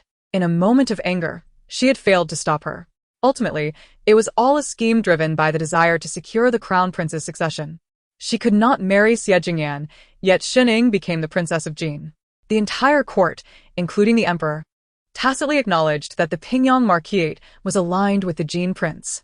In a bid to assist Xie Jingyan, she resorted to such despicable methods, and it is only fitting that she faces retribution for her actions. After Qinyu delivered her report, she withdrew. Shunwan remained seated, her irritation undiminished even after consuming 2 cups of tea. Upon Silver Frost's return from her errand, she informed Shenwan, "Miss, the third young lady has heard that she has lost half her life." The third madam slapped her own nephew, young Master Wu, more than a dozen times, leaving her hands swollen. A nephew, no matter how dear, cannot compare to one's own daughter, especially when this nephew is nothing more than a good-for-nothing. Were it not for young Master Wu being the sole heir and her sister's son, the third madam might have harbored thoughts of ending his life. Shenrong was carried back, lying unconscious on her bed. The maid knelt trembling on the ground. The third madam, with reddened eyes and filled with regret, sternly questioned the maid, what exactly went wrong? Why did the eldest daughter not take the small path? How did Romeo end up there? The maid quivered as she replied. The eldest daughter did take the small path and encountered her cousin. However, just as he intended to assault her, Prince Ling arrived and knocked him unconscious, allowing the eldest daughter to leave with Prince Ling. The young lady was deeply concerned that the young master might have been killed by Prince Ling. She felt an urgent need to assess the situation, and despite the maid's attempts to restrain her, she rushed forth. To their surprise, the young master had merely fainted. Upon calling his name, he awakened and, in a frenzied state, threw himself upon the young lady, tearing at her garments. The maid wished to rescue her, yet she found herself unable to separate them. The memory of the brutality inflicted by young Master Wu haunted her, as did the despairing gaze of the young lady when she was violated. A chill coursed through the maid's veins. Prince Ling. Why had he chosen this moment to arrive at the residence of the Marquis of Pingyang? Why was there no one to inform them of his presence? How weak is Prince Ling, allowing someone to attempt to overpower his betrothed, and despite catching them in the act, he merely rendered them unconscious. Why did he not eliminate the threat altogether? If that had been the case, his innocent daughter would have been spared the consequences. Madame San's heart ached as if pierced by a dagger, her sobs echoing in the silence. Just then, the maid entered to report, "Madam, second madam has arrived." Madame San lifted her gaze, her eyes blazing with a fierce hatred. For the sake of Shenying's position as the crown princess, she had destroyed her daughter's future. And now she dared to show her face. She should be sent away. Chapter 50. Circumventing barriers within the confines of the room. Shunwan listened with delight as Ing Shuang reported the fury of the third madam. She cheerfully picked up a pastry to savor. Ing Shuang then informed her that the Marquis was aware of the turmoil in the inner courtyard and had proceeded to Qinghui courtyard. Upon hearing this, Shunwan immediately set down the half-eaten pastry and rose to her feet. With such chaotic events unfolding in the inner quarters, her father's temperament would undoubtedly lead him to fury. This predicament was a self-inflicted entanglement by the third house, and she was eager to observe how the matriarch intended to address the matter. Upon arriving at Qinghui courtyard, Shunwan paused at the entrance, hearing the sharp sounds of strikes.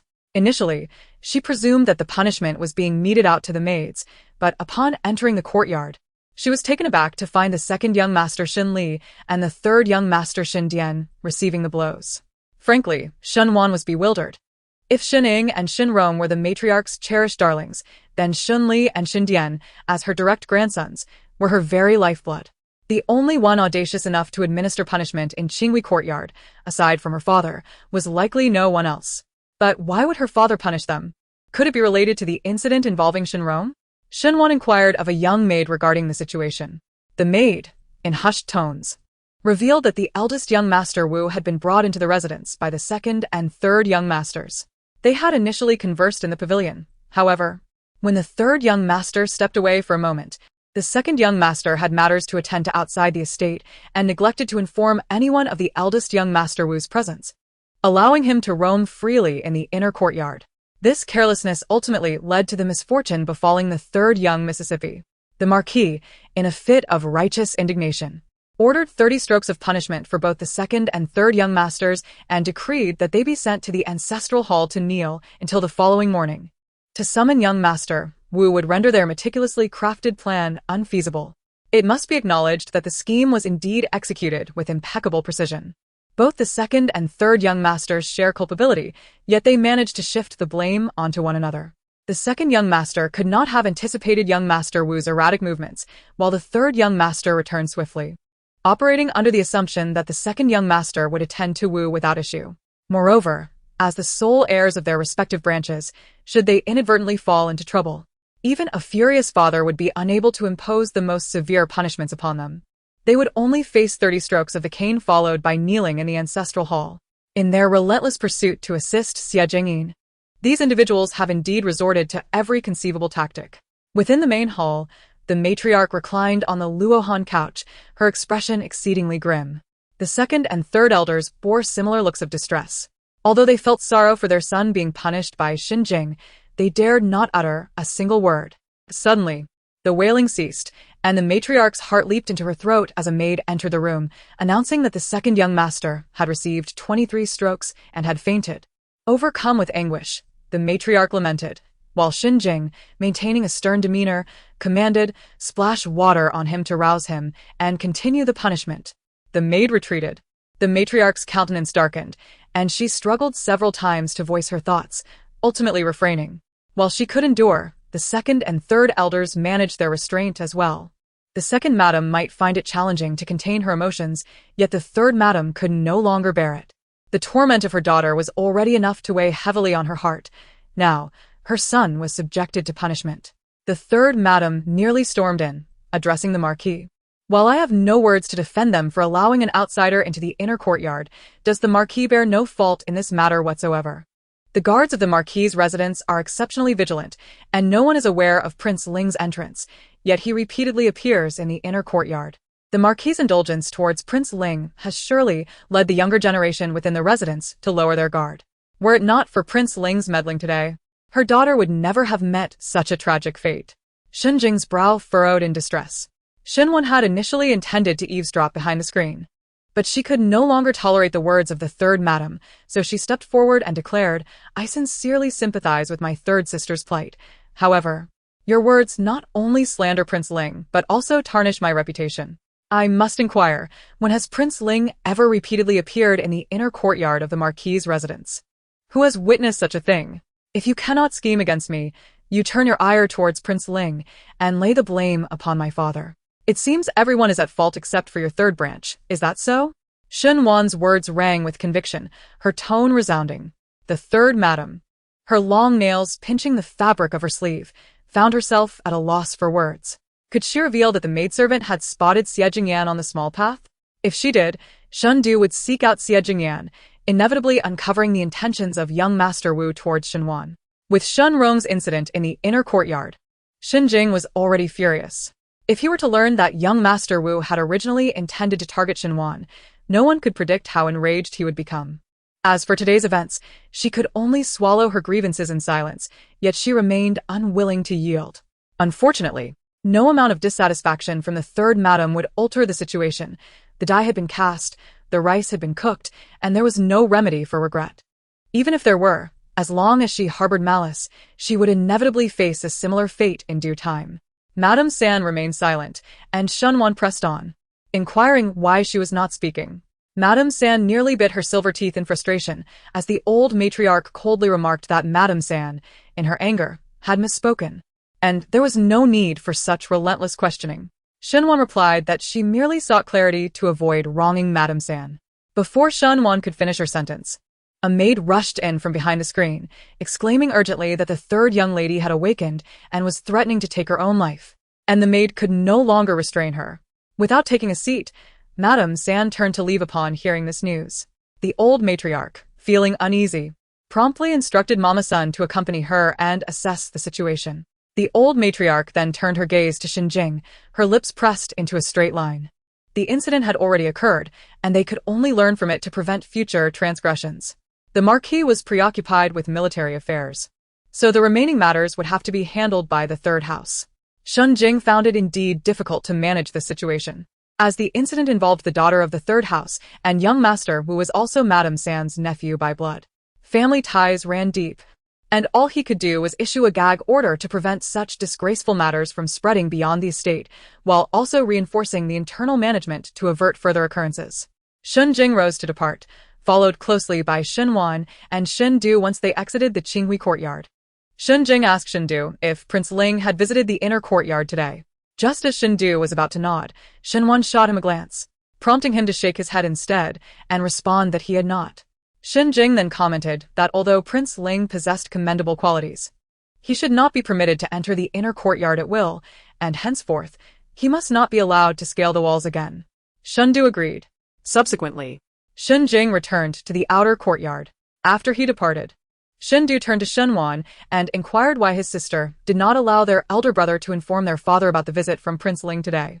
Shenwan replied, "I fear that father would become upset if he were to learn."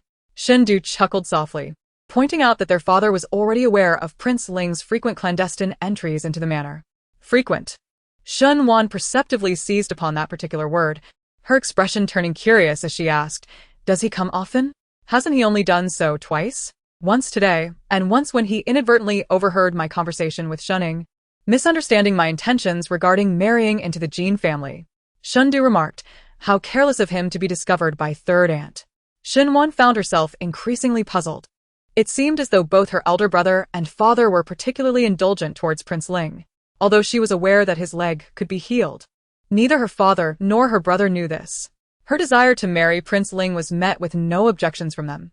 In fact, they appeared more concerned about her potentially bringing misfortune upon him. A nagging feeling that her father and brother were concealing something from her lingered in her mind. Just as Shenwan was about to inquire further, Shinning approached, compelling her to suppress her myriad of questions. While Shendu remained oblivious to the fact that Shenwan's apprehension about their father's anger was not directed at Prince Ling's presence in the inner courtyard, but rather at the matter concerning young Master Wu. He departed, reassured. Chapter 51. Heartache as she gazed at her elder brother's departing silhouette. Shenwan couldn't help but reveal a faint smile. Shunning approached, noticing her expression, and immediately felt a surge of indignation. How could the eldest sister smile when the third sister was in such distress? Shinrong's predicament had rendered her incapable of even smiling. It was truly absurd. Was it merely a display of sympathy for Shinrong? Shenwan was certainly capable of that, she retorted with indignation. The third sister had suffered so grievously, all due to those heartless fiends who would stop at nothing to achieve their ends, employing such despicable tactics to harm others. They had already wronged the second sister, and now sought to harm the third. Their fate would undoubtedly be tragic, deserving of a most lamentable end. As she spoke, Shenwan's gaze lightly drifted toward Shining. "Second sister, do you not agree?" Shunning instantly regretted speaking out, yet she could not endure Shunwan's apparent indifference. Why was it that despite the repeated schemes against her, Shunwan always managed to evade the consequences? Clenching her fists beneath her flowing sleeves, Shunning ground her teeth in frustration. Shunning had instigated this confrontation, and Shunwan would not easily let her off the hook. If the second sister truly felt for the third sister, why did she not join in her condemnation? While Shunwan smiled, her words were laced with genuine ire. Shunning found herself unable to smile, nor could she muster any harsh words. Shunwan simply observed her, waiting for her to express her anger. Shunning simmered internally, but upon reflection, realized that it was not Shunwan who had wronged her, but rather young Master Wu. So, she reluctantly joined in the condemnation, affirming, "What the eldest sister says is true. Those who harm the third sister shall not meet a favorable fate. Shall we pay a visit to the third sister?" Shunwan suggested. She dared to visit the third sister? Did she wish to infuriate her further? Shunning restrained the fury that threatened to erupt from her chest and said, "I dare not visit my third sister while she is in such a temper." Indeed, since the second aunt had been dismissed by the third aunt, it would be wise to refrain from going for the time being. Shunwan nodded in agreement. Shunning's face turned an ashen hue with anger. After finishing her embroidery, Shunwan paid little heed to Shenying's indignation and, in a cheerful mood, returned to Qinglan courtyard with Yin Shuang. Once inside, she enjoyed a cup of tea and rested for a moment before beginning to embroider a waistband for Xie Jingyan, also using silver thread. The embroidery continued well into the evening. Seeing that it was quite late and Shunwan was still occupied, Yin Shuang recalled Shunwan's earlier instructions and said, "Miss, tomorrow is the 6th day, the date originally set for Miss Yun's wedding. Will you still be visiting the Yun family?" On the day of Yun Mo's annulment, Shunwan had specifically instructed Yin Shuang that she intended to visit the Yun family on this day. Upon hearing Yin Shuang's words, Shunwan looked up, surprised that the 6th day had arrived so swiftly. She had been so engrossed in her embroidery that time seemed to have flown by. Yin Shuang covered her mouth and giggled. "Indeed, it is swift. In just 12 days, it will be your joyous wedding day." As she contemplated her impending marriage to Xie Jingyan, Shunwan felt a flutter of anxiety in her heart, even though she was aware it was merely a sham union. In truth, her nerves surpassed those she felt in her previous life when marrying Xie Jingyan. Shunwan could not fathom why she felt this way. After all, it was just a pretense, so there was no reason for such apprehension. Unable to understand her own unease and subconsciously hesitant to delve further into her thoughts, fearing that the more she pondered, the more anxious she would become, she decided it was better to remain blissfully oblivious.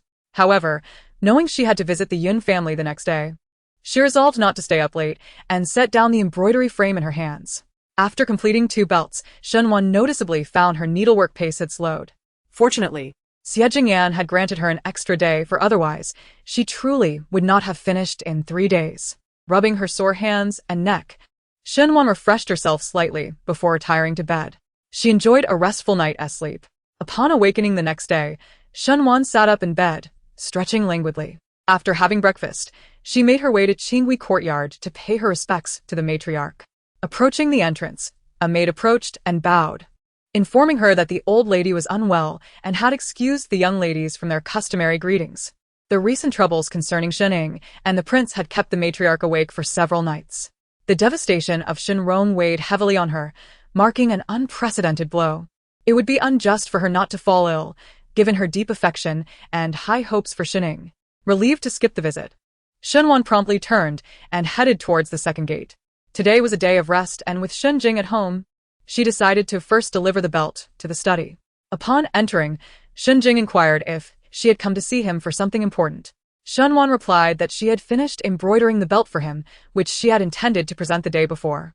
Shenjing expressed surprise at her swift progress, noting that it was far quicker than her mother's work during her lifetime. Mention of her mother caused a pang of nostalgia in Xinhuan.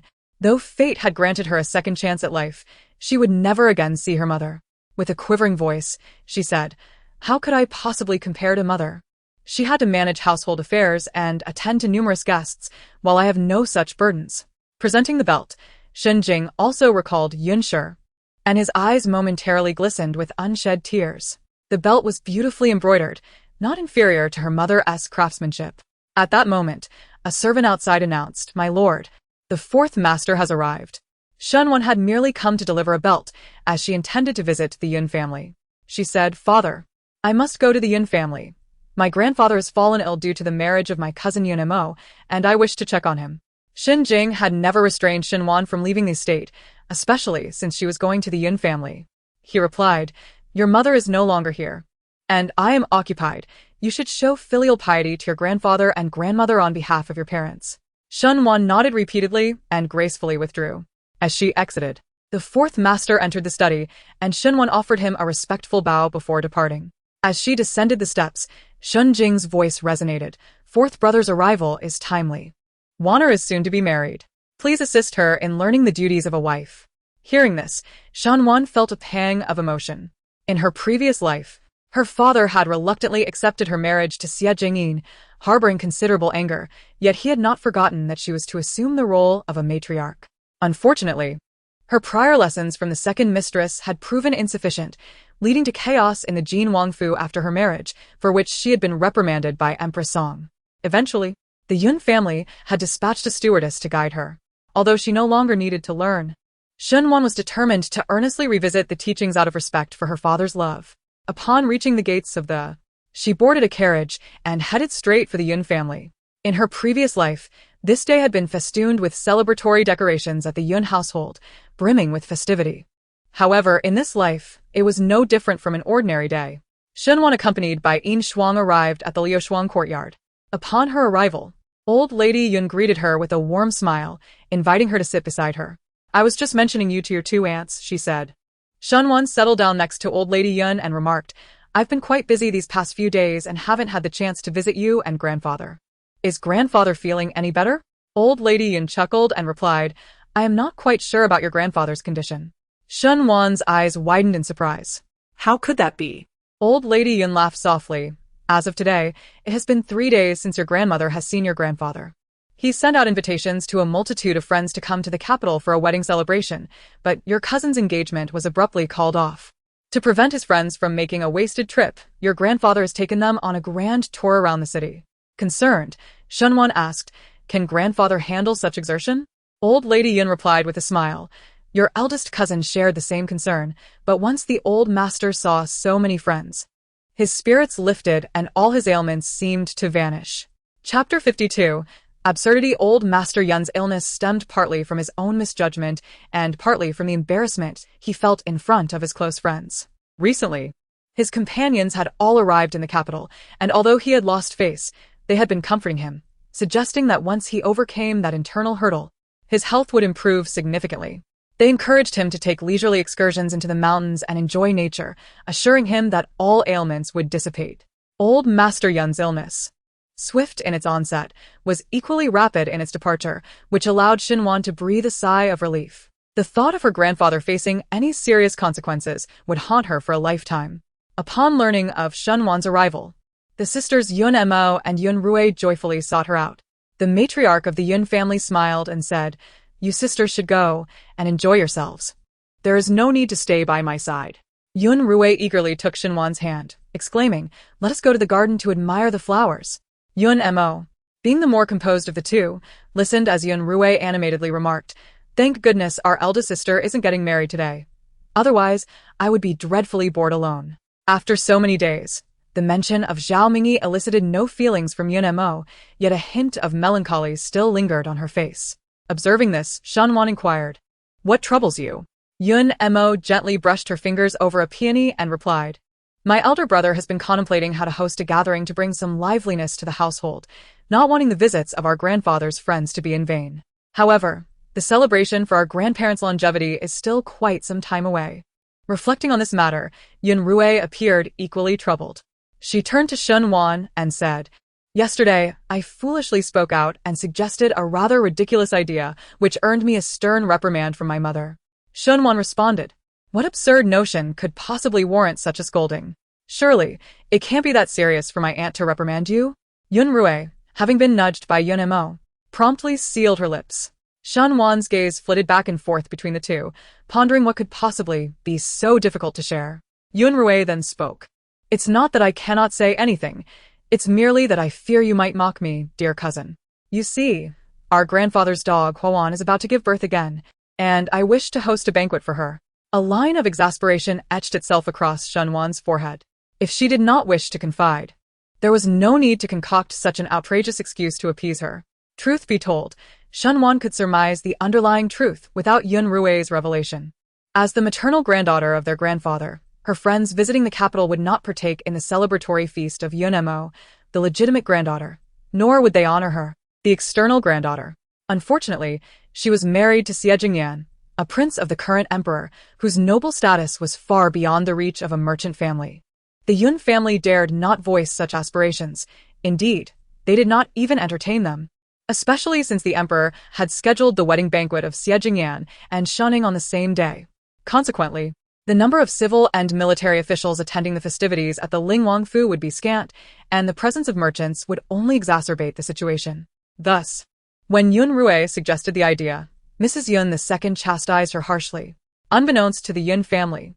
Upon learning that old Master Yun felt guilty for causing his friends to make a fruitless trip, Shunwan had entertained the thought of inviting those friends to celebrate at the Lingwangfu. Alas, her marriage to Xie Jingyan was merely a fade. Had there been even a modicum of genuine affection, she would have spoken up. She had already entangled Xie Jingyan in the schemes of the Empress and the Jin Wang, making it imprudent to engage in such endeavors any further. Shunwan felt a pang of guilt and, taking advantage of Yun Mo and Yun Rui's absence, quietly murmured to Yin Shuang, "Is it truly impossible to seek assistance from Prince Ling?" Shunwan shook her head, replying, "He has already aided me sufficiently. I cannot allow him to sacrifice his own dignity for my sake." At that moment, Yun Rui spotted a beautiful orchid and called Shunwan over to admire it, prompting her to approach. The group spent half an hour frolicking in the garden before they returned to the elderly Lady Yun. After settling down with a cup of tea, a maid brought forth a parcel. Lady Yun addressed Shunwan, saying, "Your grandmother's purple gold pills should have been consumed by now. The last time you visited, I forgot to give them to you. Please take them back with you." In truth, the Yun family could directly send the pills to the Pingyang Marquis residence. But Lady Yun felt that such an act would imply excessive deference from the Yun family towards the elderly lady. Therefore, she insisted that Shunwan deliver them herself, believing that her gesture of filial piety would earn her additional affection from the elder. The Yun family considered Shunwan's well-being in every regard. However, Shunwan shook her head, saying, "I shall not take them.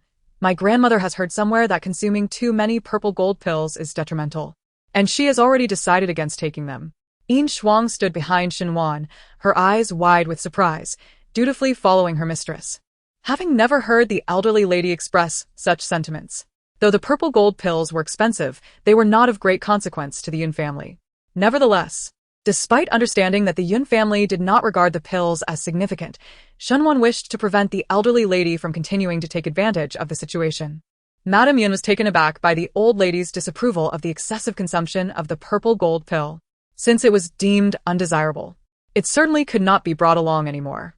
Just as Madame Yun was about to speak, a young maid in a pale pink dress rushed in, panting, and announced, "Madam, the court has dispatched officials to imprison young Master Zhao, and they have surrounded the residence of the Grand Scholar of the National Academy."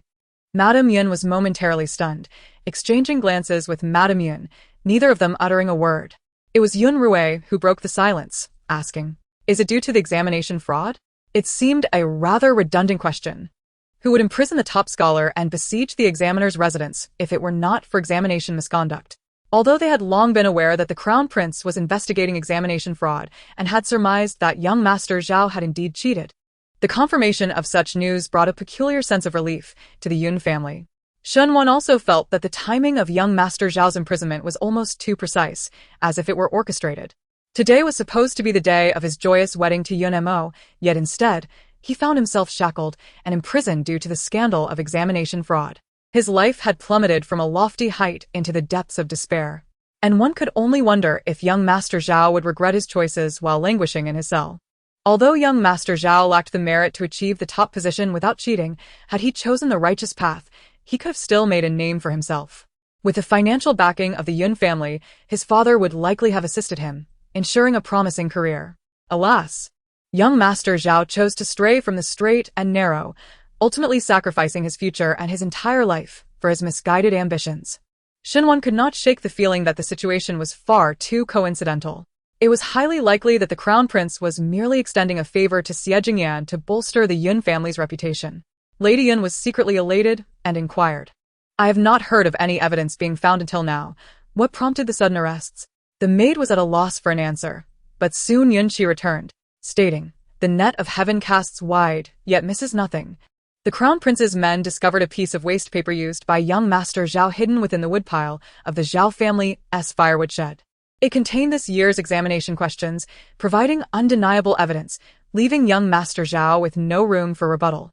Shun Wan remarked, the act of examination fraud undermines the very foundation of the court. The emperor will undoubtedly impose severe punishment. The anger within the old matriarch dissipated entirely. Just as she was reveling in her joy, a maid rushed in, exclaiming, Madam, Lady Zhao is kneeling outside the residence, pleading with you and the old master to save young Master Zhao. Chapter 53. Astonishment upon hearing the name of Madame Zhao. Lady Yun's previously buoyant spirits were suddenly overshadowed by a heavy gloom. Lady Yun wasted no time in expressing her outrage, exclaiming, what does Madame Zhao take our Yun family for? How dare she return here? Drive her away, at once. In a cold voice, Lady Yun ordered. Cleanse the ground where she has knelt with water several times, lest it tarnish our Yun family's premises. The Zhao family, lacking any substantial foundation in the capital, had relied solely on their superficial charm and a modicum of talent to win the favor of Miss Chen, thus allying themselves with the Chen household. However, with the recent exposure of examination fraud, the Chen family was struggling to protect themselves, leaving Madame Zhao with no one to turn to for rescuing her son.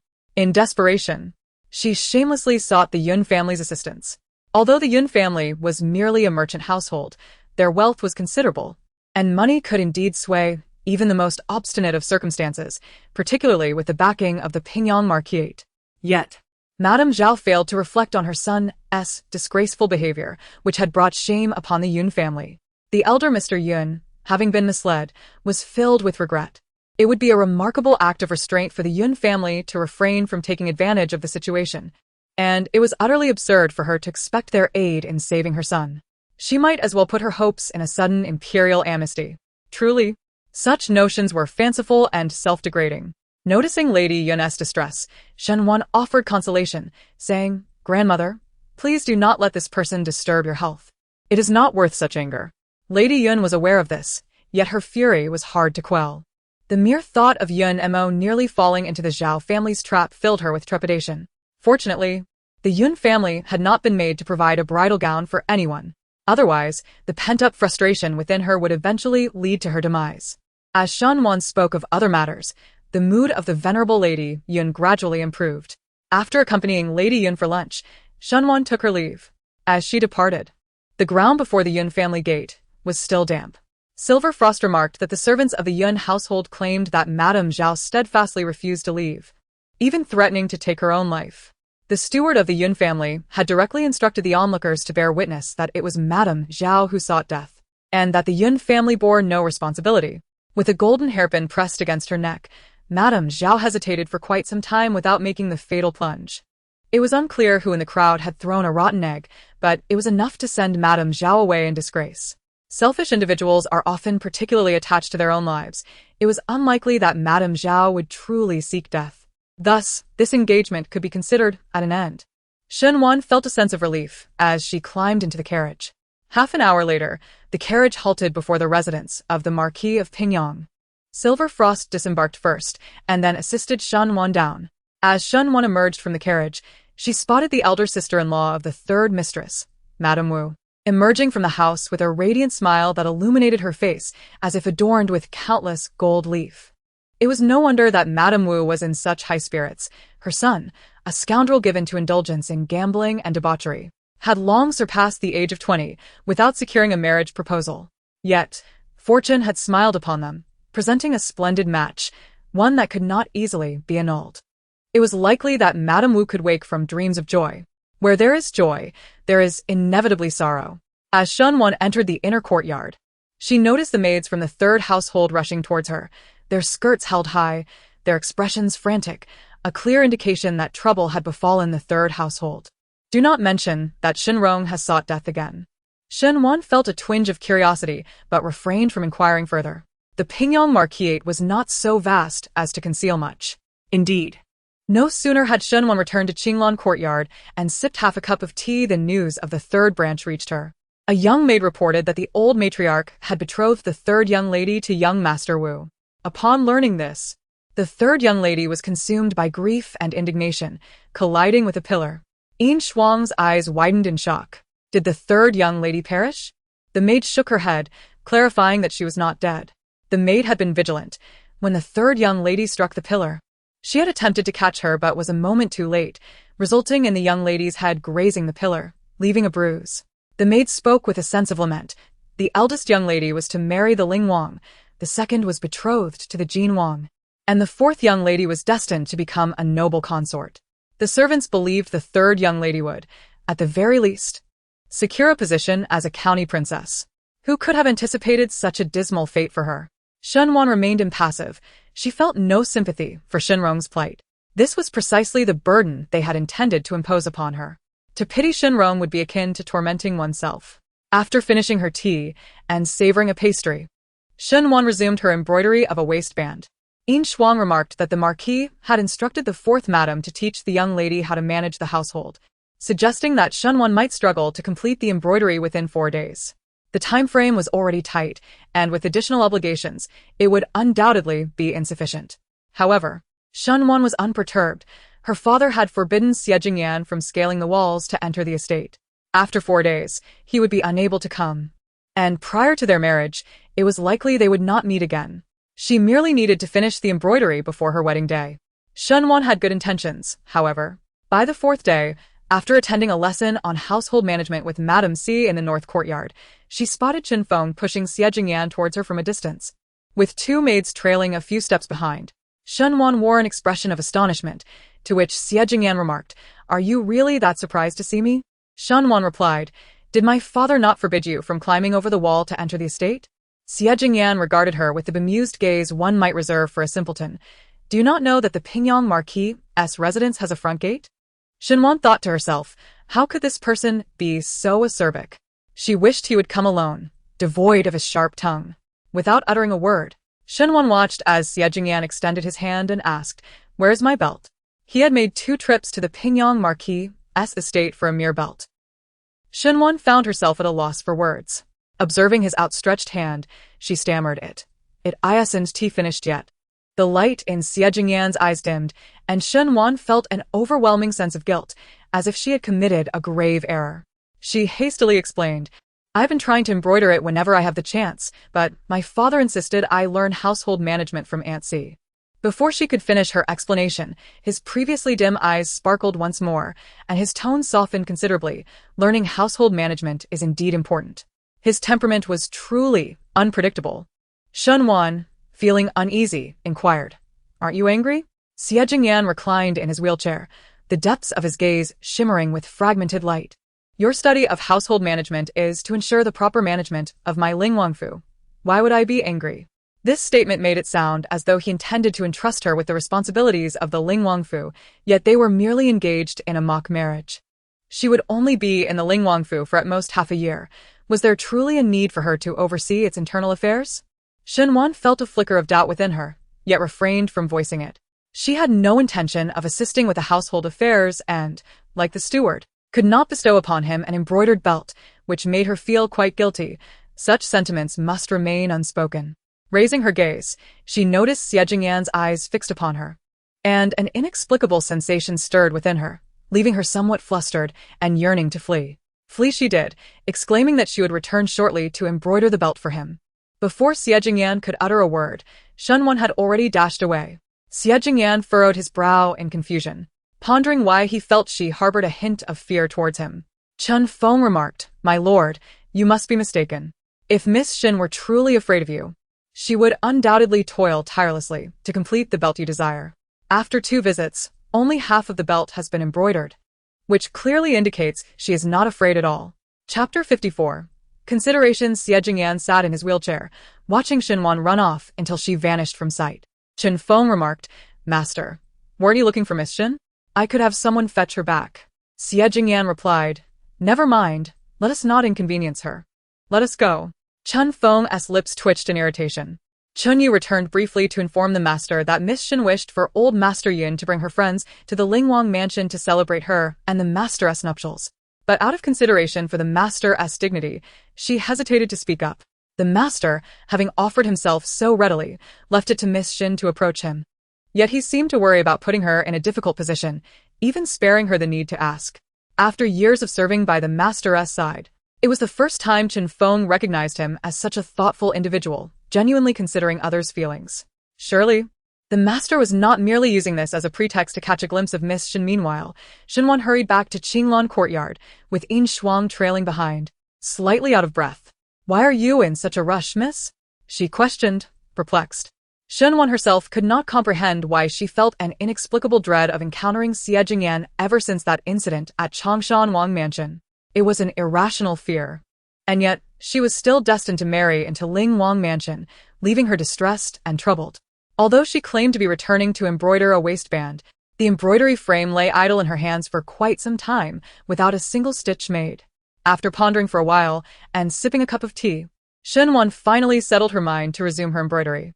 Originally, she intended to continue her studies in the West Courtyard that afternoon, but she chose not to go, sending a maid to inform the fourth madam instead, and busied herself with her own affairs. Just as she was engrossed in her work, a maid reported from beyond the beaded curtain, "Miss, old Master Yun has arrived at the... Why has uncle come? He seldom visits the Ho residence, even less frequently than father visits the Yun family." Shen Wan found it peculiar, and her curiosity deepened upon learning that Lord Yun had come seeking Xin Jing. Setting aside her embroidery frame, she proceeded to the front courtyard with Ing Shuang. Just as they reached the second gate, a maid approached, stating, "Miss, you have arrived just in time. The Marquis is looking for you." Shen Wan quickened her pace towards Shen Jing's study. Upon entering, she did not see Lord Yun and inquired, "Father, where is uncle?" Shen Jing replied, "Your uncle has already departed." Shen Wan pouted. "It's such a rare occasion for uncle to visit the Ho residence, yet he left without waiting for me." After murmuring, she turned to Shen Jing, "Father, did you summon me for something?" Shen Jing regarded his daughter and asked, "Did you request Prince Ling to invite your grandfather's friends to the Ling residence for the wedding festivities?" Shen Wan was momentarily taken aback, her voice rising slightly. Prince Ling invited grandfather's friends to his residence for a wedding celebration? Noticing her astonishment, Shen Jing furrowed his brow, realizing she was unaware of this matter. He recalled that Xie Jingyan had dispatched someone to secretly protect Shen Wan, indicating that it was likely the shadow guard who informed Xie Jingyan, reflecting his own intentions. "Your uncle came for this reason." Xie Jingyan confided in Yun Qi regarding this matter. Upon returning, Yun Qi reported it to old Master Yun. Old Master Yun would not dare to bring his circle of friends to the Ling Wang's banquet, fearing it would bring ridicule upon the prince.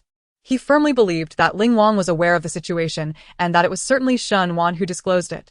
The Yun family could not proceed with such an action and, finding it even more difficult to decline, decided to have Yun Dalaoyi approach Shen Jing for assistance in turning down Ling Wang's goodwill.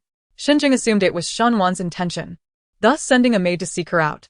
Shen Wan shook her head, stating that she had never mentioned this matter to Ling Wang.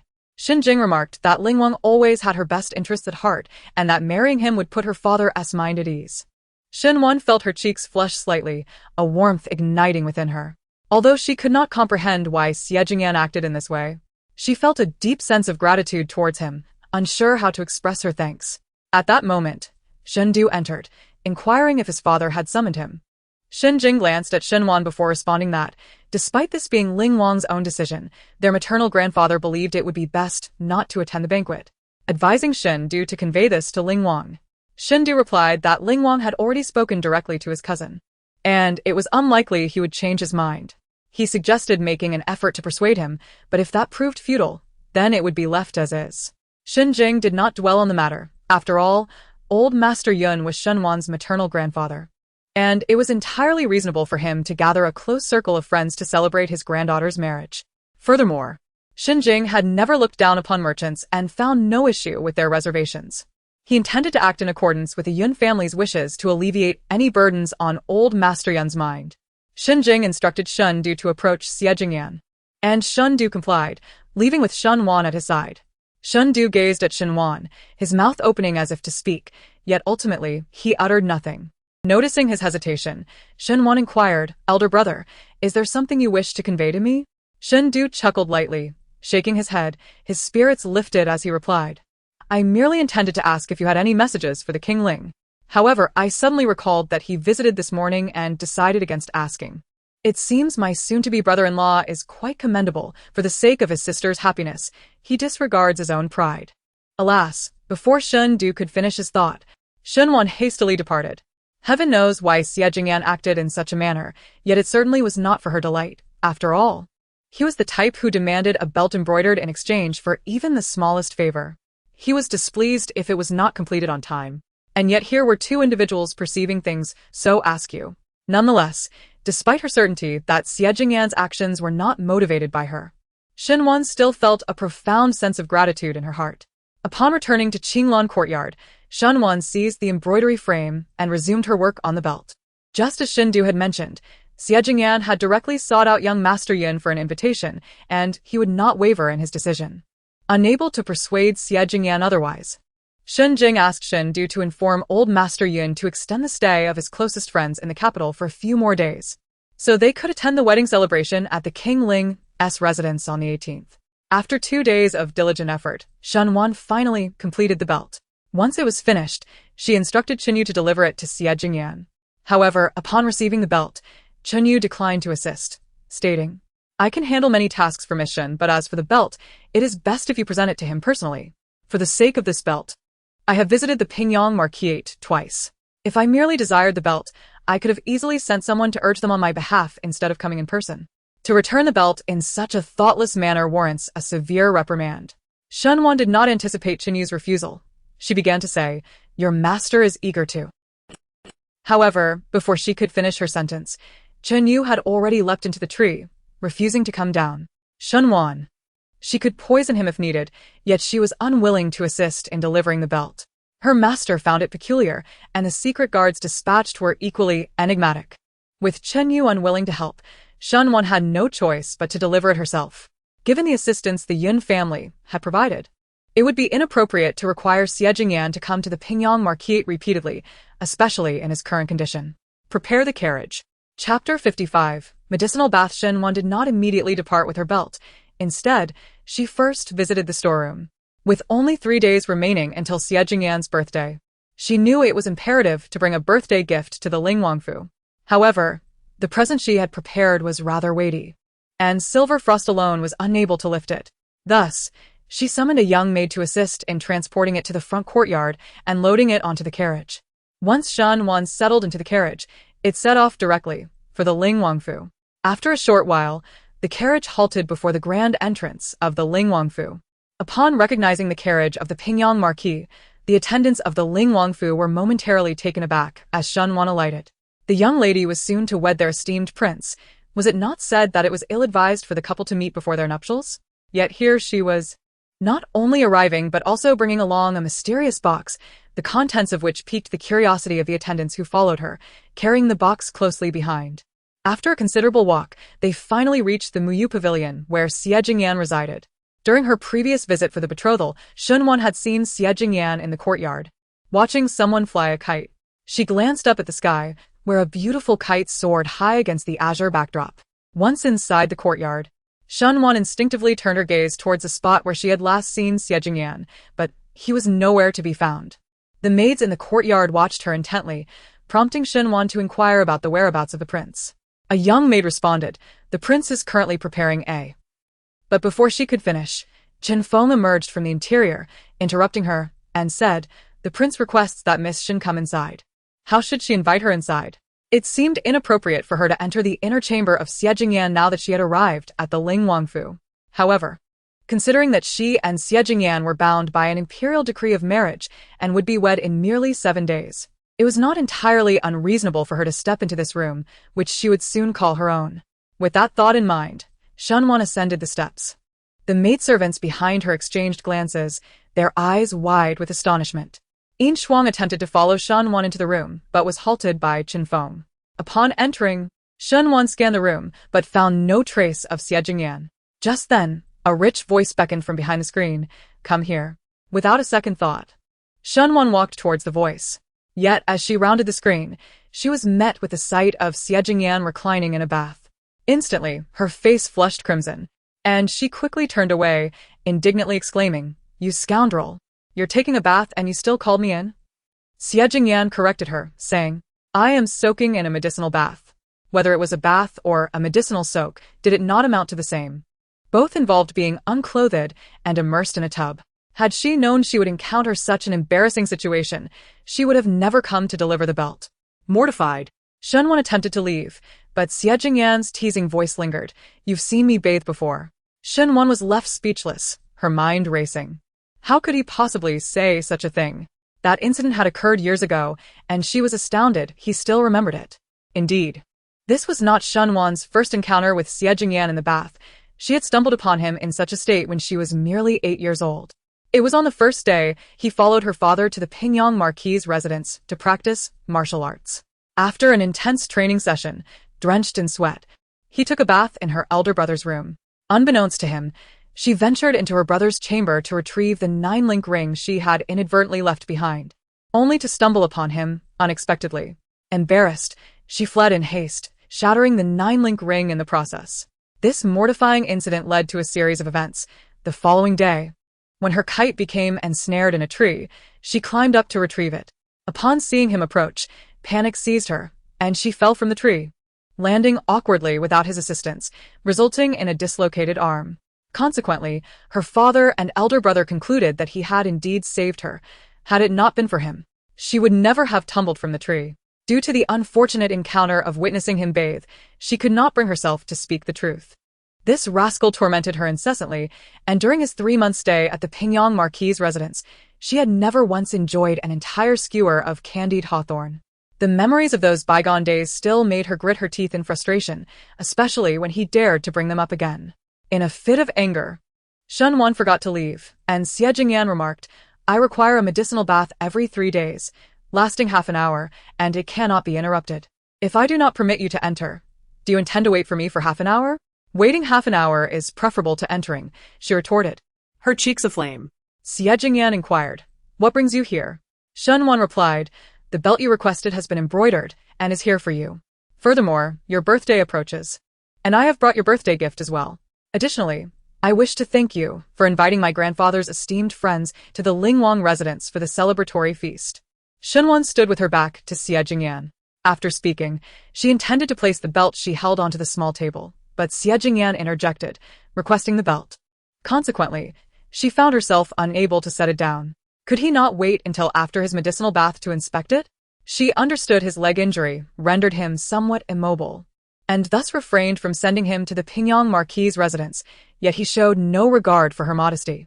Taking a deep breath to quell the warmth on her cheeks, she turned around, only to feel her face flush anew upon seeing the figure submerged in the tub. With great effort, she suppressed her embarrassment and handed him the belt. Xie Jingyan inspected it briefly, noting its commendable embroidery, and instructed her to place it on his bed. Shunwan complied, thinking that now the belt had been seen, he might be satisfied. However, Xie Jingyan remarked, "What about my birthday gift? It's outside. Bring it in." "I cannot carry it alone." Xie Jingyan then called for Chen Feng to fetch the items. Almost instantaneously, Chen Feng entered, hands cradling a large box. At Xie Jingyan's gesture, he began to unpack its contents. Inside was a striking coral tree, exceedingly beautiful. Yet, upon Xie Jingyan's inspection, there was no trace of joy on his face. Rather, he bore an expression tinged with anger, his gaze directed at Shunwan, disappointment evident in his eyes. "Is this truly the birthday gift you prepared for me? Wasn't it painfully obvious?" Shunwan met his gaze and noticed his arm casually draped over the edges of the tub. She found herself at a loss as to where to direct her eyes. He continued, "Last year, during the emperor's birthday banquet, you two entered the palace to celebrate. Do you recall what gift I presented to the emperor?" Time has passed since that incident, and after a moment of contemplation, Shunwan finally recalled the gift he had bestowed upon her, which left her feeling quite embarrassed. Xie Jingyan inquired, "Have you remembered? And what of it?" Shunwan replied, "You can present the emperor with coral, yet I cannot offer you a gift in return." Xie Jingyan's gaze remained fixed on Shunwan's face as he remarked, "My gift of the coral tree to the emperor was devoid of any sentimental value. I was simply ensuring no missteps. I am rather curious as to why Miss Shin would present me with such an extravagant coral tree." His informal reference to the emperor indicated a certain detachment from the father-son bond. Shunwan felt her cheeks flush under his scrutiny, accompanied by an inexplicable sense of guilt. It would certainly not do to admit that her own motivation was to avoid any blunders by giving the coral tree.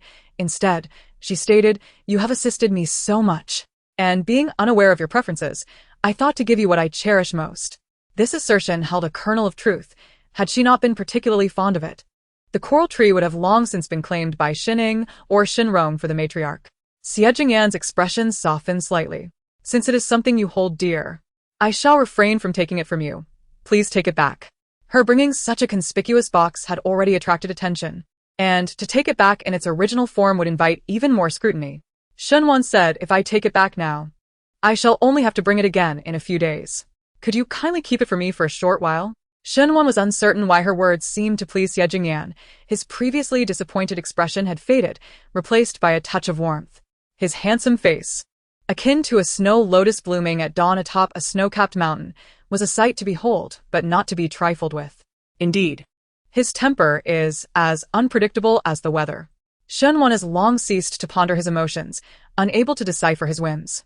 She inquired, "If you do not desire the coral tree, then what is it that you seek?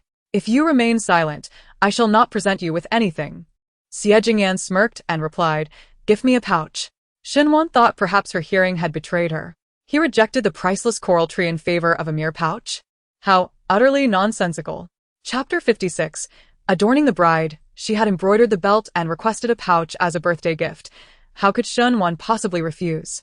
She turned to Xie Jingyan and said, "On your birthday, there will undoubtedly be many prominent young ladies coming to present me with adornments. I cannot deliver them personally, and it would be inconvenient for you to go to the Pingyang Marquis's residence. Thus, I shall have Chinyu bring them to you. There is no rush. I can present them to you after we are married as well." Her agreeable nature was commendable. After fulfilling her obligations and expressing her gratitude, Shunwan chose not to intrude upon Xie Jingyan's leisurely bath and turned to leave. However, as she exited the Muyu pavilion, she suddenly remembered that she had left her embroidered handkerchief in his room and promptly returned to retrieve it. As she stepped into the room, she heard Qin Feng say, "Master, it has been half an hour. It is time to rise." Shunwan thought, what a deceiver. She had genuinely believed he intended to soak for another half hour. It turned out he had already soaked for an adequate duration. Through the screen, she could vaguely see Xie Jingyan still in the bathing tub. Shunwan approached, shot him a fierce glare, snatched the handkerchief from the small table, and left without a backward glance. "Xie Jingyan." "Qin Feng." Xie Jingyan turned his head to look at Qin Feng, who wore an innocent expression, unaware that she would return. He could hardly blame him. Qin Feng was merely concerned that his master would soak for too long and jeopardize his health. Yet it was indeed puzzling that when Miss Shen came, his master could not have made her wait a moment longer and dressed before meeting her. Now he had been caught in the act. Xie Jingyan rubbed his forehead, recalling the rosy hue of Shunwan's cheeks, yet the corner of his mouth could not help but curve upward. Shunwan exited the Ling Wang mansion, her heart ablaze with indignation, yet she concealed her emotions, fearing that others might discern her turmoil. Even before she had wed into the Ling family, she was already subjected to such mockery. One could only imagine the trials that awaited her post-marriage. In her previous life, the Ling Wang was renowned for his chaste devotion to his beloved, shunning all female company. How could this be? Was it possible that the rumors were misleading? Or had she misjudged the situation? A sense of trepidation enveloped her. Embarking on a treacherous journey was far simpler than extricating oneself from it. Upon returning to the Pingyang Marquis, Shunwan made her way directly to Qinglan Courtyard. The old matriarch had succumbed to illness following the distressing news regarding Shinrong. While the second madam busied herself preparing dowries for Shining, and the third madam devoted her time to consoling her daughter. No one paid heed to Shunwan. Had it been under normal circumstances, she would undoubtedly have been summoned to face reprimands for her perceived lack of propriety before her impending marriage to the Ling Wang. Now, even if they were incensed, they could not chastise her, for she had merely gone to the Ling residence to present birthday gifts. Shen Ying and Shin Rong had tarnished their reputations before their marriages. Surely, they would face far graver consequences. The pouch that Xie Jingyan desired was completed by Shunwan in the span of an afternoon, exquisitely embroidered on both sides. Over the next 3 days, she spent her days in the northern courtyard, studying household management alongside Shinwei. Shunwan sought to learn from the ground up, yet the fourth madam's methods were far inferior to those imparted by the Yun family. After enduring several days of frustration, she could no longer contain herself and began to instruct the fourth madam instead. Remarkably, within 3 days, the fourth madam's proficiency in household management had markedly improved. When the fourth master inquired about the progress of Shunwan's education, the fourth madam shook her head, stating, "I cannot teach her." The fourth master replied, How can you not teach her? Wanneer is exceedingly intelligent. Madam C reproached Lord C, saying, "Before you and Lord Ho asked me to instruct the eldest daughter, you should have first inquired if she needed guidance. The Yun family has already educated her.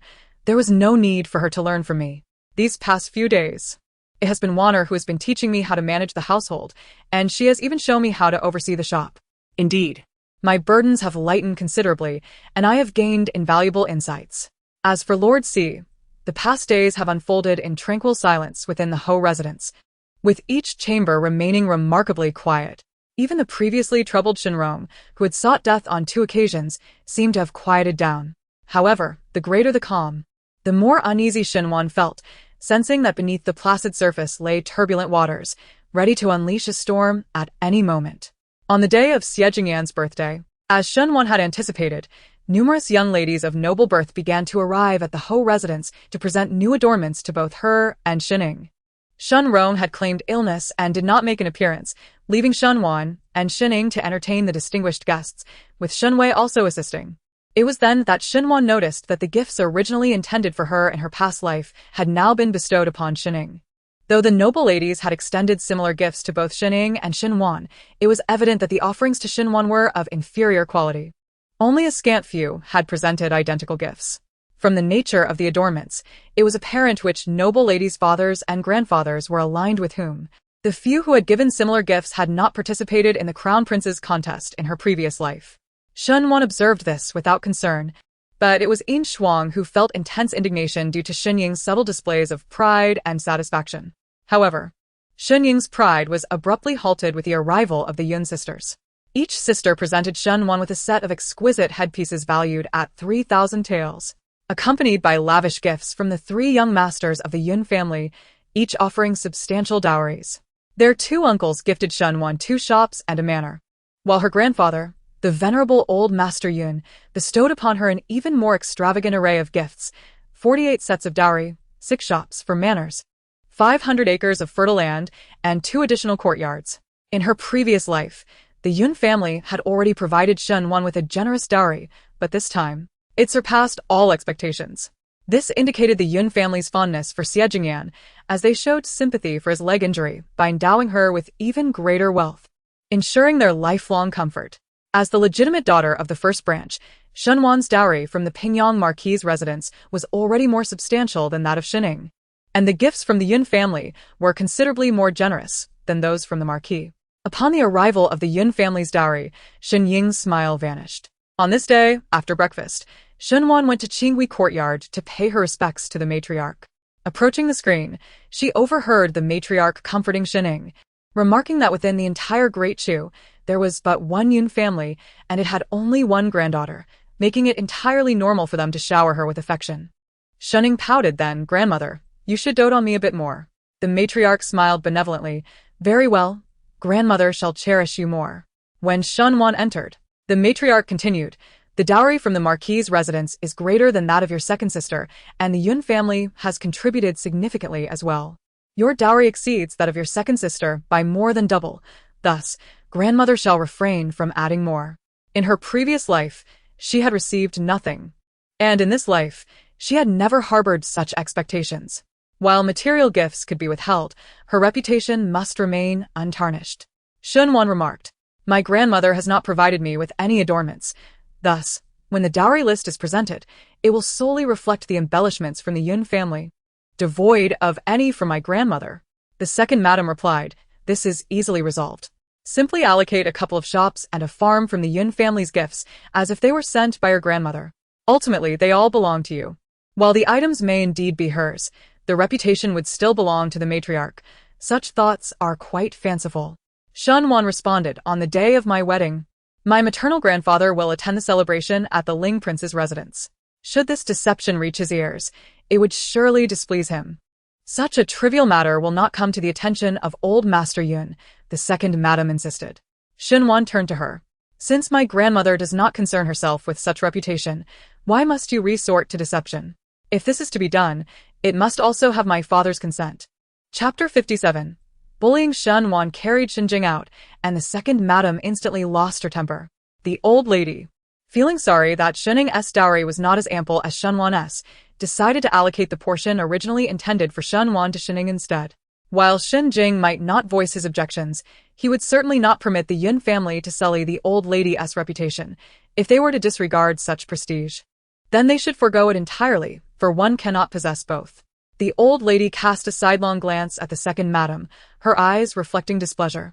Making it clear that the second madam understood, she had failed in her task. In her frustration, the second madam had become muddled. There was no need for her to engage in a dispute with the eldest daughter. Authority over the household affairs was firmly in her grasp. Even though the dowry for the eldest daughter had been prepared by the fourth madam, it was her people who handled the matter, allowing her to act directly without needing to voice it. Even if the Yun family became aware, they would not likely make a fuss over such a trivial matter. Should Xinjing harbor grievances, the servants would naturally deflect any blame to preserve the old lady's dignity. As long as the eldest daughter's dowry was substantial, it would not pose a significant issue. However, by openly stating that the eldest daughter had clearly disagreed with the course of action, the second madam had placed herself in a precarious position. If she insisted on proceeding, it would be deemed her fault. Xinwan could bring this to Xinjing's attention, and while he would not penalize her, her authority over household matters would likely be lost. The second madam simmered with resentment as the old lady fiddled with the prayer beads in her hands, regarding Xinwan with a gentle gaze. Grandmother was merely speaking casually. Did you take it to heart? Although our family does not possess the wealth of the Yun family, you are still the most cherished granddaughter of grandmother. How could I possibly deny you a splendid dowry upon your marriage? As she spoke, she instructed Mama Sun to bring forth the property deeds and contracts. The old matriarch bestowed upon Xinwan a shop and a courtyard of 4 sections. The shop was not particularly lucrative, and the courtyard was situated in a rather remote area, yet it was a gift nonetheless. Xinwan did not express any dissatisfaction. She graciously rose to offer her thanks, exclaiming her gratitude to her grandmother. The old lady wore a broad smile, yet it seemed to cloak an icy demeanor, exuding a palpable chill. Xinjing, filled with indignation, twisted her embroidered handkerchief, pondering why her elder sister, already endowed with a substantial dowry, felt the need to contest such a trifling matter. The thought of the Queen and Prince Jin's conditions for her to attain the status of a principal wife ignited a seething resentment within Xinjing. She would endure these grievances for now, but once Prince Jin's plans were firmly established, she vowed that Xinwan would meet a fate devoid of a proper burial. Xinwan did not linger for long. She took her property deeds and departed from Qinghui courtyard. Silver Frost, filled with concern, remarked that both she and the second young lady were to marry on the same day, fearing their dowries might become entangled. Xinwan reassured her, confident that her dowry was being diligently overseen by fourth madam, with Xinjing also taking care to monitor it. Moreover, as she and Xinjing would be leaving on the same day, the likelihood of their dowries becoming mixed was minimal. The servants, busy with preparations, would be particularly meticulous. Thus the chances of error were slim. Should any mix-up occur, it was not an irreversible situation. It would not result in her dowry being delivered to Prince Jin's residence without recourse. Though the possibility of a mix-up was slight, Xinwan remained cautious. In her past life, her dowry had escaped the grasp of avaricious hands solely because Xie Jingyin was one of their own. She had devoted her dowry to assist him in securing his position. To covet her dowry would be tantamount to opposing Xie Jingyin. In this lifetime, her husband was Xie Jingyan, and she could not dismiss the notion that others might harbor similar intentions. Particularly, among her dowry were numerous antiques and paintings, most of which were meticulously gathered by the Yun family specifically for her marriage. These treasures, valuable yet prone to forgery, had previously aided Xie Jingyan in winning over many civil officials. Thus, it was prudent to exercise caution. Xinwan made her way to the northern courtyard before returning to Qinglong Garden. With the wedding day approaching in just 2 days, Qinglong Garden was particularly bustling. Xinwan needed to organize the items she would take to the Linglong residence, some of which required documentation on the dowry list. After a day filled with activity, she fell onto her bed, utterly exhausted. However, the following day proved to be less hectic. Before Xinwan had even risen, The maids of Qinglan Garden had already affixed the large red double happiness character, instantly enveloping the space in a celebratory atmosphere. Shunwan stared blankly at the vibrant character, her mind drifting back to that day at the Changshan Wang residence when she had tumbled into Xie Jingyan behind the rockery. Her heart raced tumultuously, and soon anxiety took hold. How would she navigate a faux marriage and the subsequent wedding night? To quell her spiraling thoughts, Shenwan picked up a book and began to read with great intensity. When Shenjing arrived at Qinglan Garden, he found Shenwan engrossed in her reading. Amused, he remarked, "I've never seen you so studious. Why this sudden diligence with your wedding imminent?" Setting the book aside, Shenwan rose from her small couch and inquired, "Father, what brings you here?" Shenjing, gently patting her head, replied wistfully, "Knowing you are to be married tomorrow fills my heart with reluctance. I came to see you." As Shenwan grappled with her worries about how to engage with Xie Jingyan, she suddenly blurted, "What if I postpone the wedding for a few months?" Shenjing chuckled softly, inquiring when she would marry, as her father was reluctant to part with her. Did she intend to remain unmarried for life? If it were possible, she truly wished to stay forever in the Pingyang Marquisate. However, Shenwan was aware that this was merely a fanciful notion. She only hoped for her father and elder brother's safety, and once Xie Jingyan achieved his ambitions, they would part amicably, seeking a tranquil and picturesque place to spend their remaining days. Shun Jing visited Shenwan, presenting her with 20,000 taels of silver notes as a reserve. Shenwan replied, "I already have ample dowry.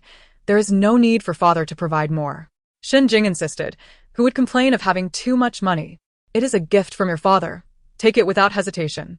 Once you are married, life will be different. You can no longer rely on Prince Ling's favor and indulge in capriciousness, taking advantage of him."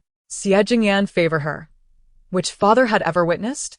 Previously, he had worried she would bring misfortune to Xie Jingyan, and now he fretted she might bully him instead. Did he truly believe she could impose upon Xie Jingyan? Shenwan had always known of Shinjing's affection for Xie Jingyan, but she had not anticipated it surpassed the love he bore for his own daughter. Feigning dissatisfaction on her porcelain-white face, Shenwan remarked, "Father is not concerned about Prince Ling mistreating his daughter, but rather fears she might bully him. Am I truly not your flesh and blood?" A hint of amusement graced Shinjing's typically serious countenance as she assured, "Prince Ling would never mistreat you." What do you mean by that? "Xie Jingyan has bullied me countless times," Shenwan retorted. Yet, her father spoke with such conviction. She harbored no doubt that one day, Xie Jingyan would sell her father out, and her father would be counting the money for him. Shinjing settled into his seat as Shenwan poured tea for him. Recalling that in her previous life, her elder brother had come with their father to visit her, she inquired while pouring, "Where is elder brother? Why did he not come with father?" Shenjing replied, "Your elder brother was taken out of the residence early this morning by your second brother and the others. I am uncertain as to what keeps them preoccupied."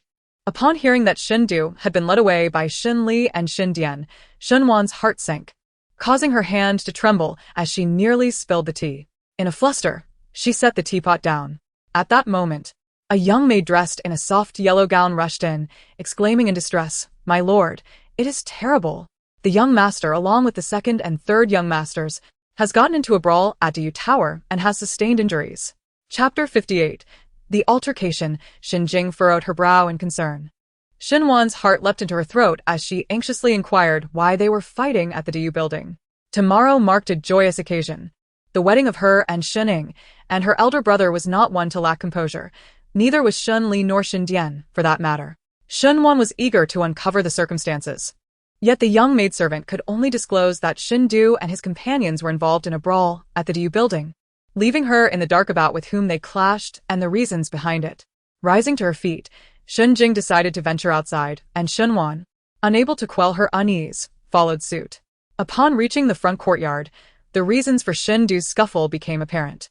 Shenwan was to wed Xie Jingyan. Despite his broken leg, he was still a prince of noble status.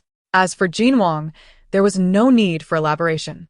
Shen Ying's match with Xie Jingyin was indeed a significant elevation for her, and although Shen Wei's union was also commendable, it was Shen Rong's engagement to her cousin, young Master Wu, that had become the subject of bewilderment and disbelief among many, having circulated just days prior. At that moment, Shindu, Shenli, and Shindian had gone to the Diyu building for drinks, and numerous onlookers questioned the authenticity of the rumors. Shindian, already irritable, found himself in a confrontation with the son of the Inding Marquis while stepping out for a moment. The scuffle ensued. Shen Dian was no match for the Inding Marquis' son, who was accompanied by 2 lackeys. Observing Shen Dian's predicament, Shen Li rushed to assist, and a fierce clash erupted between the 2 parties. Shen Du, along with Shen Li and Shen Dian, was embroiled in the fray. As they were being struck, Shen Du could not remain a passive observer. He attempted to mediate, but his efforts were met with disregard. Furthermore, the cousin of the Inding Marquis' son, young Master Cheng from the general's mansion of Huaihua, sought to engage Shen Du in a contest of strength, unleashing a blow that left Shen Du with no choice but to defend himself. At first, Shen Du was willing to yield to the young Master Cheng. However, as Cheng pressed him relentlessly, Shen Du's temper flared. Their martial skills were nearly on par, and when they engaged earnestly, the Diyu Tower barely withstood their clash. Shen Du landed a kick on young Master Cheng, only to receive a punch in return. Shen Li, concerned that the situation might escalate, hurried to intervene and restrain Shen Du, but no one stopped young Master Cheng. When Cheng delivered a kick, Shen Du was unable to evade it. He was struck squarely on the shoulder and toppled over, inadvertently bringing down Shen Li, who had been trying to assist him. As a result, Shen Du injured his shoulder. Shen Li strained his back, and Shen Dian suffered a black eye. Although the heir of the Inding Bo family did not benefit from the altercation, the situation was dire for the Shen family, as they were to host guests for the marriage of a daughter of the Pingyang Marquis' residence the following day. With their appearances so marred, they had lost all face. When Shen Wan arrived at the front courtyard, she beheld the 3 of them, one holding his shoulder, another supporting his waist, and yet another shielding his eye. She hastened over and inquired, "Elder brother, is your shoulder all right?" Shen Du shifted his shoulder, wincing in pain. Yet he feigned bravado, saying it was merely a minor injury, though he feared he would not be able to carry her to the bridal sedan tomorrow. Shen Jing's expression darkened considerably. He reminded them of their sister's wedding the next day. Today, "You 3 will go to the ancestral hall and kneel there for a proper reflection." Shen Jing's fury left no room for dissent, and gritting their teeth in pain, they made their way to the ancestral hall for penance. Shen Wan sensed that something was amiss, while others remained oblivious. She was acutely aware that Duke Inding was a man loyal to Prince Jin. Shen Li was the elder brother of the princess, born of the same mother, and it was inconceivable that the heir to Duke Inding would dare to strike him, let alone disregard his favor. Contemplating the incident where Shen Li had attempted to mediate and had inadvertently allowed young Master Cheng's kick to connect with him, Shen Wan's gaze turned icy. This was not mediation. It was a ruse to ensnare her elder brother while young Master Cheng delivered the blow. However, Shen Wan could not fathom their motives. What advantage could they possibly gain from her brother's misfortune? Recalling her brother's previous injury to his arm that had rendered him unable to wield the red tassel spear, a wave of concern washed over her. She urged Shen Jing, "Father, please calm your anger. We still do not know the extent of my brother's injury. We should summon a physician to examine him. If the injury is severe and treatment is delayed, it may lead to lasting repercussions." Shen Jing understood that the Marquis of Pingyang's residence attracted envy due to its prominence, especially on a day when multiple daughters were wed. However, Shen Du displayed a complete lack of caution, believing that a little pain would serve as a lesson. Shen Jing was opposed to calling for a physician, but Shen Wan pleaded, "Tomorrow, my daughter is to be married.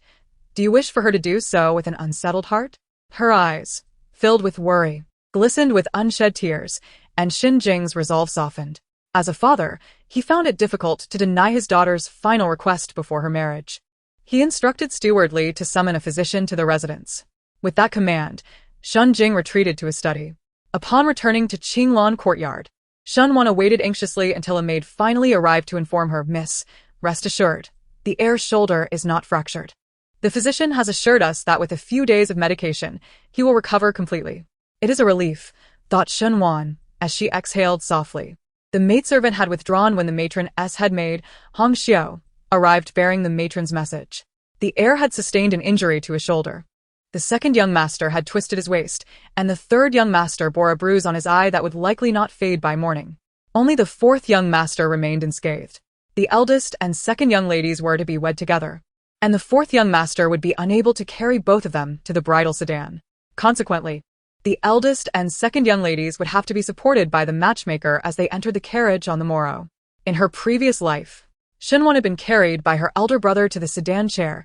This time, however, it mattered little to her. Her concern lay in the possibility of disrupting Xie Jingyin and the second branch's plans, which might prompt them to act prematurely.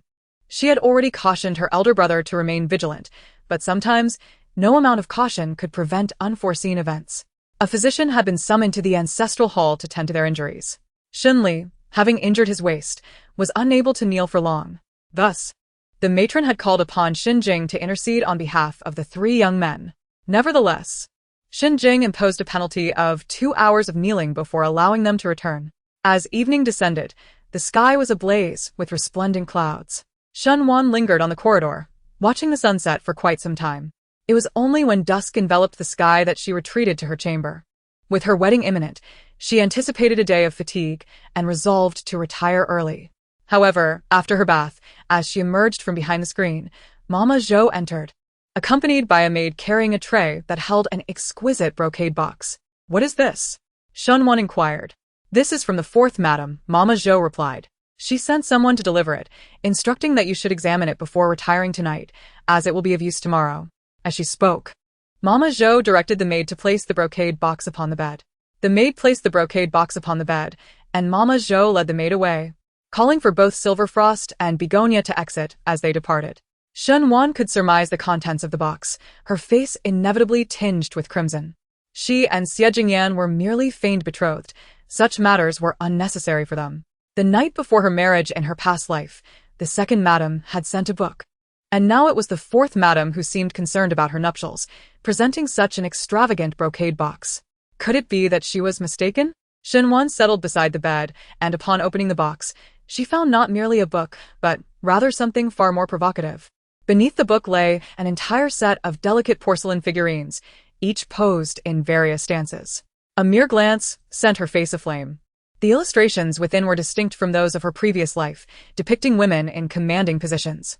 It was evident that there was a concern for Xie Jingyan's physical limitations, prompting her to take the initiative. Even alone in the room, Shunwan felt an overwhelming sense of embarrassment. Chapter 59. The wedding on the day of her wedding. As dawn broke, Shunwan was awakened by Silverfrost and Begonia.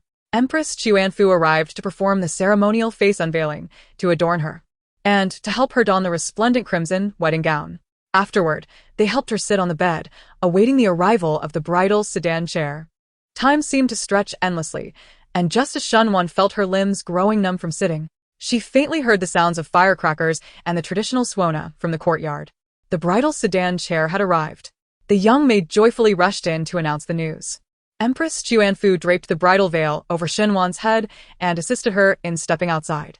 Their first stop was the Qinghui courtyard, where she needed to bid farewell to her parents and grandmother.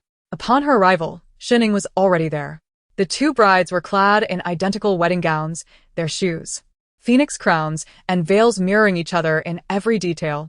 Since both were departing on the same day to marry princes of the emperor, the palace dared not show favoritism. Thus, the two exquisite wedding outfits were crafted tirelessly by the palace seamstresses.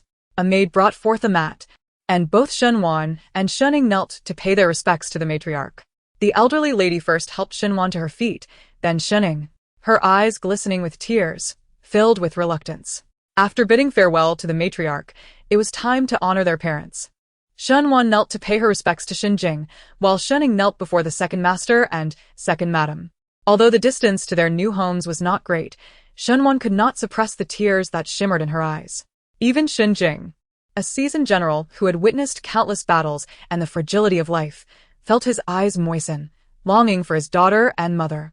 He urged her to return and visit. Shunwan nodded in acknowledgement. At that moment, the matchmaker entered, announcing that the auspicious hour was approaching and it was time to prepare for the bridal procession. According to etiquette, it was the elderly matron who was to place the veil upon them.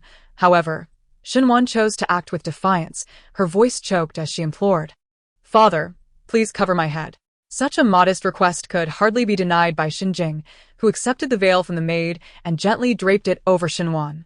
Meanwhile, the elderly matron also covered Xinying's head, holding her hand tightly, reluctant to let go. After the matchmaker urged her twice, the matron finally released her grip, wiping away her tears. Supported by the matchmaker, Shunwan and Shuning stepped out in succession, yet they emerged together through the grand entrance. Shunwan took the left, while Shuning stood to the right. The matchmaker assisted Shenwan down the steps, preparing to help her into the bridal sedan chair. Beneath the bright red veil, Shenwan furrowed her brow. In the Great Chu dynasty, the right was regarded with honor. Although in her heart, she held Shin Jingyan in far greater esteem than Shin Jingyin, the latter's status was that of the legitimate offspring of the empress, while Shin Jingyan was born of a deposed consort. Moreover, Shin Jingyin was 11 months her senior. Thus, the sedan chair of the Jin Wangfu should have been positioned to the right, leading the procession. Why, then, was the Ling Wangfu's chair placed to the right? The ceremonial banquet was presided over by the deputy ministers of rites. How could such an oversight occur? A sense of unease began to stir within Shenwan as the matchmaker guided her to the front of the sedan chair, the maid lifting the curtain. As Shenwan lowered her head to enter the chair, her body half inside, a sudden thought struck her. She stiffened and swiftly stepped back. The matchmaker, surprised, exclaimed, "Why have you come out?" Shenwan forcefully lifted her veil, her voice icy as she demanded, "Whose sedan chair am I entering?" As she spoke, she turned to meet the gaze of Shin Jingyin, who was seated upon his steed, their eyes locking in an exchange that was as frigid as the winter's breath. At that moment, Shen Du was escorting Shenwan to the bridal sedan chair when suddenly, his sister's voice called out from behind. He turned his head and was momentarily stunned upon seeing Shenwan, flustered as he stammered, "No, no, this is wrong. Quickly switch it back." Xie Jingyan had broken his leg and was unable to personally attend the wedding, so the 8th prince, Xie Jingxian, had taken on the responsibility of welcoming the bride. Perched upon his horse, he grimaced in disbelief. At merely 15 years of age, it was already astonishing that his 6th brother had chosen him, bypassing his numerous elder royal siblings, to fulfill such a duty. He had nearly assisted in mistakenly receiving the wrong bride. The Pingyang Marquis was indeed rather careless, allowing such a blunder to occur. Yin Shuang was equally bewildered and hurried over to support Shenwan, admonishing the matchmaker, "How could you assist the wrong person? We nearly placed the wrong bride into the sedan chair." Initially, Yin Shuang intended to assist Shenwan herself, but the matchmaker had refused her. Therefore, she did not insist. Just moments ago, the second madam's maid had called for her, and as she turned to exchange a few words, the matchmaker had switched the individuals. The two young ladies were attired in identical bridal gowns, rendering her unable to distinguish between them, so she followed the matchmaker. Shen Du's expression darkened. It was a day of double happiness with 2 daughters marrying, a topic of great discussion among others. However, if they were to mistakenly enter the wrong sedan chair and bow to the wrong hall, they would become the subject of ridicule. Meanwhile, Shenning had already climbed into her sedan chair, prompting the matchmaker to quickly assist her out and seat Shenwan in her place. Once settled, Shenwan still felt uneasy and called out, "Yin Shuang?" Standing beside the sedan chair, Yin Shuang replied hurriedly, "Miss, I am here." This time, there is no mistake. It is indeed the Liang Wangfu's bridal sedan. Only then did Shenwan feel reassured. The previous day, when the heir of the Yinding Marquis had beaten Xin Li, she sensed something amiss, though she could not quite grasp why. Now, everything became crystal clear to her. Injuring her elder brother would prevent him from carrying her to the bridal sedan, adorned in identical wedding attire and veiled, thus making it all too simple to swap positions and confine her within the sedan of the Prince of Jin. At that moment, she would find herself bewilderingly transported to the prince's residence, where she would have to solemnly pledge her vows alongside Xie Jingyin. Should there be any public display of intimacy, she would have no choice but to acquiesce to her fate and wed Xie Jingyin. As for Shenning, she was already entwined with Xie Jingyin. Even if Xie Jingyan were to marry her, he would ultimately send Shenning back to the prince's abode. Shen Ying's union with Xie Jingyin was sanctioned by imperial decree, whereas her own marriage was a grave mistake. The empress and the prince might not bestow upon her the status of principal wife, and it was highly likely she would find herself on equal footing with Shenning. Furthermore, the prince had initially been reluctant to take Shenning as his primary consort, only to later acquiesce, shortly followed by the scandal involving young Master Wu, who had attempted to drug and assault her within the Marquis's residence. Shenwan could easily deduce that the condition for Shenning to receive the title of principal wife was her own marriage to Xie Jingyin. Such a humiliating arrangement for Shenning was one that the second wife dared not refuse, yet she resented it deeply. Thus, prior to their departure for the wedding, she resorted to underhanded tactics to thwart the marriage. With relentless schemes unfolding, had she not remained vigilant, she would have undoubtedly fallen into their trap. The more she contemplated, the more dread enveloped her, sending shivers down her spine. The incident of Shunwan and Shun Ing nearly boarding the wrong bridal sedan quickly reached the ears of the matriarch and the second wife, prompting the latter to urgently inquire if the mix-up had occurred. The maidservant shook her head, relieved that the eldest young lady had inquired at the moment of boarding, thus rectifying the situation. As long as it has been corrected, the second wife breathed a sigh of relief, her face reflecting gratitude. The words of the queen and the crown prince were commands she dared not defy. Thus, she complied with their wishes. The eldest daughter remained unattached, yet found herself wed to the Prince of Ling, absolving her of any blame. As she beheld Shunwan enter the bridal sedan, sunlight illuminating the scene, Xie Jingyin's expression resembled the sky before a tempest, heavy with foreboding.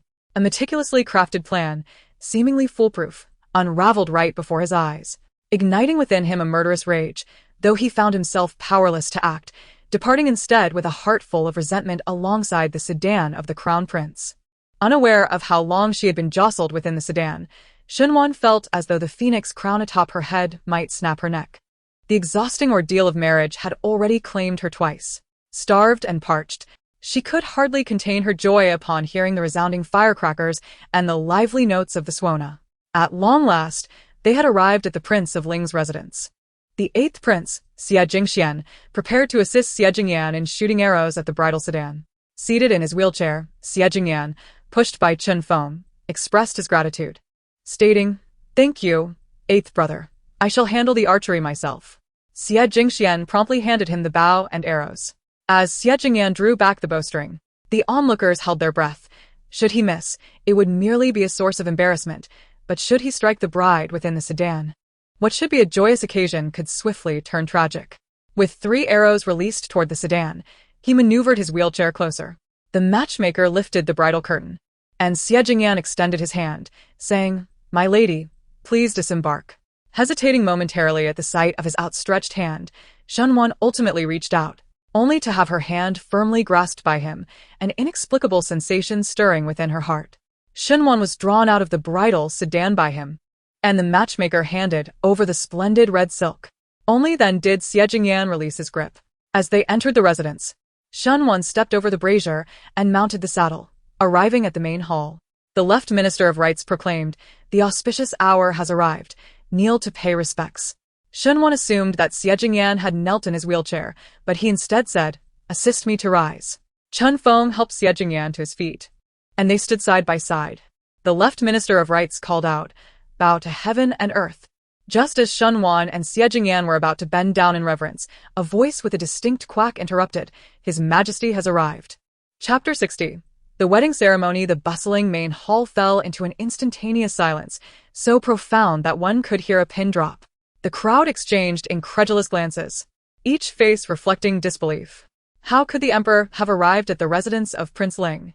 It was widely accepted that on the same day that Prince Jin and Prince Ling were to wed, the emperor would either remain in the palace, abstaining from the festivities of both sons, or would only grace Prince Jin's celebration with his presence. How could he possibly choose to attend Prince Ling's wedding? Wasn't he Prince Ling the emperor's most detested son? Following the incident involving consort Qin, the emperor had banished Prince Ling to guard the imperial tombs, nearly resulting in the young prince's demise. The simultaneous nuptials of the two princes had placed the officials in a perplexing predicament. Lacking the ability to be in 2 places at once, if they chose to drink the wine of one prince, they could not partake in the other's. The empress had deliberately sought to undermine Prince Ling, compelling the officials to choose sides.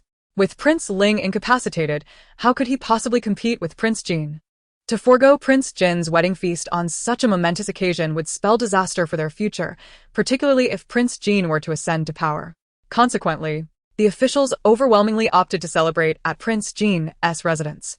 Yet, they could not completely disregard Prince Ling's wedding. It would be improper for couples to split their loyalties, and since only the ladies of the court attended Prince Ling's festivities, the officials sent their sons to offer their congratulations. Today, those who came to celebrate at Prince Ling's residence were primarily young scions of noble families, accompanied by a group of close friends led by the venerable Lord Yun. The attendees were not only disparate in status but also varied in age. Yet the most astonishing revelation was the emperor's unexpected presence. Old Master Yun never anticipated that he would have the opportunity to meet the emperor in his lifetime. His close friends were equally astonished that their trip to the capital, which had been meant to celebrate the marriage of old Master Yun's granddaughter, would instead culminate in an audience with the sovereign himself. Their visit to the capital had proven fortuitous, granting them the privilege of witnessing the emperor's presence. Shenwan and Xie Jingyan were also taken aback by the emperor's arrival, standing there in stunned silence. Shenwan's heart brimmed with joy as she silently offered an apology for her earlier misunderstanding regarding the emperor. The empress had suggested that the wedding of the Jin Wang and Shining be held on the same day as theirs, not merely to humiliate Xie Jingyan, but also with the intent of targeting her. The emperor, adhering to the empress's wishes, did not seem to regard Xie Jingyan's feelings. Little did Shenwan expect that the emperor would grace the Ling Wang residence with his presence. The empress, having failed in her schemes, must have felt humiliated. By now, both the empress and Jin Wang should have received news of the emperor's visit to the Ling Wang residence. It was uncertain what emotions stirred within them at that moment. Perhaps discomfort? Regardless, Shenwan was in high spirits. She wondered if Xie Jingyan shared her delight. Just then, a voice interrupted her thoughts, filled with displeasure, demanding, "Who allowed you to take my mother's tablet? Put it down." In the serene hall of celebration, his voice resonated with an unusual sharpness and coldness. No one had expected the emperor to arrive. The tablet of Xie Jingyan's mother, the concubine Chen, was placed in the high seat, yet the emperor had cast her into the cold palace, harboring resentment towards Xie Jingyan. No one dared to allow the emperor to see the tablet of concubine Chen, and the left vice minister of rights hastily instructed the servants to remove it, unwittingly inciting Xie Jingyan's wrath. The emperor's visit to the Ling Wangfu was not something Xie Jingyan anticipated. Whether he came or not mattered little to him. What he truly wished was for his mother to witness his marriage. If the emperor were to arrive and insist on lowering his mother's tablet, it would be better if he stayed away altogether. The young servant had already lifted the tablet when Xie Jingyan suddenly erupted in anger, causing the servant to tremble and accidentally topple the tablet, which he hurriedly set upright. As the emperor stepped into the wedding hall, he happened to overhear Xie Jingyan's words, his brow slightly furrowing before he chose to remain silent. The guests in the hall knelt to pay their respects to the emperor, but in their reverence, they neglected to assist Shenwan. Xie Jingyan found standing increasingly difficult. Kneeling was out of the question. Neither of them knelt, and the emperor commanded, "Everyone rise." "Your Majesty," he acknowledged as the emperor passed by him, casting a glance at the tablet that lingered for a moment before finally taking his seat. "Let us proceed with the ceremony." The left deputy minister of rights called out once more, "Bow to heaven and earth." Shenwan and Xie Jingyan each held one end of the red silk and bowed to the heavens. After paying their respects to the heavens, they proceeded to honor their ancestors. Chen Feng reached out to assist Xie Jingyan in turning around. Xie Jingyan raised his hand to stop him, struggling to turn his body slowly, his forehead visibly trembling. What others could accomplish with ease required him to exert every ounce of his strength. Shenwan could not comprehend why he insisted on standing. Was it not sufficient to bow to heaven and earth from his wheelchair? Their union was merely a pretense, devoid of true significance, thus rendering such effort unnecessary. Following the ancestral bow, the couple faced each other for their mutual bow. As they stood slightly closer, their heads inadvertently touched. It did not hurt, yet an unusual sensation surged within Shenwan's heart. She felt a sense of relief that her face, flushed to the point of near bleeding, remained concealed beneath the veil. Her gaze fell upon the boots adorned with Qilin embroidery that Xie Jingyan wore, and it traveled upward until it landed on the lotus jade pendant hanging from his waist, at which point Shenwan's body stiffened. That pendant was a gift from his beloved, a token that in her previous life she had clutched tightly as she succumbed to a rain of arrows. When the pendant had reached Xie Jingyan in her former existence, its tassels were already stained crimson with blood. He had once inquired if she knew who had bestowed this pendant upon the Prince of Ling. At that time, she had posed the question to him, but he had said nothing, casually tossing the pendant back onto the tray, only for it to misland and shatter upon the ground.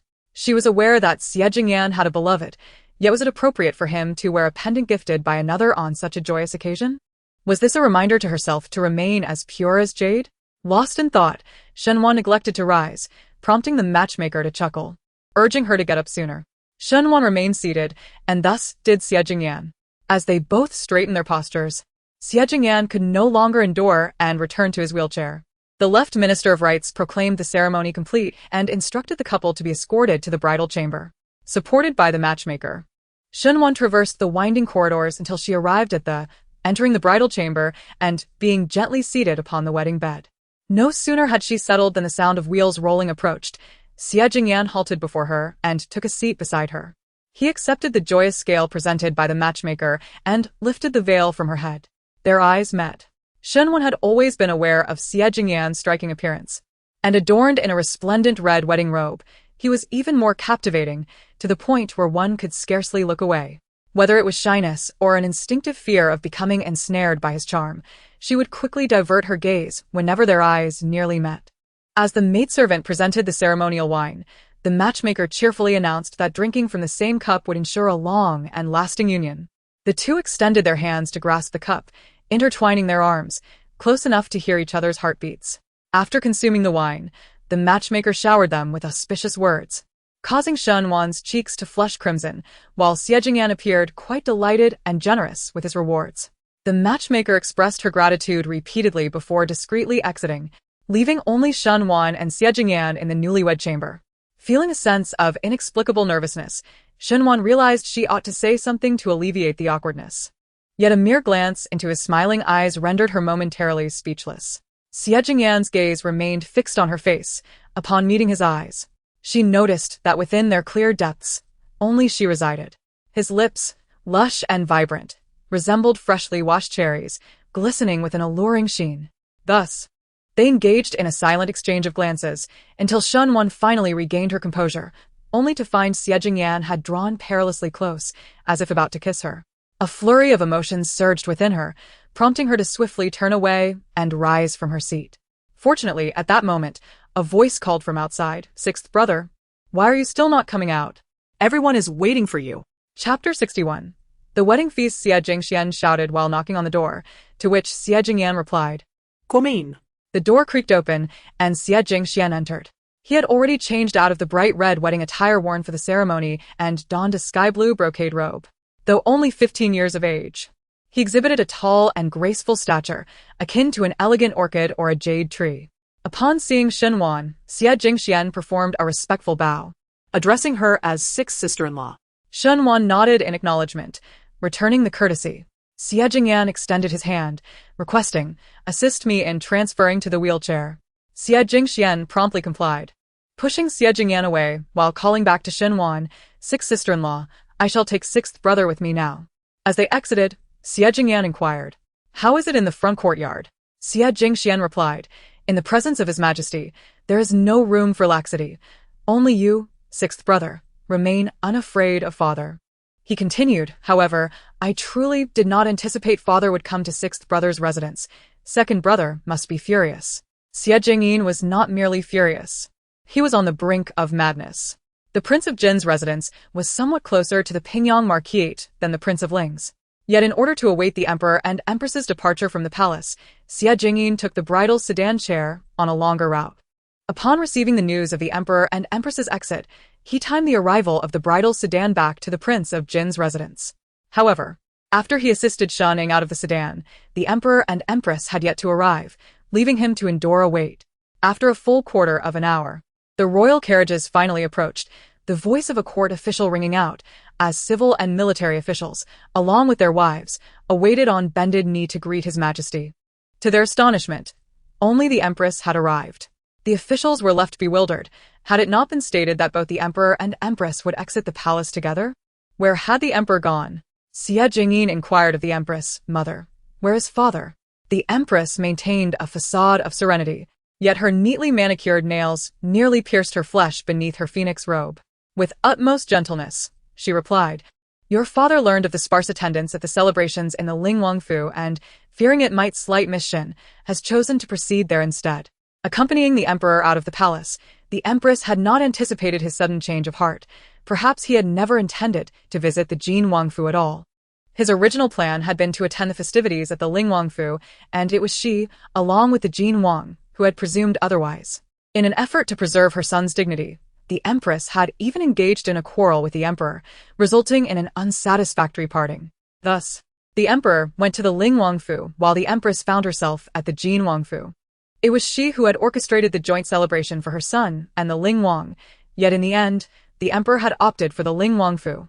delivering a heavy blow to the empress's pride.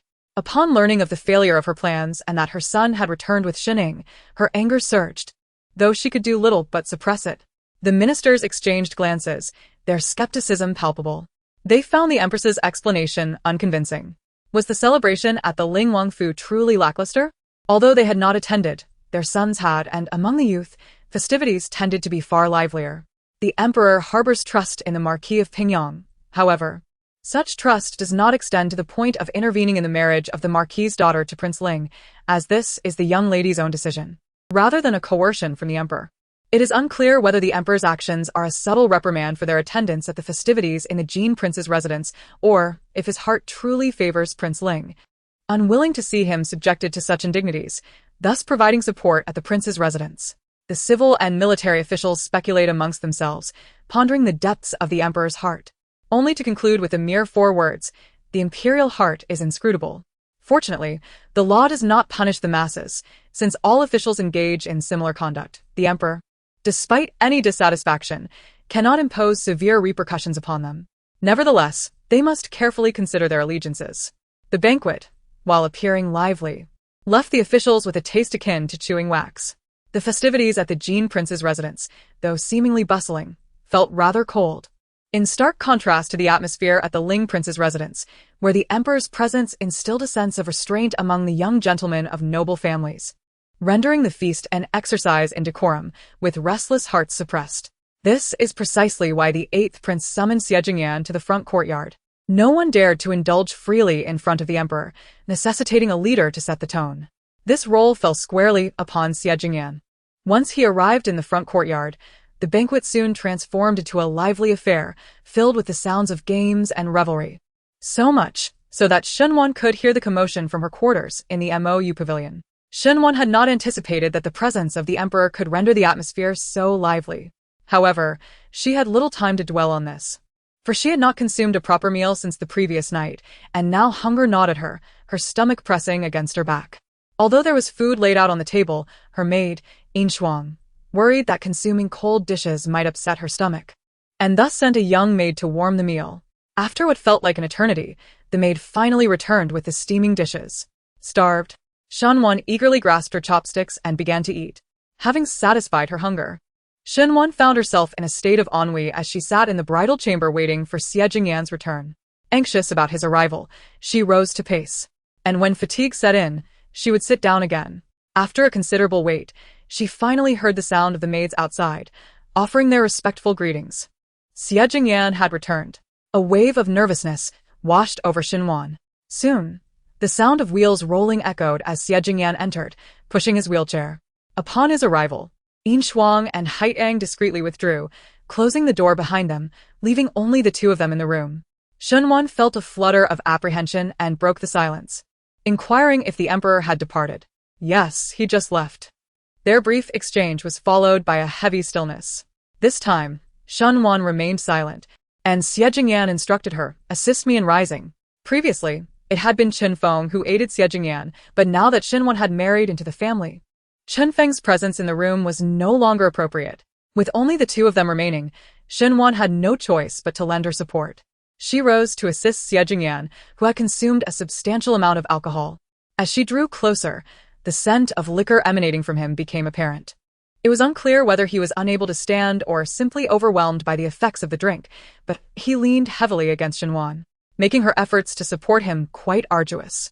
As she attempted to help Xie Jingyan settle down, she inadvertently stumbled over a footstool, causing Xie Jingyan to topple onto the bed, with her landing directly atop him. He let out a muffled groan of pain, while Shunwan's face burned with embarrassment.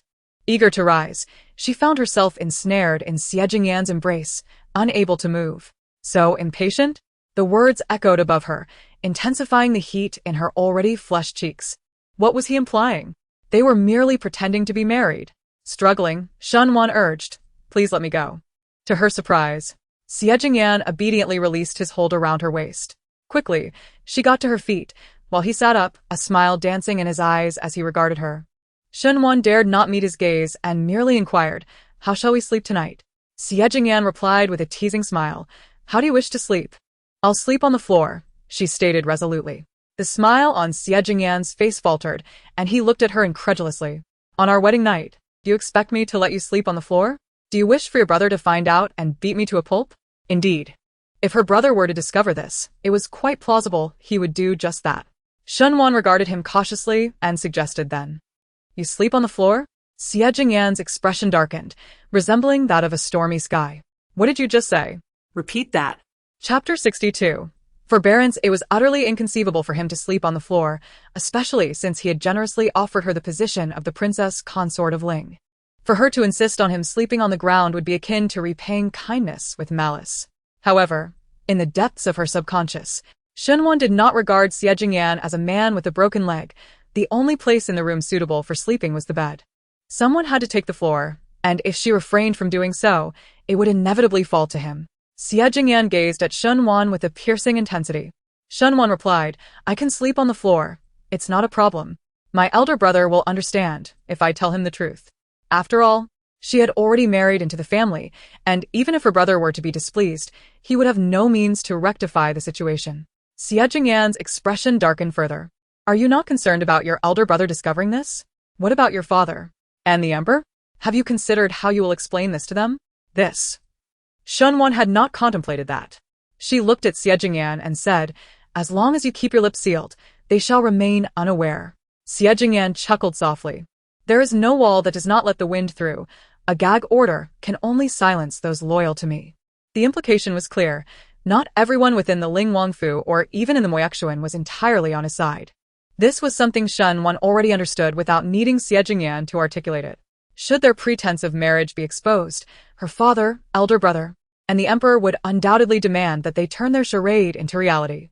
If the position of princess consort of Ling could not be relinquished, she would be placing Xie Jingyan in a dire predicament. Frustrated, Shunwan looked at Xie Jingyan and asked, Then what do you suggest we do? Xie Jingyan replied with a stoic expression, This bed is large enough. It can accommodate two. Shunwan's eyes widened in disbelief as she exclaimed, How can that be permissible? Xie Jingyan gazed at her, his tone tinged with irritation. Rest assured, I shall not lay a finger on you. Shunwan, her cheeks flushed, replied, It's not that I don't trust you, it's just. After a prolonged pause, she could not articulate her thoughts. Xie Jingyan inquired, Just what? Shunwan hesitated. I am not very tranquil when I sleep. Xie Jingyan cast a sidelong glance at Shunwan. You need not worry about that. I am not particularly peaceful in slumber either. Shunwan. Was this meant to alleviate her concerns? It only heightened them. The notion of two restless souls sharing a bed was utterly daunting. Although Xie Jingyan possessed commendable character, he was not immune to temptation. She had learned this acutely during their encounter at the Wang residence in Changshan.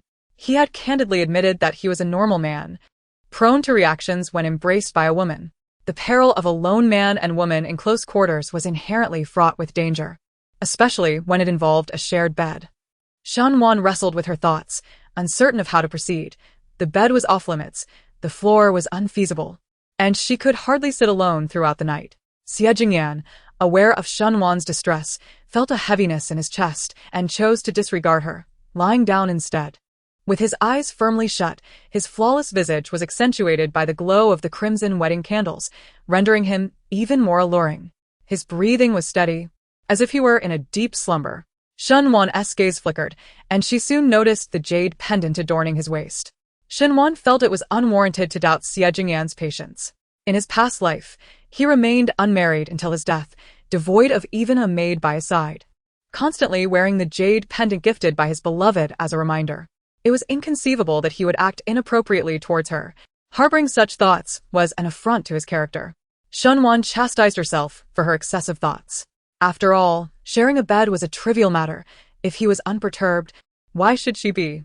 If he were to truly cross a line, he would lose his claim to the position of Princess Ling.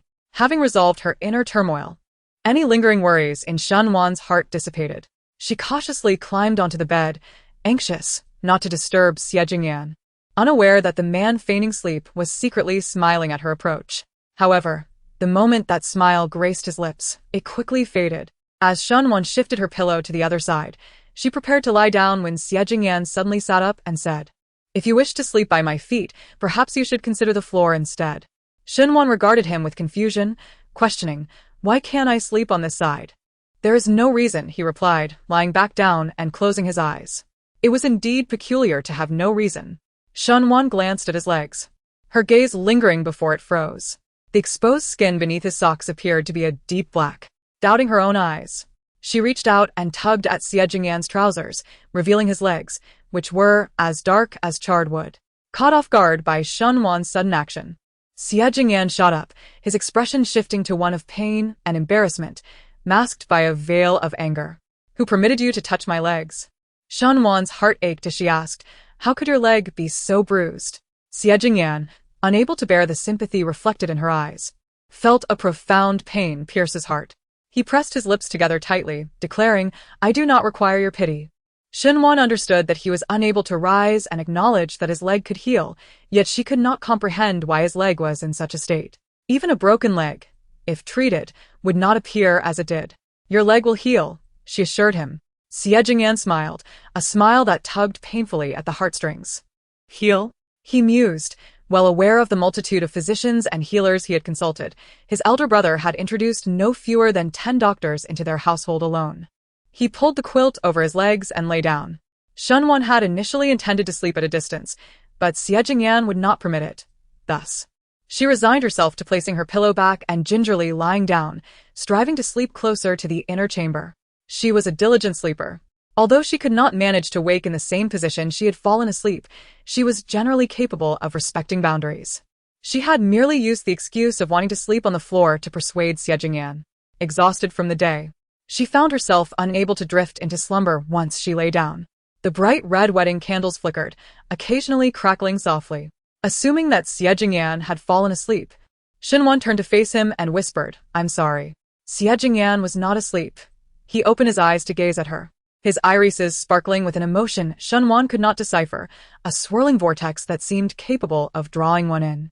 For a moment, Shunwan was captivated, and Xie Jingyan gently inquired, Did I frighten you just now? While she had not been startled then, she was truly frightened now. Startled?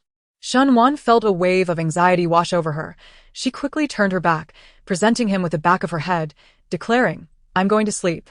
Xie Jingyan's brows knitted tightly, remaining furrowed as his gaze lingered on Shunwan. Although she faced away from him, she could still sense his scrutiny. Could he please refrain from staring at the back of her head? It sent a chill down her spine. Shunwan directed her attention towards the side of the bed, internally lamenting her predicament, when she heard Xie Jingyan instruct, Cover your feet. Hastily, she tucked her feet beneath the blanket. Xie Jingyan then reached out, pulling the blanket over her head. Shunwan turned within the confines of the blanket, revealing a pair of clear, expressive eyes that met his. Xie Jingyan adjusted the blanket slightly higher, ensuring not even her eyes were exposed. Was he intent on suffocating her under the covers? Frustration brewed within Shunwan as she overheard Xie Jingyan call out, Chinfeng. After calling twice, Chinfeng did not appear. Noticing Xie Jingyan's apparent restraint, she inquired with concern, Why are you calling Chinfeng? Xie Jingyan's ears flushed slightly as he replied, vexed. I was pressured to drink quite a bit at the banquet earlier. Chapter 63. Embarrassment. Shunwan instantly regretted her decision to inquire further. The speaker felt awkward. And so did she as the listener. What made the situation even more uncomfortable was the fact that it was not something one could simply overlook. Xie Jingyan, being physically impaired, found himself in a predicament, and with Chunfeng's absence, she felt compelled to respond rather than pretend she had not heard. This, perhaps, was also the reason Xie Jingyan chose to answer her. He gazed at Shunwan, whose heart sank under the weight of his stare. With great difficulty, she peered out from beneath the covers and, as if her voice emerged from some distant realm, she hesitantly asked, Do you need my assistance? Xie Jingyan felt inclined to express his frustration towards Chinfeng, yet he did not decline her offer, tacitly accepting it. What choice did Shunwan have but to muster her courage and extricate herself from the bed? She first stepped down, then assisted Xie Jingyan to rise, exerting all her strength to wrap her arms around his waist and guide him toward the screen. The initial few steps were manageable, but soon Xie Jingyan struggled to exert any force with his legs, leaning heavily against her. Shunwan felt as though her waist might snap under the strain. Enduring the physical difficulty was one matter, but the embarrassment of what was to come weighed heavily on her mind. How had she not considered these complications when she initially contemplated joining forces with him? Regret washed over her as she helped Xie Jingyan to the screen. just as a knock resonated at the window, accompanied by Chen Feng's voice. "Master, the maidservant said you called for me?" The tone of his voice was not particularly melodious. Yet to Shen Wan's ears, it surpassed the most exquisite music, offering her salvation. She urged eagerly, "Come in quickly and assist your master." Chen Feng, momentarily taken aback, opened the window and leaped into the room. As soon as he arrived, Shen Wan hastily released her hold on Xie Jingyan, her cheeks flushed as she turned away. As she reached the edge of the bed, a sudden realization struck her, compelling her to dash out the door. Just as one foot crossed the threshold, a cacophony of water splashing echoed behind her. The temperature on Shen Wan's face soared, and a gust of wind swept by, bringing an unexpectedly sharp sensation. Yin Shuang, seated in the corridor outside, gazing at the moon, turned upon hearing the door creak open. Spotting Shen Wan, she hastily rose and inquired, "My lady, what brings you out here?" Aware that her mistress's engagement to Prince Ling was merely a facade, Yin Shuang was vigilant, fearing that maids or matrons might eavesdrop. She understood that Shen Wan would not consummate the marriage with Prince Ling, yet it was inappropriate for her to abandon him on their wedding night. Since Shen Wan had ventured out, it was imperative that her excursion bore significance. Should she encounter an equally awkward situation as with the prince, it would be utterly mortifying. Upon Shen Wan's return to the room, she found Xie Jingyan already reclined, his eyes firmly shut. Assuming he was asleep, she cautiously maneuvered past his feet into the inner chamber. Shen Wan believed the awkwardness had reached its zenith, yet this was merely the beginning. On the inner side of the bed, a decorative box lay atop a stand. Perhaps when she had assisted Xie Jingyan down from the bed, the blanket had draped over the box, causing it to inadvertently topple when she pulled the covers. The contents of the box spilled across the bed. If it had been any other item, it might have been inconsequential, but the box contained porcelain figurines. Shen Wan had previously found the box familiar, yet she had not given it much thought, as there were countless boxes resembling it. Little did she know, this particular box was the one Madame Zhou had entrusted to her, a treasure meant to be kept hidden. She had felt too shy to examine it in her own chamber the previous night, and now it had unexpectedly tumbled out before her. As her gaze swept across the room, Shen Wan felt on the brink of madness. She hastily placed the porcelain figurine into the brocade box, but alas, it was too late. The earlier crash had been so loud that Xie Jingyan could no longer pretend to be asleep. "What's wrong?" Xie Jingyan sat up and, upon seeing the object in Shen Wan's hand, found the words he had yet to utter lodged painfully in his throat. His strikingly handsome face flushed with an unusual hue. Shen Wan desperately wished for a bolt of lightning to strike her down, for she had never encountered such an excruciatingly awkward situation in her life. The thought of facing the dawn felt unbearable. In a flurry, Shen Wan scrambled to return the object to its brocade box, placing it back in its original position. But fearful it might be discovered again, she set it even farther away. Then, she lay down and pulled the blanket over herself, attempting to feign death. Xie Jingyan's cough interrupted the silence, followed by a teasing remark. "Shen Wan." Really, Shen Wan was not merely wishing for death. A murderous impulse had begun to stir within her. She quickly rose to search for the fallen piece, yet her frantic glances yielded nothing. With a flushed face, she turned to Xie Jingyan and asked where it was. He slightly lifted the blanket, revealing the porcelain figurine resting by his thigh. As she reached out to retrieve it, Xie Jingyan instinctively extended his hand as well. Their skin brushed against each other, and Shen Wan recoiled as if she had touched scalding coals, only to hear a soft, teasing chuckle escape his lips. Xie Jingyan handed the figurine back to her, and Shen Wan, in a daze, did not even recall how she accepted it. She felt as though she had turned into a cooked crab, hastily placing the porcelain figure back into the brocade box before hurriedly covering herself once more. After a while, the soft voice of Xie Jingyan floated through the air. "Are you planning to suffocate yourself under the covers?" Why was he still awake? Shen Wan silently nudged the blanket down a little with her foot. Xie Jingyan could hardly suppress a chuckle, yet the faint, elusive fragrance wafting from her seemed to tickle his senses, stirring vivid images of earlier moments in his mind, igniting a restless yearning within him. This was truly tormenting. It was late. They ought to sleep. Both believed the other had succumbed to slumber, but after an indeterminate period of insomnia, fatigue ultimately claimed them, and they drifted into a deep sleep. As dawn broke, sunlight streamed through the window, casting a golden shimmer across the room. Shen Wan awoke, still enveloped in drowsiness. As she attempted to turn over, she realized she was being held. A jolt of surprise coursed through her, and upon opening her eyes, she discovered herself nestled in Xie Jingyan's embrace. He was holding her as he slept. Shenwan. The remnants of sleep vanished in an instant. She had cocooned herself like a silkworm before dozing off. How had she ended up in his arms? Startled, Shenwan quickly sat up, the blanket slipping off them both. As she rose, the blanket fell away, revealing an even more awkward scene. Certain parts of him were unmistakably prominent. Shenwan could only curse her own eyes for not being blind. Her cheeks flushed crimson as she hastily pulled the blanket over him. Turning back, she found Xie Jingyan gazing at her, his eyes wide awake, devoid of any lingering drowsiness, clearly indicating he was not just waking up. Blushing, Shenwan stammered. "When did you wake up?" Xie Jingyan gazed at Shenwan, his expression devoid of emotion, and remarked, "You claim that you are restless in your sleep. I never anticipated that your restlessness would manifest to such an extent." She was indeed quite composed during slumber. Having been married to Xie Jingyan for 5 or 6 years, she had never found herself waking up in another's embrace. Yet, on the very first day of her marriage to him, such an occurrence transpired, and it was absurd that she was the one accused of being restless in her sleep, a denial that was impossible to sustain. Feeling a twinge of frustration, Shenwan heard Xie Jingyan request, "Squeeze my arm." Distracted, she did not catch his words clearly and inquired, "What did you say?"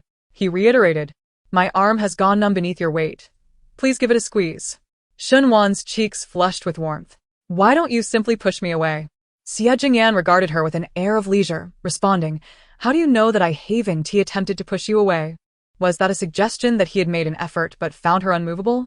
Shenwan, skeptical, listened as he continued, "Compared to you kicking me, it feels decidedly safer to sleep with you holding me."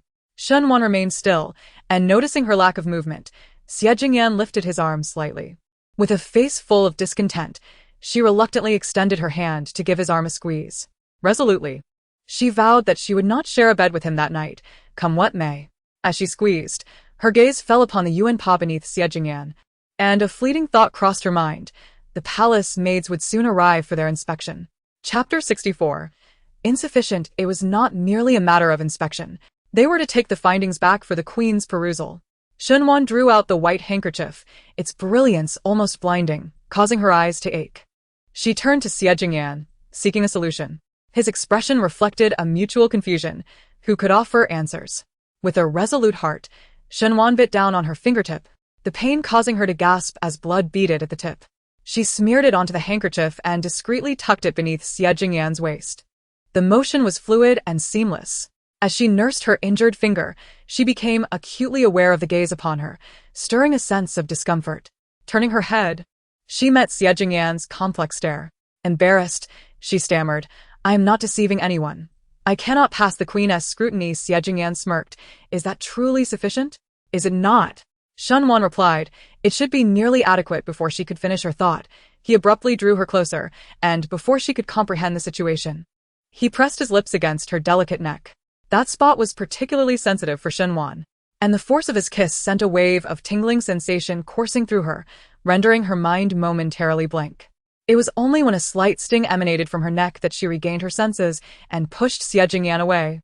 Her cheeks flushed as she covered her neck and glared at him. You are shameless." Xie Jingyan, with the pad of his finger brushing his lips, wore a bewitching smile. "No one would suspect we did not consummate our union last night." While that may be true, Shenwan was incensed. "How can I face others like this? Soon, we must enter the palace to present tea to the emperor and empress." Xie Jingyan gazed at Shenwan and said, "I have lent you the position of the primary consort. Surely, you would not want to cast doubt on my capabilities, would you? And regarding your elder brother?" At this point, Xie Jingyan paused. Shenwan's anger was palpable, caught in her expression, unable to rise or fall. She inquired, "What does my elder brother have to do with this?" Xie Jingyan replied, "Before the marriage was bestowed, your brother specifically sought me out." Shenwan was aware that her brother, concerned about his own predicament, had intended to inquire about the matter. However, he had never mentioned it afterward, leading her to believe he had not approached Xie Jingyan, only to discover that he indeed had. Uncertain how her brother had broached the subject, Shenwan felt her face flush once more with indignation, her curiosity getting the better of her. "How did you send my brother away?" she asked. Xie Jingyan remained silent until Shenwan raised her gaze to meet his, at which point he replied, I assured him that it would not impede his role as an uncle, and only then did he leave in satisfaction. His voice was rich and smooth like fine wine, tingling in her ears, while his starry eyes compelled one to avert their gaze, stirring a faint desire to flee. Shunwan hastily rose from the bed and summoned Shuang and Haitang. The two maids had been waiting outside and only dared to enter upon hearing Shunwan's call. As Shunwan was attended to by Shuang, she donned her skirt and prepared herself, then took a seat at the dressing table, allowing Shuang to style her hair. Shuang's deft hands quickly arranged the hair into an elegant coiffure, while Shunwan gazed into the bronze mirror. Her focus was not on herself, but rather on the man reflected within it. Since she had taken her place at the dressing table, she had noticed that Xie Jingyan's eyes had not strayed from her. Found it quite unusual to have someone observe her so intently. She turned and inquired, "Aren't you getting up?" Upon locking eyes with her, Xie Jingyan replied, "I cannot rise without your assistance." She then directed her gaze towards Haidang, saying, "Could you help him?" Haidang glanced at Xie Jingyan, noticing the furrow in his brow, and quickly shook her head, expressing her reluctance. Turning to Shuang, she received a similar response. They were both aware that His Highness had specifically instructed that the young lady be the one to assist him, and they dared not disobey. After Shuang helped arrange Shunwan's hair, she stepped back. Shunwan, feeling quite vexed, rose to aid Xie Jingyan. She recognized that his predicament was deliberate. Her presence meant that Qin Feng could no longer attend to him, and the responsibilities previously held by Qin Feng were now hers. It was evident that they needed to live separately. As Shunwan helped Xie Jingyan from the bed and was about to assist him into his wheelchair, footsteps echoed from beyond the beaded curtain. Zheng Mama, a lady-in-waiting to the Empress, entered and performed a respectful greeting, saying, "This servant greets His Highness and His Highness's consort." Upon rising, she caught sight of the telltale red mark on Shunwan's neck, barely concealed by powder, and Zheng Mama smiled knowingly, but said nothing. After assisting Xie Jingyan into the wheelchair, Zheng Mama approached the bed and lifted the covers, revealing a stark white handkerchief stained with a vivid red hue. She collected the handkerchief and, bowing, wished, "May His Highness and His Highness's consort soon be blessed with a child." "Thank you for your hard work, Mama," Shunwan responded. She exchanged a knowing glance with Shuang, who promptly handed over a small pouch. Zheng Mama accepted it, uttering a few auspicious phrases before taking her leave. Once Zheng Mama departed, Xie Jingyan turned to Shunwan and asked, "Where is my pouch?" Without waiting for Shunwan's instructions, Haidang perceptively retrieved the exquisite double-sided embroidered pouch that Shunwan had crafted. Shunwan accepted it and then handed it to Xie Jingyan. However, Xie Jingyan declined, saying, "Once I return, help me fasten it, but first, push me outside." Shunwan promptly complied. She merely pushed Xie Jingyan to the doorway, where Qin Feng took over, guiding him away. As she watched Xie Jingyan recede into the distance, Shunwan felt increasingly troubled, wondering if her cousin had located Dr. Tao and acquired the two medicinal herbs. It was imperative to remedy his legs soon. Otherwise, it would be exceedingly inconvenient. After Xie Jingyan had bathed and changed, he returned without the resplendent red wedding attire, yet he still adorned the jade pendant shaped like a lotus at his waist. Noticing Shunwan gazing at the pendant, Xie Jingyan remarked, "This jade pendant is exquisitely carved.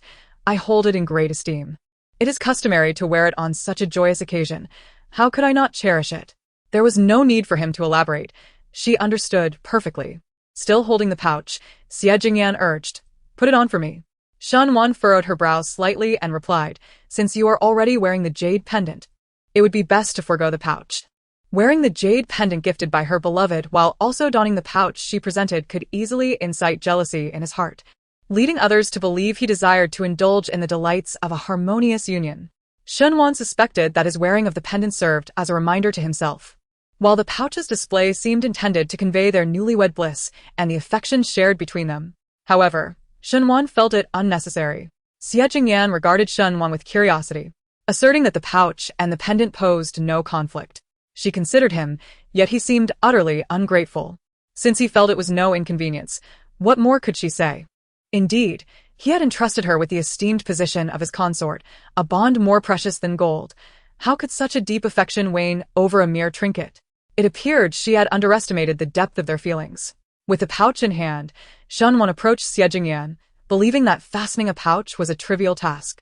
However, given that Xie Jingyan was seated in a wheelchair, the act proved rather cumbersome. In order to secure the pouch, She found herself leaning in closer, inching nearer still. At last, she succeeded in fastening the pouch, yet they found themselves so close that their breaths intertwined. The maids, Ing Shuang and Hai Tang, grew anxious that Shenwan might inadvertently strike Xie Jingyan's chin. As often happens, the very thing they feared came to pass, having forgotten just how close she was. Shenwan stood up and accidentally collided with his chin. Xie Jingyan gasped in pain, while Ing Shuang and Hai Tang covered their faces in shock. Shenwan hurriedly apologized. "I'm so sorry. It was unintentional." Chapter 65. Entering the palace, Xie Jingyan, disregarding the pain in his chin, urgently inquired of Shenwan whether her head was hurt. Shenwan was momentarily taken aback, a vague and indescribable feeling surging within her heart. She replied truthfully, "It hurts." Before she could finish her sentence, her arm was seized, and before she could react, her head was lowered. Xie Jingyan's calloused hand rested gently upon her head, softly massaging it, the warmth of his palm radiating through her. Shenwan felt the heat rise upon her face, utterly unaccustomed to Xie Jingyan's tender demeanor. She raised her gaze to meet his eyes, only to find herself ensnared within his penetrating stare. Her ears flushed crimson as Xie Jingyan's voice broke the silence. "You were never particularly clever, and now you've hit your head. Your brother won't spare me." "Shenwan." She arched an eyebrow, casting a fierce glare at Xie Jingyan. To think she had been surprised by his concern for her injured head, his expression brimming with empathy. It turned out he had always looked down upon her intelligence, merely fearing her elder brother's wrath. Contemplating this, Shenwan furrowed her brow. Casting a dubious glance at Xie Jingyan, "Are you truly so afraid of my brother?" How had she failed to perceive this in her previous life? Xie Jingyan looked at Shenwan and replied, "Your brother has once saved my life, and you are his beloved sister. As long as your requests are reasonable, I shall comply." Shenwan's eyes sparkled with excitement. "Would you allow me to sleep in the study then?" Xie Jingyan chuckled in exasperation. "What do you think?" Thus, it was evident that such a request was indeed out of the question. Shenwan was acutely aware that their charade was untenable. Her elder brother remained oblivious to the fact that their marriage was a mere fade. Xie Jingyan's presence in the study was perceived as a form of harassment towards her by her brother, and it was inconceivable that Xie Jingyan would acquiesce to such a situation. However, sharing a bed raised the possibility of repeating the awkwardness they had experienced the previous night and that morning. It was evident that the embarrassment was not hers alone. Yet, why did it seem that he treated it so lightly? As Shenwan lifted her gaze to meet Xie Jingyan's, their eyes inadvertently collided. He averted his gaze and suggested, "Let us dine. We must soon proceed to the palace." The matter of presenting tea in the palace held great significance, prompting Shenwan to dismiss her lingering thoughts. And the two settled down to breakfast. After their meal, Shenwan guided Xie Jingyan towards the entrance of the Wang residence. Upon exiting, they boarded a carriage bound for the palace. Xie Jingyan's carriage was specially crafted, offering ample space for his wheelchair to be effortlessly accommodated. As the carriage sped towards the imperial palace, a silence enveloped Shenwan and Xie Jingyan. The absence of conversation felt stifling. So, she discreetly lifted the curtain to observe the bustling streets outside. Noticing the eager expression on Shenwan's face, which hinted at a desire to shop, Xie Jingyan instinctively tightened his grip on his knee, his gaze dimming. Shenwan caught the subtle change and inquired, "Is your leg in pain?" Xie Jingyan remained silent, his eyes fixed beyond the curtain as he pondered for a moment before responding, "I am unable to accompany you on your shopping excursion." No one had requested that he join her in such activities. Was he apprehensive that she might voice a desire for his company? After all, he had recently stated that he would oblige her as long as her requests were reasonable. To refuse her would be tantamount to breaking his word and undermining his own credibility. Yet, to actually accompany her shopping risked being seen by his beloved, placing him in a precarious position. Thus, he preemptively spoke, denying her the opportunity to voice her wishes. It is indeed a predicament for him, caught in the middle and torn between two sides. To avoid unnecessary misunderstandings, Shenwan remarked, "I understand that it is inconvenient for you to accompany me." Xie Jingyan had anticipated that Shenwan would offer him some comfort. However, to his dismay, she spoke bluntly, piercing him with her words. A sharp pain surged within him, causing him to close his eyes in distress. Noticing his silence, Shenwan felt increasingly perplexed by his unpredictable temperament and silently gazed out of the carriage. As the carriage entered the palace, neither of them uttered another word. When the carriage came to a halt, Xie Jingyan alighted first, followed by Xinhuan. They were met by palace attendants who guided them to the Empress Dowager's Shokong Palace to present tea to the Empress Dowager, the Emperor, and the Empress. Xinhuan attempted to decline Xie Jingyan's assistance, but he coldly replied, "There is no need." As Xinhuan's hand brushed against the wheelchair, Xie Jingyan, while pushing it forward, uttered his words, leaving her hand suspended, bewildered as to what had caused his displeasure. Chen Feng pushed Xie Jingyan toward Shokong Palace, while Xinhuan, already slow in her steps and preoccupied with thoughts of how she might have offended him, lagged even further behind. Observing Xinhuan's considerable distance, Chen Feng remarked, "Master, the Wang Fei has not caught up." Xie Jingyan turned to glance at Xinhuan, his expression dim and tinged with helplessness, prompting Chen Feng to step back a few paces. Unable to fathom what had upset Xie Jingyan, Xinhuan looked up to see Chen Feng had halted the wheelchair while Xie Jingyan waited for her. Realizing he was indeed waiting, she hurried over to take Chen Feng's place, pushing Xie Jingyan towards Shokong Palace. Xie Jingyan remained silent, and Xinhuan dared not speak. Fearing that any further words might lead to more misunderstandings, it was perhaps wiser to stay silent, lest she say something amiss. As they approached Shokong Palace, the Crown Prince was seen approaching from a distance. Upon encountering them, he greeted with a smile. "I have yet to extend my congratulations to my sixth brother and sister-in-law on their joyous union. Regrettably, I could not partake in the wedding festivities at the Jin Wangfu yesterday due to my elder brother's indisposition, nor did I witness the revelry at the Ling Wangfu. Such a pity indeed. Yesterday, both the Jin Wangfu and the Ling Wangfu hosted their wedding banquets on the same day, yet the Crown Prince did not attend either. He was embroiled in a fierce contest for the position of heir apparent against Xie Jingyin, who was suppressing Xie Jingyan, basking in the limelight. The Crown Prince was loath to witness this, especially since Xie Jingyan had previously assisted him, compelling him to show a modicum of regard.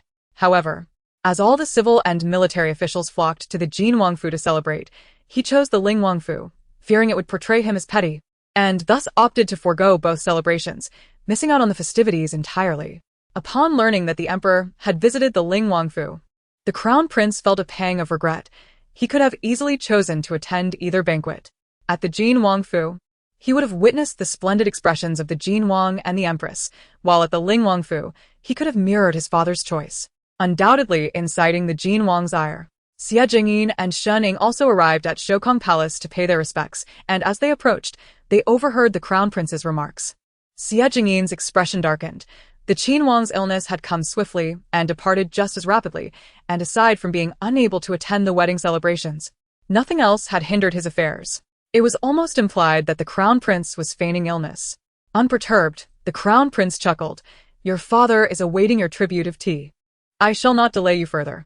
With a buoyant spirit, the Crown Prince departed. Xie Jingyin watched the Crown Prince's retreating figure, with Shen Ying following suit. Once their cold gazes were averted, they found that Xinhuan had already taken Xie Jingyan far away. Upon entering the Grand Hall, Xinhuan beheld the Empress Dowager seated upon the phoenix throne, adorned with a phoenix hairpin, exuding an aura of authority that commanded respect and deterred direct gazes. She bore no resemblance to the despondent figure of the Empress Dowager following the demise of the Crown Prince in her past life. The late Empress, the mother of Crown Prince Xie Jingqi, was the niece of the current Empress Dowager and held her favor above all. The Crown Prince, even now, retained the strength to rival Xie Jingyin, not solely due to his status as the legitimate firstborn, but primarily because of the protection bestowed upon him by the Empress Dowager, the mother of the Emperor, who held her in the highest esteem. The death of the Crown Prince in her previous existence had inflicted a profound blow upon the Empress Dowager, aging her by at least a decade overnight, leaving her in a state of despair from which she never recovered, never again stepping outside the Shokong Palace until her passing. When Xie Jingyin ascended the throne, they sought an audience with the Empress Dowager, only to be met with a cold reception. Not only did she refuse to see them, but she also turned away her own second son, the prince. In this moment, the Empress Dowager appeared remarkably spirited, buoyed by the lingering hope for the Crown Prince. Before their arrival, both the Emperor and Empress had already been present. Upon their entrance, the Emperor set down the teacup in his hand. Empress Song wore a smile, yet beneath her facade lurked a glint of coldness, a reminder of the humiliation she would never forget. She dared not harbor resentment towards the Emperor, at least not overtly. The Emperor's absence at the celebratory feasts of Prince Jin and Prince Ling had cast a shadow upon her and Prince Jin. with all blame falling squarely upon Xinhuan and Xie Jingyin. Particularly for Xinhuan, the failure to choose her son, Xie Jingyin, had introduced numerous uncertainties into his path to succession, rendering the scheme of substitution futile and transforming the joyous banquet into a subject of ridicule. Her grip tightening beneath the folds of her phoenix robe, she pondered throughout the night, yet could not fathom why the emperor would visit the residence of Prince Ling. Chapter 66. The bottom line: the palace maid brought forth the cushions, and Xie Jingyin and Shenning first knelt to present tea to the Empress Dowager, followed by Xinhuan and Xie Jingyan. Due to Xie Jingyan's leg discomfort, the Empress Dowager spared him from kneeling. After sipping the tea, the Empress Dowager bestowed a set of adornments upon both Xinhuan and Shenning, expressing her hopes for them to soon bear offspring for the royal family. Shen Ying's face flushed crimson, while Xinhuan, recalling the previous night's awkwardness, felt her cheeks redden even more than Xin Ying's. After paying respects to the Empress Dowager, they proceeded to toast the Emperor and Empress. Once again, Xie Jingyan remained standing. The Emperor, without further comment, awarded each of them a jade rui. Empress Song presented Shen Ying with a blood jade bracelet and bestowed a jade pendant upon Xinhuan. Once the tea ceremony concluded, the Emperor departed to review state documents, and Xie Jingyan and Xinhuan took their leave as well.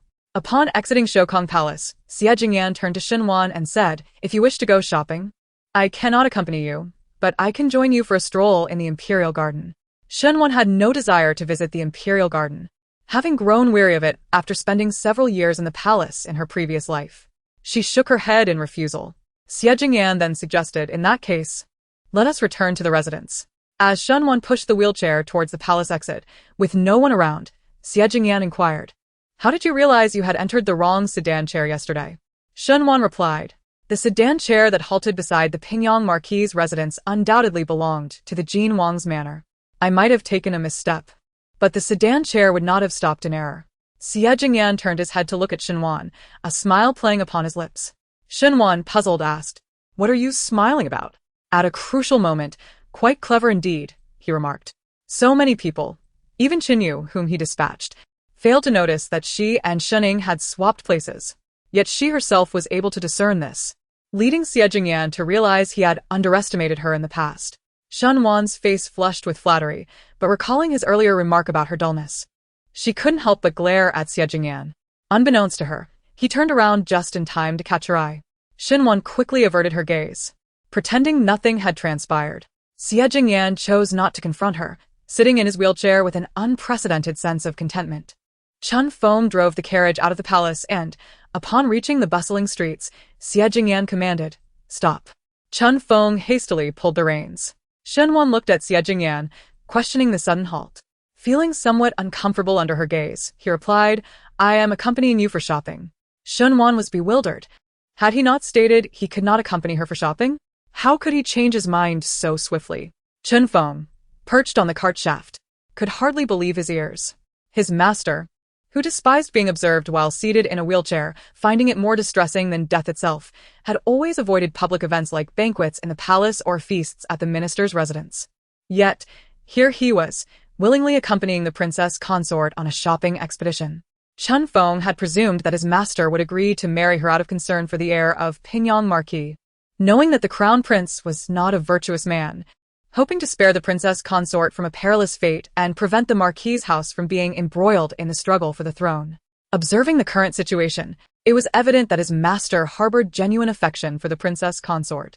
Such affection that, even if she were to rub salt into his wounds, he would merely sulk and lower his standards. This was no longer mere fondness, it was unmistakably deep love. Surely, the princess consort would be deeply touched by this. In the depths of Qin Feng's heart, he contemplated when he suddenly heard Xinhuan say, "Your leg is inconvenient. It would be best not to go out." Qin Feng pondered, was one stab of the knife not sufficient? Did the princess truly intend to infuriate him without respite? Xinhuan spoke casually, for in her subconscious, she believed that Xie Jingyan's use of a wheelchair was merely temporary. She had never considered him to be permanently disabled, which naturally rendered her words less guarded. Once she finished speaking, she noticed the atmosphere in the carriage had abruptly turned icy, even colder than when they had entered the palace. It dawned on Xinhuan, albeit too late, that she had inadvertently provoked Xie Jingyan. In a bid to rectify her misstep, she hastily added, What I meant was, once your leg is healed, you can accompany me shopping.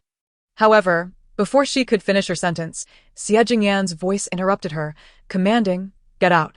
Shenwan had never witnessed such a grim expression on Xie Jingyan's face. She was momentarily taken aback and obediently exited the carriage. Chen Feng believed Shenwan deserved this outcome, yet still urged, young master, let us return to the Wangfu. Chen Feng dared not disobey. He mounted the carriage and drove away. As Shenwan watched the carriage recede into the distance, she stomped her feet in frustration. How could there exist a wretch so prone to tantrums over the slightest inconvenience? He grew irate simply because she would not allow him to accompany her while seated in a wheelchair. Did he not relish being seen? Why should she impede him? It was truly a self-inflicted hardship. Infuriated, Shenwan marched forward. Shopping? It was a miracle she could manage to walk back to the Lingwangfu, let alone indulge in leisurely shopping. The more she brooded, the angrier she became, unable to refrain from internally cursing Xie Jingyan. As she walked, a familiar voice called out, cousin? Shenwan turned her head and was greeted by the sight of her esteemed cousin. Her expression brightened with delight. Cousin. Yunqi furrowed his brows as he dismounted from his horse. I thought I recognized your silhouette. What a surprise to find you here alone on the streets, without even a maid in tow. She had entered the palace with Xie Jingyan to present tea, and since Chen Feng was accompanying them, she had not brought Yin Shuang along. The quarrel with Xie Jingyan was certainly not something she wished to divulge to her cousin. Shenwan replied, I sent my maid to purchase some items. Yunqi showed no skepticism and advised, in the future, it would be wise to bring at least 2 maids when you venture out. Even in the emperor's domain, safety cannot be taken for granted. Prudence is paramount. Shenwan nodded in agreement and inquired, has grandfather's concern abated? Yunqi chuckled softly. Not only has it abated, but he is positively elated. After returning from the wedding banquet yesterday, he could not stop praising the Lingwang. The thought of Xie Jingyan having the old master invite close friends to the Lingwang's wedding banquet dispelled any lingering grievances Shenwan held against him. The 2 cousins continued their conversation on the street, while not far away, a carriage came to a halt. Xie Jingyan, observing their animated exchange, wore an expression of deep displeasure. He had been worried that the moment the carriage slipped from her view, she might feel anxious wandering alone and could encounter danger. He hastily instructed Chen Feng to return for her, only to discover that there was no need for such concern. She had scarcely walked half a street before running into her cousin. In a fit of anger, Xie Jingyan let down the carriage curtain and commanded, return. Chen Feng settled back into the carriage, preparing to depart just as Yunqi walked away, leaving only Shenwan behind. Chen Feng. The moment of testing had arrived once more. The carriage remained motionless for an extended period, prompting Xie Jingyan to express his displeasure, inquiring why they had not yet set off. Chen Feng managed a slight smile, remarking that the princess was alone once again. Xie Jingyan lifted the curtain of the carriage. At that moment, Shenwan sensed someone observing her. Turning around, she found Xie Jingyan before her. Their eyes met, and Shenwan felt a surge of joy. He had indeed returned. Eager not to keep Xie Jingyan waiting, she attempted to rush toward him, but just then, a runaway horse charged toward her from a distance, its rider shouting urgently, make way. Please step aside. Hearing the thunder of hooves, Shenwan turned her head just in time to see the horse barreling toward her, and her face drained of color in terror.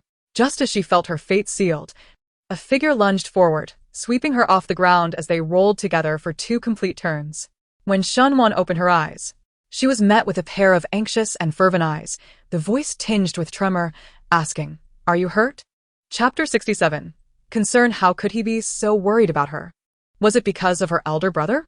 Shenwan struggled to suppress the fluttering sensation in her heart and shook her head, insisting, I am fine. Xie Jingyan let out a low grunt and gently urged, there are so many people watching, please get up. Only then did Shenwan realize she was still cradled in Xie Jingyan's arms. Her face flushed crimson as she hurriedly stood up. At that moment, Chen Feng had already pushed over the wheelchair, displaying a somewhat pained expression. Among the 3 of them, he appeared to be the most injured. He had failed to notice the danger threatening the princess. Xie had reacted quickly, but Chen, sitting at the front of the carriage, was caught off guard when Xie leaped out to save her, resulting in his tumble from the carriage in an undignified manner, which did little to uphold his reputation as a skilled bodyguard. Shenwan assisted Xie Jingyan into the wheelchair before boarding the carriage, while Chen Feng deftly maneuvered the horses back to the manor. Inside the carriage, Xie Jingyan sat in the wheelchair, beads of sweat forming on his forehead. His grip on his knees tightened, the veins on the back of his hands standing out prominently. Shenwan, alarmed, asked, "What is wrong?" Xie Jingyan remained silent, his legs unable to bear weight. In the heat of the moment, he had exerted himself too forcefully to save Shenwan, and now he was besieged by excruciating pain that rendered him speechless. Uncertain of how to assist him, Shenwan could only wipe the sweat from his brow. However, after just a couple of strokes, he seized her hand, resting it on his knee. Shenwan allowed him to hold her hand, wishing only for his comfort. After what felt like an eternity, his complexion began to improve, yet he still appeared utterly drained. He turned his gaze toward Shenwan, releasing her hand. Noticing her hesitance to speak, he urged, "If you have something to say, do not hesitate." Shenwan replied, "Thank you for saving me earlier." Xie Jingyan remained silent, his eyes never leaving Shenwan's face, causing her to wonder if there was something unsightly upon her visage. She raised her hand to wipe her face, questioning, "Why are you looking at me like that?" Xie Jingyan inquired, "What were you intending to say?" If it was merely gratitude, there was no reason to shy away from expressing it. What Shenwan wished to convey was not simply this. She said, "I was just worried that you might misunderstand me." Xie Jingyan frowned. "Misunderstand?" Shenwan continued, "Your leg ailment can truly be cured. I am not merely comforting you. I speak the truth." Xie Jingyan chuckled. "How can you be so certain that my leg can be healed?" This question left Shenwan at a loss. She could not reveal that she had lived another life. Instead, she fabricated a response. "I dreamt it." How she longed for her past to be but a dreadful nightmare. Xie Jingyan's smile deepened. "You dreamt of me?" Shenwan retorted, "That is not the point." After laboring to find a plausible excuse, she was dismayed to see him interpret it in such a manner. A wave of exhaustion washed over her. As the mirth in Xie Jingyan's expression evaporated, leaving only an enduring sense of desolation, dreams are often contrary. Shenwan shook her head. "That will not happen. My cousin has already found." Yet, before she could finish her sentence, the carriage jolted, causing Xie Jingyan's back to collide with the wheelchair. A jolt of pain, making his forehead twitch. This interruption led to the topic fading into obscurity. Chen Feng drove the horse-drawn carriage back to the Lingwang mansion and noticed that Xie Jingyan's complexion was ashen. Chen Feng remarked that he would send someone to summon the court physician. Xie Jingyan replied, "It is merely a superficial injury. There is no need for a physician." Superficial injury? Shenwan glanced at Xie Jingyan and asked anxiously, "Where are you hurt?" Xie Jingyan did not respond to her. Upon returning to Jing Mo Pavilion once inside, he instructed, "Apply medicine to my back." Chen Feng fetched the medicine and placed it on the small table beside the bed before stepping out. Calling for Yin Shuang and Hai Ang to follow him, Xie Jingyan extended his hand, and Shenwan helped him sit up, assisting him in loosening his garments, which proved to be quite a challenge. Once the inner garment was removed, Shenwan observed 2 bruises on his back, likely sustained when he had saved her from the stones on the ground. She selected some ointment for bruises and applied it to the affected areas, saying, "It might sting a little. Bear with it." As she rubbed the medicine into his skin, she watched him closely, yet Xie Jingyan did not even flinch. Compared to the pain in his leg, these bruises were trivial. While she was administering the ointment, Chen Feng's voice came from outside, announcing, "Young master, the heir of the Pingyang Marquis has arrived." "Why has my elder brother come?" Shenwan wondered. Considering whether he had heard about her near mishap with Xie Jingyan on the street, it seemed rather swift for him to arrive. Shenwan's curiosity was piqued when Xie Jingyan instructed, "Let him in." As she helped Xie Jingyan dress, Shendu entered. Shenwan greeted him. "What brings you here?" "Elder brother?" Shendu replied, "On our way back from the military camp with father.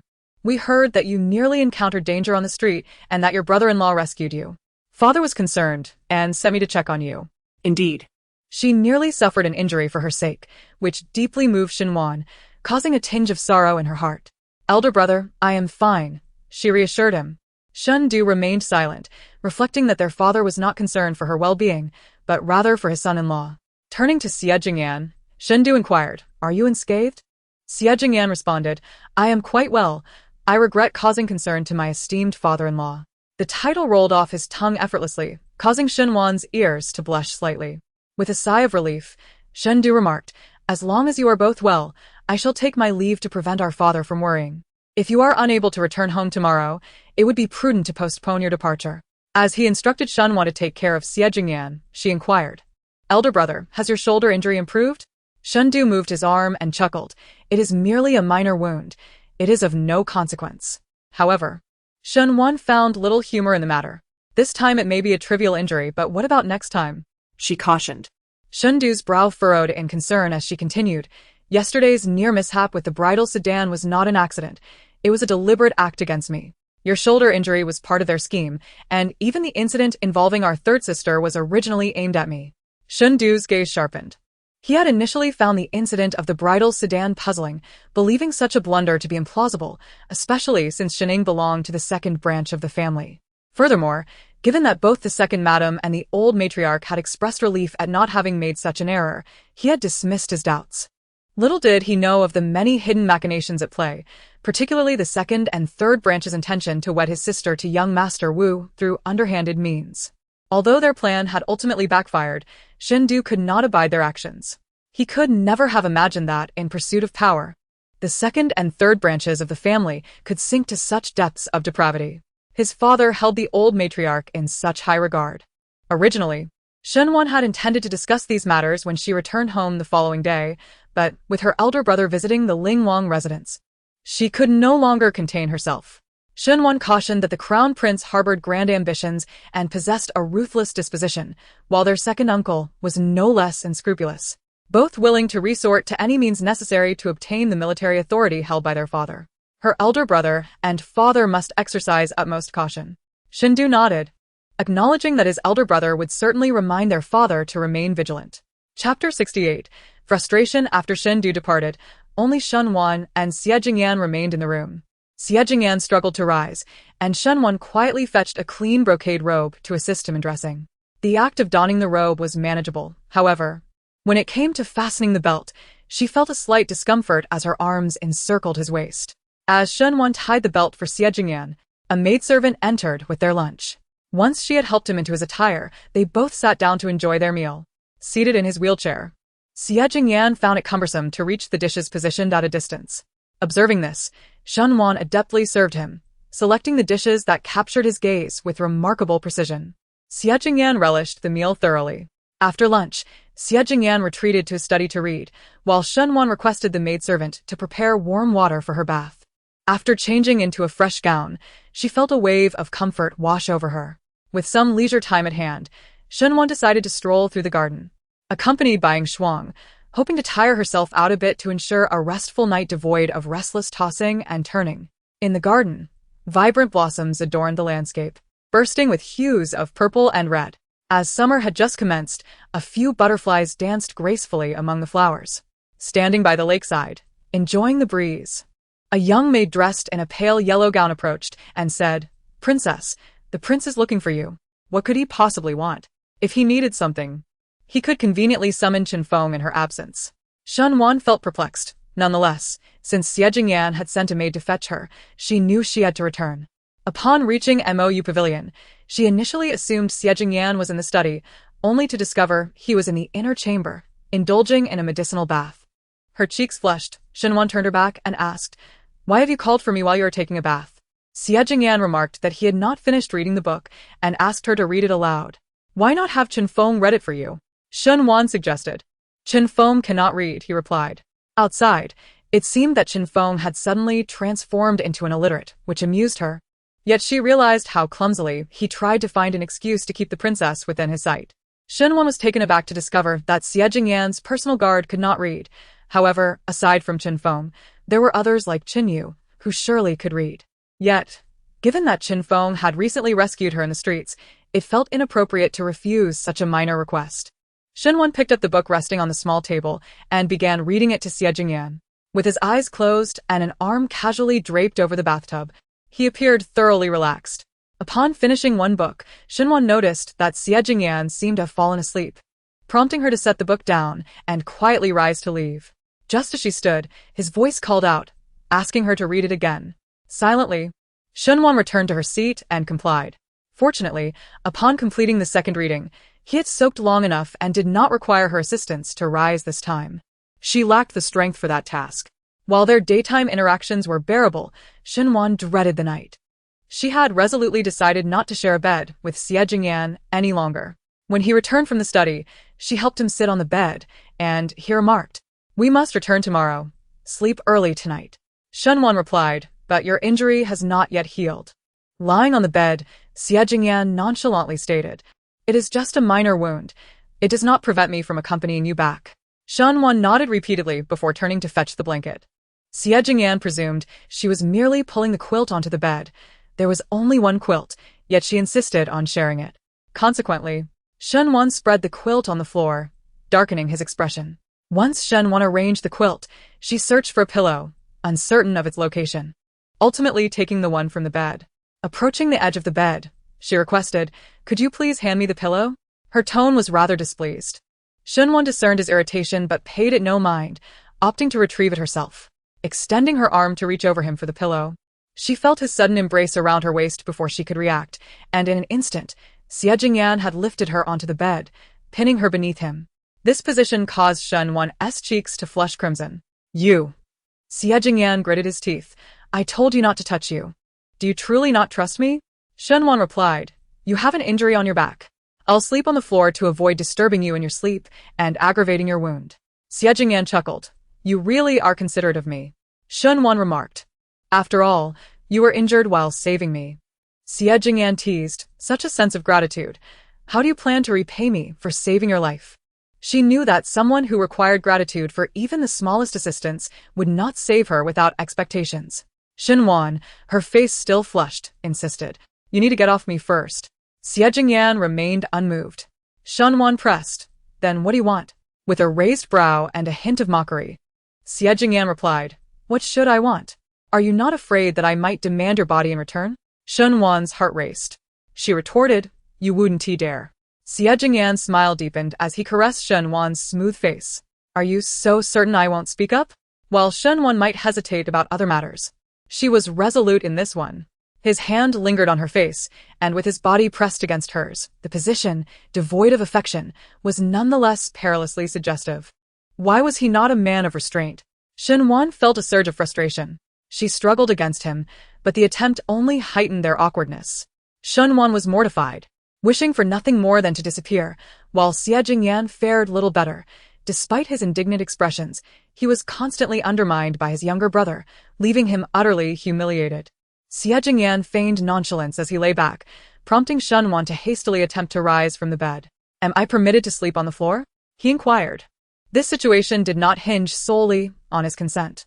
As Shunwan prepared to leave the bed, Xie Jingyan's gaze upon her made her hesitate. Even though his leg had yet to heal, he held the power to prevent her from leaving, and she found herself unable to descend. After all, they had shared a bed the previous night. If he was unperturbed by the prospect of her kicking him, what did she have to fear? Shunwan nestled herself against the wall, wrapping herself in the blanket, but a hint of reluctance lingered. You must promise me that once your leg recovers, you will sleep in the study. In response, Xie Jingyan merely chuckled. What are you laughing at? Shunwan retorted, vexed. Naturally, Xie Jingyan would not confess to finding her manhwaedit amusing. If he truly intended to act, he could do so at any moment without waiting for his leg to heal. Was she preparing to share a bed with him for a lifetime by suggesting he sleep in the study once his leg was better? Xie Jingyan's spirit soared. As Shunwan gazed at him intently, Xie Jingyan replied with remarkable candor, affirming that the request was not excessive and that he would comply. Ah! The ease with which he acquiesced in this moment would soon be overshadowed by future tribulations. Nonetheless, it was settled. Shunwan, truly fatigued, turned within the confines of her blankets and fell into a slumber facing inward.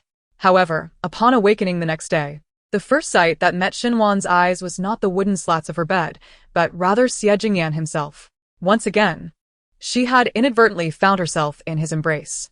As she scrutinized the peaceful features of Xie Jingyan while pondering how she had ended up nestled in his arms, he suddenly opened his eyes, his gaze imbued with a profound sorrow. Startled, Shunwan sat upright, and upon glancing back at Xie Jingyan, everything appeared to be as it had been, as though the earlier expression of melancholy had merely been a figment of her imagination. Chapter 69. The return. Shunwan dared not dwell on her thoughts for long. She hastily descended from her bed and summoned Ding Shuang and Haitang. As before, after she had completed her morning rituals and donned her attire, Xie Jingyan finally arose, insisting that Shunwan assist him with his garments. Despite the multitude of maidservants he chose to impose upon her alone, leaving Shunwan with a simmering frustration that she could not voice. Once breakfast was concluded, Shunwan was eager to return home. Although there were many individuals at the Pingyang Marquette whom she wished to avoid, it remained the place of her upbringing. Where her father and elder brother resided, her heart longed for home like an arrow seeking its target. Upon exiting, she urged Xie Jingyan towards the grand entrance of the Wang residence. Her pace noticeably quickened. Just as they passed through the second gate, she spotted Steward Zhou approaching from a distance. He stepped forward and informed, "My lord, the matriarch of the Right Assistant Minister of Rights passed away last night." At the mention of the Right Assistant Minister of Rights, Shen Wan's brow momentarily furrowed. In her previous life, Yun Rui had married into the very same household, albeit not the current Chen family. With the passing of old Madame Chen, the assistant minister was in mourning, and the emperor had elevated Lord Su, who had served in Dongzhou for 3 years, to a higher position. In her past, she had wed Xie Jingyan, while Yun Mo had married the top scholar. Consequently, Yun Rui's prospects flourished, attracting numerous suitors. The Su family had recently risen to prominence in the capital, and their young master appeared both charming and distinguished. Coupled with the high praise from young Master Zhao, the Yun family decided to betroth Yun Rui to the young master of the Su family. Yet, on the 3rd day following his marriage, young Master Su found himself indulging in the pleasures of brothels and taverns, embroiled in a dispute over a courtesan. In the ensuing scuffle, he accidentally fell from the upper level and met his untimely demise. Madame Su attributed her son's death to Yun Rui, accusing her of being a jinx upon husbands and failing to attend to young Master Su properly, thus compelling him to seek solace in the arms of courtesans. Yu Hui, Consumed by sorrow, wept daily until she discovered she was with child. Her circumstances improved slightly, yet tragically, she bore a daughter, further diminishing her standing in Madame Su's eyes, leading to her eventual decline. In this lifetime, due to Shen Wan, numerous events diverged from their previous course, yet many remained unchanged, following the same trajectory as before. However, in this incarnation, she did not wed Xie Jingyin, nor did Yun Mo marry young Master Zhao. The Yun family status was far less illustrious than in her past life, and having erred in Yun Mo's match, they would approach Yun Rui's prospects with greater caution, likely avoiding the same mistakes as before. Shen Wan was lost in thought when she heard Xie Jingyan instruct Steward Zhou to send a token of condolence to the residence of Lord Chen. Coming back to her senses, she turned to Xie Jingyan and asked, "Will you not pay your respects in person?" Lord Chen hailed from the northwest, and in her previous life, when the old Madame Chen passed away, Xie Jingyan had personally extended his condolences. Later, he raised an army in the northwest, with Lord Chen providing considerable assistance, becoming one of his trusted confidants. Xie Jingyan regarded Shen Wan with surprise as Steward Zhou interjected, "Your Highness, it is inappropriate for the newlyweds to attend a mourning event." Shen Wan was aware that those recently married, particularly those of frail constitution, were generally advised against participating in such occasions. Whether Xie Jingyan could be deemed frail was uncertain. Her intuition suggested otherwise. Nonetheless, she opted to remain silent, preferring to err on the side of caution. Chun Daran is a person of good character, and Shen Wan still hopes that in this lifetime, Xie Jingyan can win over Chun Daran for his own purposes. Shen Wan suggested that the condolence gifts be prepared with great care. As long as the prince does not personally attend, the lavishness of the condolence gifts does not matter, to which Steward Zhou nodded repeatedly. Xie Jingyan then remarked that the condolence gifts should not be sent just yet, as he had other arrangements in mind. Steward Zhou complied and turned to leave, but recalled an important matter he had forgotten to mention. He turned back to report that recently, the prince and princess had married, and the gifts brought by old Master Yun's close friends were each of considerable value, worthy of entering the private treasury. Although the connections of old Master Yun's friends were not particularly high-ranking, they were undeniably wealthy. The extravagant gifts left even a steward of the royal household astounded, clearly indicating their worth. Originally, Steward Zhou intended to inform them of this yesterday, but after Shen Wan nearly had an accident on the street, which resulted in Xie Jingyan rescuing her and aggravating his leg injury, he refrained from doing so. Gift-giving typically follows the principle of reciprocity. But with the close friends of old Master Yun, returning gifts poses a challenge. What merchant dares to send a wedding invitation to the Ling Wangfu, unaware of when their celebration might occur? Thus, how could one talk of reciprocation? Moreover, the disparity in status complicates matters further, leading to potential gossip and unnecessary troubles. Xie Jingyan then looked at Shunwan and instructed her to send those congratulatory gifts to the Yun family, allowing them to return the favor in due time. Shunwan replied that if her grandfather invited those close friends to the palace for a celebratory feast, it would elevate her grandfather's standing. However, sending the gifts to the Yun family might not please him. Hearing those words, Xie Jingyan felt a wave of displeasure. For Shunwan was addressing matters from the perspective of the Yun family rather than his own. Gazing intently into Shunwan's eyes, he articulated with deliberate clarity, "You are now my princess. Henceforth, your words and actions should first reflect the identity of Princess Ling, and only then consider other roles." Shunwan. Had he forgotten that her status as Princess Ling was merely a fade, a temporary guise, while her true identity as her maternal grandfather's legitimate granddaughter remained immutable? Nevertheless, she decided against engaging in a dispute, for returning home was of utmost importance. Shunwan replied, "Once I meet with my cousin, I shall confer with him before making a decision." Not allowing Xie Jingyan the opportunity to object, she promptly urged him forward. Upon reaching the entrance of the royal residence, they boarded the carriage, which swiftly made its way to the Pingyang Marquis estate. Shunwan and Shining, both newlywed, returned home on the same day. Yet Shunwan was taken aback by the uncanny timing, as their carriages came to a halt almost simultaneously before the gates of the Pingyang Marquis' residence. The coincidence was so remarkable that even the gatekeeper was astonished. Spotting Shunwan, Shining remarked, "What a coincidence indeed." Shunwan replied, "This serendipity was specifically sought by the Empress." The mere mention of the word request darkened Xie Jingyan's already grim countenance.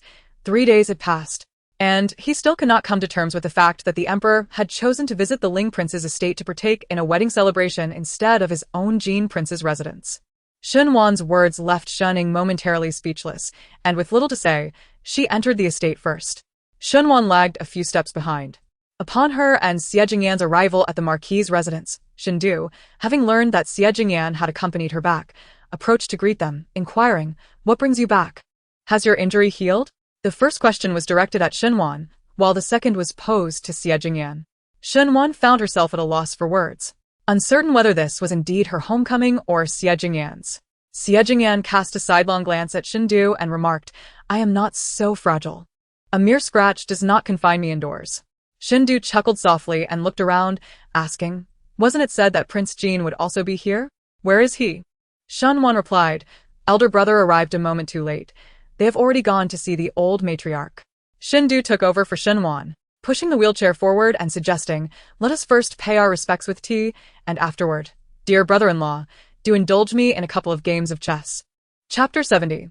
The tea ceremony in the Qinghui courtyard. The main hall was filled with the esteemed members of the Ho family, both elders and younger generations, gathered to celebrate the return of Shunwan and Shining. The matriarch, seated gracefully on a luohan couch, donned a cloud-patterned, front-opening gown, her hair meticulously arranged. A white satin headband adorned with jade added a touch of elegance to her appearance, enhancing her spirit and joy. Shining had achieved her aspiration of becoming the Princess of Jin, and she stood alone in this honor, with no one to rival her status. The matriarch's heart swelled with pride, a sentiment echoed by the second madam, who was positively elated. With the imperial decree of marriage in hand, the future seemed bright. Should the Jin Wang secure his claim to the throne, Shining would ascend as the crown princess, and upon his coronation, she would embody the dignity of an empress. In recent days, the second madam walked with a certain buoyancy, her delight palpable. The sight of the Jin Wang accompanying Shining back only intensified her happiness, though this exuberance waned slightly upon the arrival of Shunwan and Xie Jingyan. Shunwan, perceptive and astute, quickly recognized the misalignment of her situation. The second madam, while initially pleased, couldn't help but feel a twinge of regret upon recalling the substantial dowry that had been transferred to the Ling Wang's residence. She had never anticipated that her plans might falter, having viewed Xinwan's dowry as an extension of her own daughter's fortunes. The unexpected turn of events left her feeling somewhat at a loss, as she had never considered the possibility of such an outcome.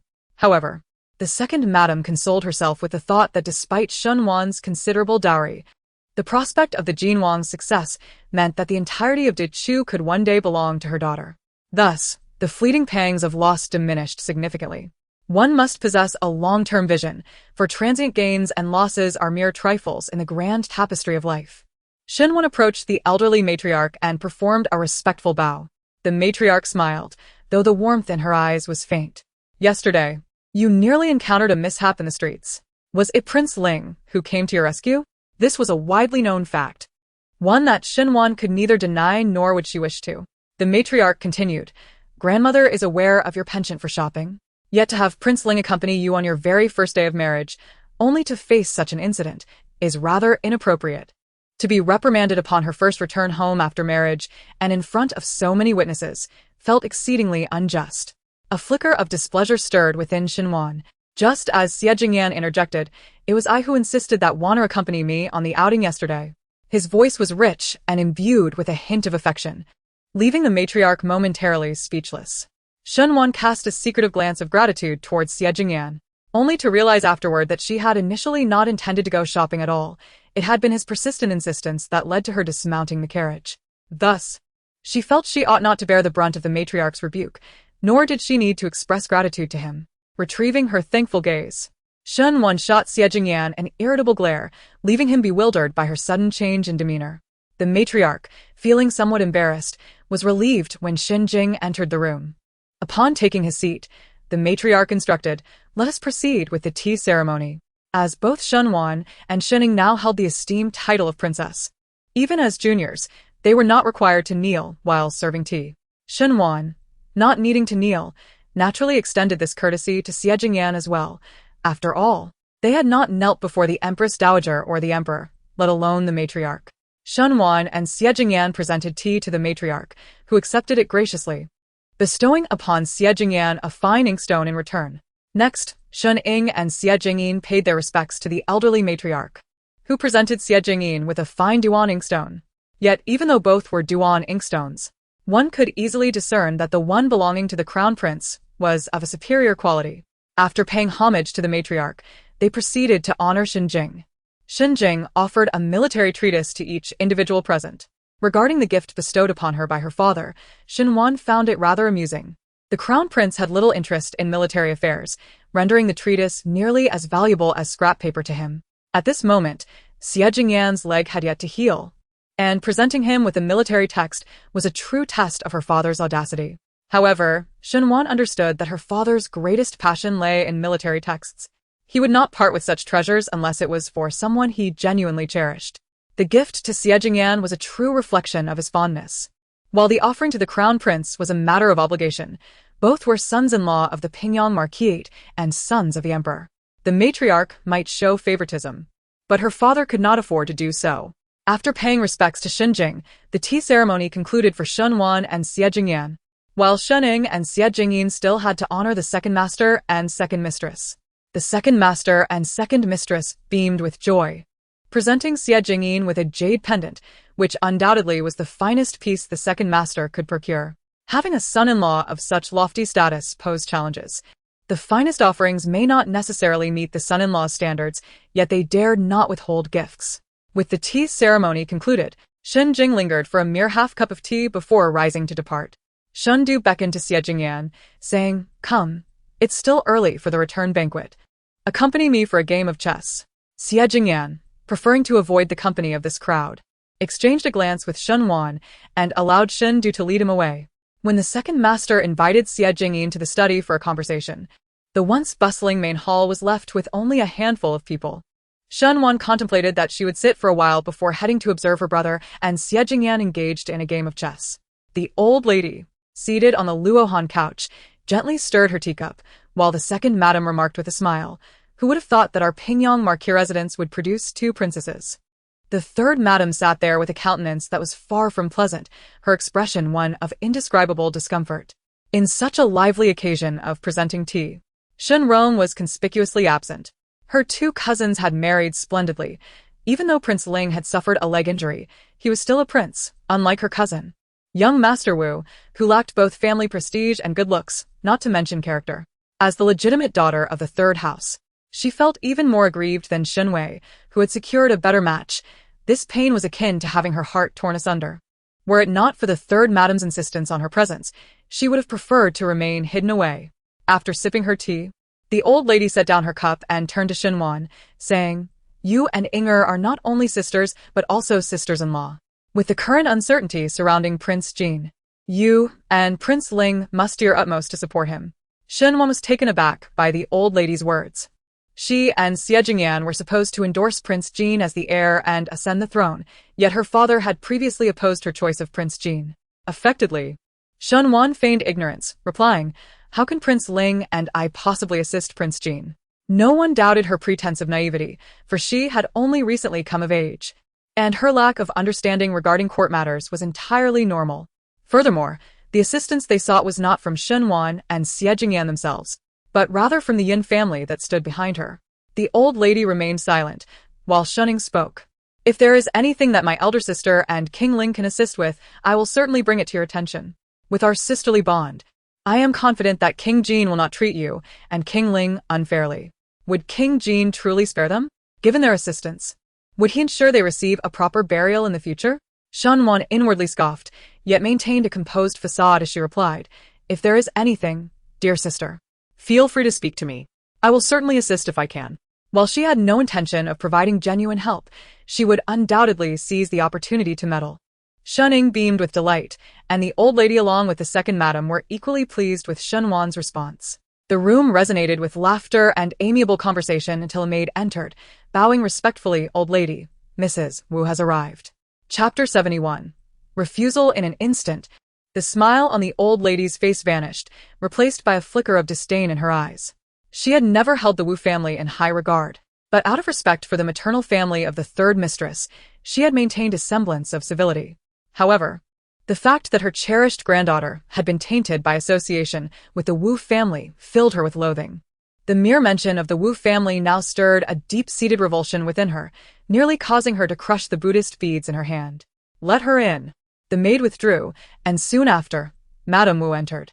In stark contrast to the displeasure concealed within the old lady, Madame Wu exuded an air of triumph, her every step imbued with confidence, which left the entire Pingyang Marquis household seething, with the exception of Shenwan. She appeared to be the only one in the household who welcomed Madame Wu's visits, as each occasion served as a reminder to the old lady and the third mistress of their own ambitious designs that had ultimately led to Shen Rong's lifelong misfortune.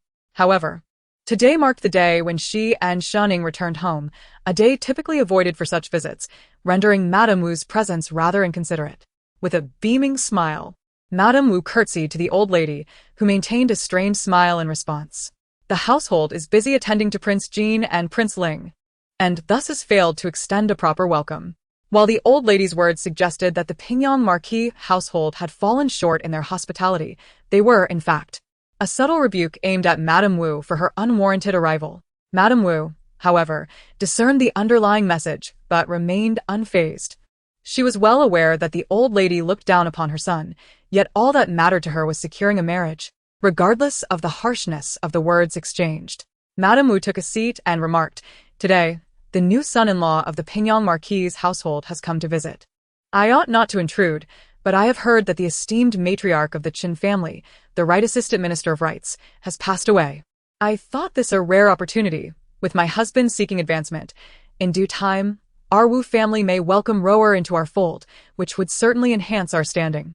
Shenwan initially speculated about the true purpose of Madame Wu's visit, only to realize it was to discuss the vacant position of the Right Assistant Minister of Rights. In her previous life, she had not heard of Lord Wu's aspirations for such a post. However, circumstances had changed in this life. The Wu family was already closely connected to the Pingyang Marquis household, and with two princesses and a prospective noble consort emerging from that lineage, it would not be difficult for Lord Wu to seek their support. Third Madam felt a flicker of hope, for the one aspiring for the official position was her own brother. Her daughter's union with the young master of the Wu family had become a reality, and the better the Wu family fared, the better her daughter would be.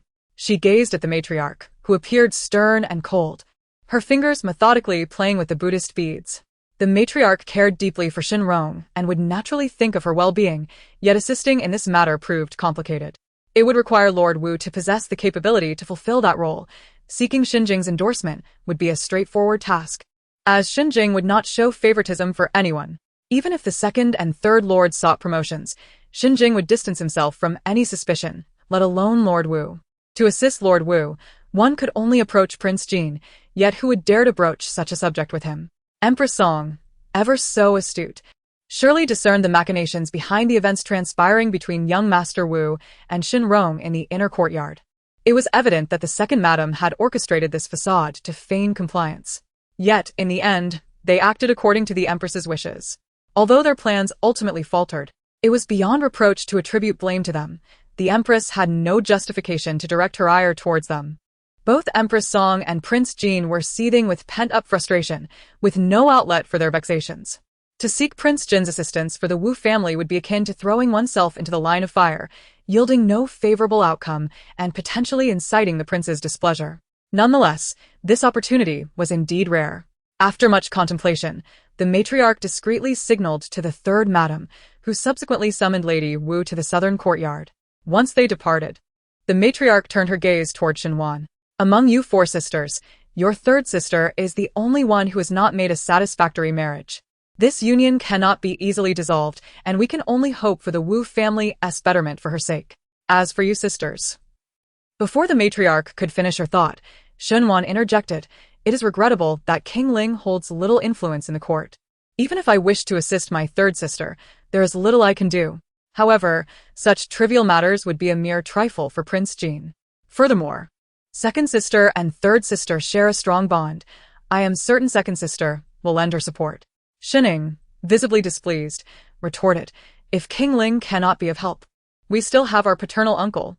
Xinhuan regarded Shen Ying with a knowing look. Father has always held grandmother in high esteem. If grandmother desires father's assistance, she need only voice her request. Why would I need to intervene? Does second sister truly believe my standing with father surpasses that of grandmother? To plot against me and then seek my aid, these individuals must possess a fortitude thicker than the very walls of the city. Young Master Wu has been indulging in reckless behavior within the inner courtyard, inciting his father's wrath. He wishes for his father to assist the Wu family in securing a better match for Shin Rong. However, anyone who utters such a request will inevitably face a severe reprimand, with the old matriarch being no exception. While the father respects the old matriarch, he is not foolishly filial, otherwise, she would not need to contemplate her plans against him. Xinhuan is certain that the old matriarch neither dares to approach Xinjing nor to speak with Xie Jingyin. Xinhuan declines to offer assistance, her words carefully crafted, leaving the old matriarch's gaze tinged with a hint of darkness, though she refrains from further comment. After lingering for another quarter of an hour, feeling exceedingly bored, Xinhuan grows curious about the chess match between Xie Jingyan and her elder brother, prompting her to rise and depart. As she strolls leisurely to the front courtyard and heads towards the study, she spots Shindu pushing Xie Jingyan out from a distance. Approaching them, she overhears Shindu exclaiming, "It is indeed better to be a brother-in-law. In the past, you would never allow me to play chess. Yet now that you have married my sister, you no longer dare to win against me." Xinhuan's footsteps come to an abrupt halt under the sunlight, her face flushing red. Xie Jingyan's ears also turn slightly pink as he replies, "It has been a while since I last played chess. I have become unaccustomed to it." Shindu chuckles, "Though my skills are inferior to yours, I am still aware of whether you allowed me to win or not." Xinhuan can no longer bear to listen and regrets her decision to approach, preparing to slip away quietly. However, before she can turn, Shindu spots her and calls out, "We are over here wishing to silence her brother's tongue." Xinhuan approaches, pretending she has heard nothing, and inquires, "Have you finished the game so soon?" Shindu replies, "There was a matter in the military camp. The deputy general came to see father, and with lunch approaching, we did not continue." Shindu gently propelled the wheelchair forward, engaging in casual conversation with a few companions. After spending some time in the garden, they made their way to Qinghui Courtyard just as lunchtime approached. Upon their arrival, they found Xie Jingyan and the second master already present. They waited for approximately the duration of half a tea session before Xinjing arrived, and everyone took their seats to dine together. Once seated, Xie Jingyan served a piece of braised pork rib from his plate into Xinhuan's bowl, instantly capturing the attention of everyone present.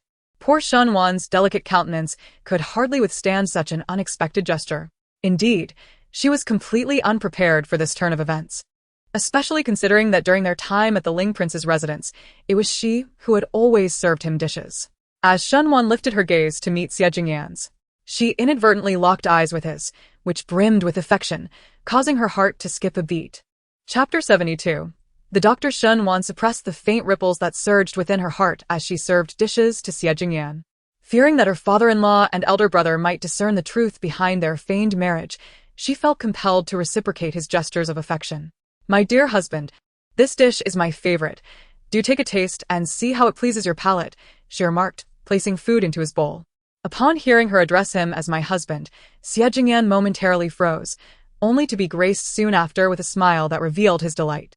Shen Jing, seated nearby, wore a serious expression that belied the deep amusement in his eyes, while the fourth madam commented, "What a lovely bond they share." The interplay between Shen Wan and Xie Jingyan was evident to all present.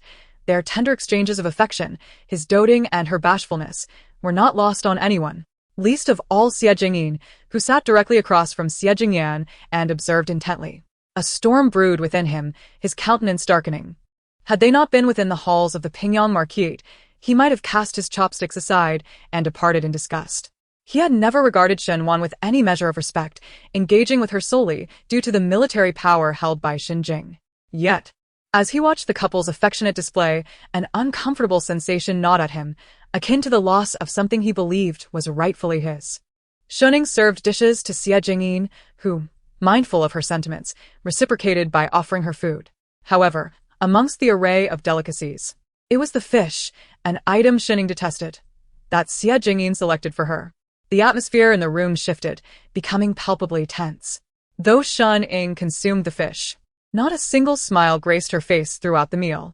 She believed that becoming the prince's consort would allow her to outshine Shen Wan. Yet the prince was oblivious to her preferences. Although Prince Ling had suffered a leg injury, he possessed an acute sensitivity to emotions. Just observe the tenderness in his gaze toward Shen Wan. It was so gentle that one could almost extract moisture from it. Shen Ying found herself consumed by jealousy, struggling to swallow her food. The visit home lasted for nearly half an hour, and Shen Jing had matters to attend to in the military camp. After finishing, he departed, leaving Shen Wan and Xie Jingyan to return to the Ling Prince's residence, while Shen Du accompanied them out of the estate.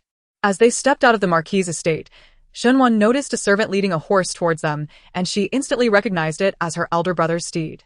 In her previous life, it was this very horse that had been involved in his tragic accident. Shen Wan quickly turned to Shen Du, imploring, "Brother, I need you to promise me something." Her tone was laced with urgency. Xie Jingyan glanced at her, while Shen Du inquired, "What is it that you wish for me to promise?" Shen Wan replied, "Brother, please promise me that you will no longer partake in horse racing." Shen Du regarded her with curiosity, asking why. Young scions of the capital often engaged in horse racing for leisure, and during his free time in the military, he occasionally joined in as well. It was never forbidden. Why did his sister suddenly appear so serious about preventing him from racing?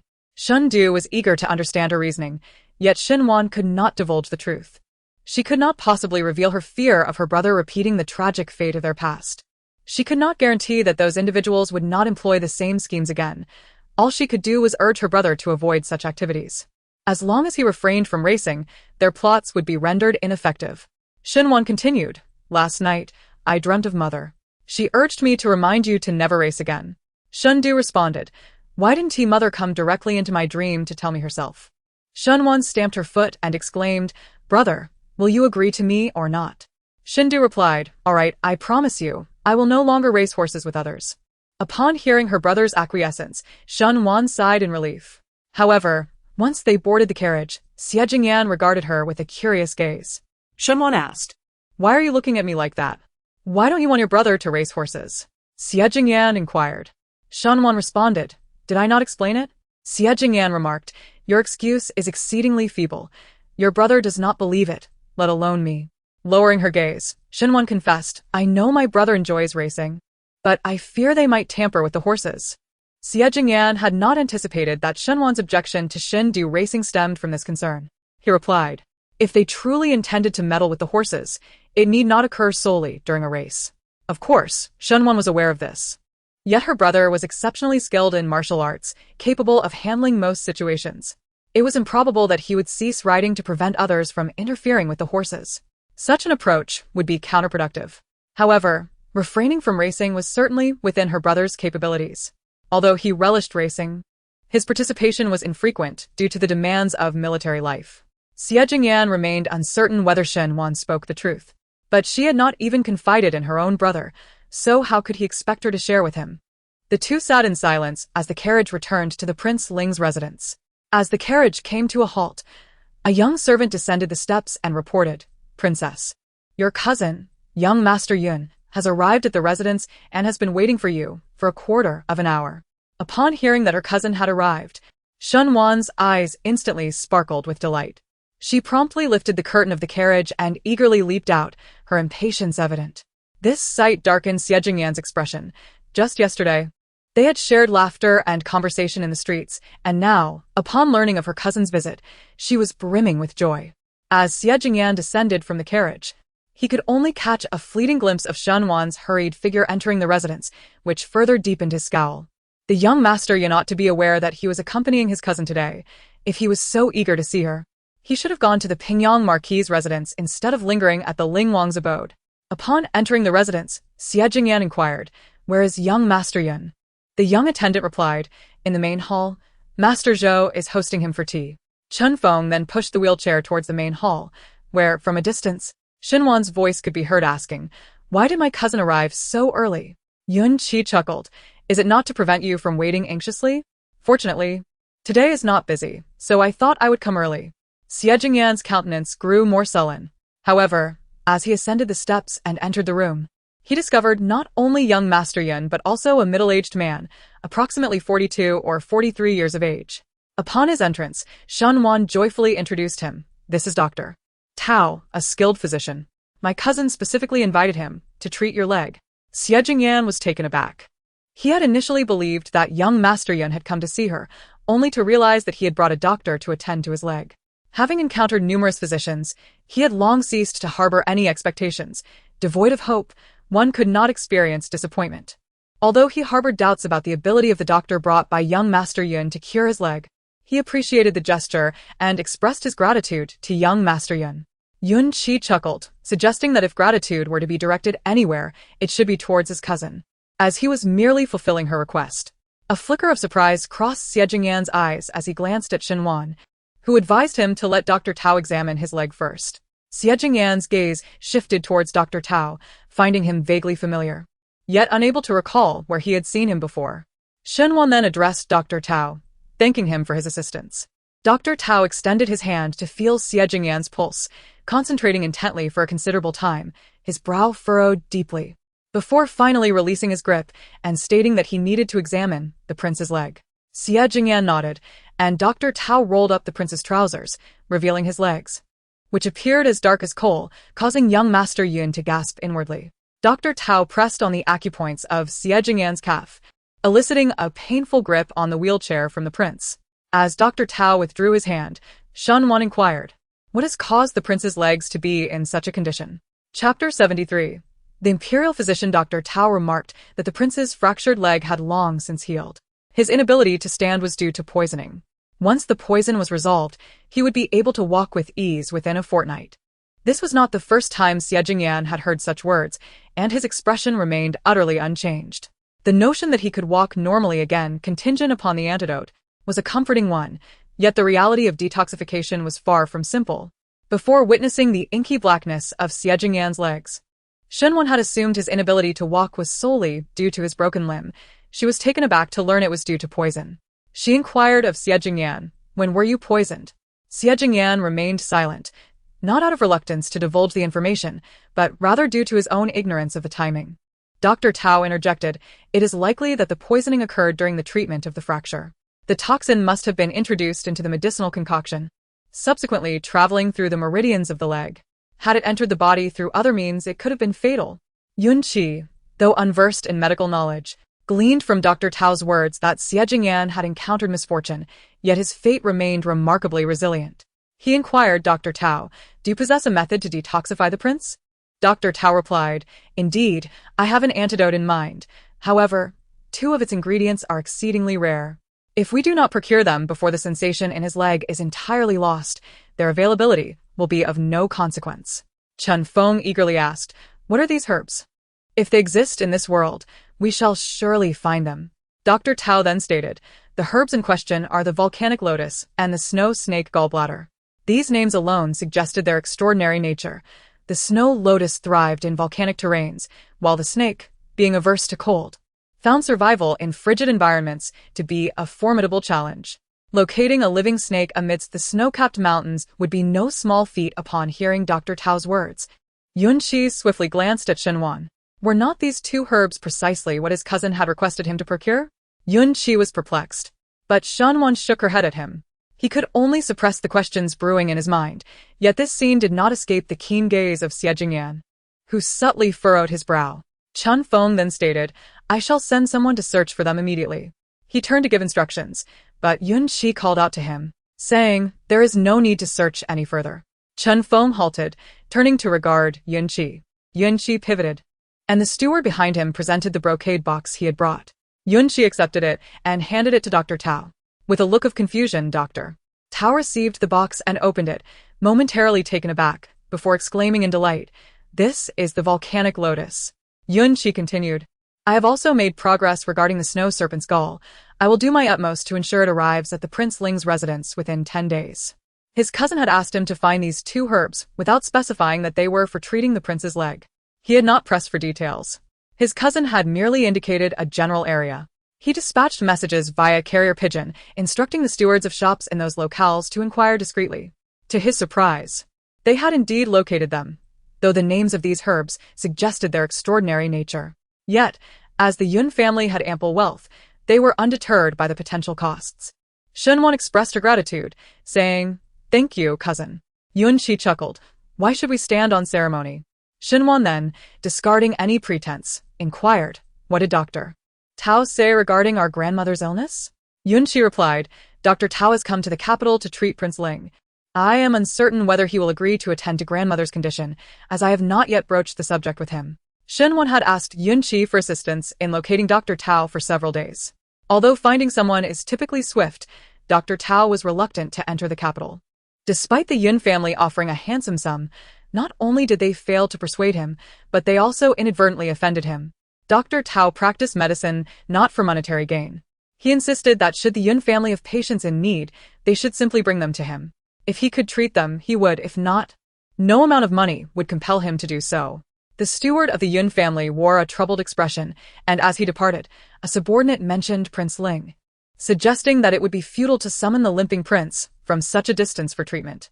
Unbeknownst to them, Dr. Tao overheard this remark and promptly changed his mind, accompanying the Yun family's steward to the capital.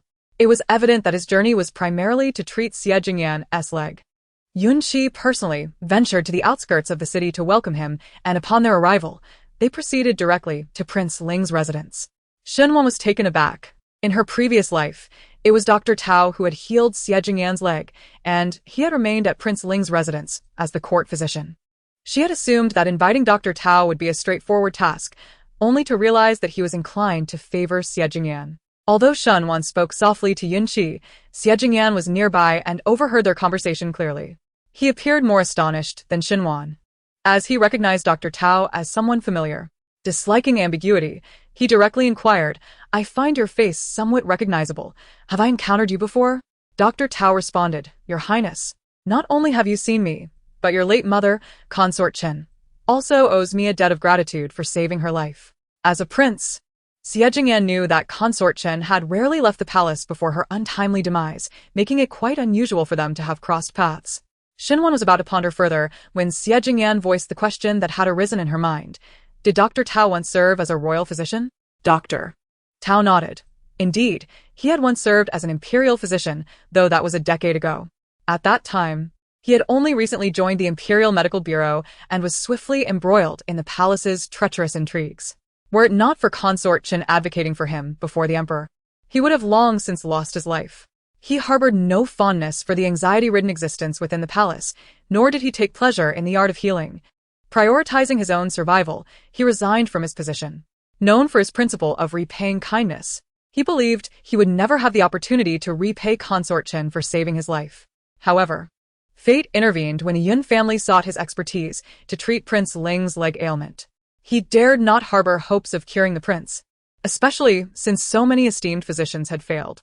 Yet, this presented him with a singular chance to express his gratitude to Consort Chen, prompting him to join the Yun family on their journey to the capital without hesitation.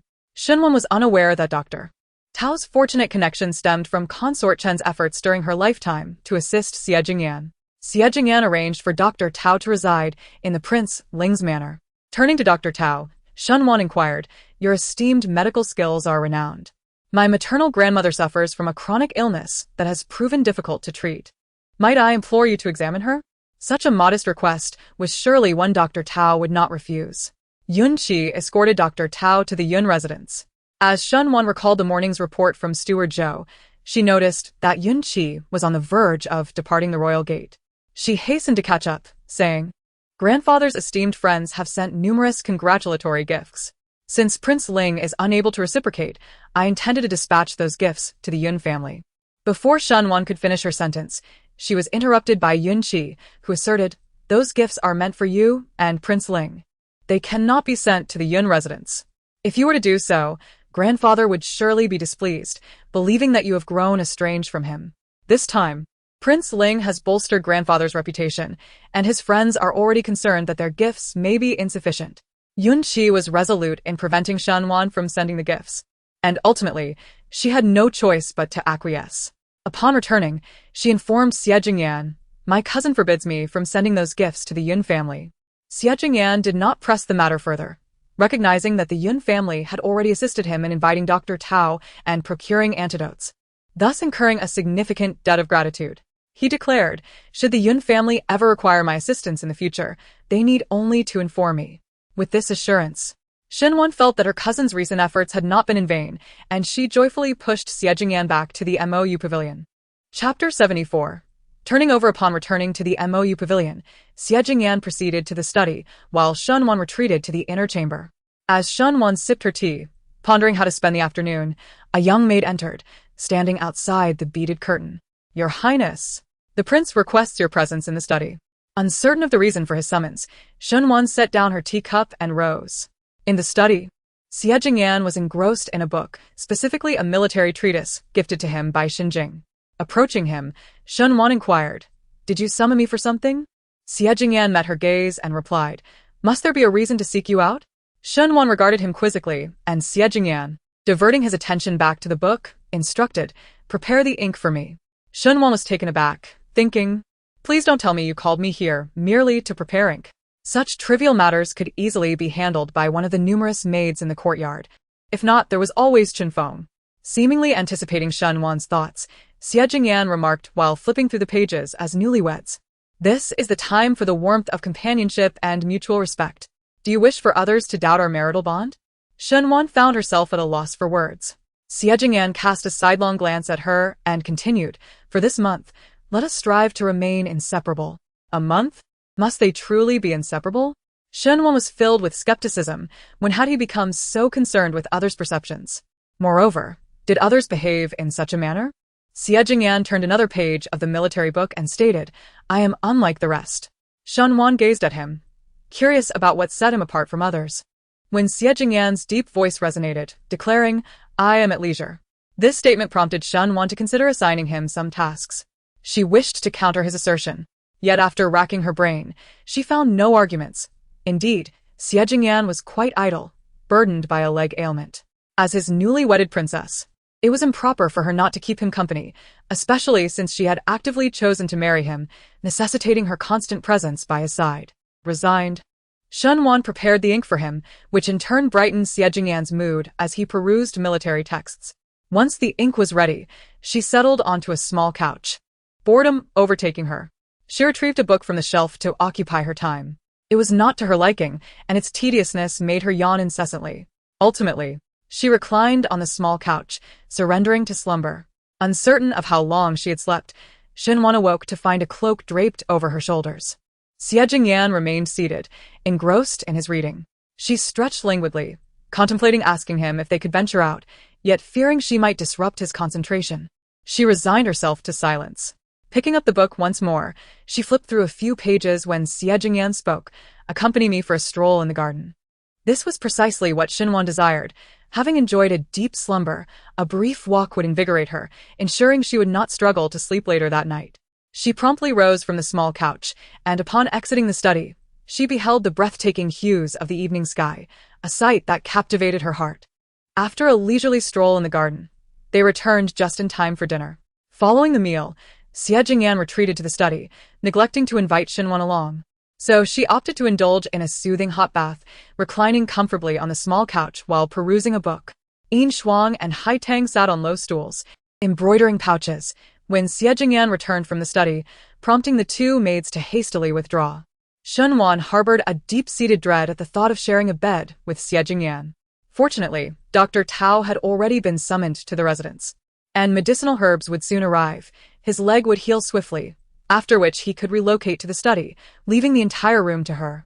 Xinwan wrapped herself tightly like a silkworm cocoon, perplexed by how she could have managed to slip into Xie Jingyan's embrace while swathed in such layers. Desiring to avoid a repeat of the previous awkward encounter, she climbed out of bed, seeking a length of rope. One end she tied to the bed, while the other she secured to her wrist. Upon completing her task and noticing Xie Jingyan's gaze upon her, she declared, "This way, I shan't roll into your arms." Xie Jingyan regarded her with an impassive expression, remarking, "Binding yourself alone is insufficient. You ought to restrain me as well." Xinwan looked at him, puzzled. He continued, "I cannot guarantee that I won't turn and embrace you." A blush crept to Xinwan's ears as she retorted, "You wouldn't." Xie Jingyan met her gaze. Yet Xinwan averted her eyes, only to hear him chuckle softly. Who can say what might happen in slumber? Despite his words, even with an abundance of courage, she could not bring herself to bind his hands. As Xinwan settled down to sleep, she presented Xie Jingyan with the back of her head. She believed that securing her hands would be foolproof, and upon awakening to find no trace of Xie Jingyan's face, she exhaled in relief. However, before she could fully savor the moment, she discovered herself enveloped in his embrace, with him holding her from behind, the unmistakable sensation of something pressing against her backside. She stirred slightly, and a muffled groan emanated from behind her, tightening the embrace to a degree that seemed to meld her into his very being. Xinwan felt a rush of warmth enveloping her, her face and ears ablaze with heat. She dared not move, yielding to the hold of the person behind her. Time became indistinct until, just as she felt she could no longer endure, he finally released her, turning over. Xinwan hastily sat up, intending to leave the bed, only to remember that her hands were still bound with rope, causing her wrists to ache as she tugged. Xie Jingyan opened his eyes, and in a flurry, Xinwan began to untie the knots. Xie Jingyan inquired, "Did I hold you?" "Absolutely not," Xinwan retorted swiftly, exiting the bed without noticing the subtle smirk adorning Xie Jingyan's lips. After freshening up, the maidservant brought in breakfast, and Xinwan joined Xie Jingyan at the table. Midway through their meal, a young maid clad in a cerulean dress entered, delivering a message. "Your Highness, the carriage is ready." Xie Jingyan turned his gaze toward Xinwan, who replied, "I must visit the Yun family. I shall not return for lunch." As he served himself more food, Xie Jingyan remarked, "Are you planning to go without me?" Accompanying her to her family was already a considerable gesture. She could hardly fathom asking him to accompany her to the Yun residence. Yet, his words hinted at a willingness to join her. Concerned that she might misinterpret his intentions, Xinwan tentatively asked, "Do you have time?" Xie Jingyan regarded her with his keen gaze, responding deliberately, "Given the Yun family's concern for my leg ailment, how could I not accompany you on your first visit as a married woman?" Was this indeed an affirmation of his companionship? Xinwan's spirits lifted, and she placed a golden silk roll into Xie Jingyan's bowl. After finishing breakfast, Xinwan pushed Xie Jingyan out of the residence. Upon reaching the entrance of the Wangfu, they coincidentally spotted the 8th prince, Xie Jingxian, riding towards them. Upon their arrival, Xie Jingyan appeared somewhat flabbergasted, wondering what momentous matter could warrant his 6th brother's presence, especially accompanied by the imperial sister-in-law to greet him. Xinwan was taken aback by the unexpected visit of the 8th prince, particularly since it was Xie Jingyan who had summoned him. If he had pressing matters, why would he accompany her to the Yun family? Xinwan intended to decline, but Xie Jingyan preempted her, addressing Xie Jingxian, "If you had arrived a little later, I would have accompanied my imperial sister-in-law to the Yun family." Naturally, Xie Jingxian remarked, "How could my 6th brother come to greet you? It seems I have overestimated the situation." Dismounting his horse, he inquired curiously, "Why summon me when you are preoccupied with the imperial sister-in-law?" Chapter 75. A salutation. Xie Jingyan did not mince words with Xie Jingxian, stating plainly, "I have just married and cannot visit the residence of the right Minister of Rights to offer my condolences. Please convey a token of mourning on my behalf." Xie Jingxian, taken aback, thought, is he really asking me to assist in delivering a condolence gift? Surely, this cannot be correct. While I understand that the sixth brother required my help to welcome the sixth imperial sister-in-law, an obligation that cannot be overlooked, offering condolences is not mandatory. It suffices to send a gift. Having the steward deliver it would have sufficed to honor Lord Chen. Yet, the sixth brother wishes to go in person. And since I cannot accompany him, he expects me to take his place? With a look of confusion etched across his face, Xie Jingxian pondered the sixth brother's temperament. If he had summoned him, it was evidently a matter of importance. Steward Zhou, standing nearby, mirrored Xie Jingxuan's astonishment. He, too, believed that sending a token of mourning was adequate. Previously, the prince had shared the same sentiment, but it was the princess who insisted on his personal attendance, revealing the profound influence she had over him. Lord Chen, the right Minister of Rights, was known for his integrity and was a valuable ally to cultivate. However, the prince had no aspirations for the throne, and with Lord Chen entering a period of mourning for 3 years, it was uncertain whether he would even return to the ministry thereafter. Thus, the necessity of this visit seemed questionable. Xie Jingxian regarded Xie Jingyan and questioned, "Is it truly imperative for you to go?" "Indeed," came the reply. Resolute, Xie Jingxian declared, "Since the sixth brother has requested my assistance in delivering a condolence gift, it would be remiss of me not to seek compensation for my efforts." "What is it that you desire?" Xie Jingyan inquired. Without hesitation, Xie Jingxian pointed and asserted, "I wish for the jade pendant you bestowed upon me as a token for my service." Shunwan followed his gesture and placed a hand to her forehead, bemused. It is difficult to determine whether the eighth prince possesses discerning taste or not. What could he possibly desire that is not to his liking? He seeks the most treasured possession of Xie Jingyan, a jade pendant gifted by his beloved. Would Xie Jingyan truly part with it? As these thoughts lingered, Xie Jingyan interjected, declaring that the pendant was unsuitable. Xie Jingxian questioned, "Why not?" "The material of this pendant does not appear to be extraordinary." Before he could finish his sentence, he was abruptly interrupted by Xie Jingyan, who stated, "This pendant was given to me by your imperial sister-in-law." Shunwan, perplexed, raised an eyebrow, and Xie Jingxuan's expression shifted to one of embarrassment. His handsome countenance flushed crimson at the revelation that it was indeed a gift from the imperial sister-in-law. It made sense why the sixth brother wore it during his wedding. It was quite exquisite in appearance. Yet this jade pendant was not a gift from her. Out of the corner of her eye, Shunwan stole a glance at Xie Jingyan. Was he using her as a shield to deflect the eighth prince's inquiries? Or was he merely concerned for her reputation, unwilling to disclose the identity of the young lady who had presented it? Perhaps the imperial sister-in-law he referred to was not her at all. A flurry of speculation coursed through Shunwan's mind, and she suddenly felt a tightness in her chest. Then Xie Jingyan offered, "You may choose any item from the storeroom." Instantly, Xie Jingxian brightened, expressing his gratitude. "Thank you, sixth brother. I shall not be courteous any longer." He eagerly dragged Steward Zhou to the storeroom to select his prize. As the servant brought the carriage around, Xie Jingyan ascended it, followed closely by Shunwan.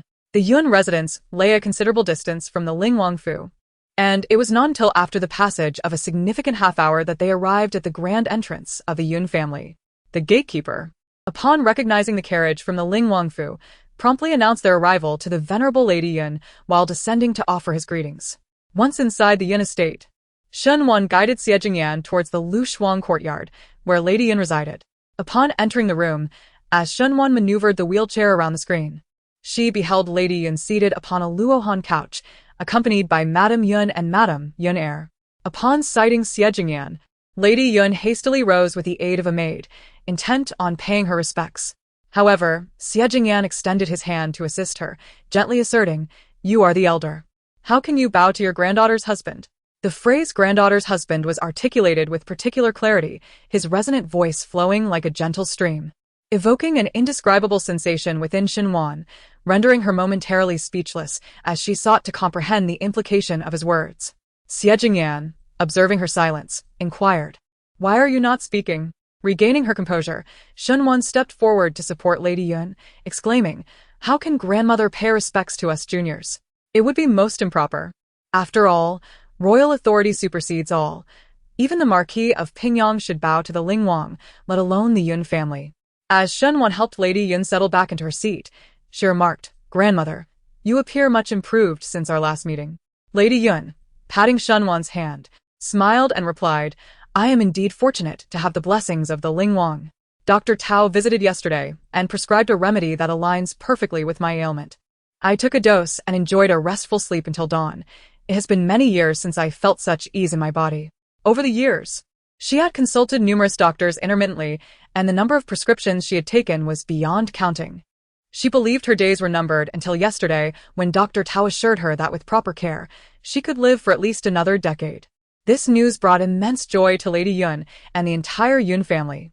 Shunwan, clasping Lady Yun's arm, remarked that her grandmother would surely enjoy a long life. Lady Yun beamed with delight, expressing that since her grandsons were not in a hurry to settle down, she could only hope to cradle a great-grandson soon. Shunwan's ears flushed with embarrassment as she instinctively glanced at Xie Jingyan, who was gazing at her with tender affection. Their eyes met, and Shunwan quickly averted her gaze. Eager to change the subject, she inquired about her grandfather. Lady Yin replied that her grandfather had gone to see off some close friends who were departing the capital today, and he likely would not return until lunchtime. Xie Jingyan's gaze towards Shunwan did not go unnoticed by Lady Yun, whose smile broadened. She recalled how her late husband had once looked at her with such adoration in his youth, a gaze that seemed to promise the world. It was a look that could not be feigned. It revealed genuine affection. The Yun family was already exceedingly pleased with Xie Jingyan as their granddaughter as suitor, and the knowledge that his leg ailment could be treated only heightened their approval of Shenjing's choice for Shenwan. The Yun family was unaware that Shenwan had chosen him herself, believing instead that it was Shenjing's selection. Though somewhat puzzled, they understood that Shenjing cherished Shenwan above all, and thus his choice for a husband must be the finest. As they conversed, the sound of jingling bells wafted through the air, heralding the arrival of Yun Mo and Yun Rui. The two approached, first bowing respectfully to Xie Jingyan, before engaging in conversation with Shenwan. Occasionally, Shenwan cast a glance at Xie Jingyan, concerned that he might find the situation tedious. She inquired, Where is my elder cousin? He has been here for a while, and the Yun family will surely send someone to summon him to entertain Xie Jingyan. He is the most suitable to host him. Yun Mo replied, Elder brother set off early this morning for Mianzhou. Shenwan paused, then asked, Is it for medicinal herbs? Yun Mo nodded, explaining, Elder brother is worried that the steward in Mianzhou may be unable to procure the herbs, potentially delaying the treatment for Prince Ling's leg. He insists on going personally to ensure everything is in order. He promised he would return within 10 days. Chapter 76. Serving dishes in her past life. Shenwan was uncertain whether her cousin had personally traveled to Mianzhou to procure medicinal herbs. However, in this life, with her cousin taking the initiative, she felt assured of success. Shenwan held deep gratitude for her cousin in her heart. Before long, Lord Yun and second Lord Yun returned. Without Yun Qi present, it was left to them as elders to accompany Xie Jingyan. After Xie Jingyan departed, Shenwan spent time conversing with the matriarch of the Yun family to alleviate her boredom. As they chatted, Madame Yun suddenly recalled something and inquired of Shenwan, Will the Pingyang Marquis host a grand birthday banquet for the old lady this year? The Yun family and the Pingyang Marquis were connected by marriage, and regardless of whether the celebration was lavish or modest, the Yun family's birthday gifts were assured. A grand affair would necessitate considerable offerings, with numerous guests present, and it was essential to uphold the dignity of both the Yun family and the matriarch. Conversely, a modest gathering among close friends and family would not require ostentatious gifts. A few months prior, Madame Yun had visited the Pingyang Marquis, where she heard from the second madam that a grand celebration was planned. However, just days ago, Shenwan and Shening had both married on the same day, an occasion that had already been festive and jubilant. It was uncommon to hold consecutive grand banquets. Typically, there would be a gap of at least 3 to 5 months between such events. An overly frequent celebration might invite gossip and lead to suspicions that the Pingyang Marquis was exploiting the occasion for financial gain. The Yun family's genuine concern for the matriarch's birthday left Shenwan speechless.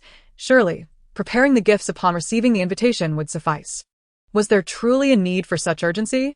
While the Yun family regarded the Pingyang Marquis as kin, the latter, apart from her father and elder brother, seemed to view the Yun family merely as a source of easy profit. Shenwan sighed wearily and said, My second sister and I have just been married, and soon my third sister will also be wed. With grandmother's birthday banquet in between, it certainly will not be a grand affair. Yun Rui, unable to contain her curiosity, inquired, The eldest son of the Wu family is known for his reckless behavior. The Pingyang Marquis should be more aware of this than others. How could they possibly betroth Miss Shin-san to him? She had been pondering this matter for quite some time. The Yun family was unaware of the disreputable character of the eldest son Zhao when they married off their daughter, yet the Pingyang marquis, fully cognizant of his nature, still proceeded with the match. Yun Rui found this utterly perplexing. Shunwan motioned for Yun Rui to lean in closer, whispering a few words. Yun Rui's eyes widened in disbelief. Shunwan had only shared a fragment of the truth with her. The rest could be inferred from Yun Rui's expression, suggesting that some pressing circumstance had necessitated the marriage. Since the birthday celebration would not be extravagant, preparations for the gifts could commence. The Yun family's business extended throughout Dechu, facilitating many exchanges, yet the most challenging gifts were those destined for the Pingyang marquis. They could not be overly flattering, which would undermine the Yun family's standing, nor could they fail to convey the respect the Yun family held for the marquis's esteemed matron. In short, Madame Yun was particularly apprehensive about preparing a gift for the Pingyang marquis. However, the mention of the old lady's upcoming birthday served as a timely reminder for Xinwan. With the old lady's birthday approaching and the longevity scroll she had prepared already ruined, she had yet to decide on an appropriate gift for her. She needed to contemplate carefully, seeking something that would not incur expense and would be beyond reproach. After spending some time indoors, Yunma and Yunrui led Shunwan to the garden to admire the blossoms. They frolicked among the flowers for about half an hour before returning, just in time to hear the maid announce to old Lady Yun that the old master had returned to the residence and was currently engaged in a game of chess with Prince Ling in the study. When it was time for lunch, Xie Jingyan arrived back with old Master Yun and the others. Old Master Yun wore a broad smile, and upon seeing him, old Lady Yun's face also brightened with joy, indicating that the chess match had been quite exhilarating. Shunwan inquired whether her grandfather had won or lost. Old Master Yun chuckled, remarking that at his age, he was no match for Prince Ling. Old Lady Yun interjected, recalling that 20 years ago, he too had been no match for the Marquis of Pingyang. Observing the old man's flustered expression, everyone in the room struggled to contain their laughter. Shunwan approached Xie Jingyan and whispered, "You let my elder brother win, but why not my grandfather?" Xie Jingyan replied softly, "I allowed him a concession, but not enough for your grandfather to claim victory. Shindu, being slightly older, could be excused for losing, but it would be rather disappointing for old Master Yun at his advanced age to be outmatched. Moreover, his temperament would render him displeased." As Shunwan bent slightly to converse with him, onlookers might have perceived them as sharing intimate secrets, newlywed bliss evident as they chatted animatedly after a brief separation. Once Shunwan straightened up, she noticed the amused yet silent gazes of those around her. Although she understood the reality was different, her cheeks flushed nonetheless. When seated at the dining table, Shunwan turned to Xie Jingyan and declared, "You must not serve me any dishes for the time being." She was not keen on becoming the subject of jest, even through mere glances, for her resilience was rather thin. Xie Jingyan turned his gaze toward Shunwan, raising an eyebrow. "What did you say?" Shunwan was about to repeat herself, but with the crowd surrounding them, she chose to remain silent. Once they were seated, Xie Jingyan began to serve dishes into Shunwan's bowl, drawing the attention of all present. Shunwan wished to hurl him out of the window, urging him to stop serving, yet he only persisted in adding more. Noticing Shunwan's gaze upon him, Xie Jingyan remarked, "Did you not ask me to serve you?" Ah. She had meant to say the opposite. Shunwan's cheeks burned with embarrassment, and as her peripheral vision caught the smirk on Xie Jingyan's lips, she realized he was being deliberately mischievous. It was one thing to play this game at the Pingyang marquis residence, where it pleased her father and could provoke Shining and Xie Jingyin, but it was unnecessary at the Yun family estate. Nevertheless, Xie Jingyan continued to serve her, and Shunwan felt compelled to reciprocate. Her gaze drifted across the table, landing on the mushrooms and greens, and a smile crept onto her lips as she took a pair of chopsticks and placed some in Xie Jingyan's bowl, saying, "My dear husband, do have some more." Upon witnessing this, old Master Yun interjected, "Why indulge in greens? Serve more meat to the Prince of Ling." Shunwan replied, "Grandfather, he is particularly fond of vegetables." Instantly, old Madame Yun summoned a maid to bring the greens closer to Xie Jingyan for his convenience. He turned to see Shunwan's animated demeanor, which was nothing short of delightful. Xie Jingyan felt a stirring in his heart as he grasped Shunwan's hand, his voice neither too loud nor too soft. "It is quite inappropriate for the entire table to cater to me." Shunwan's face resembled a vibrant rouge box, ablaze with embarrassment, engaging in a battle of wits. She was clearly no match for him, having ensnared herself in her own game. Her hand remained trapped, unable to withdraw, leaving her at his mercy. The others fared better. Yet the proximity of Yun Mo and Yun Rui to Shunwan caused them to blush, their eyes shimmering with envy. Shunwan made a couple of attempts to free her hand, but to no avail. A mixture of humiliation and anger washed over her as she shot a warning glance at Xie Jingyan, cautioning him that if he did not release her, she would not hold back any longer. Xie Jingyan feigned ignorance, provocatively caressing the smooth back of Shunwan's hand with his fingertip. A sudden pain shot through his thigh, causing his forehead to twitch. He then relinquished his grip on Shunwan's hand atop the table and seized the one that was creating mischief on his thigh instead. The subtle exchanges between them went unnoticed by those at the table, yet the maidservant standing behind Shunwan with the wine observed everything with clarity. The Prince Ling was utterly indulgent towards his esteemed young lady. Chapter 77. Illusion. The meal was filled with joy and laughter, far more pleasant than the atmosphere at the Pingyang Marquis's residence. After dining, they lingered for a quarter of an hour before Shunwan and Xie Jingyan took their leave.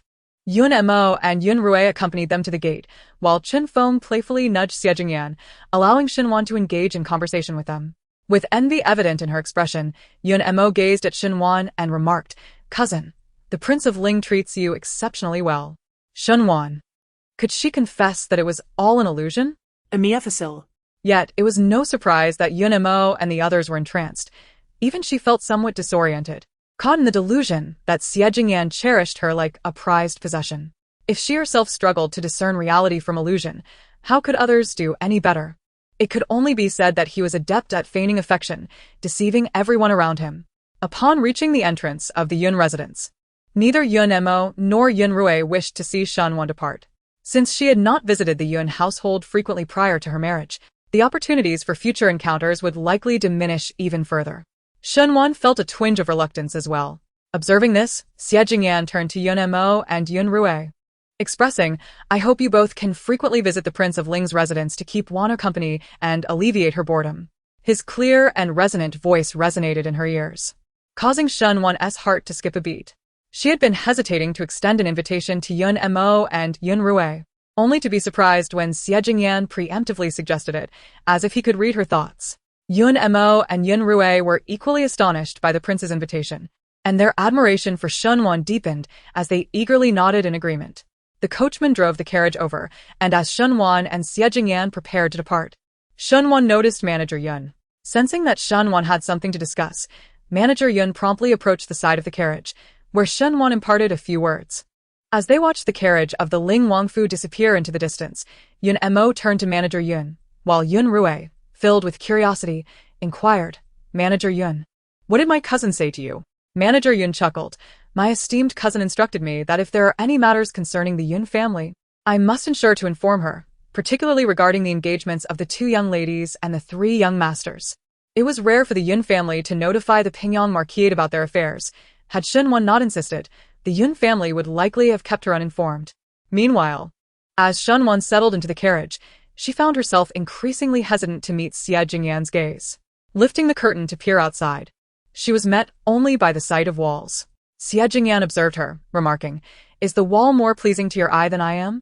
Shunwan retorted, "How could one compare oneself to a wall?" She refrained from staring at the wall, but found it equally uncomfortable to fix her gaze upon him. Silently, she lowered the curtain and turned to face him. Xie Jingyan continued, "You may invite whomever you wish to the Ling Wangfu. There is no need to consider my feelings." It was evident that he had perceived her concerns regarding him. Their engagement was merely a pretense. She was not truly the Ling Wangfei, and thus, she could not simply invite anyone to the Ling Wangfu at her whim. Even if she were the genuine Ling Wangfei, such liberties would still be inappropriate. Now, With Xie Jingyan granting her this privilege, Shunwan felt a surge of gratitude. "If you wish for me to invite someone into the residence, I can certainly send out the invitations on your behalf." This declaration puzzled Xie Jingyan. Did he truly require her assistance in issuing invitations to anyone he wished to invite?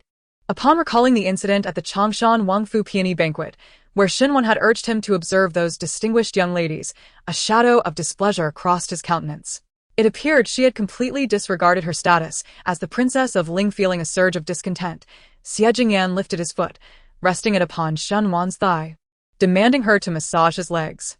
Shunwan's gaze remained fixated on Xie Jingyan's face. As his expression shifted, she instinctively sensed impending trouble. Just as she pondered what had provoked him this time, his leg found its way onto hers. To her relief, his change in demeanor was attributed to leg pain. She reasoned that her gesture of kindness was merely a reciprocal act. He desired to see his beloved, yet found himself unable. And thus she took it upon herself to extend an invitation for him to enjoy the flowers and tea within the estate, offering solace for his yearning heart. Surely, he ought to express gratitude rather than ire. Shenwan began to knead his leg, cautious not to apply too much pressure. However, Xie Jingyan, still harboring irritation, remarked coldly, "Didn't you eat enough at the Yun residence?" What an impertinent fellow, she thought, as he demanded a leg massage yet spoke so rudely. Throughout her life, she had never attended to anyone in such a manner. Did he believe her strength insufficient? Shenwan increased her pressure slightly, prompting Xie Jingyan to inhale sharply. "Are you attempting to commit fratricide?" he exclaimed. "Whose husband are you calling yours? Do not take liberties with your words." Despite his irritation, Shenwan softened her grip considerably. Suddenly, Xie Jingyan broke into a smile, as bright as a clearing sky after rain. His implication was clear. Was it permissible to take liberties elsewhere? Ah! Shenwan felt an overwhelming urge to crush him. He was undeniably a rogue. She contemplated halting the carriage to join Yinfang in a separate vehicle, lest she be driven to exasperation by him. Upon witnessing Shenwan's expression, a mix of indignation and suppressed fury, Xie Jingyan felt his own frustration dissipate. Having entered his flower sedan and the esteemed Lin Wangfu, her desire to depart was no longer within her control. Leaning against his wheelchair, Xie Jingyan silently urged Shenwan to continue massaging his legs. She bore the discomfort, knowing that once her cousin delivered the medicinal herbs to Lin Wangfu and his legs were healed, he would likely cease his daily torment of her. The carriage rolled steadily forward until it came to a halt before Lin Wangfu. After enduring the journey, Shenwan's hands ached from the incessant kneading. Upon disembarking, she did not wait for Xie Jingyan and proceeded directly into the estate. Yet, as she descended the steps, she paused. For Steward Zhou approached to inform Xie Jingyan that the new Right Vice Minister of Rights had been appointed, Lord Su, the governor of Lianzhou. This marked a promotion of 2 ranks from governor to vice minister. Who recommended him?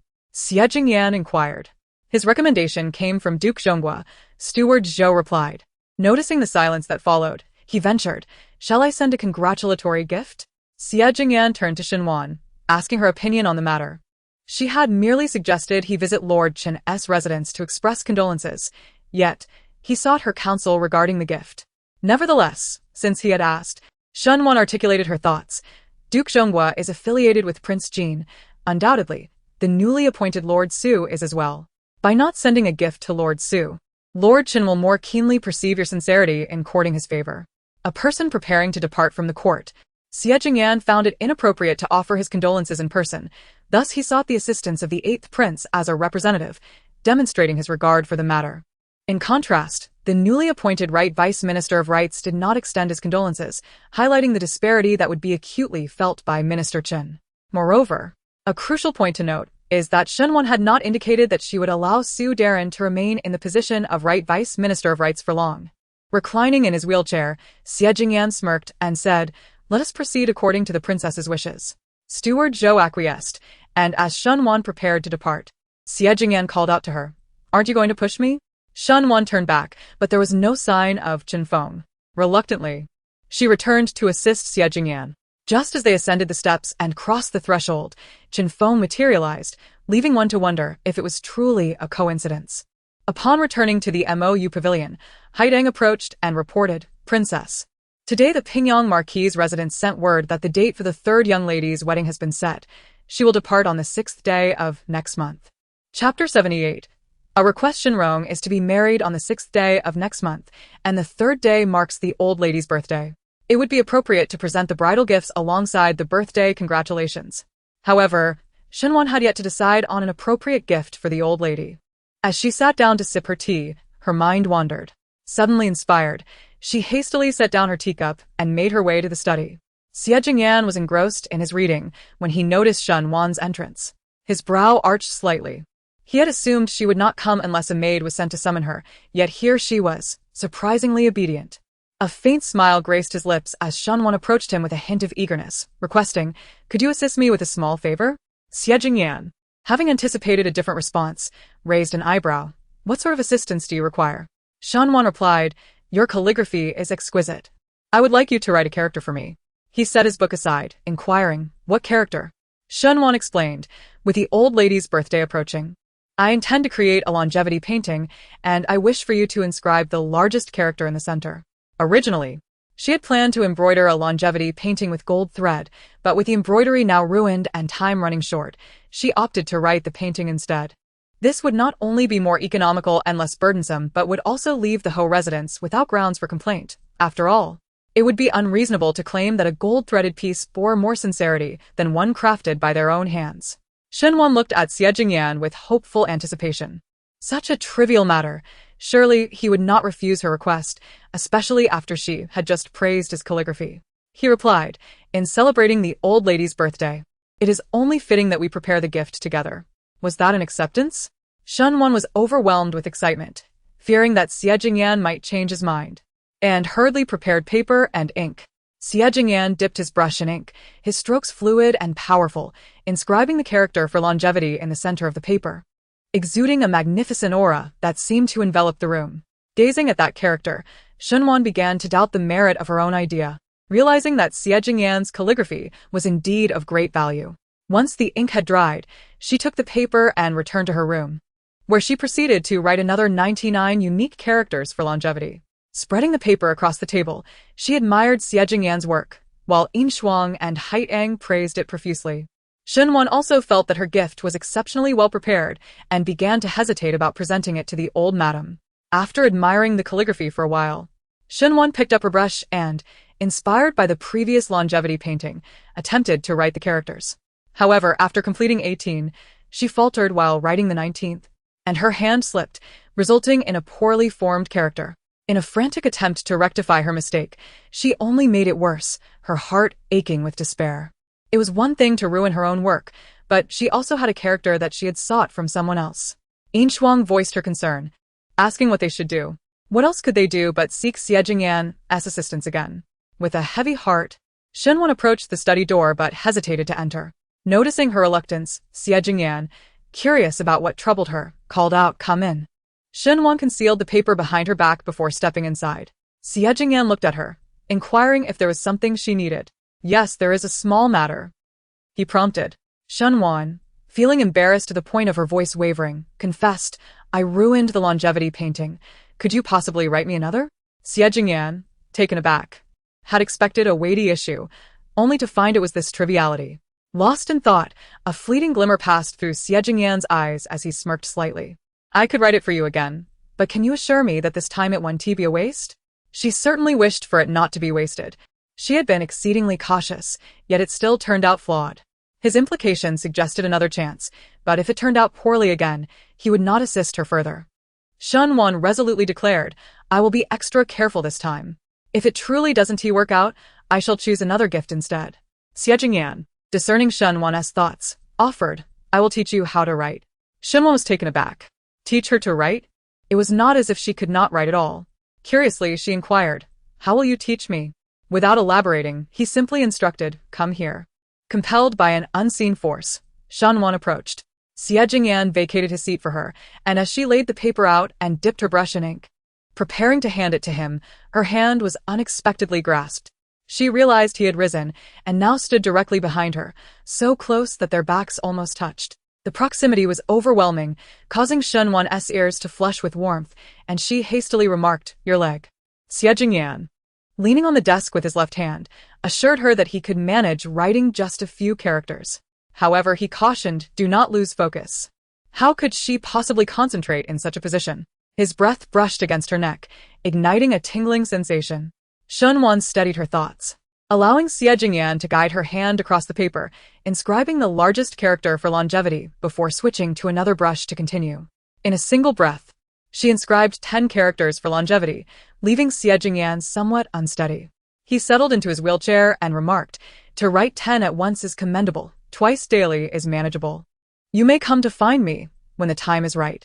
The first attempt had been painfully awkward, and the prospect of enduring 9 more was daunting. Why had she chosen to collaborate with him on the longevity painting when it could have been a simple matter of expenditure? Shunwan was overwhelmed with regret, contemplating whether she could simply decline and select another gift. Alas, while her heart yearned for such a course, her courage faltered. She lacked the audacity to gaze back at Xie Jingyan and swiftly departed. Determined not to seek him out, Shenwan resolved to let the collaboration on the longevity painting fade into oblivion. Her intentions were noble, yet the reality was that Xie Jingyan, apart from occasionally requesting her company for a stroll in the garden, predominantly occupied himself in the study with his books. She was obliged to remain by his side in that room. Although most of the time she was not called upon to do anything, there were frequent instances when Xie Jingyan, lost in his reading, would recall their shared endeavor. 4 days elapsed, leaving only the final 10 characters unwritten. Thankfully, merely 10 remained. The previous 90 characters had been coaxed from Shenwan at Xie Jingyan's insistence. Now, it was Shenwan who was eager for completion. The following morning, after breakfast, Xie Jingyan, noticing the splendid weather, requested that Shenwan push him to the garden. She replied, "In just a few days, it will be the old lady's birthday, and the framing requires time. Shall we first finish the last 10 characters of longevity before I take you to the garden?" Xie Jingyan gazed at her with a smile, questioning her urgency. Without further ado, Shenwan wheeled him to the study, organized the desk, laid out the longevity painting, and prepared the ink, completing the task in one fluid motion. Once the busy tasks were completed, a presence emerged behind her. Despite having experienced this numerous times, Shenwan still found herself unaccustomed to it. However, she took solace in the fact that this would be the final occurrence. Completing the last 10 characters for longevity marked the culmination of her efforts. Xie Jingyan grasped her hand, the brush dancing fluidly across the paper. Shenwan exerted no effort. As to her, it felt no different than if Xie Jingyan had written alone. The collaboration merely added a veneer of elegance to the act. Upon finishing the final character, Shenwan exhaled deeply, relieved to have concluded her task. Xie Jingyan, unable to stand any longer, settled into his wheelchair. As Shenwan rolled up the longevity painting, she inadvertently stumbled, failing to notice Xie Jingyan behind her, and found herself seated directly in his lap. The awkwardness of landing on someone's thighs was exacerbated by the unfortunate collision of her head with his nose. Xie Jingyan gasped in pain, exclaiming, "You certainly have a knack for burning bridges." Chapter 79. Hemostasis. Who has severed the bridge after crossing the river? It is evident that he has drawn too close. Shenwan attempted to rise, yet she found herself held fast at the waist, unable to get up. Embarrassment and anger surged within her as she exclaimed, "Release me at once." The man behind her promptly complied, loosening his grip. Grasping the 100 longevity painting, Shenwan made to flee, but after only a few steps, she was pursued by the plaintive voice of Xie Jingyan. "You have injured me, and now you abandon me to my fate?" It was merely a bump to the nose. Such grave words seemed excessive. Turning her head, Shenwan beheld the sight of a stream of blood cascading from his nose. A pang of concern struck her. She was acutely aware that the impact had been significant, especially as her own head throbbed, yet she had not anticipated it to be this severe. In a flurry of urgency, she declared, "I shall send a maid to fetch a physician for you." She hastened towards the door, only to be halted by Xie Jingyan's call, "Come back." Her steps froze, and she turned to face him. Xie Jingyan lamented, "I cannot bear the shame." Was this truly a moment to prioritize pride? Shenwan disapproved, yet she found herself swayed by his reasoning. He argued, "By the time the physician arrives, I could have staunched the bleeding myself." Considering his words, Shenwan acquiesced, quickly instructing a maid to fetch cold water. Meanwhile, Xie Jingyan held his head high, pinching the bridge of his nose. When the maid returned with the cold water, Shenwan promptly took a handkerchief and pressed it against his nose. After several applications, the flow of blood was finally halted. As Xie Jingyan gazed at her with a look of mournful reproach, Shenwan found herself questioning whether she had committed some unforgivable transgression. A sense of grievance welled up within her. It was not as if she had intended to cause harm. Xie Jingyan, overwhelmed with fatigue, sighed softly, remarking that even without intention, she had inflicted such pain upon him. If she were to act with purpose, he mused, his life might very well be forfeit at her hands. Striking his nose merely once, did it truly warrant such hyperbole? Yet, recalling that in her previous life, Xie Jingyan had fallen victim to Xin Xian's machinations due to his affection for another, resulting in a tragic demise, Shenwan felt a flicker of concern. Even the might of a kingdom paled in comparison to the one he cherished. How could she, a mere individual, hope to rival that? She had staked all her hopes on Xie Jingyan. intertwining her fate with that of her family and the Yun clan. What if he were to repeat the tragic fate of his past life? Lost in thought, Shenwan was jolted back to reality when Xie Jingyan waved his hand before her, his expression darkening. How could she be so engrossed in her reverie while he spoke? Clenching his teeth, he enunciated each word with deliberate care, questioning her distraction. Upon regaining her composure, Shenwan met his probing gaze and shook her head, asserting that her mind was unoccupied. In this lifetime, she vowed not to allow Shin Xian to ascend to that position again, resolving to cast aside unnecessary worries and speculations. Grasping the longevity painting from the table, she turned to depart. Xie Jingyan watched her exit the study, increasingly convinced that this woman was concealing something from him. Upon returning to her inner chamber, Shenwan unfurled the longevity painting, with Yin Shuang and Haiding standing behind her, commenting on the exquisite craftsmanship of the artwork. If it were not for her hindrance, Shenwan believed that Xie Jingyan could compose an even finer piece on his own. Confident there were no issues, she once again rolled up the 100 longevity scroll and instructed Yin Shuang to seek someone for its framing. As Yin Shuang departed with the scroll, Shenwan called her back as she reached the beaded curtain. Yin Shuang turned around in confusion. Swiftly approaching, Shenwan reclaimed the 100 longevity scroll from her hands and walked towards the window. Glancing out, she soon spotted Chen Yu, who inquired if the princess was seeking him. Shenwan handed the scroll to him, saying, "Please find a calligraphy and painting shop to have this framed, and also create a replica to bring back." Chen Yu was taken aback. While he could comprehend the need to frame the scroll, he could not fathom the necessity of a duplicate. His bewilderment was mirrored by Yin Shuang and Haiding, who dared not voice their questions, and Shenwan remained silent. Xie Jingyan had painstakingly spent several days crafting the 100 longevity scroll despite his leg pain.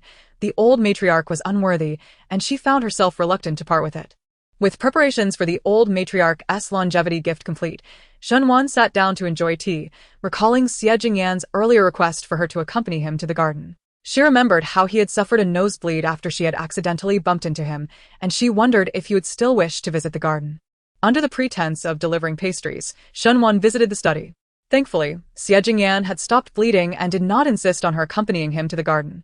As it happened, Mama Zhou sought her for something, and Shenwan exited the study. Throughout the day, she did not step foot in the study again. Aside from lunch and dinner, she did not see Xie Jingyan. However, as night fell, anxiety engulfed her. Since marrying Xie Jingyan, her greatest fear had been the onset of darkness. Bound and held by him, Xie Jingyan embraced her as they drifted into sleep. Unbound by constraints, she embraced Xie Jingyan as they slept. Each morning, she awoke to an atmosphere laden with awkwardness. As before, after finishing his reading and bathing, Xie Jingyan returned, and Shenwan assisted him onto the bed. A man capable of standing to perform rites and writing 10 longevity characters at his desk claimed he could not climb into bed. Shenwan was utterly unconvinced. He was merely exploiting her as a servant. Internally questioning his motives, she refrained from voicing her doubts, knowing their time together was dwindling. Once Xie Jingyan lay down, Shenwan retreated to the inner room, wrapping herself tightly. Observing this, Xie Jingyan remarked that since they were destined to share warmth, there was no need for such barriers. "Come into my embrace," he beckoned. Shenwan merely wished to turn and deliver a kick, sending him tumbling from the bed. Blushing yet resolute, she kept her back to him. Xie Jingyan's words were but playful banter. He lay there, a subtle smile dancing on his lips, with his eyes closed. As Shenwan believed him to be asleep and contemplated turning over quietly, he suddenly sat up, startling her. "You rascal!" she exclaimed, glaring at him. However, before she could unleash her scornful gaze, she noticed blood trickling from his nose. Alarmed, she sat up. "How did you get a nosebleed again?" His response was a look of reproachful lament, as if to say, "What do you think?" Shenwan was speechless. After all, he had injured his nose that morning, and it had remained fine throughout the afternoon. Why, then, was he bleeding again at this late hour? She felt certain it was not her fault. Yet given that he had not bled in the preceding days, the coincidence of his nosebleed this evening left her perplexed. Shenwan hurriedly took a handkerchief, dampened it with cold water, and applied it to his nose. After quite a while of fussing, the nosebleed finally ceased. Observing Shenwan's apologetic gaze, Xie Jingyan felt utterly powerless against her, and with a sense of resignation, remarked, "It is late. Let us retire for the night." With a heart full of apprehension, Shenwan nestled into bed, her head peeking out to gaze at him. Xie Jingyan, initially facing Shenwan, turned away with a pained expression as she rolled over to look at him, leaving her with only the sight of his back. Shenwan. How much did he wish to avoid her? In a huff, she turned her back to him. To her surprise, when morning arrived, she found herself neither in his embrace nor being embraced by him. He was simply absent from the bed, leaving her unaware of his whereabouts. Once Shenwan had completed her morning routine and was ready for breakfast, Xie Jingyan returned. During the meal, silence enveloped them. Neither spoke a word. Yin Shuang and Haitang exchanged glances, noting that while the prince and princess often kept their conversations brief during meals, it was unusual for them to remain completely mute. Was there a quarrel? Yet it did not quite feel that way. Chapter 80. The body's affliction. The princess and the prince were not truly wed. Thus, it seemed illogical for them to quarrel yet share the same chamber, a bed, and partake in meals together.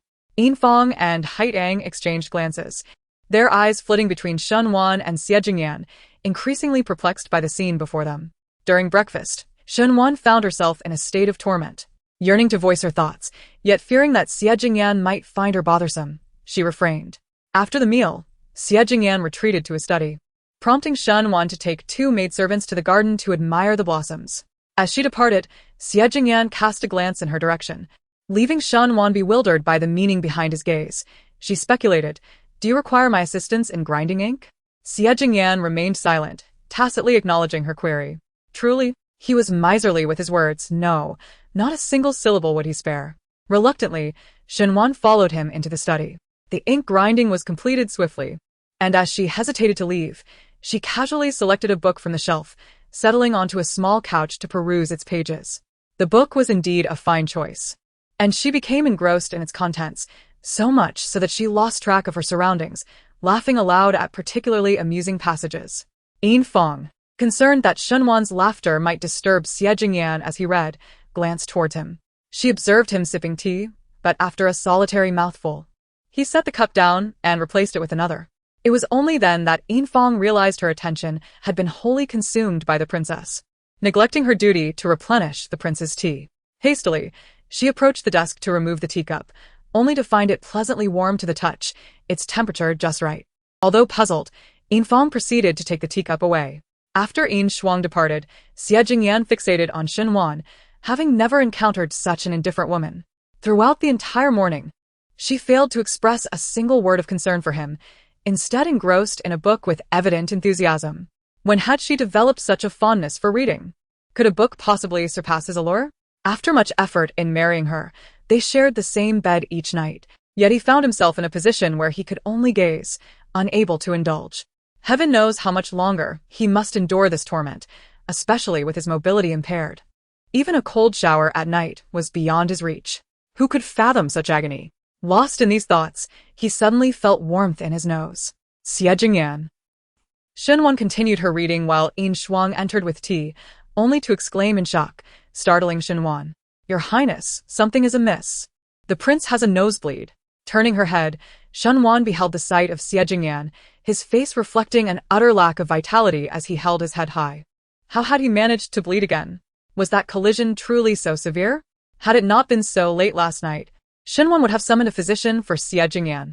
Without hesitation, she instructed, "Yin Shuang, quickly fetch Dr. Tao." Yin Shuang dashed outside, and Xie Jingyan found himself unable to intervene in time. Alas, he indeed required medical attention. However, before Dr. Tao could arrive, Xie Jingyan had already staunched the bleeding. Doctor. Tao hurriedly approached, carrying his medical kit. He set it down and began to pulse-check Xie Jingyan with utmost seriousness, his brows furrowed in concentration. If it were not for Xie Jingyan's impeccable health in his past life, Shenwan would have suspected him of suffering from some obscure ailment. As Dr. Tao took Xie Jingyan's pulse, he cast a glance at Shenwan, then withdrew his hand. Shenwan was about to inquire why Xie Jingyan continued to bleed from his nose after she had merely bumped into him, but Dr. Tao spoke first, asking, "How long has the princess been married?" Shenwan found the question peculiar, yet she responded truthfully, 9 days. Dr. Tao frowned. 9 days? Why has the consummation not yet occurred? Shenwan was taken aback. Xie Jingyan, observing the pulse, noted, there seems to be no physical ailment, aside from the inability. Dr. Tao could not fathom any reason for a couple to remain unconsummated after marriage. Shunwan recognized Dr. Tao's exceptional medical skills, yet she wondered how he could discern their situation merely from the pulse. It was one thing to know, but to state it bluntly was rather embarrassing. She turned to Xie Jingyan, silently urging him to respond to Dr. Tao. Xie Jingyan, feeling somewhat self-conscious, cleared his throat and said, "I wish to wait until my leg injury is healed." Shunwan thought this excuse rather clever, but Dr. Tao swiftly dismantled it, having already married the princess. "If your leg cannot be healed, will you remain unconsummated for a lifetime?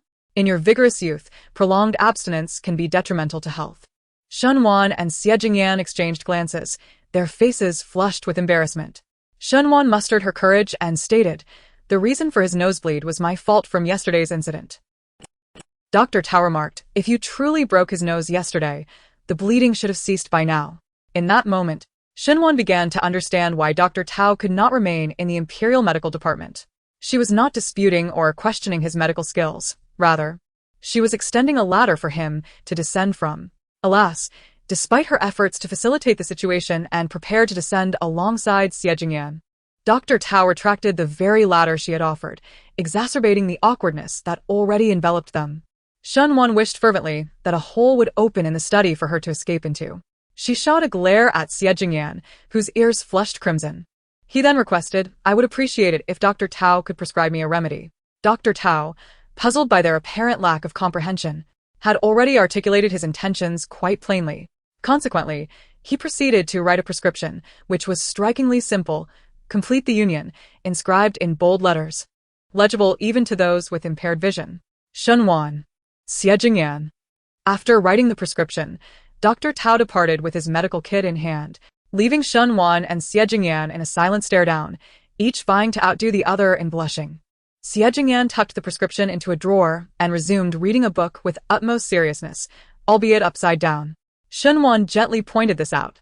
With a slight twitch at the corner of his eye, Xie Jingyan righted the book and cast a sidelong glance at Shunwan, asking, "Why are you still here?" She, too, wished to leave, especially when Dr. Tao had inquired about their union, but her feet felt as though they were anchored to the ground. Shunwan regarded Xie Jingyan, her thoughts unspoken. "If you have something to say, just say it," he urged. "Should I assist you?" she ventured. Xie Jingyan met her gaze with a smile, replying, "If you dare to offer, I shall not hesitate to accept." Suddenly, Shunwan's heart felt constricted. She turned to leave, but after taking a couple of steps, she glanced back at Xie Jingyan and inquired, "Is there a maid in the courtyard that you fancy, or should I choose one for you?" Xie Jingyan's expression darkened, and a surge of anger welled up within him. "Are you saying that your assistance entails taking a concubine for me? What else could it be?" The fiery intensity in his gaze made Shunwan feel somewhat apprehensive. Xie Jingyan, on the verge of an explosive rage, commanded, "Come here." Could Shunwan really approach him? She sensed that he might strangle her. In a hurry, she fled. Fortunately, Xie Jingyan's legs were still unable to move swiftly, otherwise, she would have been unable to escape. Shunwan sought out Dr. Tao, hoping to find a remedy that would alleviate his nosebleeds without resorting to intimate means. Unbeknownst to Xie Jingyan, Shunwan's audacity to disregard his command infuriated him even further, and as he contemplated throwing her onto the bed, the door swung open, revealing Shunwan carrying tea. Upon seeing her, Xie Jingyan scoffed in amusement. "Did you not run away? What brings you back?" Shunwan placed the tea on the desk, asserting, "I did not flee. I noticed your temper flaring and thought to brew you some tea to cool your ire." She presented the tea before Xie Jingyan. He regarded her with suspicion, about to speak, when Haidang entered and announced, "Your Highness, the two young ladies from the Yun family have come to see you." Shunwan felt as though it were not her cousins arriving, but rather her saviors. She turned to depart, eager to attend to her guests. Xie Jingyan, realizing he could not detain her, lifted the teacup and removed its lid, revealing a large chrysanthemum floating within. Truly a cooling tea. Chapter 81. Shopping. Shunwan went to greet Yun Mo and Yun Rui, and from a distance, she spotted the two approaching. Yun Mo was adorned in a flowing, intricately patterned long dress, her slender waist accentuated, and a gentle smile graced her face. However, her demeanor unmistakably revealed her noble lineage. Beside her, Yun Rui wore a delightful skirt embellished with embroidered butterflies that seemed to dance with every step she took, indicating her more vivacious and spirited nature. Upon seeing Shunwan, Both women beamed brightly, especially Yun Rui, who waved enthusiastically. As they drew closer, Yun Rui called out cousin and then praised the grandeur of the Ling Wangfu. Indeed. The Ling Wangfu was magnificent, perhaps even surpassing the Jin Wangfu. To be candid, Shenwan found the emperor's motivations perplexing. Despite his disdain for Xie Jingyan due to his association with consort Qin, he bestowed upon Xie Jingyan the Ling Wangfu, the palace's nearest estate, and even attended the wedding banquet there. Shenwan could not believe that her father's life-saving grace could sway the emperor to such an extent. She preferred to think that, deep down, the emperor harbored affection for Xie Jingyan. This was the first visit for Yun Mo and Yun Rui to the Ling Wangfu, and Shenwan took them on a tour. Given the Yun family's wealth, constructing an impressive residence would be an effortless task. However, some things could not simply be bought with money. The royal family reserved certain privileges exclusively for themselves, and even the Pingyang Marquis Fu was not permitted such luxuries, let alone the Yun family. Since the last time Xie Jingyan had invited Yun Mo and Yun Rui to the Ling Wangfu to accompany Shenwan, she had eagerly awaited their visit. Finally, the moment had arrived, and Shenwan could hardly contain her joy. She was determined to invite Yun Mo and Yun Rui to stay for lunch at the Ling Wangfu. As Shenwan prepared to instruct Yin Shuang to have the small kitchen prepare their favorite dishes, Yun Mo glanced up at the sun overhead and said to Shenwan, "It has already been half an hour. We should return." Shenwan replied, "Must we leave so soon? We have spent more time in the carriage than in the Ling Wang mansion." Yun Rui also looked reluctant, recalling her grandmother's admonition that her cousin was to accompany the Ling Wang and that they were not permitted to linger, although they were allowed to visit frequently in the future. The Ling Wang does not need her company, and besides, he has been overwhelmed by her presence, she thought, knowing that he would be more than eager to avoid her. Shenwan asked the two, "Will you return directly to the residence?" Yun Rui shook her head. "We shall stroll about the market for a while before heading back," given that the matriarch had forbidden them to stay longer. Shenwan feared that if they lingered too long, the old matriarch might prevent Yun Mo and Yun Rui from visiting the Ling Wang mansion in the future. Thus, she hesitated to persuade them, knowing well the weight of the old matriarch's words. However, Shenwan realized that she was free to roam outside the residence. The old matriarch could govern Yun Mo and Yun Rui, but not her, who was already married. With determination, Shenwan instructed Yin Shuang, "Go inform the prince that my cousin and I shall be taking a stroll." Yun Mo looked at Shenwan. "Aren't you accompanying the Ling Wang?" Shenwan felt her ears redden under their scrutiny. "Is it necessary to be by his side at all times? It has not yet been 10 days since I entered the Ling Wang mansion, and I have visited before, have I not?" The logic in her words left Yun Mo and Yun Rui speechless, acknowledging the truth in her statement. The three of them chatted and laughed as they made their way towards the entrance of the Ling Wang mansion. In the study, Xie Jingyan was engrossed in his reading when thirst overcame him. He lifted his cup and took a sip of chrysanthemum tea, a flavor he found utterly unpalatable, causing his brows to furrow almost immediately upon tasting it. Yet, in order to avoid a nosebleed, he forced himself to drink it despite his aversion. After a couple of sips, he set the teacup down, just as Yin Shuang entered and bowed respectfully. "My lord, the princess sends word that she has gone out shopping with her two cousins and will not return for lunch." Yin Shuang's report was merely a formality. Her true intent was to obtain silver notes, and after delivering the message, she hastily withdrew. Xie Jingyan suddenly found it impossible to concentrate on his book. The woman's excursion was a pretext, a deliberate attempt to evade him. Did she think she could escape his notice? The thought of those outside who sought to undermine him added to his agitation. "Chun Yu." Before Xie Jingyan could finish his thought, the open window darkened momentarily as a figure appeared in his study. "What is your command, my lord?" Chun Yu inquired. "From now on, whenever the princess leaves the estate, you shall follow her discreetly." Meanwhile, Shenwan, along with Yun Mo and Yun Rui, boarded a carriage and made their way to Chongping Street, the most bustling thoroughfare in the capital. The trio strolled from one end of the street to the other. Yun Rui gazed at the shops lining the road, the vendors calling out their wares, and the throngs of passers-by. She pouted, "If only our Yun family had a shop in this lively area, unlike in other places where we seem to avoid the bustling crowds." Shenwan, who previously struggled to comprehend the old Master Yun's approach, began to understand it a little better now. The Yun family is already immensely wealthy, rivaling nations in their riches. In comparison to merely accumulating wealth, it is far more crucial to safeguard their assets from the covetous gaze of others. In the bustling and opulent capital, where the influential are aplenty, Even a falling tile could startle several nobles. The Yun family could easily open a shop on Chongping Street, or even purchase the entirety of that street without a second thought. Yet, the more vibrant and prosperous a place is, the more powerful individuals congregate there. A saying goes, when the city gate catches fire, it brings disaster to the fish in the moat.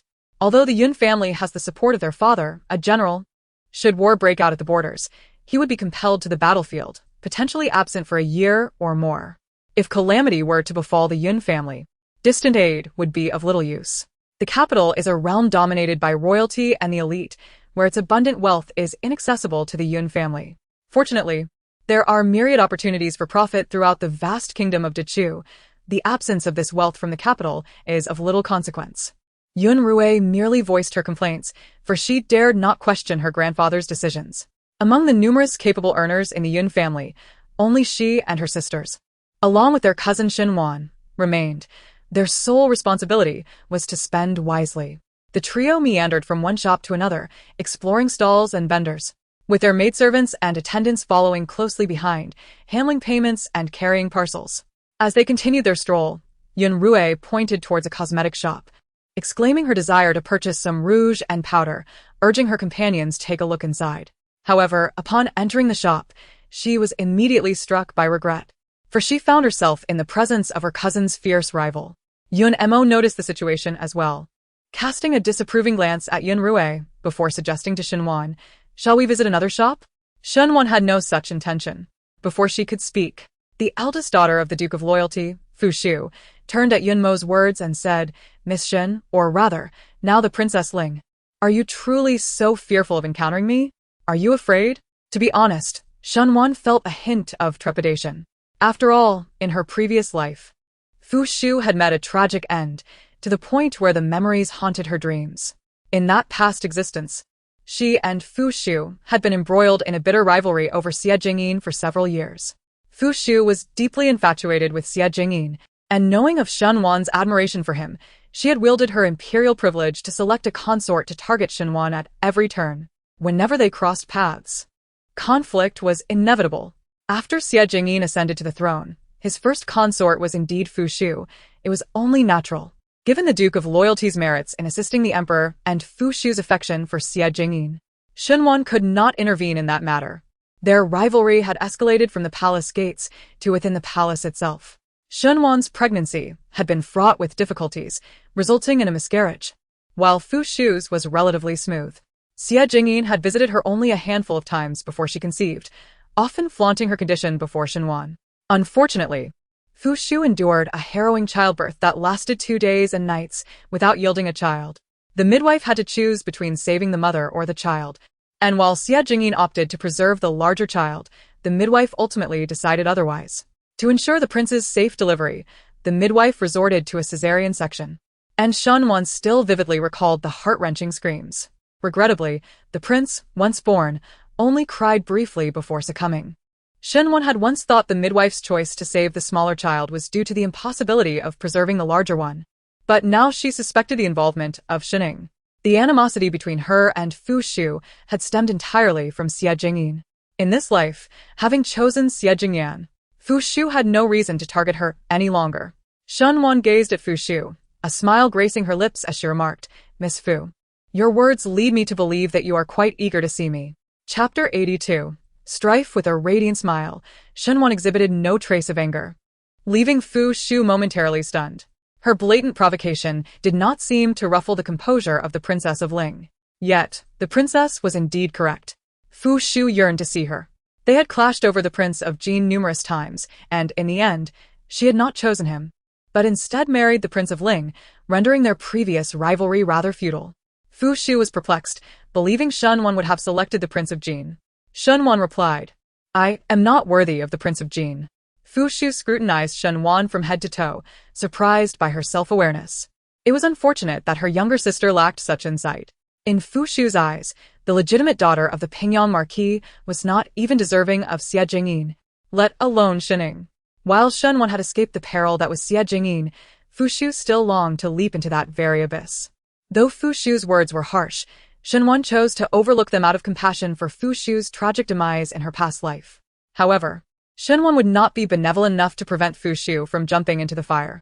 The grievances of the past were to be laid to rest, allowing both to live their lives without interference. They would each pursue their own paths, undisturbed, leaving Yun Mo and Yun Rue in astonishment. Both remained wary of Fu Shu potentially launching an unexpected attack, remaining vigilant until Fu Shu completed her shopping and departed with her maid. Only then could they truly believe that the encounter had transpired. They understood that Fu Shu's animosity towards Shen Wan stemmed from the Prince of Jin, yet, since Shen Wan had not married him, but her cousin Shining had, and given their prior grievances, Fu Shu's continued hostility towards Shen Wan was hardly surprising. After Yun Rue finished selecting her rouge, Shen Wan and her companions exited the cosmetic shop, their spirits considerably lifted as they continued their stroll. While perusing a small stall selling scented sachets, a sudden commotion drew their attention. A throng of people rushed forward. Intrigued, Yun Rue inquired about the cause of the excitement. A bystander informed them that at the Wanghua Tower, a couplet had been issued, with a reward of 1,000 taels for the successful responder. With that, the individual departed. Observing the crowd gathered around Wanghua Tower, Yun Rue pouted, lamenting their inability to witness the event. Shen Wan dismissed it, asserting that there was nothing of interest. Aren't you even a bit curious, cousin? You it. Shen Wan, however, had no curiosity left, as she was already privy to the details. Not only was she indifferent, but she also sought to quell the curiosity of Yun Mo and Yun Rue. She explained that the spectacle was orchestrated by the newly appointed Right Minister's son, Suda, as a means to elevate his reputation and facilitate a marriage proposal. Yun Mo's eyes widened in astonishment, while Yun Rue gasped in disbelief. Is it not genuine? Shen Wan replied, if the Su family intends to propose, our grandfather and uncle must firmly refuse. Blushing, Yun Mo and Yun Rue protested. What are you saying, cousin? He is the son of a minister. How could he possibly take an interest in us? Gazing at the drifting clouds above, Shen Wan reflected. How often do suitors come with genuine intentions? Most are drawn by power and status, and our family's wealth undoubtedly attracts envious eyes. Sometimes, I ponder that if the Yun family were not so affluent and not the object of desire, perhaps the engagements of Yun Mo and Yun Rue in a past life would not have been so distressing. Yun Mo and Yun Rue exchanged glances, still unable to fathom the possibility that the minister's residents would seek a marriage alliance for monetary gain. Their cousin was merely indulging in fanciful notions. The tavern was a hub for all walks of life, and even they could not venture there, let alone the esteemed Princess Ling noticing their curiosity. Shen Wan decided to satisfy it, stating, let's visit the Emerald Pavilion. Yun Rue exclaimed, how could I forget the Emerald Pavilion? It lies directly across from the Moonlit Tower. By going there, we can not only select exquisite jewelry but also be informed of the happenings at the Moonlit Tower in real time. With eagerness, Yun Rue tugged Shen Wan along towards the Emerald Pavilion. Upon arriving at the Moonlit Tower, Shen Wan peered inside, only to be met with a throng of people, some of whom struggled to enter the establishment. The bustling atmosphere at the Moonlit Tower had drawn more patrons to the Emerald Pavilion than usual, and the enthusiastic attendant at the entrance warmly welcomed them, guiding them to the second floor. However, as they ascended the staircase, a sharp, resonant sound of something shattering reached Shen Wan's ears. Almost immediately, an irate voice echoed, how could you hand me such a thing? Who will take responsibility for this breakage? It was unmistakably Shen Ying's voice. After years of sisterly camaraderie, Shen Wan could not possibly be mistaken. Ascending the last 2 steps, she looked ahead to find Fu Shu and Shining, who had previously not been at odds with her, now in a fierce confrontation, their expressions filled with rage. On the floor lay a shattered jade bracelet. Fu Shu, equally incensed, retorted, I handed you the bracelet. It is your fault for not securing it properly. So, who do you expect to take the blame? The tension was palpable, yet Shen Wan remained in the dark as to who had instigated the altercation. What she could ascertain was that this was no mere accident. Beside her, a young lady, Shen Wan, inquired how the quarrel had commenced. The girl whispered, Miss Fu from the Duke Zhonghua's residence just snatched a jade hairpin from the Princess Jean, and upon selecting this jade bracelet, the princess hastily purchased it first. In the ensuing exchange, Miss Fu handed the bracelet over, but whether it was not offered correctly or not received properly, it shattered upon impact. Witnessing the exquisite jade bracelet break into countless pieces caused the girl to wince, for this sheep-fat jade bracelet was worth several hundred taels. Shenwan had no intention of lingering to observe the commotion between Fu Shu and Shining, and prepared to descend the stairs.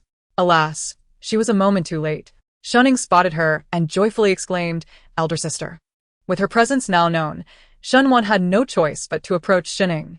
Shining looked at Fu Shu and remarked, "Is the Duke Zhenhua's residence truly so impoverished? A mere bracelet worth 300 taels. And Miss Fu refuses to acknowledge its loss. Let this bracelet be charged to my account." Fu Shu, with an inherently competitive spirit, could not tolerate such disparagement of her family's wealth.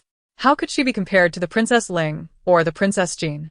Fu Shu retorted coldly, "Then I shall see just how wealthy your Princess Jean truly is." Unperturbed, Shining immediately pointed out several headpieces, declaring, "I shall take all of these." With that, she cast a provocative glance at Fu Shu. Fu Shu, undeterred, purchased even more. Shenwan stood by, observing the rivalry between the two, while the manager of the Jade Pavilion wore a broad smile. Ultimately, Fu Shu conceded defeat, and Shining held her head high, basking in her triumph. However, just after feeling triumphant, Shenning approached Shenwan. "Elder sister, I haven't brought enough money. Could you lend me some?" Shenwan replied expressionlessly, "If you lack funds, why have you purchased so many pieces of jewelry?" Shenning retorted, "I cannot allow her to think little of me."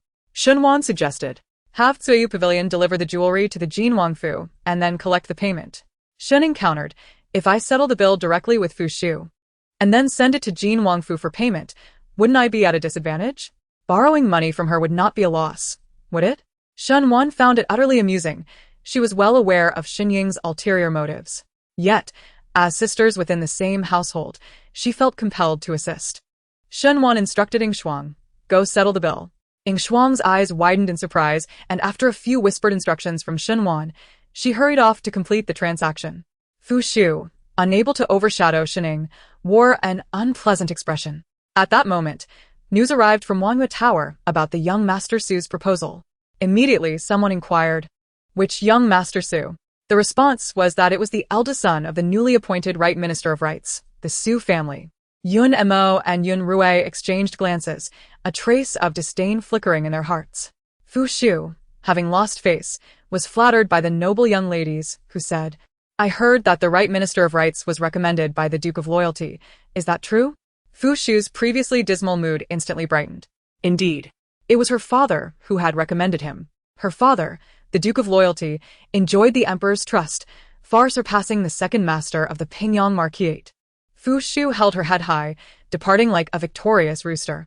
Shining, in a fit of anger, twisted the embroidered handkerchief in her grasp, finding a modicum of solace in the thought of the numerous pieces of jewelry she had purchased. The young attendant carefully packaged the jewelry, but before her maid, Green Willow, could reach for it, Silver Frost seized it instead. Green Willow protested, "These are the jewels bought by my lady. What do you intend to do with them?" Silver Frost retorted, "While the jewels may belong to your lady, it is my lady who has covered the expenses." With that, she stepped behind Shenwan, clutching the bundle tightly. Shining, vexed, exclaimed, "What does this mean, elder sister? Isn't it evident?" Shenwan replied, "Second sister has sent someone to deliver the silver notes to the Ling Wang residence, and I shall return the jewelry to you afterward." Shen Ying's expression darkened, and she replied, "Are you implying that you doubt my ability to repay you? After all, it is not the first or second time you have borrowed without repayment," Shen Wan stated. In an instant, Shen Ying's face turned a shade of green. Chapter 83. Reporting Shen Ying glanced swiftly around, noting that aside from the Yun sisters and their maidservants, no one was paying attention to their conversation. Otherwise, she would have likely erupted in anger on the spot. A seething fury simmered within her, yet she refrained from expressing it due to her reputation. The anger coiled tightly in her chest, tormenting her insides like a fiery brand. Her smoldering gaze was fixed intently on Shenwan, who remained unperturbed by her wrath. With an expression that brooked no argument, Shenwan incited Shening to fling her sleeves in frustration and storm away. As Shening departed in anger, Yin Shuang felt a twinge of concern. Surely she wouldn't forsake those exquisite ornaments, would she? In contrast to Yin Shuang's apprehension, Shenwan felt utterly assured. Having grown up together as sisters in the same household, she was well aware of Xinying's temperament, a curious blend of shamelessness and excessive pride. Xinying would never relinquish the jewelry without receiving her due in silver notes. She would wear them out, only to be met with mockery by Fu Shu. an affront she could hardly endure. Shinwon had vowed not to allow those treacherous individuals to take advantage of her again, and she intended to uphold that pledge. After entering the Tsuyu Pavilion, Shinwon, along with Yun Mo and Yun Rui, had initially sought to enjoy the lively atmosphere of the Wanghua Tower.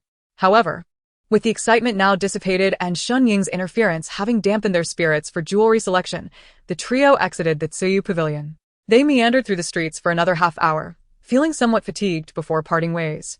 Yun Mo and Yun Rui returned to the Yun residence, while Shenwan took a carriage back to the Ling Wang mansion. Upon entering the Ling Wang mansion, Shenwan made her way towards the inner courtyard.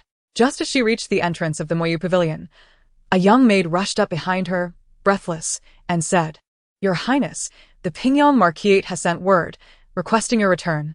Shenwan furrowed her delicate brows and raised her gaze towards the sun in the sky. Yin Shuang, perplexed, remarked, "At this hour, why would the Marquis's residence send someone to summon the princess back? If she returns now, even if just for a fleeting moment at the Pingyang Marquis' estate, she will soon have to partake in dinner. Such urgency in calling her back. Could it be merely to vent frustrations on behalf of Shining, or is there another matter at hand? It is one thing to be summoned at the Pingyang Marquis' whim, but she is now wed to the Ling Wang's residence. Do they expect her to scurry back at the mere word of a servant? They have grown too accustomed to this." Shenwan had no intention of returning. Yet with the Marquis' residence sending a messenger, she felt compelled to respond, lest the servants of the Ling Wang's estate perceive her as indifferent towards the Pingyang Marquis' household. Shenwan instructed Yin Shuang, "Return to the Pingyang Marquis' residence and convey that the Ling Wang's leg ailment has flared up, preventing my departure. Once his condition improves, I shall return." After Yin Shuang departed, Shenwan stepped into the Moyu Pavilion. Just as she ascended the steps, she spotted Chen Feng wheeling Xie Jingyan from the study. The young lord's strikingly handsome visage bore little expression, yet his words hinted at a trace of emotion, as if he were acknowledging her absence. Shenwan thought to herself, "This tone suggests I have been absent for an entire night." Had she not only been away from the estate for a mere 2 hours? She wondered how his temper had fared in her absence, whether he had sipped several cups of chrysanthemum tea, and if the kitchen had followed her instructions to prepare green bean soup for him. With these thoughts swirling in her mind, Shenwan could not help but voice her concern. "You haven't had a nosebleed again, have you?" Xie Jingyan's face darkened. How dare she bring up such a matter? The maids and servants in the courtyard turned their heads, their eyes drawn to the unfolding exchange. The princess has indeed gone too far. The prince is suffering from a nosebleed so severe that he requires a physician's attention, yet she remains in high spirits, leisurely wandering outside with her cousins, only returning now, seemingly unconcerned about the prince's predicament. Noticing the displeasure etched on Xie Jingyan's face, Shenwan realizes she has once again provoked his ire. With such a fiery temperament, it is no wonder he is easily incensed. Avoiding confrontation seems the wisest course. As Shenwan steps into the room, everyone present, including Xie Jingyan, is rendered speechless. Chen Feng's lips twitch in disbelief. The prince is in such a state of agitation, yet the princess does not utter a single soothing word before retreating indoors. The prince is easily appeased. A mere compliment would suffice. Chen Feng feels a pang of sympathy for his lord, only to hear Xie Jingyan's teeth-gritting command, "To the study." With no other recourse, Chen Feng dutifully ushers Xie Jingyan toward the study. Once inside, Shenwan pours herself a cup of tea, instructing a maid to prepare chrysanthemum tea for Xie Jingyan. To her surprise, the maid is so diligent that even the tea in the room has been replaced with chrysanthemum tea, which she finds unpalatable. After a couple of sips, she sets it aside. Having merely snacked on a few pastries during her shopping excursion, she now feels a bit hungry and begins to nibble on some confections. When Yin Shuang returns from the Pingyang Marquis' residence, it is already evening. At that time, Shenwan is engrossed in her reading. Upon her arrival, Yin Shuang first pours herself a cup of tea. Haidang inquires whether the Marquis' household had sent someone to seek out the princess, expressing concern that nothing troubling has occurred. After finishing her tea, Yin Shuang, visibly irked, replies, "Fortunately, the princess did not return. My own trip was infuriating enough." Haitong's curiosity is piqued, urging her to press on. "Then do share. What was the matter?" Yin Shuang cast a glance at Shenwan and remarked that she was not like her second aunt, who would eagerly report grievances. The princess had lent her some money to save face, but did not allow her to take the jewelry directly. Consequently, she returned to the Pingyang Marquis' residence to complain to the matriarch. claiming that her dispute with Miss Fu from the Duke of Zhongguo's household was entirely to vindicate the princess. In the past, Miss Fu had sought trouble with the princess, and though she wished to assist the princess, her intentions were thwarted. Now that she was the princess of Jin, upon encountering Miss Fu, she sought to avenge the princess's honor. However, she was outwitted by Miss Fu, leading to the shattering of her jade bracelet and a loss of several hundred taels.